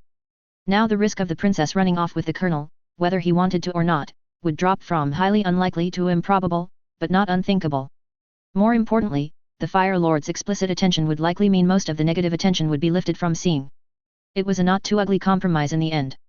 Sing is kept away from being a general for now, but he had been given a scrap of nobility, a promise of greater rewards. It was not the worst result any of them had expected, but not the best outcome either. A bit worse than attaining colonial governorship, but definitely better than inheriting a military fortress. Motsi would have to help his colonel pore over the details of this new rank, though if the princess' insight into court politics remained reliable, Sing would likely spend most of his time in the colonies and the Earth Kingdom lands beyond it. Your Majesty is most generous. I will strive to be worthy of that title. A small but significant chunk of the court's time was then taken up by testimonials about Sing and the 11th's achievements, generally by those who had personally witnessed it, like Admiral De Yang and Colonel Deo, or a few that were blatantly made up and exaggerated for effect by nobles who could not have possibly have the spine to even step foot on the colonies, let alone a battlefield. Motsi guessed that it was the Fire Lord's work instead of Princess Agela. She tended to avoid dealing with the blatantly incompetent on any level, even if it's to send a message like what her father was doing. Henceforth, the 11th Royal Regiment shall also be officially recognized as the Princess Fire Lancers, as well as holding the right to be named the Defiant. And that was the final seal of royal intervention. The 11th were now officially tied to Princess Agela, and anyone stupid enough to still petition her to rescind the patronage would be liable for directly insulting the royal family. Any idiot who now tried to argue about the regiment's priority in requisition requests and transport queues would effectively be a hindrance to royal duties. Anyone who dared call the 11th cowards or savage brutes without presenting proper evidence would really have to be careful about who heard them. It would still be only minor progress within the detached court politics, but out in the colonies, out in the ports and bases, this boon would make things far easier on the regiment. Motsi almost broke into a dumb smile at the thought of having such convenience now open to them. After all the accolades had been confirmed, Sing was dismissed and the new noble, however technical that title might turn out to be, strode towards the back of the hall, as his position warranted. Motsi greeted him with a silent smile, while the royal court continued with its proceedings. Sing was about to say something, but a movement to the side caught both their eyes. Princess Agela was standing by the walls, her bodyguards maintaining a healthy space around her. One raised royal eyebrow was all that was needed, and Motsi followed after seeing towards her summons. As they were allowed within the cordon of bodyguards, there was no protocols to break when the two officers followed their patron out of the throne room and into a hallway, and then finally made it into a study room. Princess, Motsi greeted with a bow as the bodyguards left the room to stand guard by the sole entrance. She gave him a nod, acknowledging his presence, though her eyes were fixed on Sing. Lieutenant Colonel Motsi. If I might have some time with the colonel here. Of course, Your Highness. Motsi promptly bowed and joined the bodyguards outside. No sooner did his feet leave the doorway, he heard a soft crackling of metal plates. Motsi and the bodyguards turned to see Princess Agela's hand buried in a bent over Sing's stomach. That's for staying away for so long, she sharply said as she stepped back. Sing straightened himself, showing no signs of discomfort from being punched in the guts other than a knowing grin. It was an idea we both agreed to, Your Highness. Then you should have come up with a better one. The princess hand lashed out again, but this time instead of a strike, she grabbed onto Sing's collar and yanked him towards her. Princess Agela firmly pressed her lips against the cheek of a very surprised Sing for a couple of seconds, and then pushed the colonel back. That's for your hard work. It was one of the very, very rare times where Motsi ever saw his young, confident colonel looking utterly confused and flustered. And his cheeks were taking on some color. He'd walked into Ren and Kai, as well as other couples, or that one threesome, in the 11th before, but this was the first time Sing was actually blushing. I, thank you. Princess Agela rolled her eyes and folded her arms. Really? That's it. Sing seemed to recover from that reply, and he blinked his dumb stare away. After a quick shake of his head, the colonel bowed respectfully. I am most grateful for your concern over my well-being, Princess. He then straightened and took one long step to close the distance towards her. This time it was the princess who was caught off guard, as Sing gently wrapped his hand around hers and lifted it up. His eyes remained fixed on hers as he lightly brushed his lips against her knuckles, before slowly letting the princess' hand slip away. Ah shit! Motsi turned to see some of the bodyguards shaking their heads at each other. A couple were pulling out pouches and offering it to their colleagues. Really thought they'd have locked lips. One of them whispered. No way, a smug bodyguard replied. They ain't dirty sluts like you. Before the good humor could spread, a coldness washed over them, and they returned their gaze back to the room where the princess and the colonel were staring at them. One of the bodyguards gulped. We'll, keep watch, Your Highness. Then they all sidestepped away from the entrance, leaving the lieutenant colonel alone. I'll wait for you to be done, sir. Motsi quickly broke line of sight to the young couple for safety, joining the royal bodyguards. Out of sight but still within earshot, the adults passively eavesdropped on the conversation within. Anyway, the War Council will declare it yet, but father has agreed to your proposal of cutting up the Earth Kingdom. The High Generals will be adopting the plans to limit Omasha's reach to the south of the East Lake, while Ba Sing SC will be slowly strangled on all fronts. And the rest? Motsi could hear the princess grin. The War Council will approach the conquest of the weaker states on a case-by-case basis, basically leaving it up to each theater commander. Naturally, I'll assign the 11th to deal to the less glorious north to fully secure the colonies. And give Admiral De Yang the coastal security he needs for patrolling the Northern Sea. That's about as good as we can expect then. Indeed. There was a short, heavy pause before the princess spoke again. Do you have news of my brother? We've only met the prince once more after that, he'd returned to Zillang to resupply. Of course, we did not actively aid him, but he helped himself to the stores that Quartermaster Hyung so clumsily left unlocked and unguarded. And poor Hyung had to suffer a month of forced isolation in Zillang for his mistake, basically sent to spend the time with his family. Such a tragedy. Someone told me you guided him south. Princess Agela's voice sounded very much amused. And of course Sing would mirror it. That would be acting against orders, Princess. He simply overheard the theories me and some others were discussing. Prince Zuko is most resourceful to be sneaking around our camp like that. And Prince Iro was somehow able to hide an entire sack of tea leaves under his robes, the greedy bastard. I see. Well, it's good to know the dum-dums all right I guess. Now, what's this I hear about a surprise? Oh, that. Motzi looked at the bodyguards whose attention was suddenly fixed onto him. He answered their silent question with a shrug. Loose lips, and all that. It's something I'm working on to speed things up a bit, princess. And you can't tell me about it. Naturally. It's a surprise, after all. I just need to manage a few more noteworthy victories before I can present it to you. Not even a clue. Well. No. A minor official shuffled quickly into the hallway, interrupting the conversation. The royal court was coming to a close, and the princess had been requested to join with the Fire Lord and his war council. Until later then, Colonel. Of course, Your Highness. Sing gave Motzi a glance, and somehow through the silence and the vague, speculative look, he got the hint. The lieutenant colonel quickly grabbed the official by his shoulders and spun him around to lead him back to the throne room. Then the bodyguards clued into what was happening and conveniently formed up into a wall to block out the colonel and the princess from the sputtering official's line of sight. There was a rustle of cloth and metal, and as the bodyguards spread back out again, a quick glance back to a wide-eyed, slightly agape princess and a smirking Sing told Motzi all he needed to know. I will look forward to our next meeting, my princess. Even with practically all of the 11th returning to the capital, Zillang would only suffer a slight dip in activity. The bustling colony town still had plenty of industry to keep it lively, industry that grew from Crown Princess Agela graciously assigning her regiment here. Under the watchful gaze of Governor Day, corruption and grifting within the royal blessed colony was kept low, to the point where the wily administrator had his lone arm controlling the inevitable black market as well. It also helped that being associated with the Crown Princess made Zillang be perceived as less as a dead-end posting and more of a potentially prestigious one, which then saw less troublemakers being dropped off the town's port, which resulted in less lazy and corrupt nobility around these parts. As a result, commerce increased dramatically in a few short years, with entire industries growing around the entertainment and well-being of the royal regiment. Zillang could proudly boast of hosting the most productive weaponsmiths and armorers in the colonies, and ranked only slightly lower than some of the famed factory towns in the home islands. It also housed a sizable guild of alchemists to meet the 11th Regiment's curiosity for new tools for the battlefield. They were the ones credited with the recent refinements to battlefield medicine, the new practice of sterilization with new antiseptics resulting in a significant drop in deaths from infection.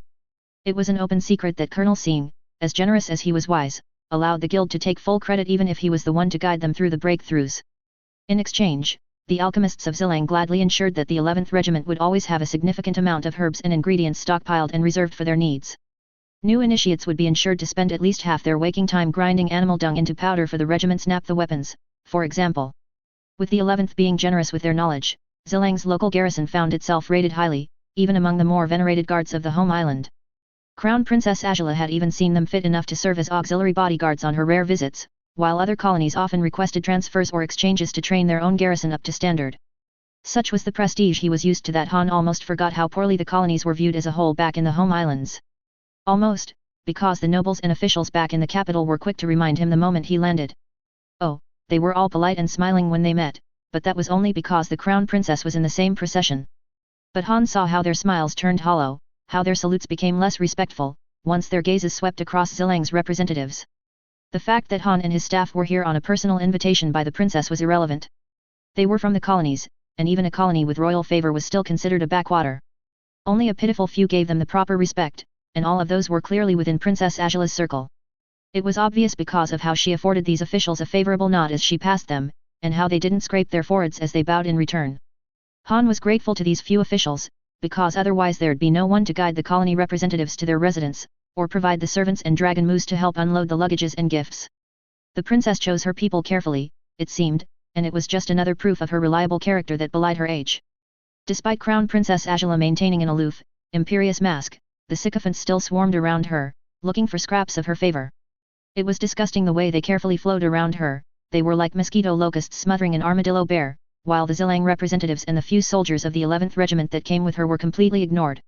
Don't worry, these are minor nobles at best, an elderly magistrate suddenly said beside him in an apologetic tone. They are an ambitious lot, but impotent. In normal circumstances, your group would be greeted by proper officials instead of parasites, but being the heir to the Fire Lord has an unfortunate effect of drawing out these lot. Be thankful that you are viewed as a nobody, or you'd have to endure their attention as the Crown Princess does. Han blinked, and then bowed gratefully for the advice. Thank you, sir. I apologize if my first impression of the capital was shallow and offensive. The old man shook his head and waved a hand dismissively. No, no. You should feel offended. We are all working for the good of the Fire Nation after all. Princess Agela knows that, which is why she invited you over to show her appreciation. And it is why she ensured that the attendance of me and my friends." The magistrate gestured to the princess. More honest followers waiting at the edges of the procession, was compulsory and non-negotiable to even accidents and bad luck. It was hard for Han not to widen his eyes at the insinuation of such cutthroat politics, and the elder simply chuckled at his expression. "I take it you've never been in the capital before?" "No, sir. I was born and raised in Zillang. It is by the Crown Princess' grace that I am able to set foot here for the first time." Another chuckle, and the magistrate gestured for Han to stop bowing. "Enough with the formality. I'm just a magistrate after all, and you're a governor's aide. At best, we're of equal rank." That was nonsense. Han knew how low colonial titles actually ranked by those in the home islands, and how unprestigious any colonial posting was regarded. A magistrate from the home islands, even more so the capital city, could practically overrule a colonial governor in all things with very little paperwork. Before he could spiral into that depressing line of thought, the magistrate gestured with an arm. "Come, before we lag behind too much behind the Crown Princess." As they walked, the old magistrate introduced himself as Shima, and apparently was rescued from obscurity along with his colleagues by Princess Agela. 4 magistrates sent to Kola Island, Shima lamented, recalling the fallout of being on the losing end in political dealings. "We had to share the 2 villages there between ourselves. At times, we were reduced to settling arguments between the villagers about who caught the biggest fish, just to have something to file and report."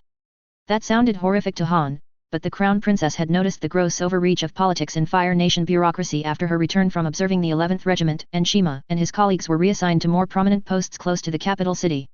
It made sense then that Shima and his friends were greatly indebted to Crown Princess Agela, as were the small but growing number of disgraced officials and nobles she rescued. Without context, it simply looked like the princess was trying to create her own faction, but the people tied to her banner were relatively weak to offer much sway. From the sounds of it, they were all competent, but being caught in the losing side of politics left them with little true influence in higher circles. Which meant the Crown Princess was doing this out of a sense of justice. If he hadn't been aligned to her already, Han would have been left in awe. And if not for her not-so-hidden ties with Colonel Sing, he'd have fostered some fantasies about gaining her attention somehow. The young colonel, as valiant and dutiful as he was someone Han truly did not wish to cross.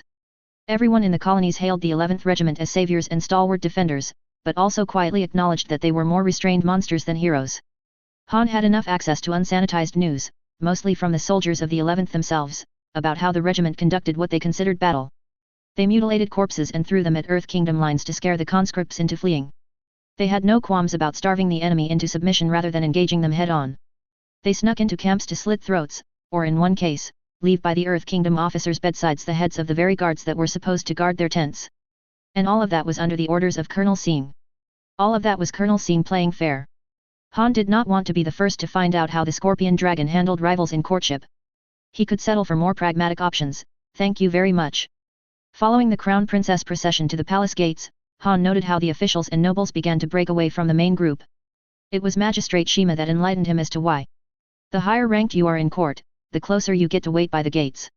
Fortunately for us, Crown Princess Agela has made allowances for us to wait close by, otherwise we'd be better off waiting by the alleyways and rooftops to get a good look at her soldiers. The mildly malicious smirk the older official gave Han was rather infectious, and he found himself smirking too as he passed by the parasites that were forced to break away to wait in their specified places. The smirk threatened to break into a grin as he felt several envious glares leveled on him. By the time Han and the favored officials stopped close to the ring of bodyguards separating the princess from almost everyone else, he'd learned to savor the impotent hate and resentment directed at him. He even bothered to throw a lazy glance at a few fidgeting nobles who were unabashedly staring daggers at him. Truly, thank the spirits for the Crown Princess and her magnanimity. The soldiers of the 11th appeared moments later, marching as one under the raucous cheers of the capital's residents lining the streets. Colonel Sing was at the lead, a picture of silent confidence even with his helmet masking his expression. Han bowed deeply as the colonel's attention briefly rested on him. Uncle Day had hammered into him the great debt Zillang will forever owe the 11th Regiment, so paying formal, grateful respect was the least he could offer to the young colonel that had kept Han's uncle from losing anything more than his arm, as well as preserving his governorship. Surprisingly, a glance to the side showed several of the princess officials bowing just as deeply as Han. Some of my colleagues owe the colonel as much as they owe the crown princess, Shima had said later, once the princess and the colonel moved into the throne room to join the royal court and the procession was effectively disbanded. A few were once allies of the colonel's predecessor, Lai Day. It is no secret that Colonel Sing had petitioned the crown princess to look into lifting those unfortunates out of the pits of obscurity, and put their talents to appropriate use. They might not have the wealth and influence they once did, but at least now they're not counting turtle ducks or overseeing uninhabited islands. The disgust must have shown, because Shima chuckled at Han. Let this be your first lesson then, aid Han. Merits will take you far in most places in the Fire Nation, but merits alone will not be enough once you earn a foothold in the capital. It is not enough to be great by yourself, you need equally great friends and allies as well to rise here. The wider the network, the better. Shima and several of his colleagues then led Han and his small team to their quarters while they awaited the princess to summon them. In the meantime, Han took the opportunity to socialize with the friendly officials and nobles who were aligned with Crown Princess Agela. They were all hospitable and the small group quickly welcomed the colonial governor's aide into their ranks. They freely answered many of Han's questions, and provided him useful pointers in navigating the capital's political labyrinth. Despite Han's pessimism, it turned out there were actual friends to be made in the home islands. By the time the Crown Princess summoned him, Han had a clearer picture of the limits and possibilities of his goals here. I trust you were not too bored during my absence, advisor. Han bowed deeply before the Crown Princess. None at all, Your Highness. Magistrate Shima and several others were generous with their company. Good. That's good, Princess Agela said as she nodded with some satisfaction. Now then, before I leave you to your vacation, I have a quick task for you. As you command, Your Highness. Han kept his head bowed as the Crown Princess produced a small sheet of paper and offered it to him. Here is a list of names. Disgraced officials, and a few ostracized nobles. Seek them out, and convince them to move to Zillang. The princess sniffed with a hint of displeasure. I'd see them myself, but it's supposedly improper. No surprise why. Having a royal all but forcing you to leave to the colonies would be seen as a banishment or exile by everyone, the recipient included. Princess Agela wanted them to migrate in relatively good terms, which meant having to use an appropriate secondary like himself. I don't expect all of them to accept your offer, but do try your best. Despite their pathetic states, these are all able administrators and overseers. Their only real crime was being on the losing end of court politics. If the Crown Princess thought they were useful, then having them in Zillang would definitely be a boon. Having more officials would allow the town to further expand its administrative reach. It might even make it possible to achieve the status of a colonial city. I'll see it done, Your Highness. The princess grinned. I'm sure you don't need the motivation, but I've spoken to the colonial ministry. If Zillang can continue to sustain its prosperity and growth, your uncle Governor Day might see himself being promoted to colonial overseer for his excellent work. And that'd leave his governorship open for his competent aide, which if I recall, is you. Han immediately bowed deeply, not trusting himself to hide his own wide grin at the tantalizing promise she had offered him. Uncle Day being a colonial overseer would be a milestone for not only his family, but the colonies as a whole. It'd mean one of their own would have a major role in setting taxes and quotas, as well as being a voice, a representative for all of them. Having Uncle Day as a colonial overseer was great enough, but having Han fill in the post of governor in his stead. Your Highness is most gracious. I know, she replied lightly. Chi Song had to remind himself to remain alert as he followed Princess Agela into the home base of the 11th Regiment. They might be good friends, but he had an image as a royal bodyguard to consider. Plus he'd already been written up once by the damned head office about his lackadaisical attitude, though it was a small consolation that Chi Song was not the only one. Practically everyone who was tasked to watch the Crown Princess had a write-up or at least an informal telling off, exclusively because of their relaxed conduct when in the midst of the princess pet psychopaths. The soldiers of the 11th were brutal fighters, but also steadfast friends to Chi Song and his colleagues, and in the cases of several officers, utterly loyal friends to the Crown Princess. The other royal bodyguards guarding the Fire Lord didn't know just how safe the royal daughter was in the midst of her troops, but then they'd never seen how both parties had interacted. Princess Agela had grown along with her regiment, allowing herself to change to fit into the sanctioned murderers that welcomed her almost as family. The other bodyguards had confirmed that she'd definitely tempered herself, losing most of her casual sadism and pettiness while gaining a different flavor of self-confidence. Among the soldiers, she was more relaxed and far less prickly, to the point where she endured the bumbling of her palace tutors rather than cycle them through exile and punishments. Bettering yourself is good, Chi Song had overheard Captain Ping counsel her, but if you throw everything else away to be the best, or what you think is the best of what goal you're seeking, then you'll be nothing but a lifeless tool. What applies to seeing also applies to you, Agela, Captain Ren had added. You're a princess, meant to rule over the Fire Nation, not lead the front lines. Frankly, if you have to worry about dealing with putting down unruly nobles and generals through duels so often, then maybe it's because you've focused on the wrong things. Before this, their advice would have warranted banishment or worse. But the months with the regiment made Princess Agela seriously consider the words. Not only that, but the two captains were the only ones who were able to actually refer to the Crown Princess simply as Agela. An unsuspecting court noble had once tried to berate them for their lack of decorum, but Princess Agela's glare quickly silenced her, and only through the mercy of both captains did the poor woman retain her position in court, and probably her life, judging from the sheer fury in the princess' gaze. That same fury was directed to anyone who dared get in the way of her regiment's growth. Princess Agela reluctantly tolerated delays due to weather, supply shortages or even sickness, but spirits save any who dare try to swindle or bend the rules with her. 2 officials from the colonial ministry had already been removed from their posts after trying to make excuses for the unwarranted delays in supplying the colonial barracks with its shipment of weapons and armor. The scouts of the 11th had been sent to quietly investigate, and found the shipments sold piecemeal to various forces throughout the colonies. Princess Agela had sent out letters requesting the return of the supplies from governors and generals, and to their credit every piece of equipment was accounted for within a month's time. The princess graciously reimbursed the buyers, with the corrupt officials' wealth of course, and no further face was lost. The Fire Lord had been impressed and mildly disapproving when he heard of the whole thing. He liked how the princess wielded her fear and authority, but he'd have preferred the officials responsible be literally fired. With that kind of a reputation built around herself, it was hard for Chi Song not to feel a bit safer when he entered the compound of the 11th Regiment's base before the sun rose. They were likely as protective of her as he was, maybe even more so for the officers who viewed her as a younger but highly talented sister. Most soldiers took the time to stop and bow as the royal group walked past them, though a few managed respectful nods instead as they hurried past to handle some task or another. The crown princess was lenient with the latter, and everyone knew if there was an entourage trailing behind her these rushing soldiers would stop to pay their full respects. Princess Agela marched with purpose towards the private quarters of the regiment's colonel, probably for the first time since the base had been built. Up until now, it was empty thanks to how busy Colonel Sing kept himself in the front lines. They reached the door and the princess gave sharp knocks on the door, almost treating it like a practice dummy with how much force she was using. When the door finally opened, the tenseness that surrounded the princess throughout the morning vanished. Chi Song also forcefully ignored the peripheral view of her face from his position behind her right flank. It was safer not to acknowledge the fact that his charge's cheeks bloomed with faint redness as the young colonel appeared, dressed in a plain sleeping robe. Colonel Sing's sleepy eyes immediately snapped to focus and he straightened to attention. "Your Highness," he greeted with a casual bow and salute. "Sing," the crown princess returned with a stiff nod. Chi Song did not waste his time or risk his life wondering whether her eyes actually rested on the colonel's body for a bit longer than necessary. "You're up late." "Because I was up late, princess." At her head tilting to one side, the commander shrugged. "Working on your plan to secure the colonies." Princess Agela smirked at that, still finding it amusing that she was taking credit for an idea the colonel had brought to her attention in their letters. Chi Song knew, because he heard her discussing it with Captain Ren and some of the generals in court, including a few high generals in the war council. The bodyguard also knew that she'd have preferred letting Colonel Sing take the credit for a chance of more recognition, if not for the fact that the plan would face more resistance if that were the case. "It's not too great a challenge, I hope.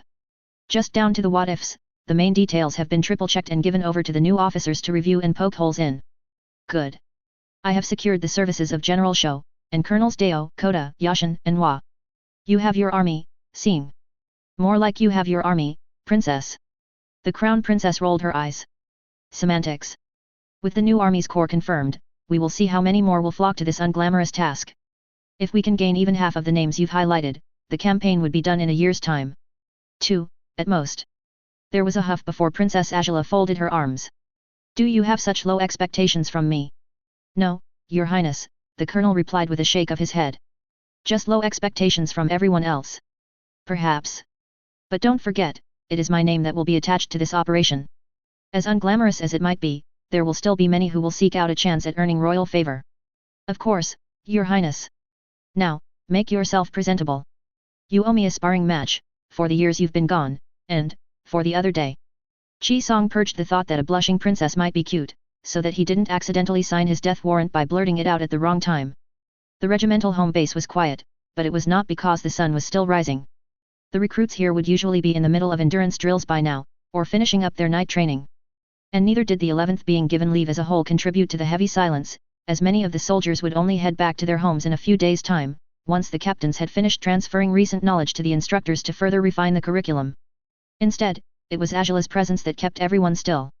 Her and Sing, standing across from her in the sparring grounds. She didn't mind the silent stares of the soldiers ringing the grounds on the two of them, she didn't care that her bodyguards were tense with worry. The princess' attention was fixed on Sing. It helped that he was lightly dressed. Agela rather liked how his toned muscles shift subtly as he adopted a faux casual stance, his hands behind his back. She liked his smile that was now free of the intimidating, to the weaklings, helmets of the regiment. She liked how his eyes hinted at how serious he was taking this spar despite the false complacency he displayed. "Firebenders, ready." That was not the call to start the fight, merely the sign to get the fire-bending soldiers around them to prepare to intercept any stray shots. Agela grinned. This was going to be fun. And, begin. At Ren's mark, Agela propelled herself forwards with the aid of fiery bursts from her feet. Sing merely leaned back and twisted out of the way, letting her fist pass just inches away from his face. She was going too fast to properly redirect her strike, so Agela lashed out with her legs instead. Sing, the cocky bastard, took 4 steps back to avoid the wave of fire hurled from her feet. Agela landed in a roll, sending out bolts of fire with hands and feet as she did so to maintain distance from her opponent. The princess needn't have bothered, as Sing was content to remain in place, only twisting out of the way of the projectiles. Your new stance might annoy me, she remarked before launching herself at him again. It took 2 long strides to close the distance, and Agela exploded in a flurry of punches and kicks, trying to box her smirking opponent in. Sing sidestepped and dodged, but eventually a low kick followed by a jab to the ribs forced him to finally release his hands from his back to slap away her strike. Gotcha, Agela hissed, grinning hard. Sing let out a short chuckle before he retaliated, and it was the princess' turn to be put on the defensive. He struck quickly, almost as fast as the scorpion that he adopted as his emblem. Agela found herself backpedaling as deflecting and twisting away from the fists and knife hands were insufficient to keep her untouched. Despite the shifting balance of the fight, Agela was grinning from the exhilaration of such a fight. Try as they might, the captains still held back out of her position, and the vapid fools in court that dared take up her offer were not even worth the satisfaction of victory. Sing was only restraining his abilities so that he did not outright kill her with a blast of white fire, but otherwise his strikes carried the intent to actually hurt. And yet there were people who dared say he would not know how to appease a royal princess. Idiots. Agela leant in to slip through a strike, and sent her knee shooting up into Sing's exposed stomach. She realized the trap too late, but managed to turn the rising knee into a swift kick that pushed both of them back before his elbow came down on her neck. As they reset their stances, the princess found herself grinning harder. The feel of Sing's skin still lingered pleasantly on the sole of her feet.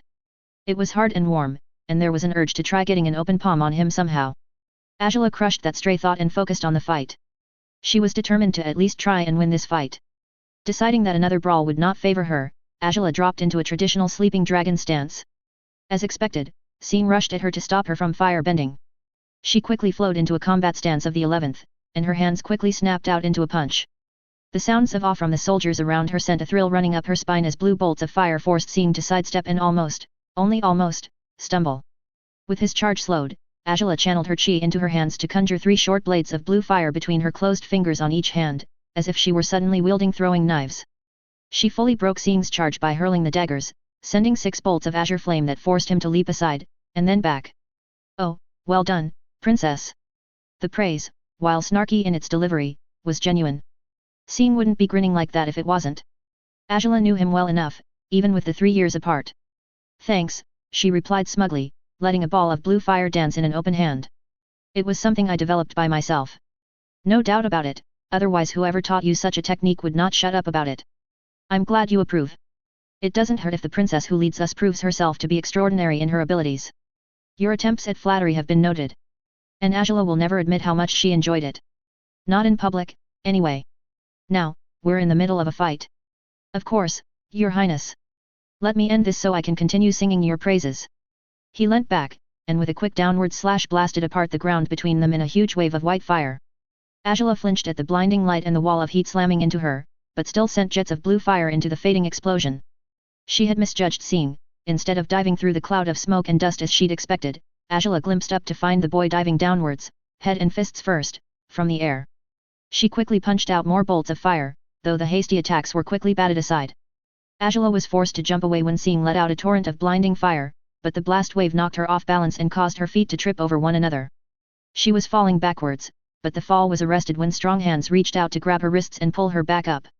The force of it almost sent Agela tripping straight into Sing, and she barely stopped herself from smashing her head into his. As it was, her was barely a handspan away from his smirking features, and for some reason that knowledge froze Agela up. Careful there, your highness, he said lightly. Wouldn't want you to dirty yourself too much. Sing's smirk flashed into something more mischievous for the briefest of moments as he added 2 words that only she could hear. My princess. Agela stiffened and snapped out of the trance, the urges to press her face against Sing banished at the heavy insinuation of his 2 words. My princess, he'd said. Again. Sing had declared his possession of her. He'd staked his claim, even if only in private. Agela found fighting back the giddy urge to grin or smile or just jump onto Sing, and instead backed away and offered a salute to end the fight. Well, well done, Colonel. You prove yourself worthy of my attention once again. And I am grateful as ever for it, Your Highness. He should have used my princess again. Agela really wanted to hear him say that again. Quite. Now come my Colonel, we've some matters to discuss. As you command. She stiffened for the briefest of moments, and felt a wash of relief and satisfaction when he added in a whisper, my princess. She could get used to the pleasant tingle from hearing that very quickly, but right now, the princess had to pointedly ignore the stupid grins on Ren's and Ping's faces. At least the men were smart enough to pretend nothing had happened. Belated congratulations on your promotion, General. Thank you, Sing. Shou returned the bow and salute with ones of his own, though his smile was one that was more of amusement than thanks. The general wasn't that oblivious that he couldn't trace the tangled trail to the source of his promotion. With how convoluted it was, thanking the crown princess openly was probably not a good idea, so Shou settled for bowing deeply at her favored commander instead. Bright as ever, Sing took the hint and gave a small smirk. Her Highness, Crown Princess Agela, has assigned me under your command for this operation. I am at your disposal, General. Shou couldn't help grinning at that. I look forward to seeing you terrorize the battlefield, Colonel. With Sing's inclusion into this little band, all doubts about coincidences and hidden schemes were banished. The supposedly thankless task of taking the Northern Earth Kingdom states was just a veil to hide Sing's or the princess agenda. There was no way Shou would have command of his close friends otherwise. Yashin had been dragged all the way from the east, and Dao and Kota from the south. With Sing now here, there was no chance at all that this was some bureaucratic coincidence. It also confirmed the moves that the princess had been making. Unlike the battle-glutton Dao or uninterested Yashin, Shou always kept an eye on court politics. He'd seen the quiet migration of Lai Dai's friends and allies from the forgotten corners of the Fire Nation to the colonies, often with subtle promotions to go along with it. Administrators of isolated islands and minor officials stuck in useless offices became magistrates and junior administrators. Whole families were uprooted to move east, often in careful stages. To those in the royal court, it seemed as if favors were being wasted to recruit the exiled and the disgraced. The recruitment had not been indiscriminate, and it took Shou some digging to find the pattern in it. Through the intermediaries of her intermediaries, Crown Princess Agela had been plucking out only those disgraced courtiers and officials that were proven to be talented first. Then those with fewer reported merits but latent potential were taken, in order of potential, Shou assumed. Officials and nobles who had a history of greed and corruption were often not included, save for those who had skirted Fire Nation laws and red tape to meaningfully improve their duties. The princess was keen to offer second chances, but there was a minimum entry requirement it seems. Within the military though, her hand was far more subtle, preferring to nudge rather than demand for her preferred assignments or stratagems. Other than her involvement in promoting Shou, the only sign of her intervention was the increased efficiency in logistics across the board for armies stuck in the front lines, or cutting short armada patrols to ensure that no fleet should have to operate beyond their assigned time frame. Colonel Wa's addition to the core of the army was one thing Shou could not figure out. Other than having a dim view of Dao, which was very much deserved in Shou's opinion, the stoic commander was very much an unknown quantity. She'd reported to him without any sign of resentment or bootlicking, and showed only some satisfaction when the princess' involvement in this northern campaign was revealed. Perhaps it was simply due to the recognition of her battlefield merits. The princess had a thing for gathering hidden talent after all. Maybe almost sterilizing Dao was considered a worthy feat? Regardless, Colonel Wa had been handpicked along with Shou and his friends, so she would share equal involvement and acclaim in this campaign. To do otherwise would be an insult to the colonel and the princess who nominated her. And possibly the young colonel that might have made the suggestion to the princess in the first place. Shou gestured to said young colonel to offer him a seat. I suppose you would have a better idea than me of the princess' intentions. He ventured. Sing glanced around the austere office, particularly out the two windows, before he sat down. Her Highness wishes to tidy up the borders of the colonies, which would hopefully lessen the burden of defending against incursions. The boy shrugged casually. It would be the first step in allowing the colonies to develop peacefully. Shou couldn't help pry to peek between the lines. That's all. Well, subjugating the Earth Kingdom realms there would give the Fire Nation access to safer ports to patrol the Northern Sea. Which would also conveniently serve as a staging point if ever they needed to attack the Northern Water Tribe. Other than that. Sing shrugged again. Princess Agela is taking her job as heir very seriously, I suppose. After the dark whispers of the former Crown Prince's banishment, Shou could see why. The princess might have felt like she needed to prove herself to her father that she was capable of ruling. Even if she was still too young to be so involved like this. It was a shame that the Fire Lord had such a temper on him, but it was not Shou's place or rank to judge. Perhaps Prince Zuko would be forgiven after a couple more years, and allowed to pay a different, less impossible sort of penance. Then I'll strive to not let this Northern Pacification Army be a disappointment. The plans she suggested to the War Council should not be too hard to carry out with our current force. Sing gave a knowing grin. Despite her youth, the princess has a talent for strategies and tactics, he said blandly, not matching his expression at all. I'm sure her tutors would be proud of her accomplishments. From what I heard, she surpassed most of them, the colonel quipped, and Shou almost broke into a chuckle. Most, because it was clear to those that bothered digging that she hadn't yet beaten Sing in a spar. No doubt he was also responsible for mentoring her on the various subjects of war. Sing let out a cough to change the topic. If I may ask, General, what is the status of the army? Shou nodded, feeling far more comfortable about discussing more mundane matters. There are several more commanders who have pledged their forces to this army. Some are in the middle of mustering, while the others will join us in the colonies. Any notable names? The boy asked with a raised eyebrow, and the general shook his head. I've accepted the assignment of reliable, steady colonels and captains. Their fame might be limited, but they can be depended upon. This is not a campaign for the famous, after all. Not unless they're trying to earn the princess' favor. And pity the fools who try that. As royal champion, Sing now had the right to call out nobles and officers of any rank, especially if they presumed too much about what the royal family wanted or needed. But it was too late for that, anyway. Shou had immediately sought out the less picky commanders when he got the assignment, back before Princess Agela attached her name and support to the subjugation campaign.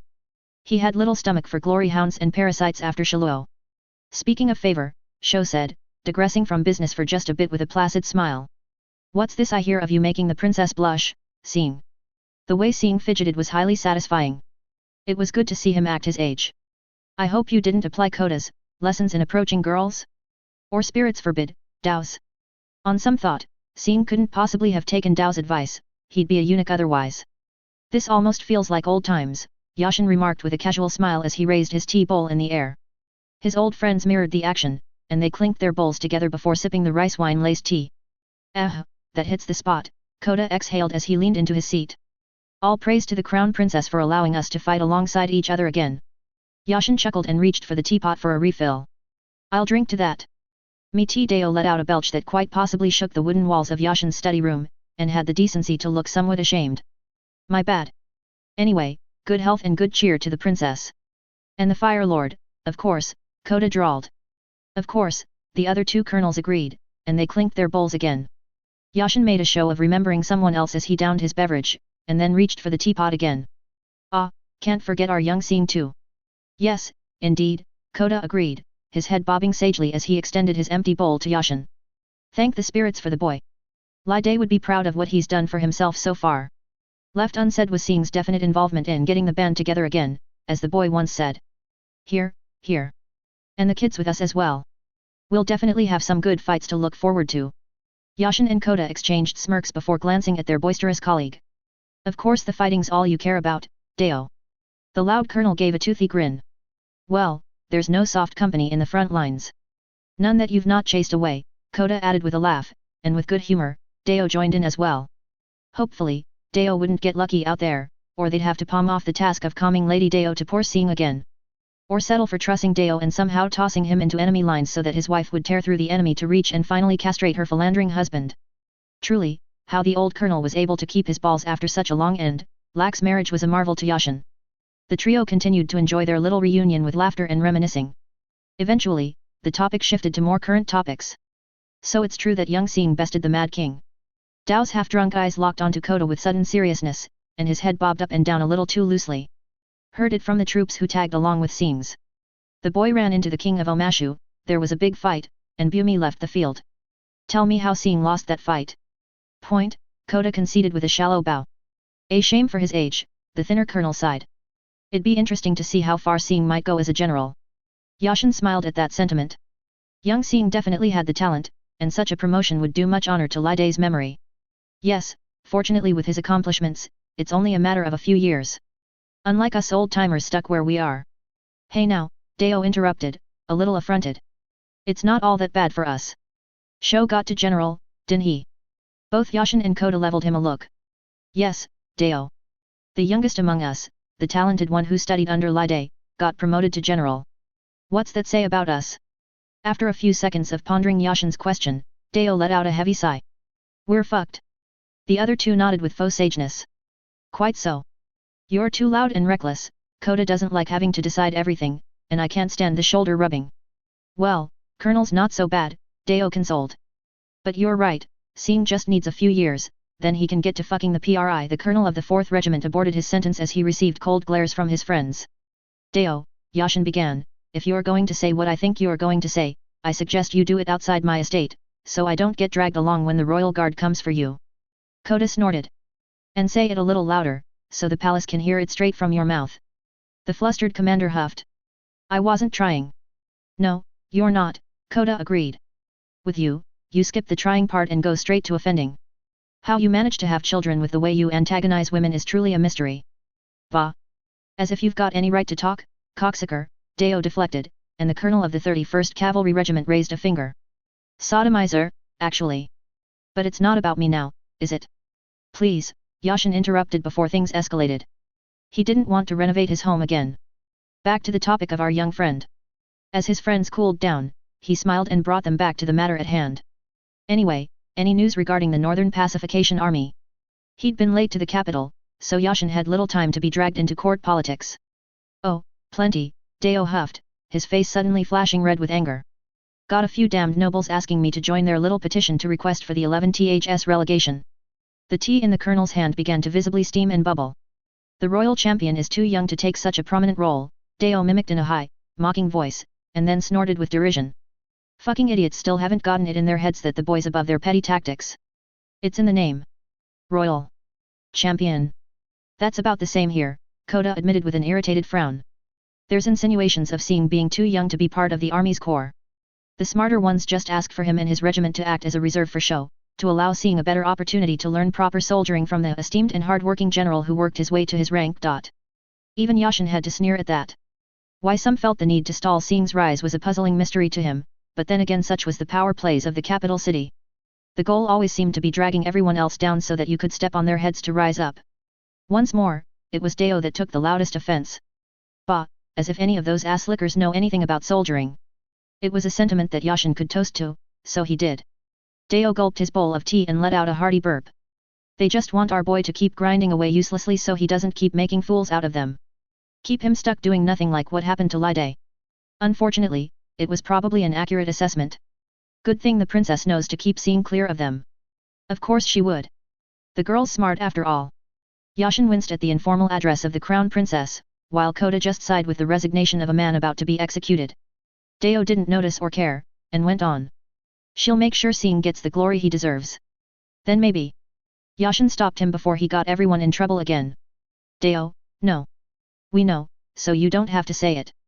They were all rooting for Sing to do well, and that included the chance at happiness with the crown princess. Bah.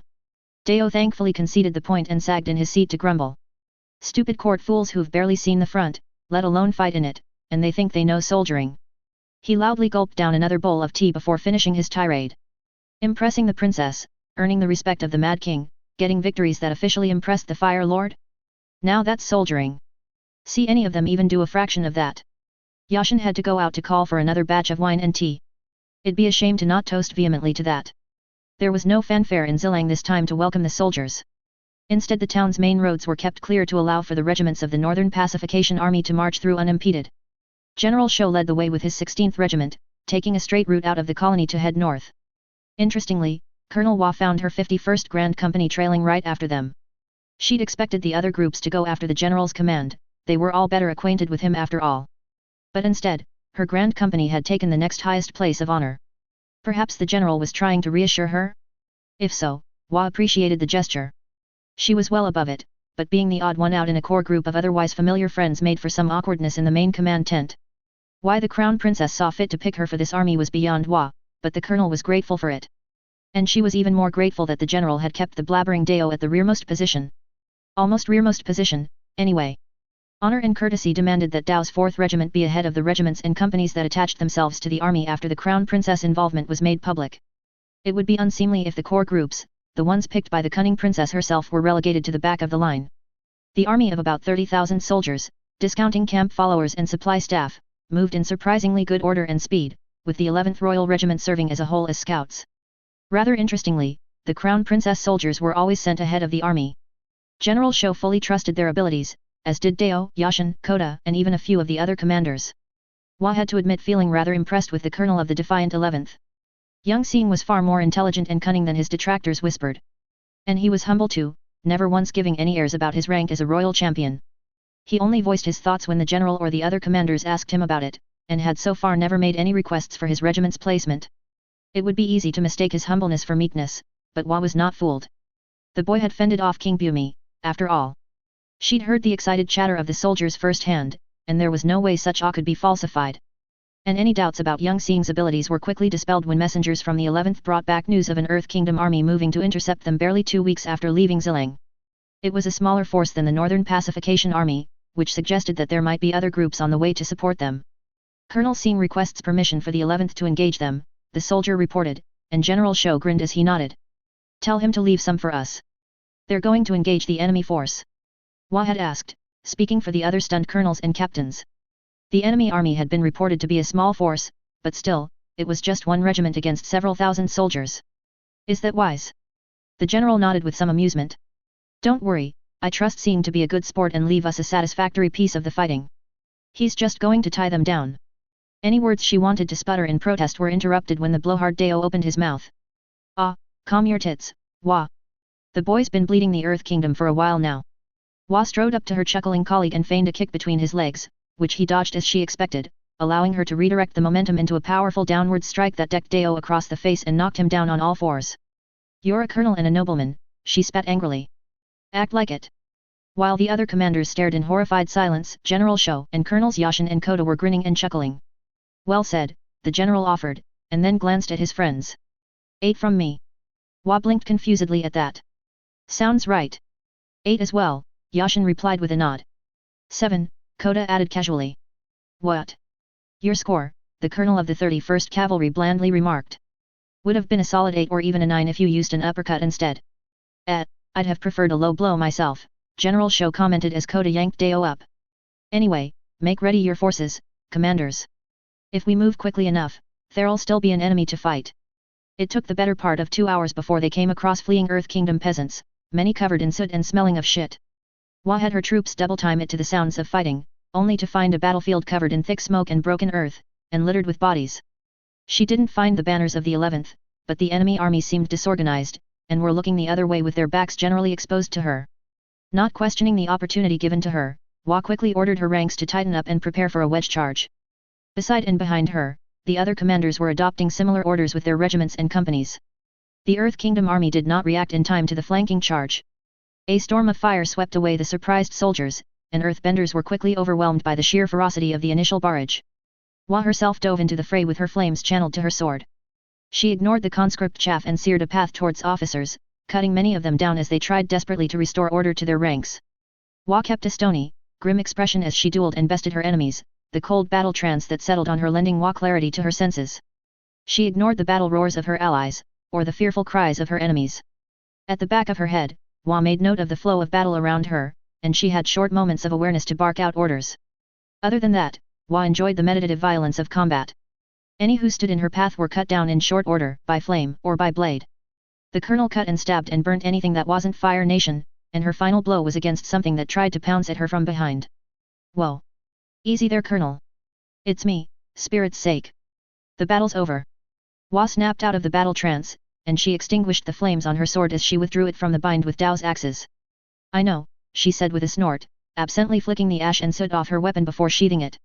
A shame you had to block. Taking a glance around, the colonel realized the shattered enemy around her fleeing or surrendering. Finally she saw the banners of the 11th, waving on the other end of the field. Seemingly picking up on her unasked question, Colonel Kota appeared out of nowhere. I got a month's wage that Sing pretended to be a larger army to draw the enemy's attention away from us. Hua gave him an incredulous look. What if we didn't reach in time to support him? To pull off such a ploy with just one regiment against a whole army was almost Dao levels of stupidly risky. Her colleague shrugged a bit too easily, tugging at his thin beard. He'd have pulled back and kept them running in circles. Won't be the first time. Such casual faith in Kota's voice made Hua regard the banners of the Princess Fire Lancers with undenied awe. Oh, the colonel suddenly said. 8, forgetting Dao to block with both axes. If you tripped the oaf, it'd be a full 10. Zuko forced himself to steely calmness. It was his fault that the avatar escaped. He was man enough to admit it. He should have remembered that a young face did not necessarily mean an easy challenge. Sing was proof of this. At least none of the crew suffered any serious wounds. The worst damage any of them suffered were bruises to their warrior's pride, being bested by inexperienced children. Zuko looked at the massive pile of ice and snow that half buried his ship, and then turned to the skies where his prey had escaped to before sighing. All hands on deck. The sooner we clear ourselves away from this glacier, the sooner we can continue the hunt. That means my uncle as well. Send someone to wake him. Should we return to the village? A soldier asked, referring to the collection of furskin huts that the water tribe called a settlement. No, Zuko answered without hesitation.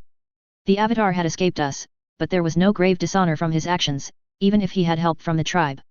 And the prince remembered Sing's dislike of punishing innocent civilians. Besides, we have little time to waste. It took the rest of the day to melt and shovel their way to freedom, and the ship limped back to the nearest port for repairs.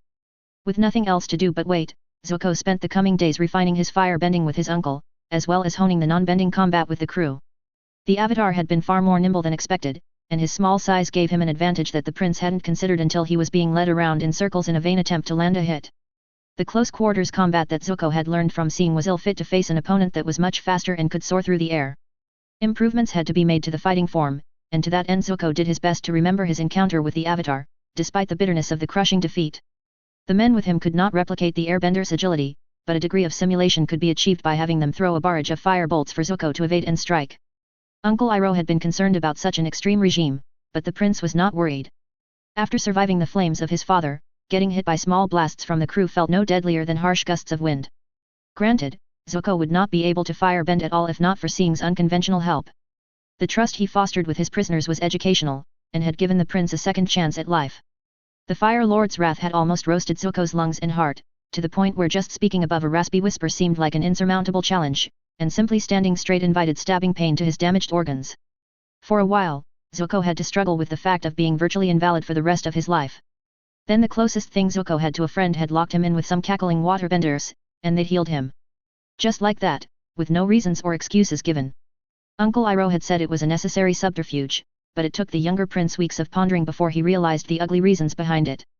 Having both exiled princes be locked in with the 11th Regiment's prisoners for days. When put like that, it sounded like a grave humiliation was inflicted. Sing had masked his intentions of giving vital aid, and would continue to do so in the years after that. But why? Politics. Appeasement. Zuko did not truly mind the open whispers about that event, or being the subject of amusement or pity. But when he heard how his father had officially commended the colonel of the 11th for properly hosting his son and brother, the young prince felt a pang that hurt far more than the intense blast from the Agni Kai. Had he shamed his father that much to earn such spite? Was Zuko that much of a disappointment that Sing could only aid him under the guise of being a bully? Zuko spent many sleepless nights trying to trace the possible points of his failure in his father's eyes. Father had always been stern and harsh, and while he showed no pretense in favoring Agela, there had been no clue of the depths of his wrath until the Agni Kai. Surely there was more to it than just speaking out against General Bujing. That act, however rude, could not have earned Zuko his father's ire. Or his dark, unbridled glee when dispensing punishment. There had to be some past transgression the prince had overlooked, some unknowing offense. Or had his father simply had enough of Zuko's mediocrity? Was the lessons he took with Sing and the generals not enough? Uncle Iroh could offer little assurance. I wish I knew what goes on in my brother's mind, he admitted sadly. Hopefully, he will see the error he has made, and recall you back in time. The words were a poor attempt at comforting him, and Zuko could only find comfort in the fact that the chance of regaining his honor and his father's favor was not as impossible as many made it out to be. If he pulled this off, maybe the Fire Lord might even be proud of him. This feels wrong, a weathered commander said, shaking his head. Colonel Yungzi, Shou just remembered. General Shou glanced at the man and gave a disapproving frown. The results are undeniable. Someone else spoke up, a younger colonel that the general struggled to recall. Belonged to the 119th Regiment. But the honor and glory. Shou immediately snapped his attention to the officer. By order of the Crown Princess, we are here to secure the North to allow the colonies to expand in peace, and to subjugate the Northern Earth Kingdom states. There should be honor and glory enough by simply being involved in this campaign. The young man quickly bowed his head and stepped back into the crowd of officers. My apologies, General. Shou took in a calming breath before fixing the assembled commanders with a stern gaze. Remember why we're here, commanders, to secure the Fire Nation's holdings. To expand it, even. There will be battles up ahead that will sate your need for merits, do not doubt that. But until then, do not waste the lives of your men and women on things like this. The words doused most of the bubbling dissatisfaction, but Shou knew that he needed to get to the first major stronghold to appease the battle-hardened and battle-hungry commanders who had tagged along with his army. Once they confirmed for themselves that they'd get the honors of taking castles and walled cities, letting Sing slit throats and scaring away conscripts would be far more palatable to them. As it is, they were 2 days out from the port city of Bailing. Admiral De Yang had its sea routes locked down, while Sing's 11th Regiment was clearing the way for the rest of the army. Villagers and small towns the Northern Pacification Army passed were informed of their new allegiance, and a small auxiliary force of the Crown Princess officials were left in its wake to get them acclimated to the change of liege. From what Shou understood, Crown Princess Agela was looking to prove herself as much as a conqueror as an administrator to her father, and build an image of a proactive heir instead of a passive one as Prince Zuko was. Like how Prince Iro served as a general under his father Fire Lord Agelan, compared to Fire Lord Oze's less obvious service. If her plan here worked, she would likely earn the right to head the colonial ministry and get the chance to prove herself as a ruler. Control of the colonies would also enable her to establish herself in court politics, maybe even serving as her father's hidden hand in tempering some factions. Overall, it was a bold, ambitious plan with an end result that was highly laudable. Shou only wished that it was the prince who had taken such actions earlier, so that he might have staved off his father's wrath. But then again, rumor also has it that the Crown Princess planned this campaign as a loophole around Prince Zuko's exile, allowing him more havens to stop and rest in his impossible task. Shou tried not to bother with such whispers. Sing had said that the less people give credence to such a thing, the less of a chance the Fire Lord would take it seriously and act on it. Better that everyone thought the princess and her pet colonel were trying to overachieve to impress the Fire Lord. And to that end, Sing would continue building a dread reputation amongst the Earth Kingdom as a commander that preferred sneaking into camps or throwing mutilated bodies than engaging in conventional fighting. For the sake of compassion between siblings, young Sing was willing to bloody his hands and smear his reputation. Deo was right, it might be better planning for the boy's betrothal celebration sooner rather than later. And maybe just have a quiet talk to him about precautions and discretion, in case he became a more literal pet of the Crown Princess. Shou would have to find a time when Deo and Koda weren't around, though. The stupid blowhard and the fencer might end up giving Sing the wrong ideas about proper courtship and intimacy. The general frowned as a dangerous thought settled on him. Would Colonel Wa be useful for such things? Deo grinned happily as he saw the walls of their first target at last. The burly colonel turned to his officers behind him. Right lads, that there's Bailing, and I've won us the right to lead the siege since their gates are closed. We got the princess eyes on us, so make sure nobody does anything stupid like dying before we reach the walls, understood? Yes sir. They all bellowed, wearing smirks and hungry grins. The colonel's grin morphed into a more serious frown. You know the rules, walls and defenders only. We're here to capture this place, not raise it. The only reason the civvies will be screaming is because they're scared they might get hit, understood? Yes sir. You find anyone doing anything other than fighting the enemy, that's still not surrendered, mind you either stop them, or die trying. Because Deo did not want to deal with a pissed-off Sing again. Lide's disapproving frown made Deo feel bad and guilty. The boy's particular dislike for harming villagers and townsfolk, that scared Deo. It made sense, considering Sing's orphaned past, but by the spirits did the boy know how to leave a trail of bodies that couldn't be tied to him.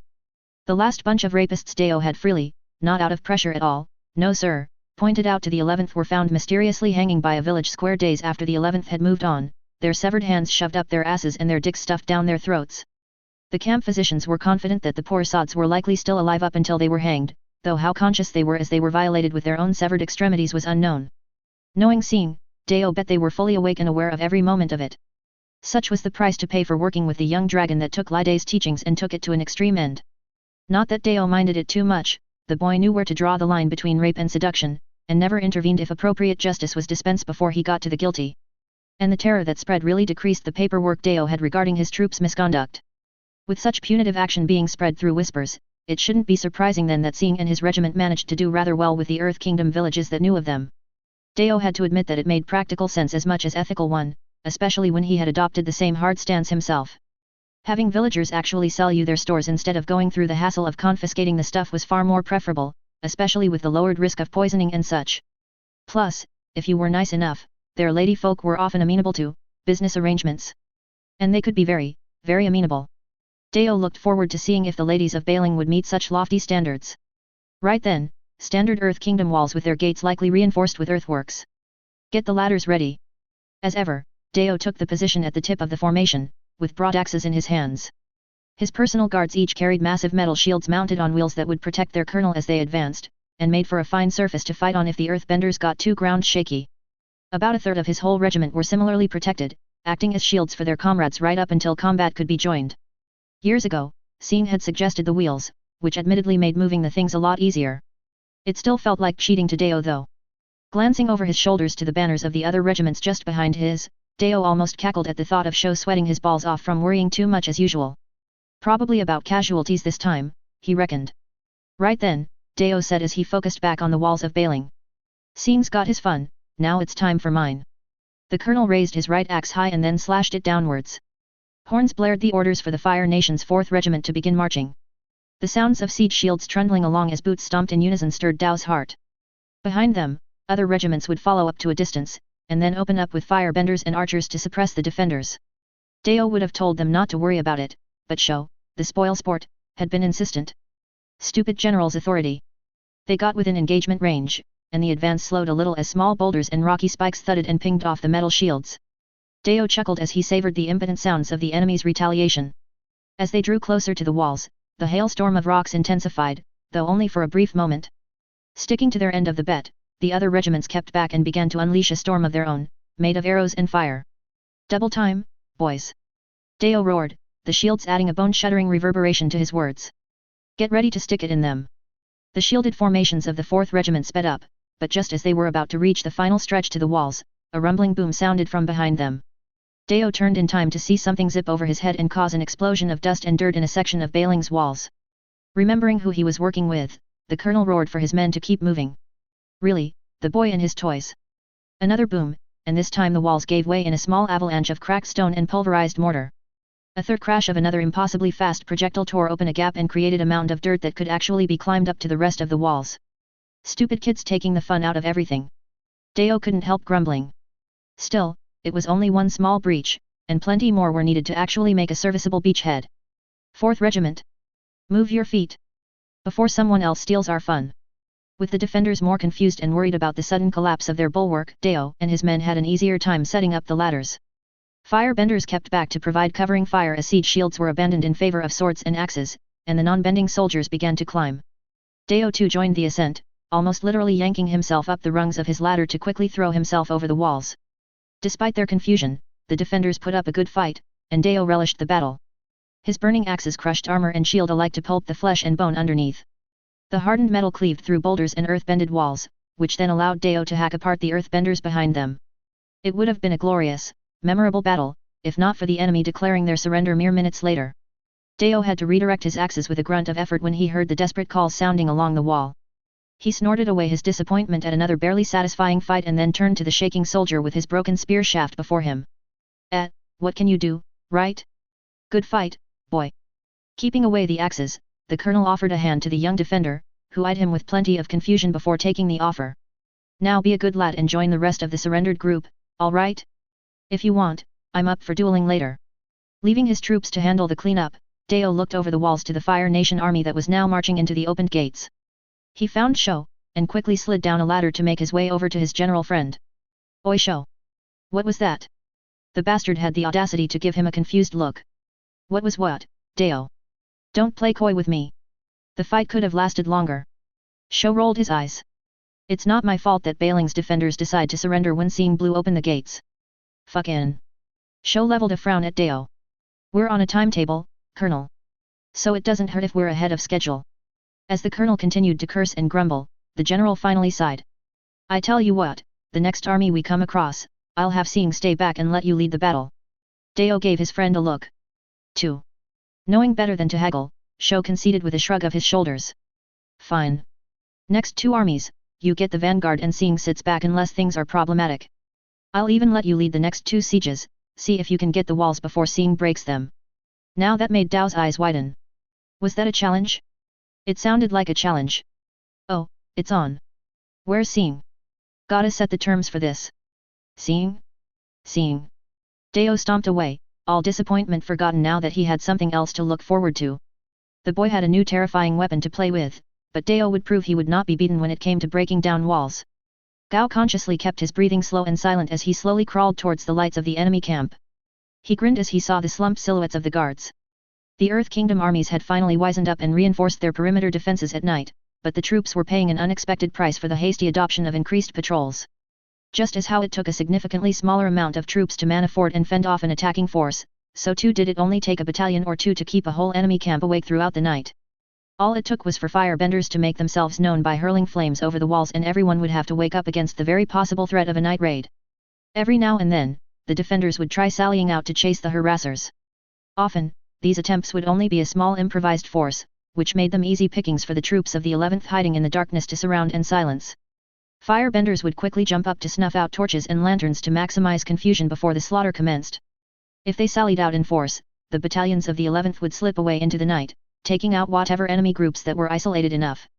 With the help of Gao and his fellows, the retreat had thus far been smooth and untroubled, despite how eager the enemy were. If the chance presented itself, a group of firebenders would also sneak into the emptied-out camp to raise the enemy supplies.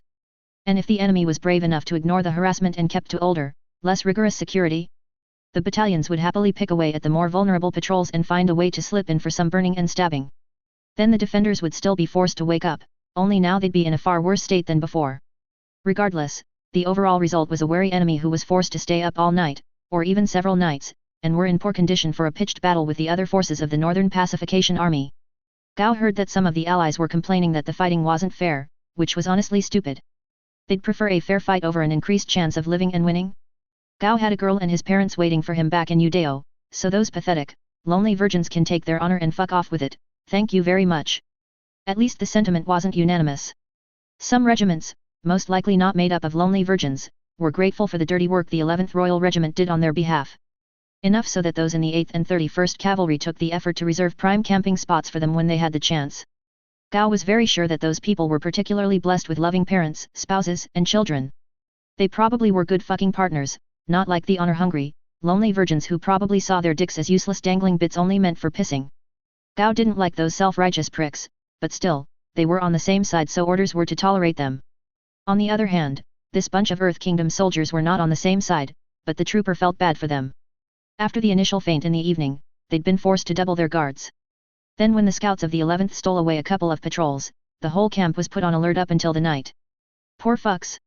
Gao could sympathize, training in the 11th included a lot of trying nights as well. At least the Earth Kingdom fighters didn't have to go through naphtha endurance. A cricket song flitted through the cold air for a few seconds, and then Sergeant Loching in front of Gao and his team gestured with one hand, and everyone reflexively froze and held their breaths in anticipation. Gao counted 23 seconds before he heard groggy activity from the enemy camp. The guards snapped up straight with their weapons at the ready as they looked about in confusion.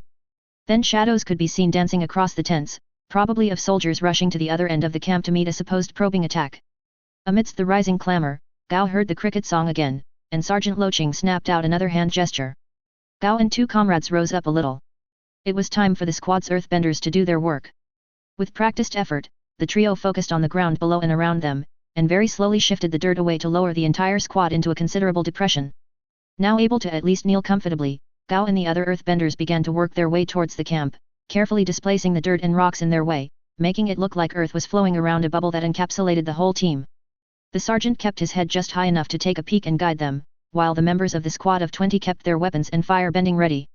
All it took was bad luck to spoil this attempted infiltration. They reached the earthen walls, and were comfortably out of the guard's peripheral vision.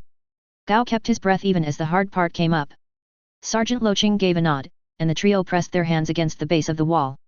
Slowly, very slowly, Gao and his friends, well, he liked them enough to count, carefully shifted the dirt wall to compact them and create a tunnel.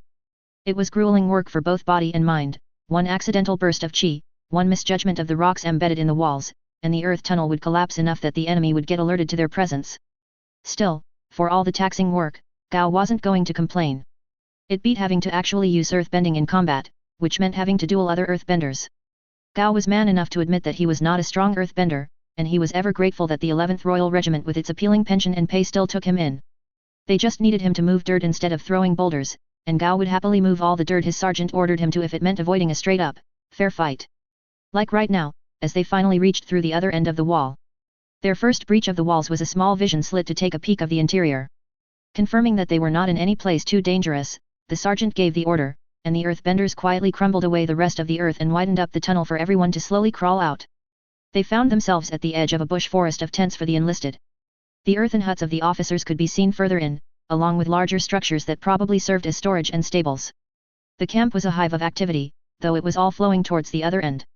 Soldiers were hurrying along with their spears and shields and swords, overlapping orders filled the air, and nobody was looking at this part of the wall. A glance to the side found another team making it through, and the sergeants exchanged hand language. Get ready, Sergeant Loching whispered. As usual, go as deep in, then burn our way back here. Gao's hand mindlessly went for the naphtha jars hanging off his belt. Once more he felt bad for this bunch of enemies. The order was given a minute later, and both infiltrating squads began sneaking through the now emptied tents. A few soldiers were still stumbling out of their tent. The saboteurs quickly dispatched these unfortunates with blades and dumped their bodies back into the tents they came from. Eventually, Gao could clearly see the backs of the milling defenders, probably waiting for the Fire Nation's supposed raiders to break through. This was about as far as they could make it, and so the order was given with a sharp snap of the sergeant's hand. The whole squad started by first equipping their jars of naphtha, and after lighting the cloth wicks, the noxious jars were flung as far out as possible towards the clueless defenders. Before the jars had the time to land and break, the raiders then turned about and began setting fire to the tents by fire bending or torches. They were quickly bathed in the warm glow of a waking firestorm as they worked their way back to their insertion point. The firebenders took up the rear as usual since they could tolerate the heat, while Gao and his earth-bending comrades rushed to the wall to apply the finishing touches. With yells of confusion now rising to match the roar of the flames, the squad hurried through the tunnel, this time with the earthbenders pulling up the rear. Gao hurriedly undid the work he had done to tunnel in, loosening the dirt and allowing the ceiling to collapse in. With everyone now safely on the other side, the three earthbenders collectively forced a ripple through the wall to send it crumbling down in a particular way. To an uninformed eye, it looked like someone had been taking pickaxes and shovels to sap the walls enough to make it climbable. With the sentries gone, presumably to check on the fires inside the camp, Gao followed his sergeant's silhouette into the darkness, their path now a bit more illuminated thanks to the raging fire breaching past the camp walls. Returning to base was fast enough, and Gao passed by the squads of the 2nd Battalions who would be taking over harassment duty. They'd probably have less to do though, with the Earth Kingdom camp partially lit up. Not unless Captain Toji decided to actually storm the camp for some reason or another. Gao headed straight for his tent instead of the mess tent. After all that earthbending, he prioritized some rest over a meal. Breakfast was a few hours away anyway. As he crawled into his bedding, Gao was glad once more for joining up with the 11th. He shared his tent with his squad mate Lim, a firebender, and his tent was grouped together with the rest of his battalion. If he had stuck with the safer option of colony guard, he'd be sleeping in a different area with the other earthbenders as a security precaution. Being an earthbender in the Fire Nation was depressing enough when it came to job opportunities, but joining the town guard was one of the more demeaning choices despite the marginally higher pay. Segregated quarters, a not-so-subtle ceiling for career progression, the hidden risk of being labeled an Earth Kingdom saboteur or spy if things went bad. For all the supposed prestige of being a patriotic citizen, defending one's home as an earthbender could suck real bad. Honestly, Gao and most of the earthbenders who had taken the risk of accepting the discreet offer of the 11th had expected about the same treatment, with only a higher pay to make up for it. But then the young colonel, spirits bless him, had walked the talk and treated everyone equally. Save for the different curriculum, because Gao couldn't throw fire obviously, they suffered in training together with the firebenders and non-benders, ate together, slept together, and fought together. Sure, his peers initially gave him and the other earthbenders some squinty looks, but the shared experiences had made them all brothers and sisters in arms. Some talented earthbender, Tian of the 4th Battalion, if Gao remembered rightly, was even sent back to the 11th's home island base recently for officer training.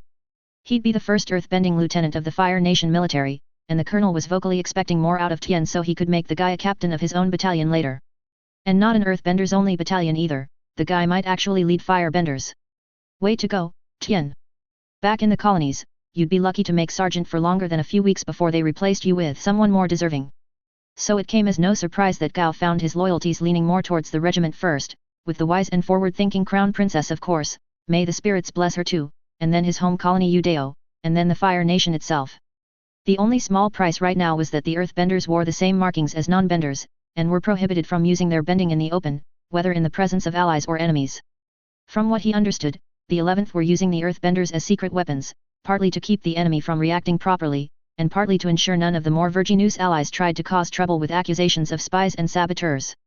Gao knew enough about the world to see the wisdom in the secrecy, and like every earthbender comrade he didn't mind it at all. Oh, the other downside was the secret training with the prisoners. That General Yama was an unbearable prick, like an elderly uncle that kept yapping and deriding, and couldn't be acted against because of his age and experience. His bending lessons were good, but fuck was the guy impossible to please. Captain Ren at least gave credit for accomplishing a hard task. Yama just treated everyone like they slept with his sister or something. Still, discretion and the noise of the old badger mole was a paltry price to pay for the camaraderie, respect and, most importantly, pension and wages that the 11th offered. None of his comrades has yet called him a spy, or potential traitor. Nobody had held Gao's earthbending against him. It was the kind of respect that Gao gladly obeyed orders and killed for. And if by chance things went to shit, he was pretty sure the colonel at the very least would have his and every other earthbender's back. As his exhaustion took him, Private Gao felt secure in the knowledge that he could sleep safely amongst the trained firebenders of the 11th Regiment. The progress of the Northern Pacification Army was going faster than expected. Clearly they had overestimated the Earth Kingdom once again. Cities and villages were forced into the fold of the Fire Nation by a small army of administrators, while castles and forts were cleaned out and awaited their new firebending garrisons. All in all, things were going rather well. But Agela found herself frowning, particularly at the message tacked onto the report. "This isn't a joke?" she asked Ping, who had the decency to fidget a bit out of nervousness. "No," the captain answered with a shake of her head and a brittle smile. "Motsi is taking over until Sing returns. Thankfully, there isn't much opposition around for us to worry about." The princess quirked an eyebrow up and slowly stood from behind the desk of her royal office in the 11th Regiment's training complex. "I couldn't care less about the regiment's progress, Ping. It's its colonel that I'm worried about." "Did Sing say where he went off to?" Another shake of the captain's head. "Only that he's working on avatar-proofing the plan." That bled off some of Agela's anger. Avatar-proofing? Uncle Iro had helpfully sent news of Zuko's encounter with the avatar to Agela about a week ago, masked under a regular report to a concerned sister. No doubt Sing had received the same message as well. There was much to unpack, from the fact that the Fire Nation's greatest threat being an airbender monk around her age, to the idea that this avatar seemed unprepared for his role. But Sing had gone off on a ship to Spirit's Nose where after receiving that information, and that he had Ping relay his departure personally to Agela instead of just settling for a letter meant that the boy was probably regretful about his action. Not that Agela would so easily forgive him, but... Avatar-proofing? Ren's voice broke the princess from her musing. "Think he decided it by himself?" Ping shrugged. "Dunno, but I'm not going to be surprised if it ends up being the spirits nagging him again. He gave us the new security measures to consider aerial security right after he heard of the avatar, and asked us to make it subtle. Motsi is still talking with General Shou, but they'll wait for your approval before making the news public." Which meant that nobody knew if the Earth Kingdom knew about this new development. Troubling, but promising. If Zuzu had the competence to quickly apprehend the avatar, this would be a non-issue, but alas, her brother was headed back to repair his ship. Now they had to worry about the possibility of a flying avatar seeking refuge in enemy territory. Still, Agela had kept the news from her father. With how secure their encrypted messaging was, there was practically no risk to it, and it would give Zuko that little bit more time to restart his hunt. Before father decided to further punish his incompetence by opening avatar hunting season to all comers, or something along those lines. Much as Agela detested Zuko's weakness, Sing had been right, he'd been taking the right steps to rising above his incompetence, and that was something worth seeing through. If a recruit from the 11th could be turned into a proficient killer, then her brother could at least make for a half-decent prince. He'd still be far below Agela, but at least the dum-dum could be a useful tool to further her ambition. Especially after father's ill-advised duel and exiling of her brother. That act had garnered a disturbing amount of sympathy for Zuko, something that got in Agela's way as she waded through court politics. The murmurings were faint, but they were definitely there. Her not-so-public attempts at offhandedly looking out for Zuko had garnered her some of these courtiers' support, but having her brother return would make the work a lot easier. Have Dum-Dum return, make a show of guiding him back into royal politics while rebuilding their sibling bond, then work on winning him over to her side. Give it a few years and Agela was certain he'd fully support her as heir, especially if she could foster his bitterness over father's punishment. It'd probably require her to offer the 11th to help search for mother, even if that likely meant finding her untimely grave, and if she could make him bitter enough, maybe throw in the opportunity to be officially adopted by Uncle Iro, since they're so close to each other. It would require careful and patient politicking and social engineering, but Agela was confident in her abilities, and that of her growing roster of talents. And she probably didn't have to worry much about wording things for father either. Zuko would be happy being mediocre, not weak, at least, father got to be rid of him, and Agela would get to enjoy being crown princess without so much second-guessing from the shadows. Of course, that all required Zuko's return to the palace, but with the avatar now running around. You've no clue about what Sing might have meant by avatar-proofing. Unfortunately not, Ping confirmed. I think if we knew, we'd probably end up stopping him. But...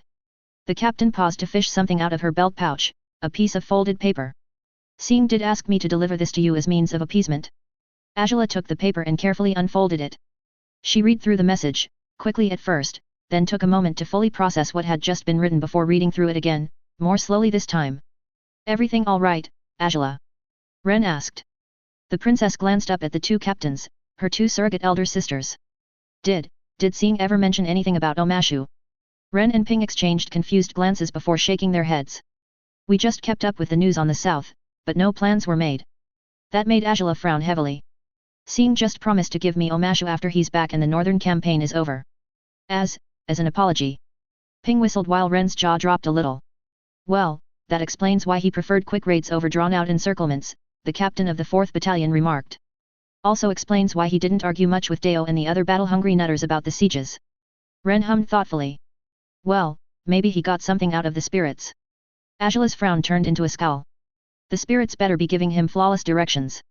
Sometimes, Kashi had to remember that his colonel, a rescued orphan, did not fully lead 11th out of obscurity and orchestrated brilliant strategies by himself. No mere boy, however prodigious, could come up with so many ideas or peer into the future as Sing did. That was not to dismiss his feats, but it was also irrefutable that Sing had some help, in the form of the whisper of spirits that only he could hear. And it required some reminding that such boons did not come for free. There were many tales of invisible benefactors aiding a hero throughout their journey, only to exact a significant price at the end or sometimes even before the adventure began. Like the tales, Sing's capricious helpers were mysterious in their agendas, but thus far the advice they provided him had not only kept the regiment alive, but allowed the 11th to reach new heights. Yet Kashi couldn't help feel some guilt that it was a mere boy that had to shoulder all the burden of this exchange. These didn't seem like spirits that could be appeased by offerings or negotiations, but instead they clearly reveled in sending Sing to partake in senseless games, like the near-suicidal visit to King Bumi, or this seemingly pointless little expedition. And as Sing's renown grew, Kashi had no doubt that the delayed price of survival and prosperity would gradually increase. All the bodyguard could do was to stick with his colonel to lighten what little burden he can. If he could, Kashi would gladly meet with these spirits and offer his life in exchange instead. Sing did not deserve to selflessly burn himself playing confounding games for the sake of his regiment. Kashi took some solace in the fact that this time Sing had brought along an escort for his journey without any strong arming required. Other than the bodyguards, the Han unit followed along the journey south. The crew of the corvette loaned by Admiral De Yang would not join them ashore, but thanks to their tireless work it only took several days of speedy but boring seafaring before they reached their destination. Let's hope we have the right village, Sing sighed as he stepped off the landing boat and onto a pristine shore. He'd opted to skip the port, both to maintain a low presence and avoid dragging the locals into his quest. You'd think such a small, mountainous island would only have a couple or so villages, but no. So, you've no clue where we're supposed to go, sir? Bo Fang asked as he scanned the shoreline. Other than being sure that it's on this island, no. Unless there's other places where they have people in white and green? Please don't tell me that's the case. Kashi smiled despite the chain link veil covering his features. It's practically guaranteed that your description is of the Kioji warriors, sir. We're on the right island. Now we just need to narrow things down. Without scaring the locals, Sing added, and he then picked a random direction and began walking. Kashi, the other bodyguards, and the Han unit followed along in good order, weapons sheathed but otherwise fully armored. How they kept the villagers from running would be a problem for the colonel to handle. They quickly left the beach and entered a sparse forest, and immediately Kashi's hackles were raised. Eyes forward, Sing ordered, clearly having sensed what he did. It took the small force some effort, but they marched on with forced casualness. Feigning ignorance was the bodyguards nor the Han unit's strong suits, but with the amount of counter-ambushes they'd conducted Kashi would like to think that they were doing a passable job. Sure enough, the threat appeared as they got deeper among the trees, far enough from the shoreline to effect a hasty retreat. Figures descended from the treetops, their green uniforms breaking through the scant canopy cover. The soldiers immediately closed ranks and drew their weapons, though Kashi had to lead his bodyguards to form a protective ring around Sing, who had rather recklessly walked too far in front. A quick glance told Kashi that they were surrounded, but far from outnumbered, though the enemy's full strength might still be hidden. The ambushers were all in deep green dresses with lacquer-armored cuirasses, spalders and vambraces, their faces painted in white and red. They wielded war fans and blades and small shields, adopting stances that Kashi was unfamiliar with. The vaunted Kioji warriors. Supposedly they were an all-female order, carrying lessons taught by the avatar Kioji herself. But considering the painted faces, Kashi couldn't exactly be sure about the claim of the former. That kind of rumor might be useful to make certain enemies complacent. And even if he was truly surrounded by only women, the way these warriors held their stances was not something to scoff at. Soldiers of the Fire Nation, a voice called out, and Kashi almost winced as he realized it belonged to someone not quite an adult yet.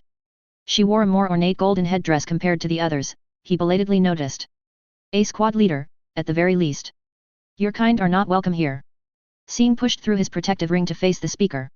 Please, I've not come for a fight, he said, actually removing his helmet in the midst of enemies for probably the first time. The colonel then offered a quick bow and salute of respect. I am Sing, and I've just come to. The Kioji warriors stiffened noticeably upon hearing his name, and their leader all but hissed as she leveled her fan at him. The Scorpion of the Fire Nation. In Kyoji's name, your campaign of terror ends here. They lunged as one, though Sing had the presence to quickly bark an order before he dodged a strike. Bruises only. Bruise off fuck. Kashi scowled as he dove in to intercept a blade with his bracer, then sent a knee up into the armored plate of the attacker to drive her back. The spirits were cruel to ask for this sort of fight, but Kashi swore that none of the soldiers here would fail Sing. Form up. He called out with his authority as a lieutenant to get the bodyguards and Han unit in line. Closed ring. Bofang. Yan. With me. Leaving Quan to keep the Han unit organized, Kashi rushed to Sing, who was dancing around 3 of the painted warriors. He joined the fray with a flying kick that managed to graze a Kyoji warrior, while Bofang simply tackled another shoulder first into the ground and Yan literally cut into a slash with his own short sword. The bodyguards went to work protecting Sing's back, leaving him to deal with the enemy leader unhindered. These women were fast, and their fighting style was utterly alien, but the soldiers' battle experience more than made up for the disadvantages. Trusting in his armor, Kashi stepped into a slash from his opponent's war fan and felt the weapon rippling against his brigandine. Remembering Sing's orders, the lieutenant lashed out with one arm to grab at the woman's neck, though he had to quickly let go when another warrior lunged into the fray, aiming for his neck. Kashi grunted as his initial opponent capitalized on that and slammed her shield into the side of his helmet. It lacked the force to knock him off the ground, but the brief disorientation was enough to put him on the back foot. Yan's blade darted by him an instant later, knocking the women back and resetting the momentum of combat. Before the melee could devolve any further, a familiar blinding flash and its accompanying roar gave everyone pause. The Kyoji warriors were all frozen in shock as they stared at Sing, but the soldiers of the 11th were already consolidating and preparing to land decisive blows. Please, Sing called out loudly, with one hand around the neck of the enemy leader. I don't want any casualties here. The colonel raised his free hand and pointed it at a nearby tree, incinerating it with a gout of white fire. Otherwise I'd have torched this whole place from the start. The leader of the Kyoji warriors struggled to break free, scrabbling against his arm as she tried to use her legs as leverage. Sing's grip proved stronger though, and the young woman remained bending backwards at an awkward angle. We will not kneel to the Fire Nation. She gasped out, earning Sing's gaze, which was both apologetic and annoyed. I'm not here to conquer, just to pass a message, and hopefully offer some advice. The colonel looked to the soldiers of the 11th. Weapons down. They all did as ordered, and after silent stare, the enemy leader reluctantly nodded as her throat was freed. Stand down, Kyoji warriors. A tense awkwardness settled on both groups as Sing began negotiations. As a show of good faith, and probably to keep the meeting's content more discreet, the Han unit were sent to wait at the edge of the forest, leaving the colonel and his bodyguards against the favored warriors of an avatar. Say your piece then, the leader said curtly, almost spitting out the words. Sing still bothered to give another respectful salute. If you do not mind, might I have your name? The young woman looked unsure for a moment, glancing back at her comrades before frowning disapprovingly at Sing. Fine. I am Suki, of the Kyoji warriors. Kashi swore that the boy visibly relaxed, as if he'd found his quarry. Typical of the spirits to play such games. Sing bowed without any trace of mockery. And as I mentioned earlier, I am Sing, though you've already heard of me, it seems. The atrocities you've committed are well known to us. Sing smirked at that, but he didn't reply to the accusation. In any case, I've come to inform you that the avatar has returned. The Kyoji warriors almost reeled back as one, though Suki recovered quickly with a frown of suspicion. And we're supposed to believe you? As an answer, Sing shrugged. He will likely land here. But he is being hunted, so I'd suggest you don't host him for too long. Her frown increased, and the young woman finally gave in to the niggling question that must surely be nagging at the back of her head. Why are you telling us this? This time Sing's smirk was wide, almost becoming a grin. Because, it's in my interest if Kyoji Island does not become tainted by the war. I do not come asking for the island's submission, but I hope you're all at least open to, employment negotiations in the future. Even Kashi was wide-eyed with surprise at that. Why would we ever work for the Fire Nation? Because maybe there'll come a time when we're actually a better option. Sing immediately answered. Because maybe we might both be able to put aside our enmity to dispense a greater justice, at least for a while. What in the world was Sing insinuating?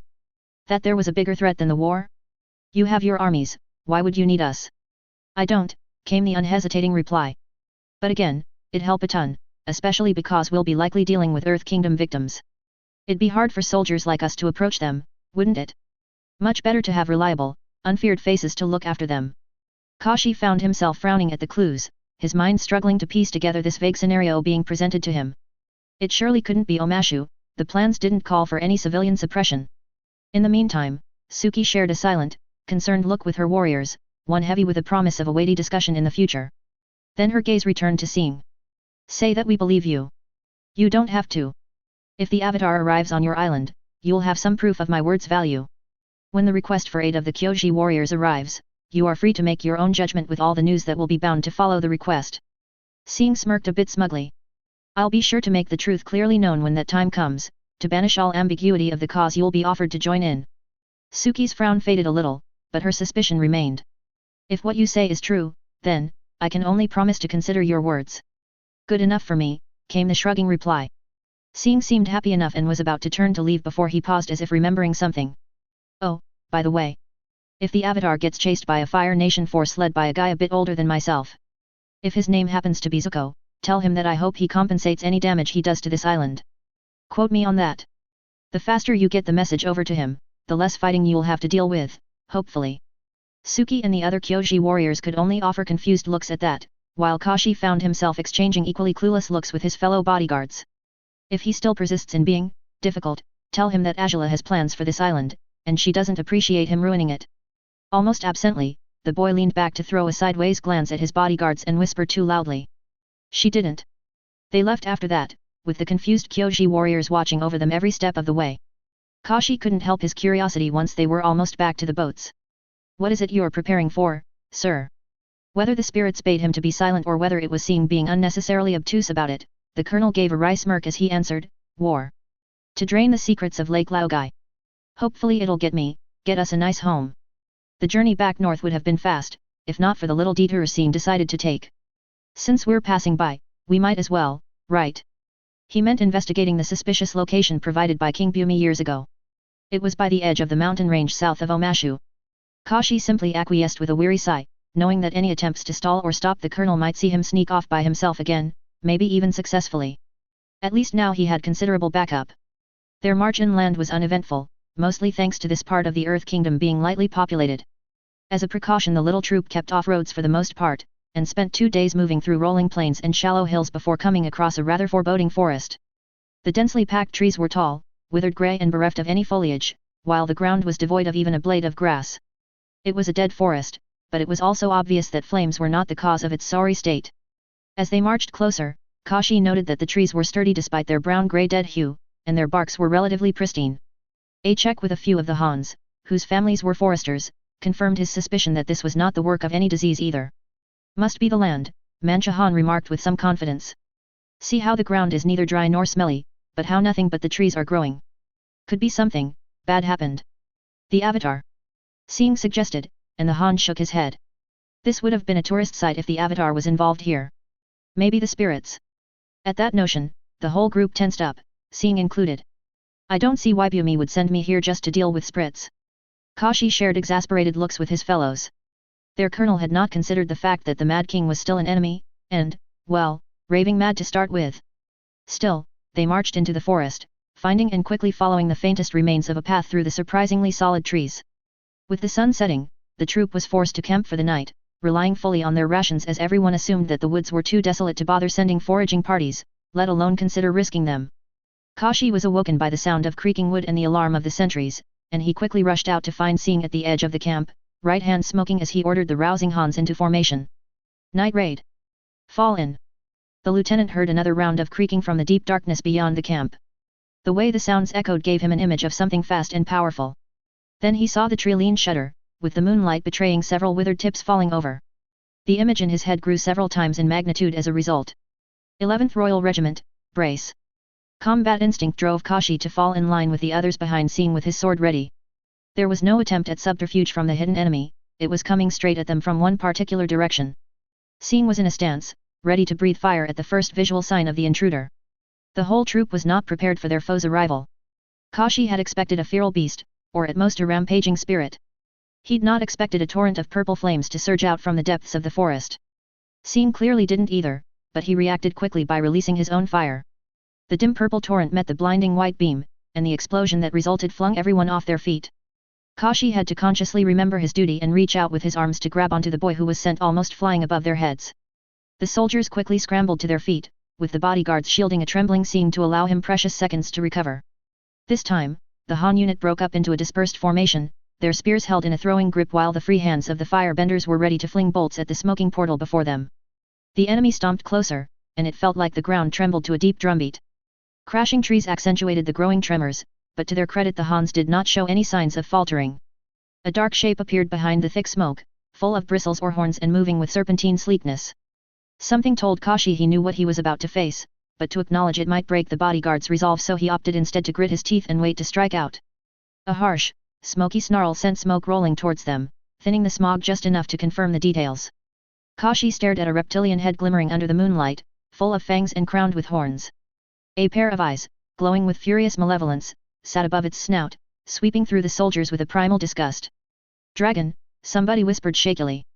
Kashi heard himself gulp, and his body felt heavy and numb. Weren't the dragons extinct? Why was one here? He managed to draw his blade and force his legs to move as the dragon rose up, like a serpent about to strike, but Sing pushed his way through to spit out another blast of fire. This time, it was the creature's turn to be caught off guard, and it flinched away. The sight of the colonel making such a feared creature recoil snapped Kashi out of his terror. He should have known that Sing would be beyond such things as a mere dragon. The lieutenant and the others shamelessly took comfort in their colonel's display of power, and as the dragon turned to withdraw and Sing followed after it, the soldiers joined their commander with a roar in their throats to finally banish any fear that lingered in their hearts. The hunt was on. Moving under dim light conditions did little to hamper their movements. The soldiers of the 11th, so used to night raids and forest ambushes, kept up with the dragon's attempt at shaking them off. Their quarry was easy enough to track down, its shimmering scales betraying its large, serpentine bulk as it snaked through the trees. It also left scraped bark and gouged earth in its wake, making the tracking as easy as hunting down Earth Kingdom conscripts. Sing led the way despite the clear stiffness in his limbs and the beginnings of his body's overexertion. Several blasts of purple fire shot towards them, but this time the soldiers of the 11th confidently scampered out of the way with the confidence of hunters cornering prey. They chased it to the mountains, and eventually the dragon ceased its retreat and turned towards them to make a final stand. Perhaps it decided that its advantage out of the treeline and in the open was far more favorable. Out here, the dragon had the advantage of its mobility to swoop in and run circles around them, but it would also make for an easier target. It must trust in its speed then, to accept such a risk. And without the darkness to shroud it, Kashi got a clearer view of the monster. It wasn't glimmering as he had once thought, the moonlight was not reflecting off its scales but rather it was glowing with a translucence like sunlight through clear obsidian. Its whole body was pitted with deformed and missing scales, as well as scars. One of its horns was snapped off, and several whiskers were clearly asymmetrical in length. The dragon coiled into itself, and then let out a roar that was followed by another horizontal column of purple fire. A few Hans were unlucky enough to be grazed as they tried to dive clear, but their comrades were quickly on them, fire-bending the fire away from the screaming men and then quickly dragging them to safety. Kashi had no time to help them, as the dragon lashed out with its open maw to chomp down on him and a few troopers. They all evaded just in time, though their retaliatory fire bolts and spear thrusts didn't even faze it.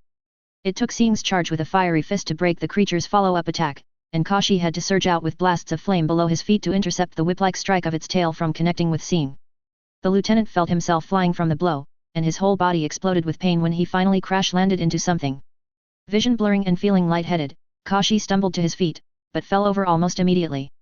Yan was suddenly beside him, helping him out of his armor. "Nothing's broken too badly, it seems," the other bodyguard remarked hastily as he went through a quick appraisal. With his limbs feeling like steamed eggs, Kashi could only watch helplessly as Sing faced the glowing dragon practically by himself. Bofang and Shan Tzu tried to lend their aid, but had to withdraw after barely avoiding being torn in half by massive claws. Trying another tactic, Quan led a group of Hans to indirectly protect Sing instead of trying to join in the fray. They broke spears and swords to stop the dragon's claws from lashing out any further. Concentrated fire bolts distracted it and fouled its attack.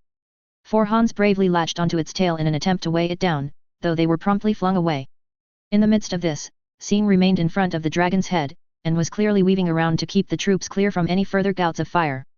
His white flames were clearly getting the dragon's attention. The colonel managed to keep up with the attacks, dodging away from most of the snapping fangs and slashing claws, and only wielding his flames to beat the creature's own. The deadly dance lasted for a couple dozen seconds, before finally Sing managed to roll under a lunging bite to position himself underneath the dragon. He quickly shot up with an uppercut right into its throat, and the burst of blinding fire that followed sent the dragon jerking back with a horrid cry. Finally hurt, the creature thrashed about briefly, before quickly darting up the mountain with the haste of a fleeing prey. Despite his numb limbs, Kashi managed to drag himself up and with Yan's help limped over to a heavily panting Sing, who was looking around. Casualties? He asked between hungry gasps. No dead, thankfully, Yan replied. Though there's at least 9 who'll need stretchers back to the ship. Shan Tzu and Chun are down with at least a fracture or 2 somewhere, but nothing that won't keep until we return to Kailan. At his colleague's look, Kashi shrugged himself free to stand on his own 2 feet. I'll be fine, he lied, making an effort to limber up his limbs without wincing. Just a bit winded, that's all. Sing frowned with disapproval, but turned to Yan and an approaching Bofang instead. If Kashi starts slowing down, one of you drag him back down here with the others before he exhausts himself to death. Some of the Hans were then tasked to watch over the wounded, and then they began moving up the mountains to continue the chase. The brief respite in between gave Kashi the time he needed to at least stand straight and better feel his extremities, so he walked alongside the other bodyguards. Despite the casualties, morale among them and the Han unit was high. They'd chased off a dragon, after all. Well, Sing did, but still. Following the trail of gouges and shattered rocks was easy enough, and they found their prey once they reached a wide ledge. The dragon was coiling up again, this time by the mouth of a cave. Its glow was dimmer, and seemed to pulse to a heartbeat's rhythm. The soldiers were ready to bring their weapons to bear when their colonel stopped them with a wave of his hand. Hold! Kashi wasn't the only one to look at Sing with some degree of confusion as he slowly walked towards the dragon. Then the lieutenant followed his commander's gaze, and a soft gasp escaped him. Behind the snarling dragon was a sinuous trail of bones. Kashi saw leg bones and claws jutting out, and a portion of a large skull, shattered in various parts, half buried in the ground. The remains of another dragon. Was it this one's mate? Then he spied a pile of rocks in the middle of the bones. No, not rocks, they were too round, the pieces too thin. Eggs. This was a nest, or what was once left of it. Most of the eggs had been shattered, either by nature or man. Please, Sing said softly as he continued to approach the dragon, I apologize for the trespass of me and my men, as well as the harm I've done to you. The beast rose up, ready to strike again, but only continued snarling at Sing instead of lashing out. Its glow briefly became brighter, as if threatening the colonel from getting any closer. We did not know. Sing stopped, and then slowly bowed deeply. We did not know. If there is any way I can make amends. The dragon let out a short, restrained roar, almost like a bark, its eyes narrowing at the boy. Kashi was about to lunge out when he saw its body ripple, but the dragon uncoiled itself and finally slumped down. To the soldier's eyes, it looked relieved. Its more relaxed, tired gaze remained locked onto the colonel though, and it let out an airy cough as its body slithered out to form a loose circle. Only then did Kashi notice its body heaving at an increased speed, and the realization hit him, the dragon was taking its last breaths. Sing began to approach the dragon once more, and this time there was a sense of resignation from it as he reached out with a hand towards its snout. Like a man on a chopping block. The dying beast gave a snort as Sing's hand carefully rested on its face, and slowly began to pet it. It's all right. No one will desecrate this site. It will be hidden, and when the time is right, it will be cared for. I swear it. There was another rattling cough, and Kashi noticed Sing suddenly freezing, as if realizing something. Unless... Colonel? Sing. Too far and too late, Kashi watched as his charge suddenly stabbed a hand into one of the many scars of the dragon, causing it to roar with a start. Before it could open its maws and swallow him though, it paused, wide-eyed with surprise. Kashi and the troops still ran though, especially when Sing gave a sharp gasp. The lieutenant tried to grab onto the boy, but he and the other bodyguards reeled back and hissed at the cold that stabbed into their hands. Sing's breathing quickened into burdened panting, and he began to slump as the dragon's glow increased and it seemed to gain new vigor. There was a temptation to hack into the dragon to free the colonel, but something in the back of the soldiers' minds told them that it would be a disastrous idea. Kashi could only watch helplessly as Sing's breath frosted as he clearly struggled to remain on his feet. And then, eternal seconds later, he finally yanked his hand out with a loud gasp and collapsed. Or he would have collapsed, if not for the dragon moving in and catching him with its snout. It looked literally more radiant now, the dark glow replaced with a more lustrous, vibrant green. The scars and missing scales were gone, and its horns and whiskers were fully restored. Gone was the malice and weariness from its eyes, now replaced with a gentle gratitude instead. The dragon let out a comforting snort and slowly lowered Sing to a sitting position. Still stunned, Kashi and the others dumbly noticed how it seemed to smile at their commander, and then bowed its head to press its massive forehead against his. Then the dragon pulled back and swam away, pausing only to glance over its shoulder in the universal gesture of asking to be followed. Legs driving him without thinking, Kashi was picking Sing up and half-carrying the bone-bitingly cold colonel to follow after the dragon. They didn't have to go far, as it stopped several yards away, staring at a pile of boulders. The glowing beast carefully lifted a claw to rake away some of the rocks, revealing a crushed set of bones underneath. Then it looked back at them, its gaze seeking their comprehension. This was where you fell. Kashi surprised himself by speaking. The dragon nodded slowly, and then gave Sing a warm smile before bowing its head again. Then its glow flared out, bathing the area with a green light for 2 radiant seconds, and when it faded, the creature's corporeal form began to fade. The colonel, his bodyguards, and the Han unit watched in mute silence as the dragon's spirit form evaporated before their eyes, leaving nothing but the echo of a content rumbling behind. Only after an indeterminate number of seconds had passed did Sing snap everyone out of it. "See, come," he said, still trembling from unnatural cold. "Before we head down, we need to clear that pile of rocks and move the bones inside. See carefully." The Han unit quickly did as ordered, and they organized themselves into groups to roll away the boulders and collect the dragon's earthly remains. Sing left them to it and headed into the cave. The bodyguards followed along, and they did their best not to stare at the massive bones before them. Their charge though cared not for the skeletal remains, but made straight for the cluster of different remains in the middle of it. Sing knelt by the ruined nest and carefully sifted through egg fragments. Kashi jolted when he heard his sharp exhale, and hurried over to his side. To his astonishment, the lieutenant found a grinning Sing, with 2 intact eggs before him. "We'll hide this cave first thing tomorrow. I made a promise, after all. And these?" Kashi gestured with a nod to the eggs.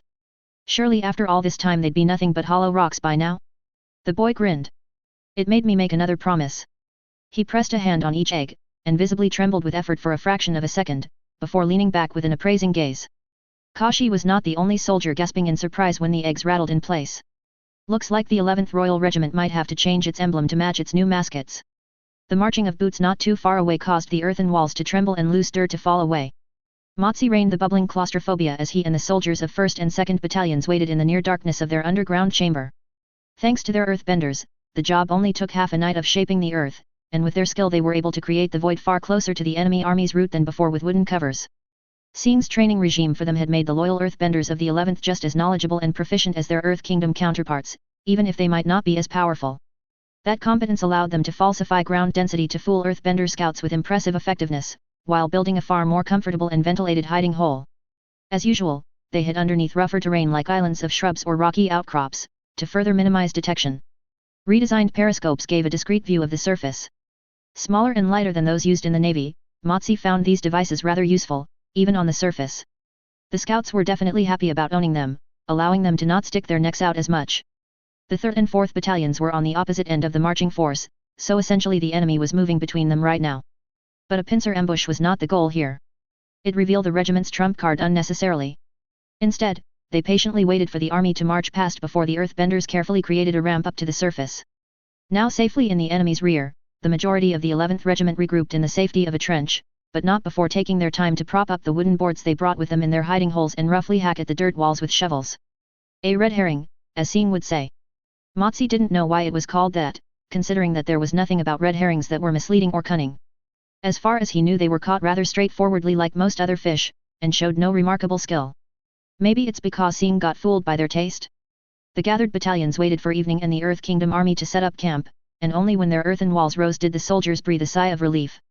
The more speculative part was over, now they could move forward to far simpler things. Captain Sungho and his scout units broke away from the battalions to disappear into the dusk, while Motsi finalized the orders with the captains. General Shou had requested them to deal with this group before it joined up with the coalition of Earth Kingdom defenders. It would also serve as a reminder of the regiment's abilities to the rest of the Northern Pacification Army, after being stuck in the reserve for a while now. Motsi and the other officers didn't begrudge the general for that. They knew about the necessary games of politics, even within the supposedly meritocratic Fire Nation Army. Reputations must be cultivated, and merits and honors dispensed fairly to not only placate the colonels and captains, but also win them over to the princess side. This was officially her operation, after all. Allowing the commanders to gain commendations here would leave them at the very least more favorable to her, or at best wholly tie them and their influence, however little it might be right now, to her fortunes simply out of gratitude. So the main army would be preparing to face and break the gathered defenders of the Earth Kingdom in a few days' time, while the 11th would deal with minor details like this. It'd probably be a bloody but decisive battle, with plenty of feats to sing about. A shame that Motsi and most soldiers of the 11th never liked those kinds of songs. And it's not like there wasn't any honor to gain, anyway. They were about to assault an army at least 4 times the regiment's size, and even at night it was nothing to scoff at. The important part was to ensure that casualties remained light, to shut up the court generals back home before they could spout excuses of desperate gambles and reckless bravado. Cricket songs began chirping, bringing back a clearer picture of the enemy perimeter. There were heavier patrols, but that would not be important tonight, not with how they'd be attacking. Rufen's battalion was only slightly off course, but the main initiator of the plan would still work. The earthbenders began to slowly tunnel their way closer towards the camp, keeping to a zigzagging pattern as Sing's doctrine dictated. It minimized visual detection somewhat, but also gave the troops some cover in case of retaliatory fire. All but useless in conventional sieges against enemy earthbenders, or even waterbenders, if they had enough water to flood the trenches, but definitely good for surprise attacks like this. As the soldiers crept closer, they finally heard the cricket chirping that signaled the 5th Battalion's deployment. The tunneling ceased, and the soldiers of the 4 battalions prepared themselves. Soot and dirt was reapplied on their armor, the integrity of naphtha jars double-checked, and reminders were dispensed in harsh whispers. "Any time now, Rufen," Motsi muttered, never liking the churning anticipation before a fight. And then, he heard the first signal. Improvised megaphones hidden underground along with the choir of soldiers roared out a song on the opposite end of the camp to draw the attention of the defenders. "Stand up all the night and call the fight. Let your mind go wild before the light. Here we come, the army of the night. Mater Maria." Nobody bothered asking where Sing learned the rough song from or what some of the words meant, but boy was it catchy. Immediately the periscopes picked up movement from within the makeshift fort. The patrols froze in confusion for a moment, before running back into the safety of their walls. Smart folks, at least this enemy commander learned not to offer up their squads piecemeal to the darkness. Lined up side by side and bound to prey. Sent to die and fight the final day. Army of the night, we came to stay. Mater Maria. Motsi clung to the wall of the trench as he spied the unmistakable rise of naphtha smoke coming on the other end of the walls. The slingers were probably fleeing after their volley into their hiding spots before the enemy found them, or luring any pursuers into ambushes. Hopefully the former. Less chances of casualties. The song continued to echo into the darkness, and the first hints of the enemy being spooked showed in their sallying up. More columns of smoke rose up. Rufen's slingers must have either remained comfortably undetected or they'd silenced any nearby enemies. Regardless, the building chaos suited Motsi's liking. The guards on the wall were being pulled away to the front, leaving only a skeleton crew to watch the sections that weren't subject to loud singing and noxious smoke. They probably thought that they'd have enough time on their earthen defense to alert the others in case their foes tried to flank around. It worked against other Fire Nation forces, of course. Motsi almost broke into a grin as he looked forward to proving them wrong once more. The second signal was given, in the form of a bolt of fire streaking up into the heavens. Rufen should be feinting a siege now, laying down concentrated fire on the walls from some distance away. If the defenders didn't sally out, their earthbenders would be stuck repairing the bulwarks throughout the night and risk getting exhausted if a follow-up attack came. Another stream of fire shot up into the sky. Motsi grinned this time as the captains behind him chuckled darkly. The enemy were moving out. Now came the important part, timing things just right. After years of fighting together, Motsi trusted the captain of the 5th Battalion to maintain distance from the enemy, even if they somehow managed to send out the whole army to chase the battalion down. He'd have made scout captain long ago if the job didn't require him to keep his mouth shut most of the time. Straining his ears, Motsi picked up the cricket song. The enemy was emptying most of its forces out of their walled camp. 2/3, at the most. It was good enough. "Go," Motsi whispered, and the earthbenders took little time to lower the trench wall into a ramp. The 4 battalions poured towards the walls. Arrows from the scouts silenced the guards on it before they could raise the alarm, further shortening the time for the defenders to muster an effective response. With how close the trench got, it didn't take much running to reach the base of the wall. Earthbenders quickly punched their hands onto its surface and promptly blasted out a hole, with firebenders sending out loud but useless blasts at the same time to simulate an explosion of blasting jelly. Motsi joined in with tedious but necessary subterfuge, and quickly followed the troops through the new entrance. Fire bolts flew in the air as 4 full battalions of the 11th Regiment spilled into the Earth Kingdom camp, sowing confusion amongst its defenders. The majority of them were stuck at the other end, clumped tightly together as they were in the midst of sallying out. Kai and Ping led the more skilled firebenders surging out, fiery explosions propelling them through the air towards the bunched mob. Naphtha jars were tossed into the tight formations to suffocate the gateway in thick, noxious smoke. A number of the enemy officers were at the back, organizing the sallying operation. They were among the first to fall as the firebenders plunged blades and burning fists into them. And then the killing really began. The rest of the 11th Regiment fanned out, killing the confused and panicked defenders in their way. A ruthless, constant barrage of fire into the smoke-filled press of bodies by the gate reaped a gruesome tally. Liberal use of naphtha soon had the whole camp shrouded in stinking smog, leaving many of the Earth Kingdom troops coughing and vulnerable. More enemy officers were targeted and swarmed upon to keep the enemy disordered. Motsi himself spied a general and quickly rushed over, with a few squads following after him. The prey was joining his bodyguards in hacking and coughing as they tried to maintain formation, too busy trying to breathe to bellow orders. Motsi and his men and women crashed into them, spears breaking as they plunged into the heavy armor of the Earth Kingdom soldiers. Brutal close quarters fighting ensued against the survivors, the unique fighting style of the 11th Royal Regiment forcing the opponents on the back foot and keeping them from so much as stomping their foot to earthbend. Daggers were jammed into armpits and throats. Fire seared the exposed feet of earthbenders. Non-bending infantry tackled the enemy to the ground to keep them from bending effectively. Motsi sent a kick into the groin of a bodyguard, forcing his chi out through his knee to properly incapacitate his foe. Then he dodged a slash of a broadsword, and replied by swiftly pulling a dagger from his belt and shoving it into the neck of its wielder. He then shot an elbow strike into the shoulders of another foe, fouling an attempt to strike at a prone firebender.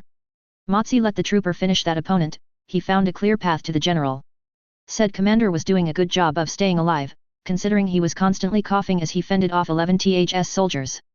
He was forced into sloppy earthbending thanks to the constant harassment, but it was still potent enough to impale overextended troopers with rocky spikes.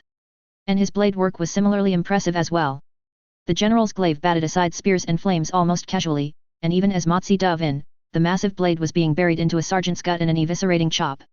The unfortunate sergeant didn't waste her last moments, and she grabbed onto the blade stuck in her belly with the last of her strength to keep the general from withdrawing it out. Motsi quietly saluted the woman's final duty, and thanked the opportunity it gave him, as the enemy's stubbornness to retrieve his weapon left him open for the briefest of seconds. As the general finally yanked out his glaive and kicked the sergeant away, Motsi flew in with a flaming punch, delivering a literally explosive blow right in his face. The man barely dodged aside, and screamed in pain as he got away with only a seared face. But testament to his skill and combat instinct, the commander did not drop his weapon. Instead he squinted through the burning agony and wove the glaive around in a warding pattern. A shame that the pattern was one of the more common styles that the 11th trained their non-bending combat against. Motsi easily slipped past the guard, slapping the blade away with his bare hand before sending a knee right up the surprised general's chin. This time, the burst of flame thoroughly burned through his skull, the force of it actually sending his helmet flying and bursting the eyeballs. The fighting continued, actually becoming harder as the sallying army tried to force their way back in. Some of the returning force had enough brains to get their camp walls earthbended down, allowing more of the army to pour back in. The battalions used the flung of their naphtha in response, and dove into the thick smoke screen to engage in chaotic melee. In the nearly blind conditions, the regiment's earthbenders were free to let loose, stomping up columns and spikes to disrupt or outright crush enemy formations. The sudden bout of earthbending against them caused the Earth Kingdom ranks to devolve further into chaos, and Motsi heard calls from the remaining officers to stop getting in each other's way. Cut it out. Watch your targets. Motsi reveled in the experience of watching the enemy's coherency crumble away and finally surrendering to gravity of shattered morale. Finally, after dozens of minutes of fighting, the first of the Earth Kingdom soldiers began to drop their weapons and plead for surrender. It was a highly infectious call, one that quickly spread throughout the slowly fading smog.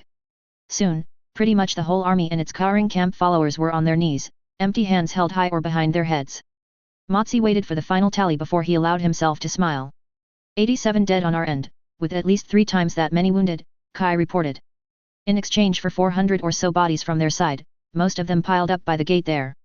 We're still counting their wounded, considering some are still bleeding out rather badly, but it looks like about maybe 1,000. Prisoners? Including their wounded? Looks like we've bagged about a half of the army.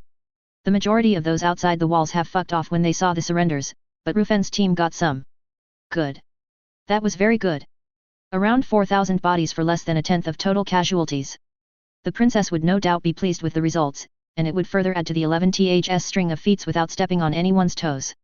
The light of dawn was beginning to paint the sky as Motsi returned to the regiment's camp, which was guarded by General Shou's own 16th Regiment, to write up the good news.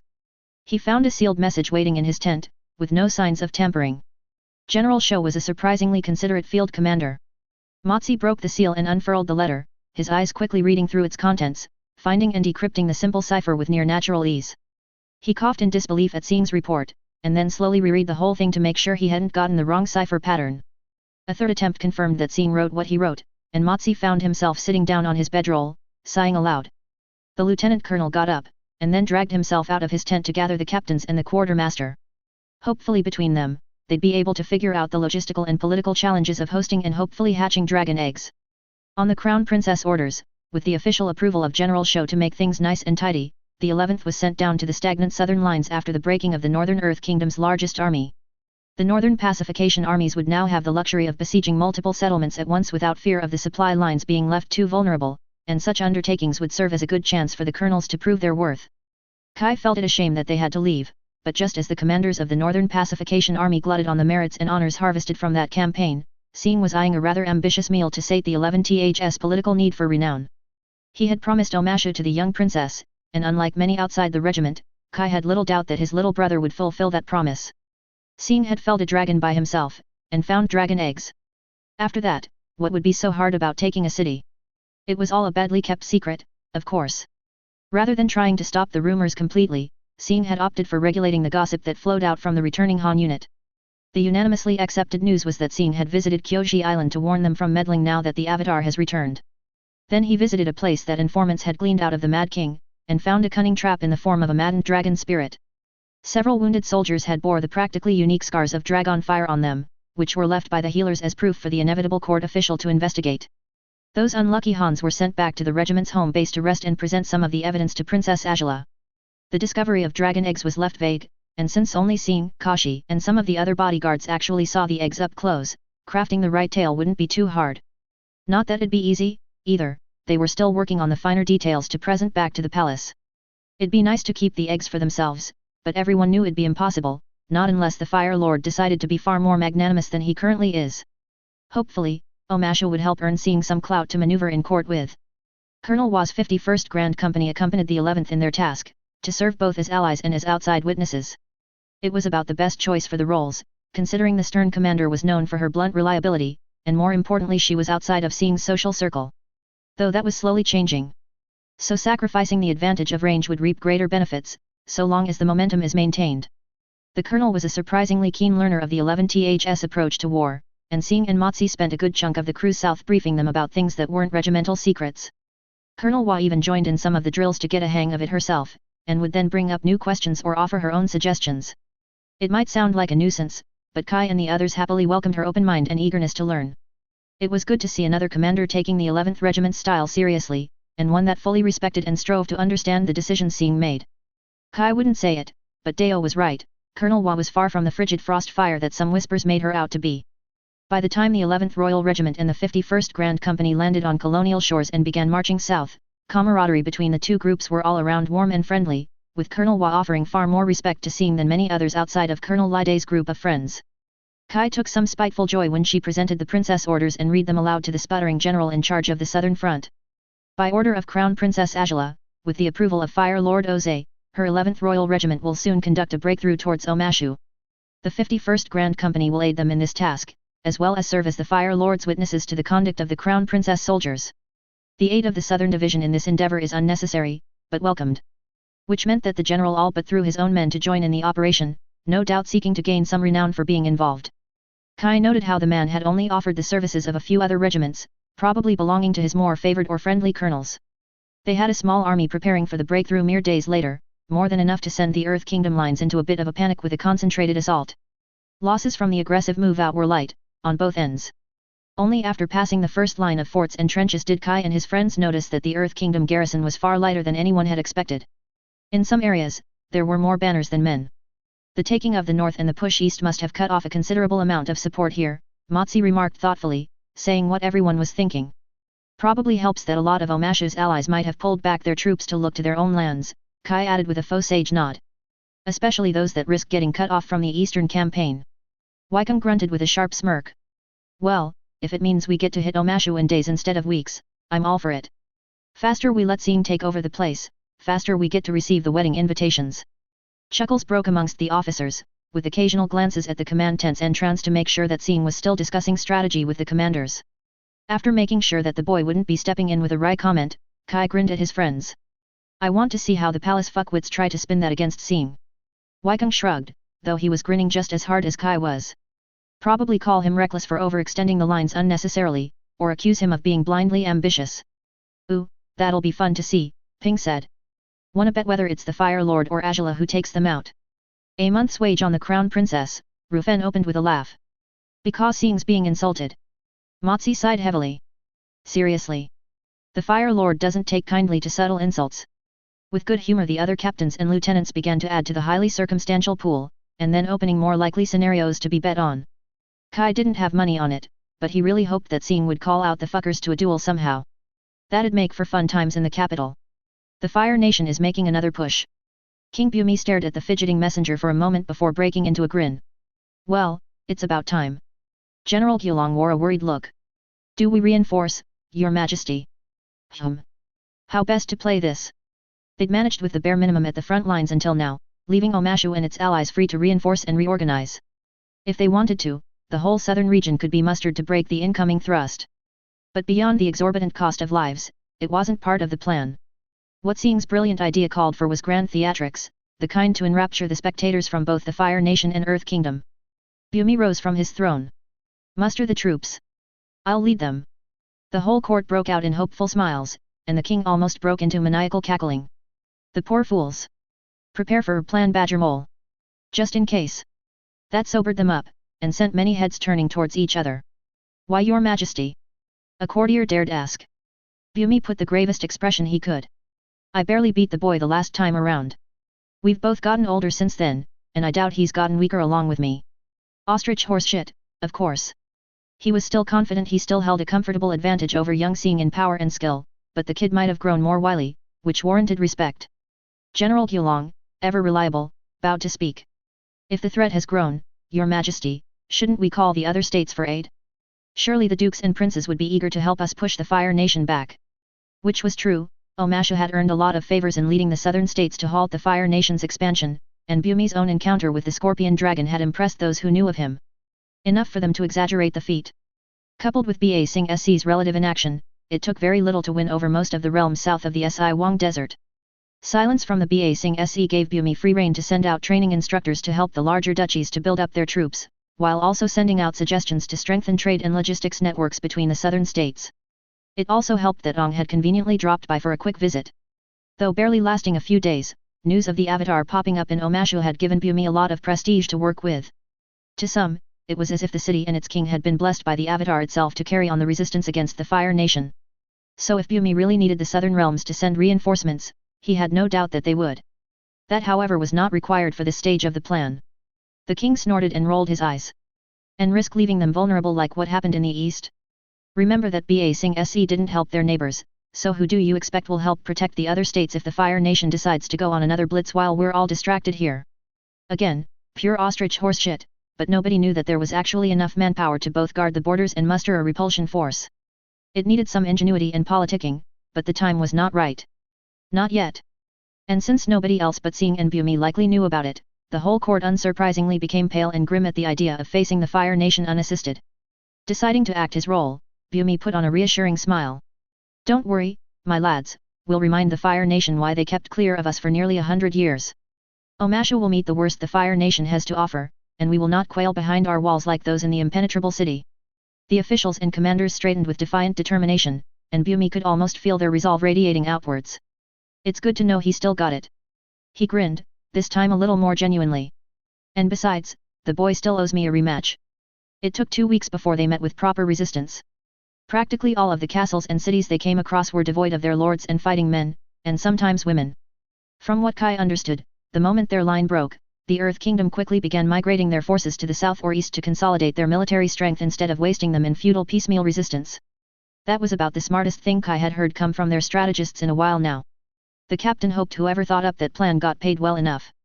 Though not too well, considering that the 11th and its allied division had to eventually meet a rather large army head-on.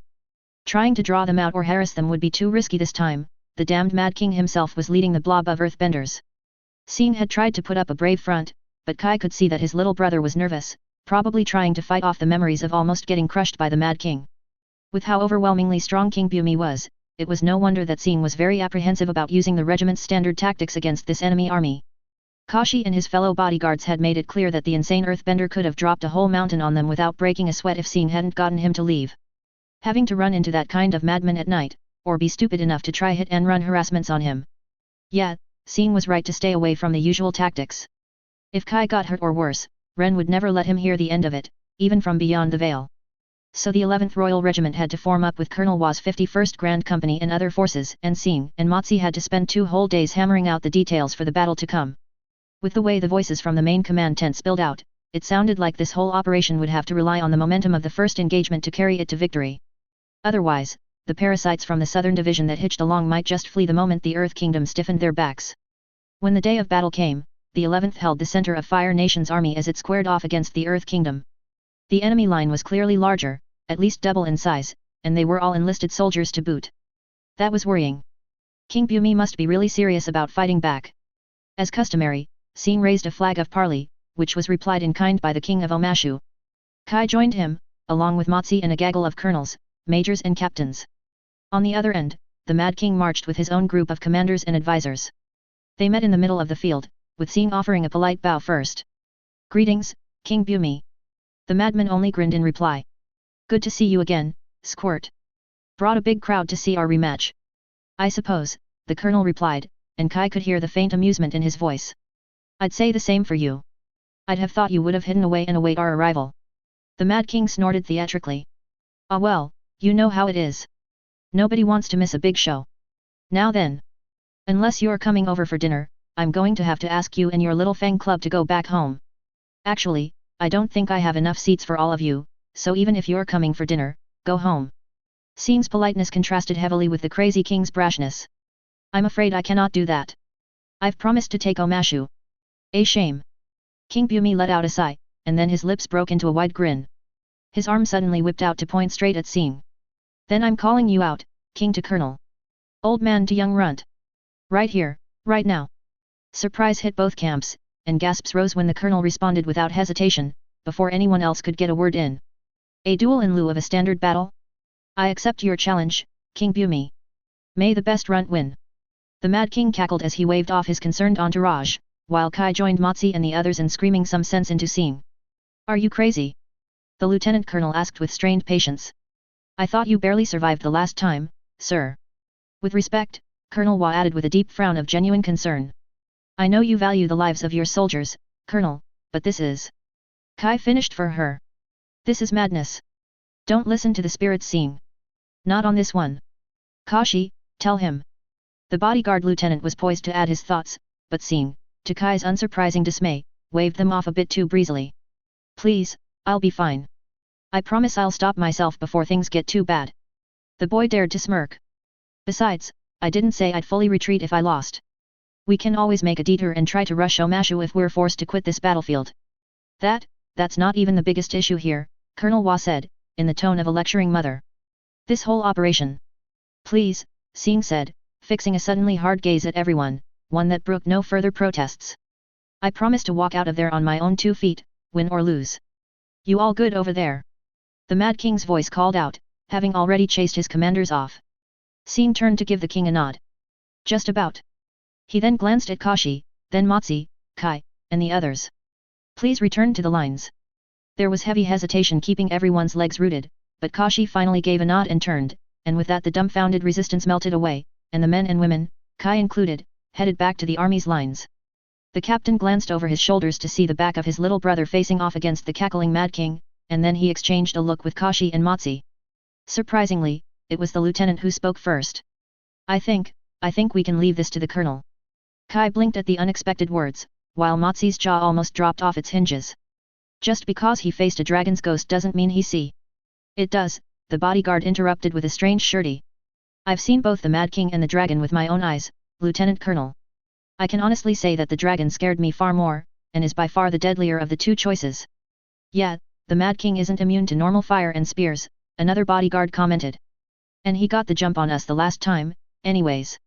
Kashi nodded. "We've trusted the Colorado, we've trusted Sing before, in equally dangerous scenarios. We should trust his judgment now. It's a small solace, but the Mad King will likely not kill him." With the bodyguards putting that much faith in their ward, Kai reluctantly did the same. They didn't even get halfway back to the lines when explosions erupted from behind them. Kai and the rest of the parley group turned to see Sing darting about as columns of rock shot up around him. White fire burst out, tearing through rock and dirt and forcing King Bumi to leap clear, but before Sing could land, the ground below him exploded as a literal hill of spikes shot up into existence. Thankfully for Kai's beating heart, the boy blasted aside any of the jagged tips from getting close to him, and sent out a volley of streaming bolts to pin in his opponent. The dirt wall King Bumi threw up broke apart, and this time the ancient earthbender was forced to roll aside as craters erupted in the spot he used to be. The exchange of fire bending against earthbending was akin to watching two elemental storms crashing into each other.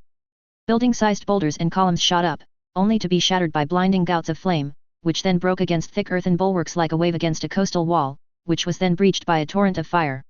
On and on it went, and Kai was left standing in place, staring with dumb awe at the scene. He felt dirt and ash began to rain down on his head and shoulders, so great were the forces being thrown at each other. It went on seemingly forever, the young colonel darting about with all the fury of a lashing flame, while the Mad King remained as resolute and unyielding as the earth that he bended. And then, Sing shot to the skies and dove down, blasting through boulders and walls with his fiery breath. His opponent seemed ready to welcome him, but he got the timing off. Sing blasted himself upwards right before another forest of spikes could clamp down on him like a monstrous maw, and then landed on the surprised Mad King with a falling axe kick. Such was the force of the blow that the earthbender actually crashed to the ground and rolled away for several yards. Without thinking, Kai began running back to Sing, who was staggering towards the slowly rising form of the Mad King. The king got to his knees, and then stared at the colonel who was ready to lunge again, before finally raising his hands in surrender. "You got me," King Bumi said aloud with some strained effort. "Whew. That was a good fight." Sing relaxed into a slump, though his voice also carried across the field. "Do you surrender, King Bumi?" Despite the haggard look, the ancient king was still grinning rather brightly as he nodded. "Yes, yes, I surrender. And I surrender Omashu to you as well." Just like that, the fight was over, and with that what was deemed an impossible task was completed. The Mad King's army quickly broke and fled at their king's defeat, rather than stay to be taken prisoner. Sing and Motsi suspected that it was something that had been planned beforehand, a suspicion that was all but confirmed when the army marched all the way to Omashu without encountering any further resistance, and the city itself was abandoned. The Mad King, standing in shackles beside the officers by the empty gates, cackled. "I promised you the city, not its people." The wait this time was shorter, but somehow that made Agela all the more nervous. Sing was returning, dragging along with him a crazy amount of accomplishments. To the palace and the public, it seemed that he had just gone out to really prove his case against his naysayers. Agela would have enjoyed all the undercurrent of concern that his acclaim had brought, but the amount of work she had to do to capitalize on the success was, as Ren would say, a bitch. She met with generals and ministers to ascertain the level of victory the northern campaign had bought her. Compared to the grinding campaign towards Ba Sing Se, the amount of commendations that flowed to the commanders of the Northern Pacification Army, which she indirectly drew some prestige from, was sizable indeed. Even before the victory was assured, other military commanders began to approach her, hoping for scraps of royal favor. The nobles and officials were not immune to seeking her out either. With cities and castles needing garrisoning, many minor houses and junior administrators sought a place in the colonies for the chance to govern a significant amount of land and even establish new estates. Agela was barely tolerating the heavy workload, but then Sing had to beat a dragon and find a nest's worth of eggs, and he beat King Bumi to claim Omashu. The desperate queue of petitioners became a frenzy of greedy courtiers, all wanting a chance at the prestige of ruling Omashu. It'd be easy just to delegate the work, but the princess had an image to maintain. She would glare down the courtiers and generals, she would coldly reject their offers, and she would deride their delusional promises. But Agela made sure to do it personally, face to face. Sure, there was some pleasure in watching their reactions, but the main goal was to cultivate an air of directness. It helped her assess those that came to her, and severely cut down on the lower politics, ensuring that nobody would dare speak in her name to offer favors. Plus, father approved of her approach, especially when he heard of how often she dismissed the petitioners. "It is good that you keep a firm hand, Agela," he had praised one afternoon over lunch. "You've learned as I have that the rabble require constant reminding of their place. The less you deign them with favor, the more they will appreciate even the smallest of scraps you throw at them." The last bit was decent advice, but Agela already knew that, Sing had warned her of overdoing such things, of how it might be fertile grounds for resentment and the shrouded politicking that followed. Which was why the princess made sure to be generous to those that did gain her approval.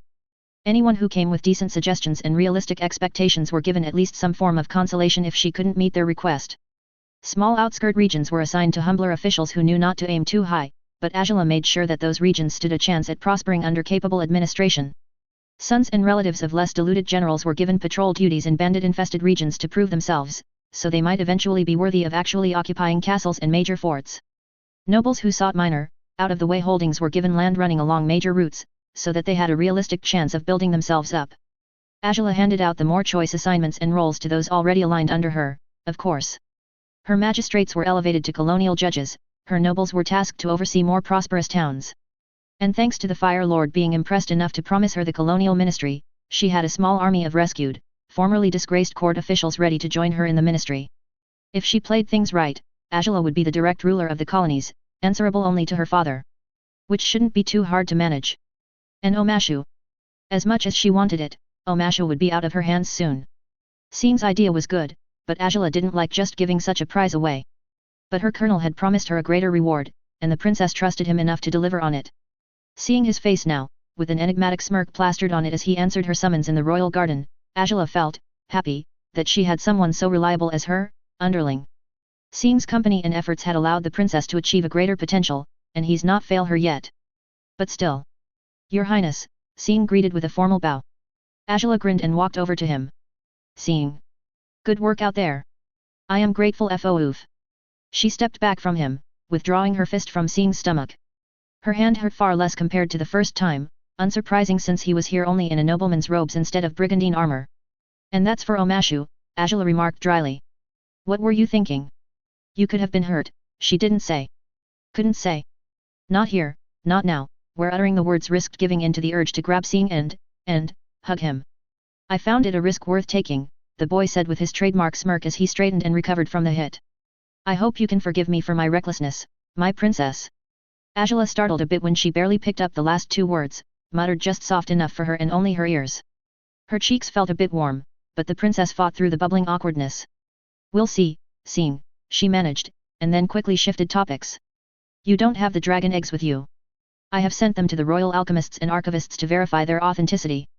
How pragmatic. Quite so, she replied with a frown of distaste. It'd be nice to see the eggs for herself right now, but Sing was right. Better to have the reveal be done and over within one instant than allow for whispers to control the narrative. The palace had too many eyes and ears in the walls, after all. Walk with me, Sing. She'd have preferred a spar, but the day was filled with more meetings. As you wish, my princess. There it was again. Much as she wanted to tell him to cut it out, Agela really liked the tingle of delight when she heard those two words. Now, tell me. With the north secured, what next? Sing easily fell into a more serious and formal tone as he walked alongside her. Well, we secure it even more, Your Highness. The natives would require placating while the region's logistics network is updated to support the Fire Nation's needs. Ugh. Agela rolled her eyes. Damnable compliance tending. At the very least the implementation of Sing's softer methods resulted in remarkably lower sabotage rates and overt protests. Who knew that treating the conquered with a touch of lightness made the peasants more cooperative than if they were terrorized into submission? The two teens continued talking for a while, and then Agela had to return to receiving petitioners and going through reports. She saw her colonel again 2 days later, in her father's court. There was a thicker sense of apprehension and excitement among the courtiers than Sing's last appearance, mostly because of the rumor of dragons. Agela stood by the side of the flame-shrouded throne, out of sight and free to stand and appraise the rest of the kneeling court. Colonel Sing, her father personally summoned instead of using a herald, a privilege that didn't escape anyone. Agela grinned at that, already picking out the odd glances from the envious. Sing was garbed in full armor, sans his helmet, and marched to present himself with his usual sharp motions. Colonel Sing of the 11th Royal Regiment kneels before the Fire Lord. The silhouette behind the flames leaned over.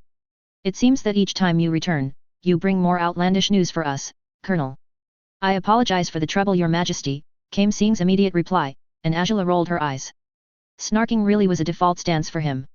Her father didn't deign to pay any attention to it. Yet you've returned with feats that would have been unbelievable, if not for the proof that came along with it. The Fire Lord raised a beckoning hand, the flames fluttering higher along with the gesture. Chief Alchemist. An old man, almost hunched twice over, made his way to kneel beside Sing. Despite his age, Chief Alchemist Zhuang sounded far stronger than he looked. At your service, Fire Lord. What have your tests concluded? Are the kernels, gifts as they seem to be? Fire Lord, due to the lack of available stock to compare them to, we had to rely on old manuals to ascertain the authenticity, with the aid of the royal archivists. The ancient official gave a cough before continuing, as if acknowledging the anticipation in the room and letting it ferment a bit more. We had to dig deeply to find reliable sources of reference, but once we did, it is undeniable that the colonel did manage to come into possession of dragon eggs. There was a pressure in the room, a bubble of excitement that wanted to burst but was held back by the Fire Lord's presence. Agela herself exhaled with a relief she didn't know she was holding on to. The dragon horn too, is authentic, much easily verified thanks to the many trophies around. After some tests, the damage from it is consistent with the colonel's, unique fire. Zhuang's words were particular, but as careful as he tried to be, it became very hard to deny that Sing did fight a dragon to get himself a clutch of dragon eggs. The Fire Lord leaned back in his throne, though Agela rather frustratingly couldn't read her father's emotions. Colonel Sing, it seems once more that you have proven yourself far superior to your peers. And to think that my brother dared to boast of slaying the last dragons. Ah, that was rare. Father was genuinely pleased and amused at the same time. Tell me, how did you manage to keep your men alive against a maddened dragon? He wasn't trying to test Sing, the Fire Lord was genuinely interested in hearing of the boy's exploits. Sing gave a stiff nod before glancing up. Fire Lord, after it was clear that my men would be incapable of beating back the dragon, I risked a reckless attack to drive it back. Luckily for me, I landed a mortal wound on it, and caused it to flee. We chased it back to its lair, where it finally let go of its spirit. The Fire Lord tolerated the rising murmurs, and Sing waited for it to peter out before continuing. We found the nest of eggs there as well. Many were broken, but fortunately, not all. Some, Thing guided me to attempt to revive them, and it showed some signs of working. On realizing that there was a chance, I had the restored eggs brought back here, as tribute and further proof of my loyalty to the Fire Nation. Agela frowned. She knew Sing enough to be confident in reading his tells, and right now something told the princess that he was being very careful with his words. Father nodded slowly, actually more pleased than he was in ordering Zuko's exile. Quite so. Quite so. Bring forth the eggs.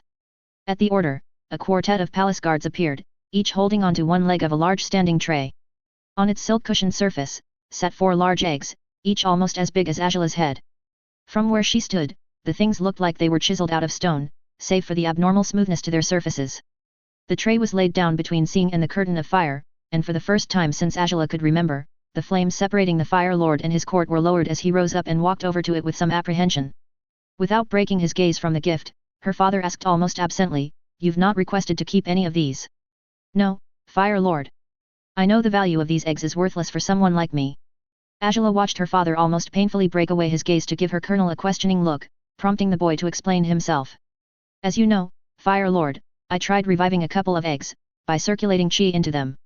It showed promise, and the eggs rattled to life." Sing paused with just the right amount of hesitance to make him look rueful. "But then they exploded. It seems that my poor fire-bending form overdid it." "A shame," came her father's reply, though he wore a tight smirk. "But we shall forgive your laxness at losing 2 eggs. Now." The Fire Lord looked back down at the clutch of eggs and then gestured with a hand. The 4 guards picked up the tray and lifted it to his waist's level. Tentatively, the Fire Lord hovered a hand above the eggs. "You said to circulate chi through the eggs, Colonel." Sing nodded, but it was Zhuang next to him that answered. "There are old texts that write of powerful lords that incubate their own dragon companions, Fire Lord. It matches in essence the method used by the Colonel, though it is more heavily ritualized. Supposedly, it takes days of careful tending." Fire Lord Oze looked to his royal alchemist, and then swept his gaze across the attendees of the royal court who were now practically holding their breaths in anticipation. "So I suppose I should be more careful than the young colonel, then," he muttered aloud, and Agela saw the eggs actually glow as her father channeled his energy into them. Motzi did his level best not to scream as the false eggs audibly cracked, and then promptly exploded in a mess of ancient egg shells, wax-like goo and puffs of sulphurous smoke. Silence filled the great hall as the Fire Lord stood stunned and dirted by the explosion. There was not a hint of humor to be found at the sight, nobody was suicidal enough for it. "Explain," the Fire Lord simply said through gritted teeth. Sing, who was even more smeared by the mess of shell shards and slime, immediately bowed his head. "It is clear that your majesty is far stronger than me. The eggs were not able to handle the strength of the life force you gave them." The alchemist took a second to seize the lifeline offered to him, and bobbed his head far quicker than his frail frame should allow. "Why yes. Yes. That must be it." "No, that wasn't it. The eggs were painstakingly assembled together by Sing, fragment by fragment, and pasted together with extra powdered eggshells mixed with resin, before being filled with more resin and diluted blasting jelly to keep its shape and mimic the weight and solidity of actual dragon eggs.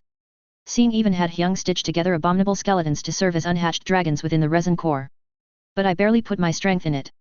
Motzi was astounded at how Sing managed to keep calm. "If you'll allow me to be honest, clearly your majesty is much stronger than he thinks.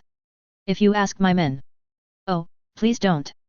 Please fucking don't take up Sing's dare." It took several seconds before the eggs I tended to exploded. By actually hatching, not that anyone else outside of the officers of the 11th and the bodyguards knew about it. Your majesty caused the eggs, all 4 of them, to fail, without exerting much effort. The head alchemist's head continued bobbing. "Yes, yes. The unhatched dragons were too weak to take your power, Fire Lord. Too weak. And if I may," Sing slipped in before the Fire Lord could properly react and form a reply, "your majesty has still proven your brother wrong. The last dragons ended under your hands, Fire Lord." Of course that made the Fire Lord pause in thought and drowned out the visible confusion and anger. "Please believe it. Please believe it. PL." Motzi almost began verbally chanting, hoping that the flimsy excuse would work. He quickly composed himself, and found to his infinite relief that the minor courtiers around him were still too stunned and transfixed by what was happening to notice his brief lapse. Finally, the Fire Lord turned his gaze upon Sing. He seemed more confused than angry, which was good. Very good indeed. It seems we have all overestimated the value of the gift you have offered, Colonel. Sing's head dropped to the floor. My apologies for disappointing you, Your Majesty. The Fire Lord sniffed. Nevertheless, the feat you accomplished in attaining this gift is undeniable. Let it be known that the royal champion, Colonel Sing, can now officially bear the name of dragon, in bringing down a dragon. Motzi almost wanted to push through the crowd to reach Sing and smack him when the boy dared to interject. It is a title that pales in comparison to your achievement of actually rendering them extinct, Fire Lord. Still, that little reminder made the Fire Lord pause for a fraction of a second, and Motzi fought the urge to slump in relief when he noticed the flash of satisfaction. Indeed. The last of the dragons has been ended by my hands. Despite the mess on him, the ruler of the Fire Nation still struck an imposing pose as he raised a closed fist before himself. His gaze cowed every general and noble as it swept across the room. Motzi could imagine how many of them were actually entertaining the notion that the Fire Lord's fire-bending was truly that much greater than anyone had known. The many interlocking wheels of politics would no doubt turn again to process this new information, and likely a lot of time would be wasted in trying to ascertain the truth of all this. Court was put on break for a moment, to allow the Fire Lord to get into cleaner attire. As he hadn't been dismissed, Sing remained before the throne, patiently kneeling throughout the entire wait. Motzi picked up on the mood of the courtiers around him, and amazingly, against all odds, the stupid plan worked, and brilliantly at that. There was nobody crying foul, no calls of suspicion. Sing didn't even need to defend himself or string together some dragon moose shit to sway the court. They'd fully believed in the forgeries, and there were already whispers floating around about finding more dragon eggs after this. The spirits must truly be with Sing. When court restarted, the curtain of fire rose up once more, and Sing's appraisal continued. Fortunately for you, there is far more veracity to the fact that you have brought down the king of Omashu. The Fire Lord sounded like his usual self again, as if the mess with the fake eggs hadn't happened. Many voices have spoken of how embarrassing it must be to be outplayed by the Mad King, but the point stands that you did defeat the much-feared King Bumi, and you have captured Omashu against all odds. This time, Motzi let himself exhale with some relief. The Fire Lord wasn't holding the earlier mess against Sing. My daughter tells me that the city is a gift to me personally, that you would have it renamed New Oze, in my honor. That little fact had annoyed the captains of the 11th, ruining their betting pool. Now everyone had to figure out all over again what exactly Sing was aiming for as an engagement gift. I suppose that alone should warrant you a great reward, Colonel. Even with the earlier accomplishment aside. However, the flames masked the silhouette of the Fire Lord leaning forward in interest. Know that we still cannot elevate you to General, Colonel Sing. But we are generous, and we are willing to elevate you instead to a Baron. That was generous. The Fire Lord really did buy into Sing's dragon moose shit. If your Majesty allows, I would like to forego that offer. Oh? Attaining the rank of Baron is not enough for you. Sing shook his head. Your Majesty is far too generous to award me the rank. To avoid being seen as abusing your magnanimity, Fire Lord, I hope that you would allow me an alternative. You may, came the amused reply. Sing saluted as he looked up and gazed through the flames. If I may, Fire Lord, I wish to be able to claim any one Earth Kingdom realm that I personally conquer in the future. So that the effort proves I have earned it, rather than undeservingly receiving the land out of generosity. That is, a bold request, Colonel. Something about the voice told Motzi that the Fire Lord was at least smirking. But, we will accept your request. After this, you may claim a single Earth Kingdom state that you have captured. Sing was dismissed after that, and Motzi saw him headed over to the princess, who once again buried her fist in his gut before half-heartedly berating him. The lieutenant colonel had to wait until court was finally adjourned and he hurried back to his inn room to fully vent the day's tension by screaming into his pillow. Contrary to expectations, the so-called seedy merchant's pier was devoid of any Fire Nation presence despite being deep inside its territory. It also lived up to its name, giving off a lawless, untrustworthy vibe that made staying here overnight a risky prospect. Of course, Ong didn't think so, ignoring the scarred brute scowling his way and finding the vendors a bit too interesting. Sokka heaved a sigh as he followed after the gullible avatar. At least Katara could be trusted to stop him from doing anything reckless, like getting duped into buying useless baubles, while Sokka restocked on lost essentials. Seriously, Ong's sudden panic over the coming comet was understandable, but he and Katara shouldn't have been so reckless with their water splashing. Most of the supplies given by the friendly folk up until were gone now, including a weighty pouch of Earth Kingdom currency King Bumi had given to them, and the foodstuffs from the villages and the grim folks of Kioji Island. Well, considering that they somehow knew about the Avatar's return, and that he was being hunted, Sokka probably couldn't hold it against them. The Kyoji warriors that greeted them had been coldly polite, being unsubtle and hinting that Ong should move on as quickly as he could. Okay, so maybe Sokka's unwise insulting assessment of them hadn't offered a good first impression either. And maybe he should have taken the hint about their prowess instead of interrupting their training. He really shouldn't have called it dancing in hindsight, and getting his ass handed over to him by their leader, Suki. The lady was in no mood to play, simply challenging Sokka to a duel and then handily making him kiss the floor in a blink of an eye. His contrite apology was curtly accepted, but the Kyoji warriors proceeded to ignore him in favor of continuing their training. They were really serious about expecting an attack, and as a means of showing his remorse, Sokka offered Suki everything he knew about the Fire Nation prince that was hunting Ong. Zuko? His name is Zuko. Suki had asked, looking very weird for that moment. At his confirmation, the expression of the Kyoji warriors hardened as they exchanged glances. Then they trained harder, but at least Sokka was allowed to literally watch and learn from them. They were preparing to leave on the third day when the alarm was sounded. Zuko arrived with an intimidating force, but Sokka watched from the alleyway as Suki met the invaders defiantly. The other Kyoji warriors were hidden similarly, or on rooftops. Zuko of the Fire Nation, she announced fearlessly, the Scorpion Sing asks that you compensate any damage done to this island. Whoever Sing was, the guy must have been important enough to make the prince and his small army pause with surprise. Zuko promptly dismounted from his Komodo rhino to walk up to Suki, and Sokka had to risk his concealment just to strain his ears to pick up their exchange. Sing was here. The leader of the Kyoji warriors nodded. He says that Agela has plans for this island, and she doesn't appreciate it being ruined. The prince's face scrunched up for a second, before reforming into a scowl. Where is the avatar? I cannot tell you that, Suki said, and then fell back into a fighting stance, her fans suddenly appearing and unfolding in her hands. Zuko's scowl grew as he too took on a hostile pose. Then know that your village will be generously compensated. Suki acted first, launching herself with fan blades leading the way. The prince dodged and sent a knee up to her side, but she dodged with an agility that Sokka knew he could never achieve, and then used her fans to pin his arm and foul the flaming punch that would have followed. As they dueled, the rest of the Fire Nation soldiers began to move in. Sokka followed after the Kyoji warriors as they ambushed the group, doing his part while Ong and Katara hurried up doing whatever it was they were doing. In hindsight, Sokka realized that the defenders and the invaders were not fighting in earnest. It took days of idle traveling for him to pick out the strange details. Fire was only thrown when there were no buildings behind their targets, though that didn't stop spears and swords from striking with lethal intent. Watching the two groups fight served as harsh enlightenment that Sokka shouldn't be too confident about his abilities as a warrior. The painted Kyoji warriors were nimble and precise with their attacks, somehow effortlessly matching spears with their war fans. The Fire Nation troops too were ruthless in their blade work, showing a lethal efficiency in their movements. Yet, somehow, neither side was actually harming the other. Oh, there were cuts and light stabs, but even Sokka's inexperienced eye could tell that no one was getting seriously maimed. Even Suki, for all her grimness, only kicked Zuko back with a pretty cartwheel, and opted to run towards Sokka instead of finishing the job like he had expected her to. Go, Sokka. We'll keep them occupied as long as we can. Get the avatar out, now. But, I want to. He couldn't form any credible reply, and Suki ended up shoving him towards the village center. Go. Right. I'm going. Thank you, Suki. She managed to roll her eyes at him before glancing at the approaching Fire Nation prince. The guy's scowl really was something else. You can thank me by getting Ong out of here safely. And Sokka. Yeah. If you ever come across the Scorpion of the Fire Nation, or his defiant 11th, just run, understand? Sokka hadn't fully understood back then, but he couldn't ask for clarification as Suki returned to battle with Zuko. He only understood after asking King Bumi about it while they enjoyed Omash's hospitality. Unlike Suki, Ong's eccentric friend was more amused than fearful, at least initially. Ha! The Scorpion? That's what they call him nowadays?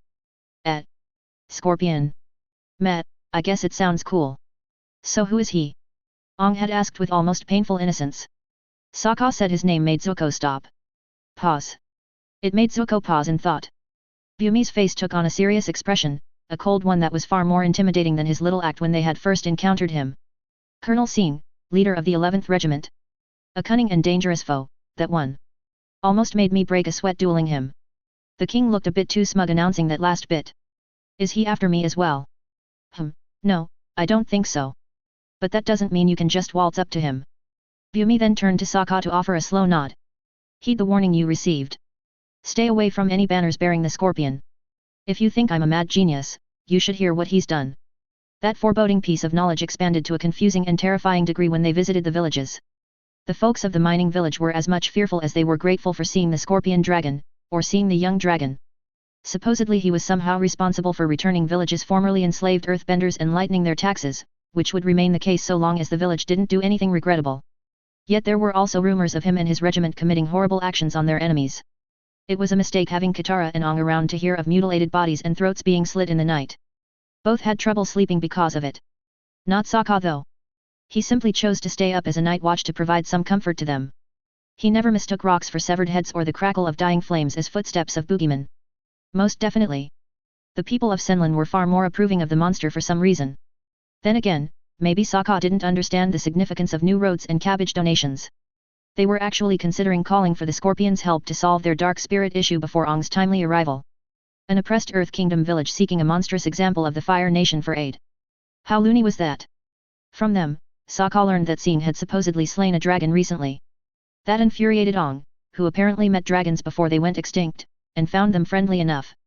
Even here, in the rough and tough lawlessness of seedy merchants' pier, Sokka found that Sing was a properly feared name.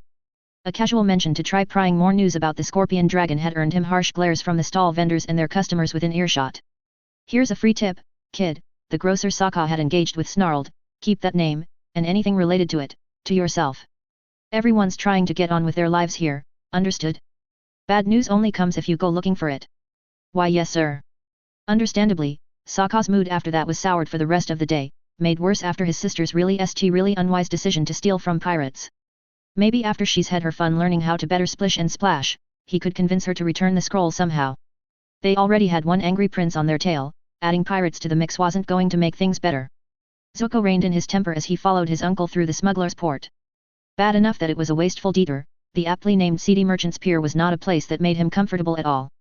Its existence within Fire Nation territory was tolerated simply because as a trading hub it opened access to goods and information that would otherwise be impossible to find. It came at a price of course, but it only required a stupid fad to sweep the home islands for the nobles to empty their vaults just to secure Water Tribe scrimshaws or Earth Kingdom vases. And nobody cared that the goods would likely be counterfeits. He'd have preferred just taking an extra day to reach a friendlier colony to buy a whole new pie show set for his uncle, but the older prince had been stubbornly adamant. Judging from the amount of useless trinkets Prince Iro had carried into the ship, Zuko felt that his uncle simply wanted to stretch his legs and go shopping as a break from the monotony of the Avatar hunt. With that little consideration, the exiled prince reluctantly gave his diligent crew a day of shore leave. He almost rescinded that when he overheard some smugglers mentioning the familiar descriptions of his quarry. It was too good of a coincidence. Maybe Uncle Iro had been unknowingly guided by the spirits? Or was it seeing spirits chipping in? Regardless, Zuko studiously kept a neutral expression as he continued to eavesdrop while his uncle obliviously emptied the shelves of the boat shop, and then hurried back to his ship to organize those soldiers and marines who were still on shift.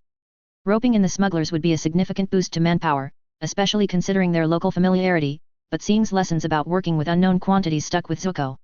Better put in extra work with his men, than deal with potentially unreliable mercenaries. The spirits that guided his uncle must have also been with him, because it only took the late evening for Zuko to find the Avatar's accomplice. The waterbender had noticed their arrival of the boat, of course, but she didn't catch Zuko and some marines who had waded to the riverbank long before it beached. There was some satisfaction to watch the girl back away from the bushes, only to find Zuko and his troops when she turned to begin fleeing. The prince quickly caught her wrists to stop her from bending. The Avatar. Where is he? Tell me, and you will not be hurt. Credit to her, the Water Tribe girl refused to answer and instead struggled against his grip. Zuko almost grinned to see her sloppy resistance. She didn't try a sweeping kick, or going in for a headbutt. Maybe having the marines with him was overkill. He entertained her futile attempts for several more seconds before tightening his grip to make her stop and yelp in pain. I do not want to hurt you, or your brother, or any of those that follow the Avatar. I just need the Avatar, and him alone. Tell me where he is, and I'll let all of you leave, on my... Zuko stumbled and caught himself before he said honor. On my word. He couldn't swear by his honor, since he had none. Go jump in the river. Zuko sighed. What would Sing do? This waterbender was basically a non-combatant, so heavy interrogation was out of the question.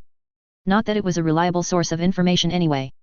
At Sing's suggestion, Zuko had seen the reports on testimonies earned by torture, and he'd been appalled at its reliability. With a second sigh, he let her go, earning the girl's surprise for long enough for him to produce a cloth necklace. My mother's necklace. Zuko casually tossed it to her. Here. At least one of us will have something important returned to them tonight. The girl gripped the trinket tightly in her hand as she regarded him. I'm not going to betray the Avatar. Zuko managed to shrug loosely. It's no matter. I have my men scouring the area. We'll find him, eventually. Maybe he'll put up a fight. Maybe he'll run. He glanced over his shoulders at the troops behind him. Secure her. Until we find the Avatar, she'll be bait. Do your worst, she replied immediately, no doubt bracing herself for horrors her own imagination brewed up. As if Zuko would stoop so low. He was dishonored, but he was still a prince, and there were standards he had to maintain. So he had the waterbender tied to a tree, and waited with some men to guard her. Spirits be kind, the Avatar would show up, and Zuko could exchange the girl's captivity for the airbender's freedom. The spirits had been helpful, but they were not kind. A squad sounded the alarm further down the river. Zuko grinned with anticipation. He'll not be caught off guard this time. He immediately led his men towards the sounds of groans, roaring flames and stormy winds, and sure enough the young air nomad was in the middle of a crowd of firebenders, handily keeping them at bay. Off to the side, the other water tribe accomplice was slowly getting pushed back by some soldiers. Zuko wasted no time in making himself known. Avatar. I have your waterbender. Surrender, and I will let your friends go. The boy reacted in surprise, followed quickly by anger. Zuko saw the telegraphed attack and easily dodged a powerful blast of wind. Let Katara go. The soldiers tried to exploit the brief vulnerability, but the Avatar's reaction was fast, blowing them all aside with a downwards burst of air that tore up grass. Zuko lunged in, fist first, and almost caught the air nomad right in the face. Again, the boy was faster, not only twisting away, but jabbing his staff at the prince's abdomen. Forced to back away from the attack, Zuko traded firebolts with near-invisible torrents of raging wind. The grin he wore grew tighter as he kept up with his prey. Zuko's training had paid off, and he was able to keep up with the rapid, twirling motions of airbending.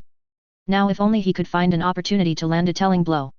Loud yelps almost distracted him, but he easily zoned it out. He was this close to deciphering out the airbender's moves. He just needed some TI. Zuko grunted as a growling mountain of fur and bone and meat slammed him into a tree and blasted the air out of his lungs. He blinked away the spots from his eyes as a sky bison barreled through the Fire Nation troops and knocked everyone clear of the Avatar, who then climbed up the beast along with the water tribe boy. They flew away as the prince got to his feet, leaving him to grit his teeth and scowl at his own careless mistake. He'd been too focused on the Avatar, and forgotten about his entourage.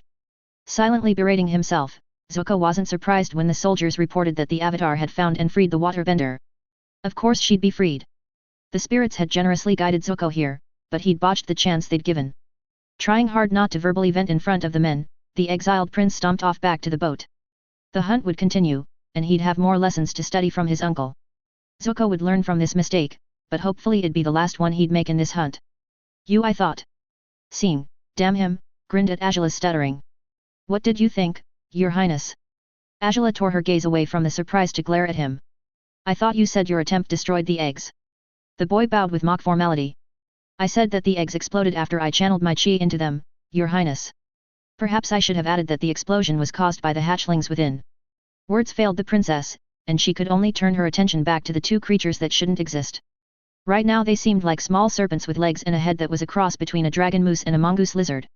One was colored in scales of vibrant iridescent red, its feline eyes a softly glowing amber. The other was a shimmering shade of midnight blue so dark that it could be mistaken as black, with misty blue eyes. The baby dragons curled up on their respective cushions inside a crate set sideways. The sackcloth serving as a simple curtain had been fully pulled away to reveal them and allow the hatchlings to fix their wide, keen eyes on Agela as their heads tilted in a most definitely uncute fashion. She returned to glaring at Sing. Why are you hiding them from my father? You sacrificed 4 eggs for these two. There was no life to sacrifice. That made Agela reel back. Those eggs were duds? You lied to my father? To the whole court. I did not lie, my princess, he answered smoothly. Too smoothly. Everything I said was true. I merely left out some parts. The eggs offered to him were pieced together from the shells I found from the nest. I'd say I did a pretty good job of restoring them to an intact state, all things considered. I never said that they were live eggs, and I did say that the eggs were worthless to me. This boy. Lying by omission, especially to the Fire Lord, is a grave crime, you dolt. Surprisingly, Sing bowed his head. Then drag me to the Fire Lord, Your Highness. I will not resist. Agela's mind came to a halt for a few confused seconds before she finally managed to whisper out a single word. Why? Sing's head rose to meet her gaze, fixing the princess with a chilling stare. If I may be frank, Your Highness. After she managed to nod dumbly, he gave a tight, grim smile. I do not trust in the abilities of the Fire Lord intending to dragons. However he rates as a ruler, however capable he is as a duelist, he is ill-suited to raise dragons. He flashed a sneer of utter disdain, startling Agela. I only need to look at the monstrous treatment of his children as proof. She should hit him, burn him for his treacherous words. She should call in her bodyguards to break every bone in Sing's body before dragging him to her father. But Agela remained silent and still, transfixed by his unflinching gaze as a disturbing corner of her mind admitted that her colonel was right, that the Fire Lord, in hindsight, was a poor father, and would no doubt ruin the dragons if he got his cold, callous hands on them. He wasted Zuko's potential out of some unreasonable hate, oppressing her brother with disapproval and contempt up until his exile. And when Agela thought about it a little harder, her own upbringing was barely any better. Looking back at his praise, his rare words of advice, and his even rarer guidance, the Fire Lord had treated her more as a tool. Something to be molded and hammered into a shape of his liking, even long before his ascension. She was raised to be better than Zuko. That was it. Even before her father's ascension, her interests were strictly guided towards being better than Zuko in any field he partook in. She received praise and favor only because it could be used to compare against and deride her brother. She was reprimanded only if her abilities were on par with Zuko. He called her daughter, yet ever since he decided on his disgust of Zuko, father had rarely treated her as such. Mother feared her, likely even despised her, and found it much easier to care for her softer, more sympathetic brother. All Agela was, now that she really thought about it, was to be an unachievable measuring stick, a tool to spite her brother. It was only thanks to her time with the 11th and their plain respect of her, thanks to Ren and Ping's fearlessly taking her in as their little sister, thanks to Sing's casual affection. It was all of that that acquainted Agela with a warmth she had been missing out on. Princess. Sing's concerned voice snapped Agela out of her crashing realizations. Are you all right? Agela's cracked, wavering whisper betrayed her state of mind. She was a princess, not a daughter. She was a prodigious firebender, and a horrendous sister. She was suddenly up against Sing, his body pressing lightly against hers as his hands soothingly patted her back. No, my princess, he cooed softly as he leaned back to look her in the eyes. His worried smile felt so comforting for some reason. You're not. Not yet. Not ever. Agela opened her mouth to say something, anything her jumbled brain could figure out. But instead a strangled sob escaped her, and with that an invisible barrier shattered. Chi Song exchanged glances with his colleagues and the colonel's bodyguards as they heard a strange, disturbing noise from the colonel's office. He and a few others peeked through the window to find the surprising source of it.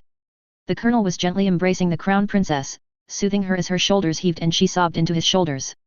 She grabbed onto his robes as if hanging on for dear life, and it seemed like it was only his arms that kept the young princess up on her feet. Out of the corner of his vision, Chi Song absently noted how the cloth on one box fluttered, probably whatever was on it falling over from the scene before him. One silent glance from Colonel Sing was all the men needed to stop peeking and return to their posts. Another brief exchange of looks amongst the coalition of bodyguards and they all wordlessly agreed to widen the protective cordon, to give the two young leaders some space. And sweep the area clean of anyone who risked looking into something they most definitely should not. Everyone also agreed that this incident did not happen. Agela eventually regained control of herself, enough to quietly appreciate the warmth and reassurance Sing offered. She didn't know how long she shamefully broke composure, but it must have been a while judging from Sing's burnt and shredded sleeves, and the visible damp spot on his left shoulder. I'm sorry, Your Highness. My intention was not.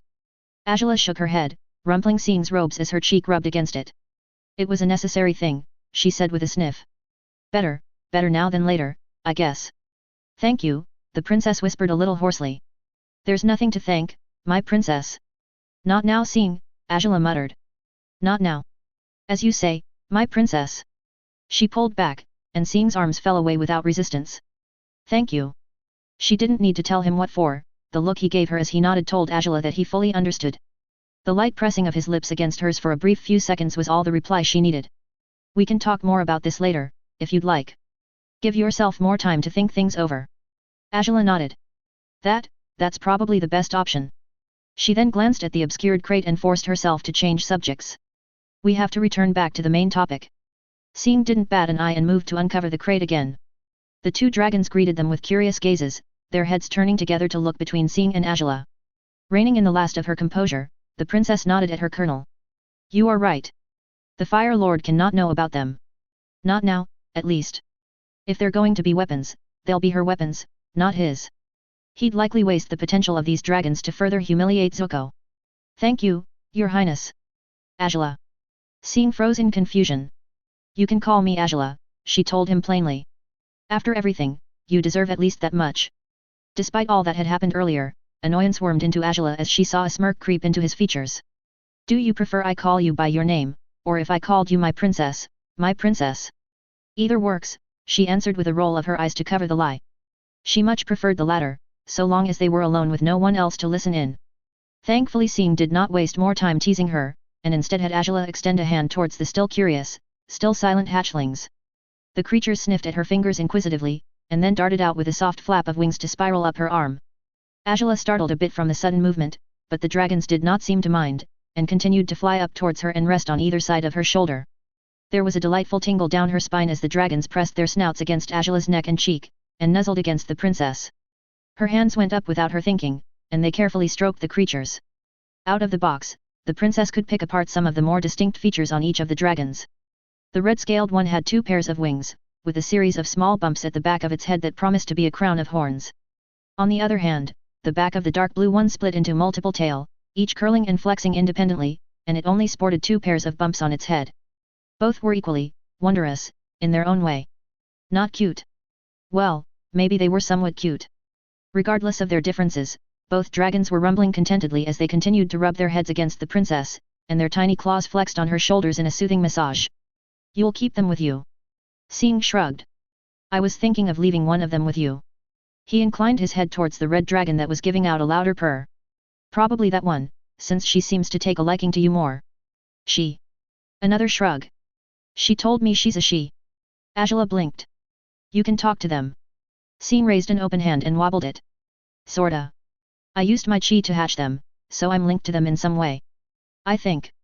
That, or dragons and spirits are alike. Right. With a roll of her eyes, Agela turned her attention to the dragons who shifted away from their perch and began to fly around each other in a spiraling dance. I haven't come up with a name for her, by the way. I'll leave it up to you. Agela found herself blinking dumbly again, raising her arm instinctively as the red hatchling flew to land on her forearm. Name. Yeah, the infuriating colonel said as he nodded casually at the other dragon who landed by draping itself on his shoulders like a scarf, the multiple tails flicking about in a hypnotic fashion. So you've named the other one? I have a name for him I think, but I'll wait till you come up with one for her before making it official. So they don't get jealous. Quite. Agela locked gazes with the curious eyes of the red scale on her arm. What's a good dragon name? It might take some researching. Anyway, are you sure you want to leave one with me? Sing nodded slowly, ignoring the dark sapphire snout grazing against the bottom of his jaw. If you want to. For now they're small enough to hide in most places. Consider it, well, it's not kind to call them gifts. Both dragons snorted audibly and wisps of smoke out their flared nostrils at that. So consider it a show of trust? And a sign of our bond. Agela narrowed her eyes at that last part. Our bond, It might be a bit presumptuous of me, but... The princess took one long step towards Sing, the dragons wisely flying out of the way to allow her to grab the boy by the shoulders and bring her lips against his. This time, the kiss lasted longer and was far less chaste, as Agela's tongue darted out to duel with Sing's. Her hands wandered down to his strong chest, while his remained holding onto her shoulders. A soft growl from the dragons made Sing pull away and end the moment of passion. Before she could complain about it, she saw the hatchlings fly back into the crate and her colonel flipping the cloth over to hide them. Footsteps could be heard several seconds later, followed by a polite knock on the door. Your Highness? Colonel. Lieutenant Kioji inquired a bit too formally. Is everything all right now? Now? Sing didn't miss a beat. Yeah, Kioji. Very well, sir. A summons has arrived for the Crown Princess. Her guards have confirmed that she's due for a meeting to officiate her new title as Colonial Minister. Thank you, Lieutenant, Agela responded. I'll be out shortly. She waited for Kioji's footsteps to fade before turning back to Sing, licking her lips slowly as she savored the lingering taste of him. You're not being presumptuous, Sing, Agela said with a small grin. We'll talk later. About me being me. And about the dragons. And about our bond. I will eagerly await your return then, my princess. And congratulations on the new title. She leaned in for another, faster kiss, and then headed for the door. She'd have to carefully ponder a lot of things later. For now, Agela had to prepare herself to accept the title they'd been planning for all this while. A major step in establishing herself as a worthy heir to the public's eyes, and maybe, with recent realizations, a step towards being a princess on her own terms. Sing's taste lingered on her tongue, making Agela break into a smile. Ambition was well and good, but the fresh revelations also reminded her that it didn't hurt to enjoy the simpler things. Whatever had happened to Agela, Ren was all for it. Kashi and the bodyguards were strangely mum about things, feigning ignorance with surprising stubbornness. Sing didn't seem much changed, but the princess had undergone a significant transformation. Oh, she tried to mask it, but the cloak of her old self was a loose fit on the princess. Most especially around Sing. Agela probably didn't know that she was smiling whenever she looked at the boy, or that she occasionally licked at her lips as well. Way to go, Sing, Ren had muttered to herself when she had first noticed. There was hope for the two of them after all. And the massive betting pool that had accumulated around them. By now Ren's many bets would amount to a hefty enough sum to buy Fan into the capital school for noble girls. All she needed was for Sing and Agela to take a few more steps. Oh, they weren't trying to sneak about or find some excuse to get some privacy, but it was only a matter of time. Which reminded Ren to keep a closer eye on her daughter. The last thing the princess and the colonel needed was for their burning passions to be snuffed by the child stumbling into them. At least her spouse was around to help monitor their little girl. Kai might be busy training up the new batch of officers, but the big lug was always ready to drop things for Fan. Not that he cared any less for Ren though. She only needed to give him a particular grin to get her husband to quickly finish up his briefings or tie up social conversations before they both snuck into the nearest empty room to quickly scratch each other's carnal itch. Occasionally, they'd run into Ping and her prey of the month, usually the princess off-duty bodyguards. Other times it was the other men and women of the regiment. Hopefully, they wouldn't have to interrupt Agela and Sing, or Sing and Agela. Ren had a bet on that too, in the near future. So, dragons, hey? The training captain asked through soft, heavy breaths as she lay beside Kai on the ruins of their bed. It lasted 8 days, this carpenter was a master of his craft. She'd been made privy to the regiment's biggest secret, Sing's plans for a new home and Xiluo's death taking second and third place respectively, mostly because Sing knew that Kai couldn't keep a secret from his wife indefinitely. Quite true, too.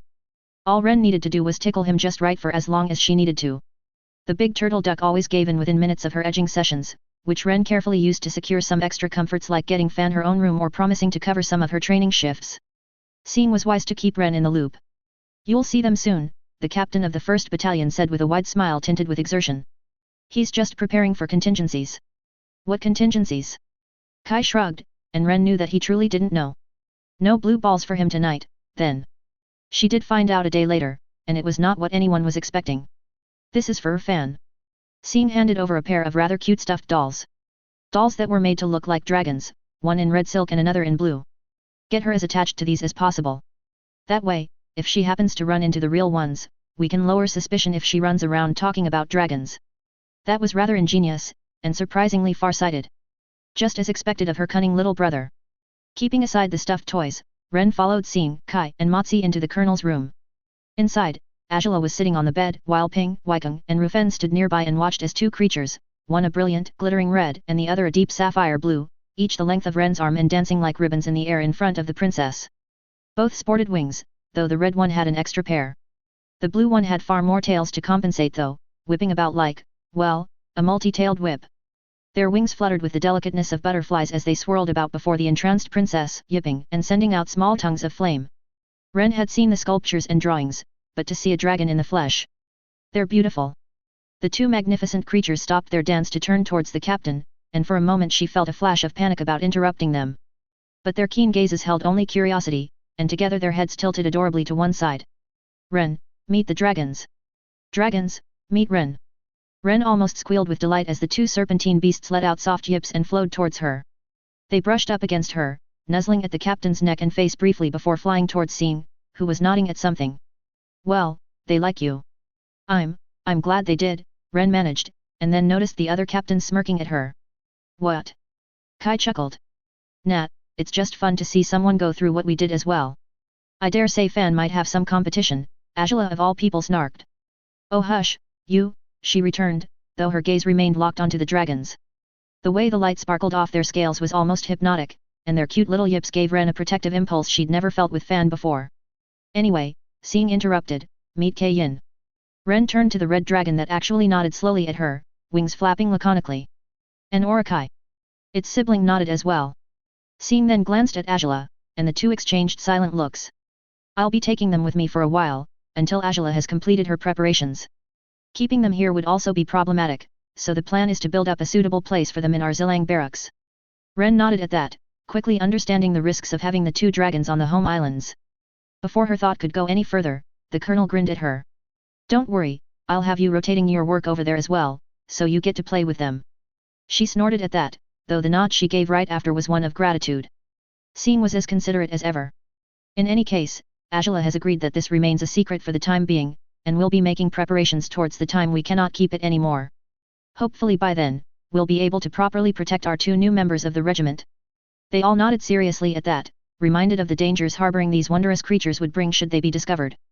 Likely charges of treason being probably the most serious of them. Still, Ren would do her part. After everything she'd seen and done, what's a little bit more of secrecy from the higher-ups among the veterans of the 11th? Speaking of secrecy, Ren gave Sing a leery glare. So, when did you go from your highness to Agela? The other adults quickly caught onto that, and their attention zeroed in on their colonel. Admirably, neither Sing nor Agela were too flustered by the collective teasing that followed.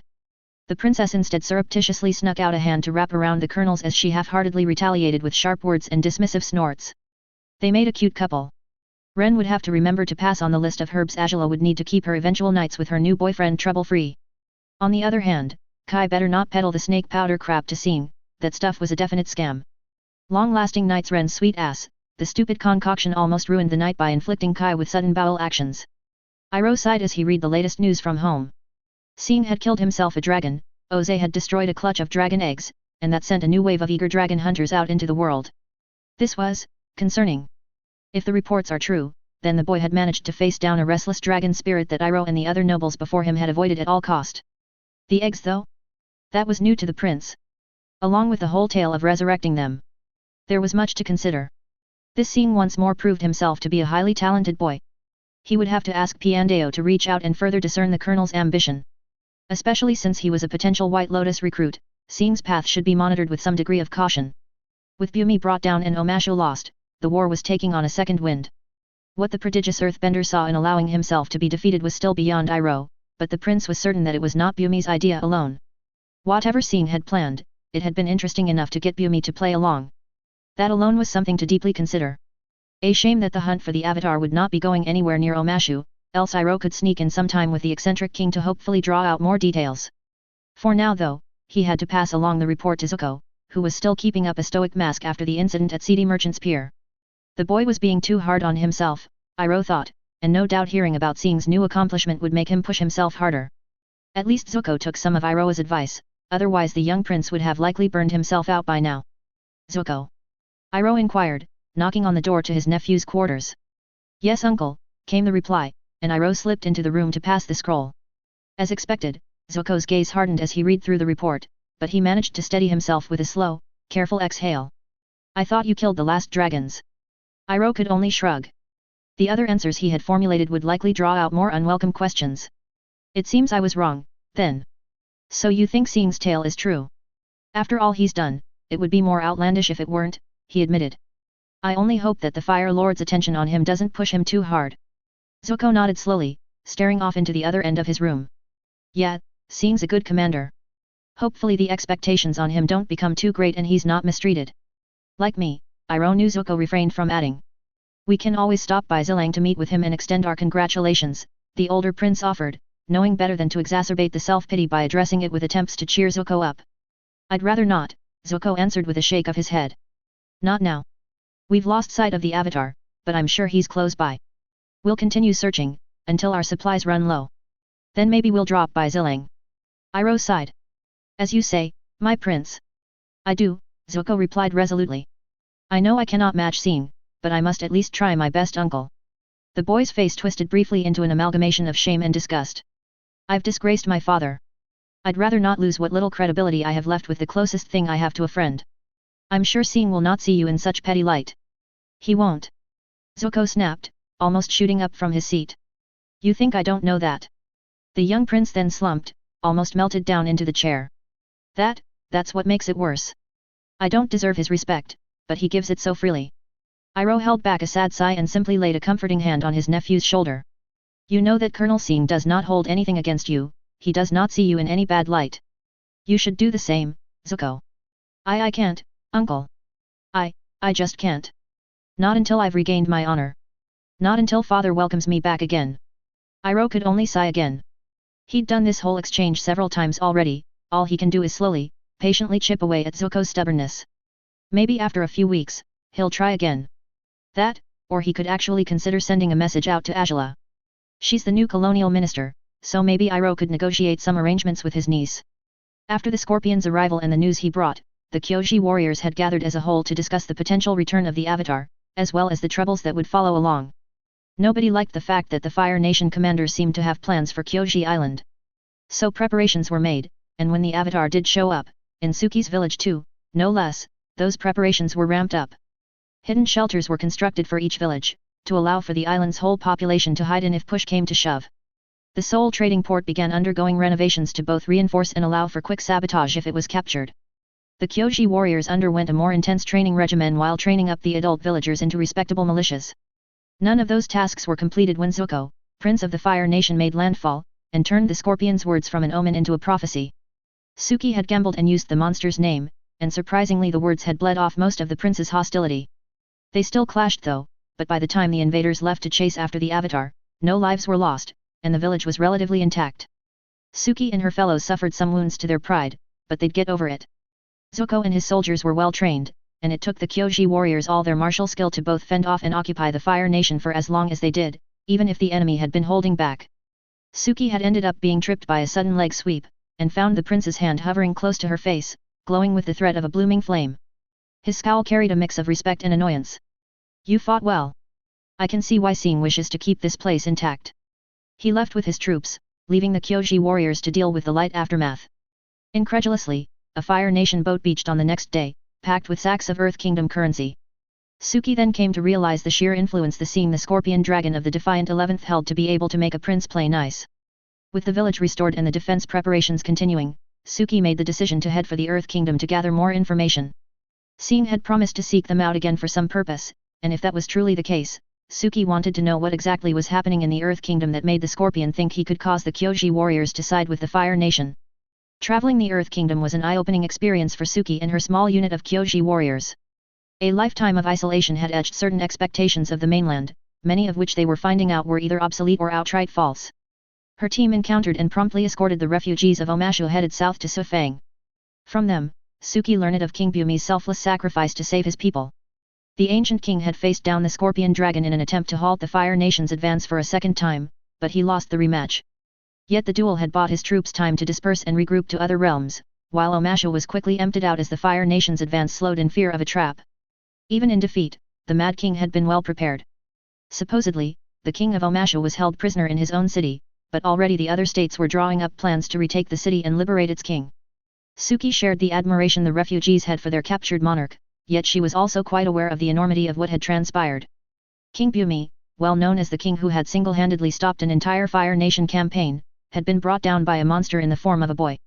That uncomfortable fact had made Suki absently reach for her neck where the Scorpion had managed to firmly wrap his hand around. For all her training, his takedown seemed so effortless. She was far below him in skill, she realized, yet he not only spared her, but also regarded her with some twisted form of respect. After escorting the refugees to Sufang, the Kioji warriors traveled north once more, coming across their first villagers conquered by the Fire Nation. To their surprise, the settlements were not as devastated as they had expected. The villagers seemed generally uncaring about their new rulers, with no signs of atrocities being committed by the oppressors. Even the womenfolk were walking around without any sense of trepidation. "Oh, they're dangerous if you cross them," an elderly villager had told the confused warriors, but other than that, they ask for little. Suki glanced about the almost idyllic scene around her before staring at the man. "I thought the Fire Nation would be taking away all the able-bodied adults and benders." He shrugged as he answered. "We thought so too. But then the officials came by, and told us our obligations were now to the Fire Nation princess, and then hired our earthbenders to build the new village hall. That one, there. Hired." The Kioji warriors glanced briefly at the rather large structure they had initially thought to be a warehouse or simple manor. The old man grinned. "Yeah. That's our faces when we heard that too. Paid well too. Supposed to be a place for the Fire Nation magistrates to stop by and listen to any grievances that they could work on." "No, really. That's what they said." Suki couldn't help the skepticism in her voice. "Have any of them used it so far?" The villager nodded his head. "Ibe. Every 3 weeks, just as they said they would. They come in, ask if there's anything that needs looking into, and then move on after they send out their letters. The last time the chief decided to give it a try and ask for new tools. The next magistrate that came along told us our request was received. Then the week after that, a wagon comes rolling in with brand new farming tools. Suki had to consciously close her jaws shut. This, you're talking about the Fire Nation, right? Yeah. Hard to believe, I know, after hearing all the tales from the north. The other villagers shared similar sentiments, and Suki felt as if Kioji Island had missed out on some major upheaval after all this time. Then they heard of the exploits trickling down from the north, and things felt more familiar again. For all the supposed benevolence, the Fire Nation princess was the one who held the leash of the scorpion dragon. And almost everywhere he went, horrid results were left in his wake. He led a campaign of terror that had brave Earth Kingdom soldiers either fleeing or butchered beyond recognition. A duke's brother was spared for his insolence, but had his hands and feet burned off to live a pitiful existence. His first duel with King Bumi was ended because he dishonorably broke from the duel to land among Omasha's soldiers, ransoming their life for his. He killed a dragon, and had its eggs presented to the Fire Lord as a prize, who then obliterated them to claim the title of the man who killed the last dragons. Supposedly even many Fire Nation commanders were leery of working with him, save for those desperate for glory, or shared in the same despicable tastes. The only consolation was that Seeing of the 11th was not tasked to hunt down the Avatar, otherwise Suki could imagine the trail of mutilated hostages left in their wake to force Aang's surrender. With any luck, the Avatar would not encounter the Scorpion anytime soon. However, much to Suki's distaste, the Fire Nation was not the only one with monsters. Keeping to the forest, the Kyoji warriors ran into a ragtag group of so-called freedom fighters. At first, Suki admired Jet and his gang of misfits and their stubborn resistance. Her group stayed with them for the night, learning about their laudable goal to free the nearby village of Gaipan from its Fire Nation oppressors. She and her sisters almost pledged their assistance, until they saw how Jet and his band eagerly preyed upon a lone, elderly man clearly passing through their forest. Despite the old man's obvious Fire Nation attire, Suki and her unit quickly intervened to stop the guerrillas from beating the prone man. Why are you protecting him? Jet had demanded angrily, suddenly snapping. He's Fire Nation. He's an old man who's unable to harm you. He's Fire Nation. The young man repeated. They're all the same. Suki half turned to her Kyoji sisters, not keeping her eyes off Jet. Search him. Mayu and Lucky carefully helped the elderly man up before carefully patting him down, finding a small sack and a rather light coin purse. Rations, a knife. See? He's an assassin. The Kyoji warriors collectively rolled their eyes. You brought him down and almost killed him right then, Suki retorted sharply. Let him be. He's clearly not a soldier. He's Fire Nation. Jet shouted once more, as if it explained everything. They're responsible for countless deaths and destroyed homes. Suki felt her temper rising slowly to catch up with the man's tantrum. That doesn't mean he's personally guilty of it. Her opposite number fumed and took a threatening step forwards, brandishing his hook swords. The Kyoji warriors reacted in an instant, shields and war fans unfolding while blades were unsheathed. Jet froze at the clear sign, finding little effectiveness in trying to glare Suki down.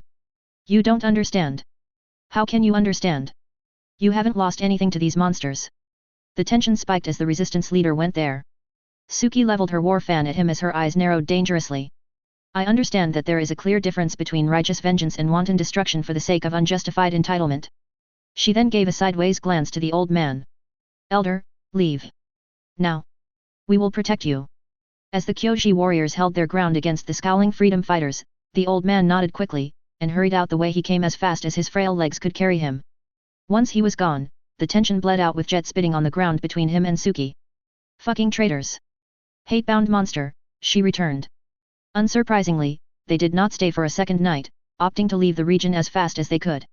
They just cleared the forest and crested a hill when Lucky noticed something in the distance. It's definitely them, indicating the freedom fighters as she squinted hard at the dam at the base of the hill. There's a wagon. They're unloading barrels from it. That confused Suki and the others, until Lucky told her what color the barrels were, and that they were packing them by the base of the dam. We need to warn the village, Mayu said. Or stop them, Okuni suggested. Suki gave a quick glance at the village, and then turned her gaze back towards the dam. Even from up here, the dam was closer. With a flick of her wrist, Suki's war fan unfolded. Kyoji warriors. Sisters, we take the fight to them. For the innocents. They darted down the hill with ease, finding the wooded hills no more troublesome than their mountainous home island. Suki gave little thought as she leapt over low-hanging branches and swung from tree branches. She and her sisters slid down steeper inclines and practically ran across the lower canopy to reach their target. As they drew closer, Suki saw clearly that the freedom fighters were finishing their task. A sharp bird call sounded from somewhere, and the fighters froze and turned as one towards the approaching Kyoji warriors. With the advantage of surprise lost, Suki and her fellow warriors simply accelerated for an all-out charge. With a harsh whip of their arms, the Kioji warriors contemptuously batted aside a drizzle of arrows coming from the right flank with shields and fans. Compared to the firebenders of the 11th especially, the projectiles were nothing. Jet shot out like a bolt to intercept them, his gang members following after. The Kioji warriors broke formation in an attempt to weave through the opposition and secure the barrels. Suki ducked under Jet's slashing hook sword, swinging her fan up to lock into the hook of the second blade and redirect its strike with a twist of her wrist. Jet recovered quickly, pulling back and then lunging forwards once more with his blades reared up for downwards swings. With ruthless precision, the Kioji warrior stepped into his attack, catching him by surprise even as she rammed her pauldron into his chest. She raised her shield once more to meet an arrow from behind her, never taking her eyes off her opponent. Suki stalked towards a more wary Jet, ignoring his aggressive posturing. Even if he linked his hook swords together to whip them about, even if he launched a respectable warding pattern with them, Suki could not help but feel that this man, this terrorist, was highly unimpressive. Then again, after facing the worst the Fire Nation could offer, perhaps her standards were too high? She parried his strikes and sidestepped the more telegraphed attacks. When Jets attempted to hook at her wrist to disarm her, Suki let go of her war fan and grabbed at the hook sword as it slipped past her. Padded gloves made the move anything but dangerous, and allowed her to yank at the weapon to send Jet off balance, and then deliver a flying knee into his now exposed chest. Jet was a decent fighter, but he relied too much on flashy unpredictability with his exotic weapon. Her training and short but bountiful experience in fighting the Fire Nation told her that much. The anger in his eyes told Suki that he was losing his focus, which was more of a disappointment. "Stop this," she demanded, earning only a growl as Jet lunged again. This time Suki stepped back as the hook sword swung out, and then stepped back in to press her lamellar cuirass against the curved tips of the hooks. With his arms locked into a swinging pose, they buckled from the sudden pressure and allowed Suki to dive in, using her shield hand to grab him by the throat. It wasn't as elegant, but Suki was getting close to matching the scorpion's skill, however little progress it might be. "Stop this," Suki repeated, this time unsheathing her sword and bringing its much sharper tip towards his throat. Before he could reply, she twisted aside and dragged him into the path of another arrow coming from behind her, yanking him aside just as it was about to hit him right between the eyes. "The next one will hit you right in your mouth," she threatened, and finally Jet slumped and sighed. "Fucking traitor," he muttered as he dropped his weapon, but she didn't care. Looking around, Suki found the rest of the freedom fighters prone on the ground, while her sisters remained alert for further threats. No pools of blood beneath the bodies, so the takedowns were all non-lethal, for better or worse. "Now tell everyone else in the forest to come out." Jet's glare was one of impotent fury and pure hatred, but then he gave a bird call, and repeated it twice after several seconds of tense silence. Suki almost relaxed when she felt his resistance completely melt away in her hands, but then Loki gave an alarmed cry. Soaring through the air, alone, burning arrow flew towards the dam. Glancing down, Suki met Jet's resigned smirk. "Idiot." She slammed the hilt of her blade into his temple and tossed him aside, picking up her war fan as she ran to the other Kyoji warriors. "Boost me." Loki, San Niang and Mayu crouched side by side as she ran towards them, forming the foundation for Okuni and Kana to climb on their thighs. Suki climbed up the human pyramid, and as her foot landed on Okuni's and Kana's cupped hands, the Kyoji warriors as one shot up with a collective grunt, launching Suki high up. It didn't take long for her to reach the apex of her short flight, and Suki flung her fan out just before she began descending. Her eyes locked onto the spinning weapon as she fell back to the earth, and she watched it spin into the path of the arrow, the force of the collision snapping the burning projectile and shattering the war fan into its individual metal pieces. Suki landed in the arms of her fellow warriors, and even before metal and arrow fragments rained down on them, she got up and stomped over to a still dazed Jet. A quick gesture of her hands sent San Niang, Kana and Loki into the forest. "Last chance," she declared with a snarl, her patience all run out as she pressed her sword against his throat once more. "Call all of them out, now. Or we'll drag them here ourselves. Anything other than your fellow terrorists comes out of that forest, and I'll end you and all your friends here before I go in and hunt down the others." She watched with some satisfaction as all the anger in the fight finally left Jet. The next bird call he gave was shorter, and it didn't repeat. Not long after, several more freedom fighters walked out from the forest, their empty hands raised. Not trusting them, but not trusting the Fire Nation even more, Suki had them bound as she and her sisters rolled the barrels away from the dam and broke them open to spill the contents into the soil. Give it a few days and the whole thing should leach away harmlessly. She then gave the freedom fighters a simple choice, leave or be brought to Gapan to face justice.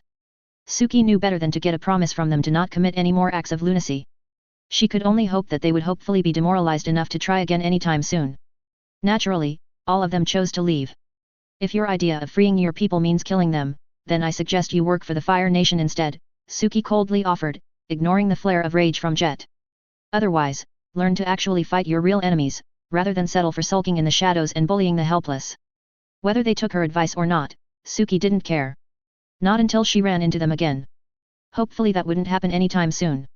The Kioji warriors tossed the freedom fighters' weapons into the river before leaving. They could untie themselves, eventually. As they continued their journey, Suki dearly hoped that Jet and his gang of madmen would be a unique exception to the Earth Kingdom. Returning to the front after a short break was not as disappointing as before. Sing's request to have the 11th stationed in the north for pacification missions even sounded great. Sure, it made it look like Princess Agela was reining Sing in from claiming too much glory to keep the royal court from raising too much of a fuss. But more importantly, it gave Kai more time to spend with the dragons. The captain made sure to edge every moment he could with the wondrous things, because once the secret was lifted, he would heartily enjoy the envy of his peers by retelling every single moment spent with them. Plus they were utterly adorable, almost on par with Fan. It was a great shame the dragons had to be hidden, but they seemed alright with curling up in Sing's personal trunk for short periods. Who knew that the kid's austere lifestyle meant that he could fully allocate a personal chest to serve as a comfortable nest for Orakai and Kei-yin. Hyung's handiwork gave the interior a rather luxurious padding, probably taking off most of the bumps of traveling for the two winged serpents. Not that they liked the trunk so much that they didn't take the chance to spread their wings. Sing gave them free rein of his tents most nights, and unsurprisingly the more discreet command meetings shifted there as well so that the captains could unabashedly fawn at the regiment's two hidden additions. Like patient turtle ducks, both dragons accepted the affections of Kai and his colleagues. Even the more reserved Motsi was eager to lavish them with pats and gentle tickles. Ping utterly spoiled them like a girl introduced to her new pet, and the dragons were rather tolerant of her cooing and baby talk. They showed no real preference to any of the officers, save of course for Sing. Kai noted the creature's intelligent eyes showing far more affection when they were turned towards the colonel. Orakai in particular seemed content to wrap around Sing's neck and purr contentedly during meetings, while Kei-yin situated herself underneath his left hand, to allow for near-constant stroking while Sing discussed strategy, politics, or logistics. At times, with how still the dragons could be, it made the boy look like he was wearing one dragon as a scarf, while using another as a fidget toy. Like right now, with Sing frowning over a recent piece of news. The whole tent was frowning, such was the nature of the report. Dragons only went so far as morale boosters. So the sighting is confirmed. Motsi nodded curtly. Colonel Shinu and some middling officials verified it. Admiral Zhao had caught the avatar, until some interloper released him. Unsurprisingly, Sing didn't care much about the interloper. On whose authority was Zhao working under? Kai held back the urge to snort. It was rare for Sing to talk about a stranger without his rank, even in private company. He must really be pissed. Apparently, the Fire Lord has approved of the Admiral's attempts. His recent promotion was earned even after his loss to Prince Zuko and Agni Kai. Which normally would be a significant black stain on one's record, even if the defeat was at the hands of exiled royalty. So the Fire Lord is indirectly sponsoring someone else to sabotage his son's quest. When put like that, it did sound bad. The officer's frowns deepened at Sing's words. Motsi gave a polite cough before replying. It seems so. Sing gave a slow, disdainful nod. I'll discreetly relay the message to the princess, in case she hasn't gotten it yet. Maybe she can keep track of Zhao's movements throughout the colonies. You see him as trouble? Rufen asked, free of any judgment. It's one thing for the Avatar to be stupid enough to land among our armies and get captured, but Zhao has taken it upon himself to actively interfere with the prince's penance. Prince Zuko deserves a proper chance at redeeming himself. Wykong nodded and slowly drew a line with his thumb across his neck. Should we? Sing shook his head. No. Zhao hasn't done anything to us that warrants that, at least not yet. Plus I doubt we'll find the right opportunity, even if we cross paths with him. So we can only watch from the sides? Kai asked, earning another shake of the colonel's head. For now, yes. At most, we can quietly make our disapproval known and keep our heads down and carry on. As much as I'd like to get in Zhao's way, he's Navy and we're Army. Kai hummed. Can always ask Admiral Day to check him. No, let's not risk our allies' positions for this. If the Fire Lord approved of Zhao's promotion, having the good Admiral intervene might be costly. I'll have the Zillang barracks fully stocked in case the prince comes by again, and see if I can find a way to leave him some tips. The prince might not like your assistance, Ping pointed out. All it takes is one courtier to mention that he's been surviving thanks to looting our provisions, and he'll look bad. Sing waved a dismissive hand at that. We can deal with that if it comes up, Agela and I have that scenario covered. And I care more that Prince Zuko actually accomplishes his task, whether he ends up resenting me or not. It's bad for politics to leave a royal prince in exile like that. The tent was silent on that, the officers awkwardly uncomfortable at hearing potentially treasonous sentiment. Ignoring them, Sing hummed in thought. Considering all the sightings so far, it seems that the Avatar is headed north. Think we'll run into him? Kai pondered. Hopefully not yet. Having him around would likely cause a rise in local resistance. Ong couldn't keep the niggling worries from growing knowing that he had another person on his tail. Zuko's pursuit was complicated, with the prince being almost considerate about how he persistently hunted Ong down. He'd given Katara her necklace back, and for some reason rescued the young airbender from captivity of another Fire Nation madman. Zhao was a far more dangerous foe, far more callous and cruel in his chase. His lack of restraint, as Zhang had pointed out, made him easy to bait, but Ong also realized that collateral would be a major issue to deal with. The admiral was willing to burn his own boats to get at his prey, so fighting him in places with innocent people around would be a dangerous prospect. Surprisingly it was Zuko, not Zhao, that was said to be trained by the scorpion dragon of the 11th. The prince and his sister were supposedly close to the bloodthirsty maniac that made the Earth Kingdom villagers Ong had come across clam up in fear. The tale of Wenli's horrible fate still occasionally gave the Avatar nightmares. Sure, the general's actions were supposedly very dishonorable, but to be left with stumps. The bloodthirsty dragon killer was also why Ong and his friends now took to night watches. To hear the villagers and traders put it, the scorpion of the 11th was in charge of a bunch of dark spirits who could slip into enemy tents to kill them in their sleep. Sokka might try to play it off, but the air nomad caught the other boy immediately covering his neck when he was startled awake. Yet, for all the dark acts, for all the nightmarish trail they left, some villagers much preferred the terror of the scorpion dragon than the lazier Fire Nation garrison, or even their old Earth Kingdom lieges. They scare the piss out of us, but at least that's all they ever do, one aging mayor had explained. They leave our stores and people alone, so long as we leave them alone. Everyone up here knows that. Just let them pass through, and you'll be fine. His wife nodded sadly as she added her own insight. Yes. Apparently the scorpion of the Fire Nation has a dark weapon that could entrance any woman. There's stories going about of problematic towns and villages full of beguiled women weeping for the 11th's return. That's their first warning, apparently. If you cause more trouble for them, they'll use the weapon to steal away all the womenfolk. That particular revelation gave Katara nightmares, and made the trio even more keen to avoid any dealings with the scorpion dragon. And to think, Zuko, the guy who had broke Ong out of a Fire Nation dungeon, was this madman's disciple. What that meant was currently beyond Ong's grasp, save for the fact that he had to remain alert when dealing with either of his pursuers. Keeping Appa above the clouds was a good tactic, but it wasn't truly reliable. Not when they needed to land to rest for the night. Or forage for food, like right now. Unfortunately, he spied the layout of a Fire Nation war camp in the distance, the figures scurrying like ants below them barely discernible as soldiers. Considering the height advantage, Ong, Katara, and Sokka had agreed that the chances of being spotted already were low enough to risk a quick stop by a river not too far away from the camp. Appa was guided into a long, spiraling descent just to make sure that they weren't being followed, before the air bison was aimed at a riverside glade. Hey Ong, look! Ong turned to see what Katara was pointing at, and his eyes went wide. Appa quickly landed, and the three teens quickly hurried to follow the riverbank towards the sight that had caught their attention. The crickets were singing loudly in the air as the trio stomped through the forest. It was slightly closer to the military camp, but they came across a boy no older than Sokka, dressed in simple clothing and sitting by the river. He looked either Earth Kingdom or Fire Nation, and the plain brown padded shirt and pants didn't help distinguish him into either camp. That wasn't what was important though. Instead, it was the two Momo-sized things flowing around him that caught most of Ong's attention. The boy and his dragons paused to regard the Avatar and his friend's intrusion in an almost laconic fashion. Ong had the decency to look a bit ashamed at barging into someone's quiet time, and he gave a short wave. Hi there. Good day, the boy said with a cautious nod, as the pair of small dragons swam behind him for protection. One glinted with an iridescent red sheen, while the other shimmered like the night sky reflected on a warped mirror. I'm sorry to intrude, but, are those dragons? The boy tilted his head a little, and then glanced over his shoulder, presumably to where his two small friends were hiding. Small snouts peeked out from behind him, causing Ong to grin while the siblings behind him gasped in wonder. Yes, I suppose they're dragons. Obviously still little more than hatchlings, the dragons flowed out again, regarding Ong and his friends with keen, curious eyes. I thought all of them were dead. Ong muttered, unable to fully close his mouth. That's what everyone says, the boy replied with a shrug. May I? Katara asked, walking ahead of Ong. Even Sokka was following after her with wide eyes. The boy looked to his two little companions. What do you think? They gave adorable little yips, which then made him nod at the trio. They can be a bit inquisitive, so don't mind their manners.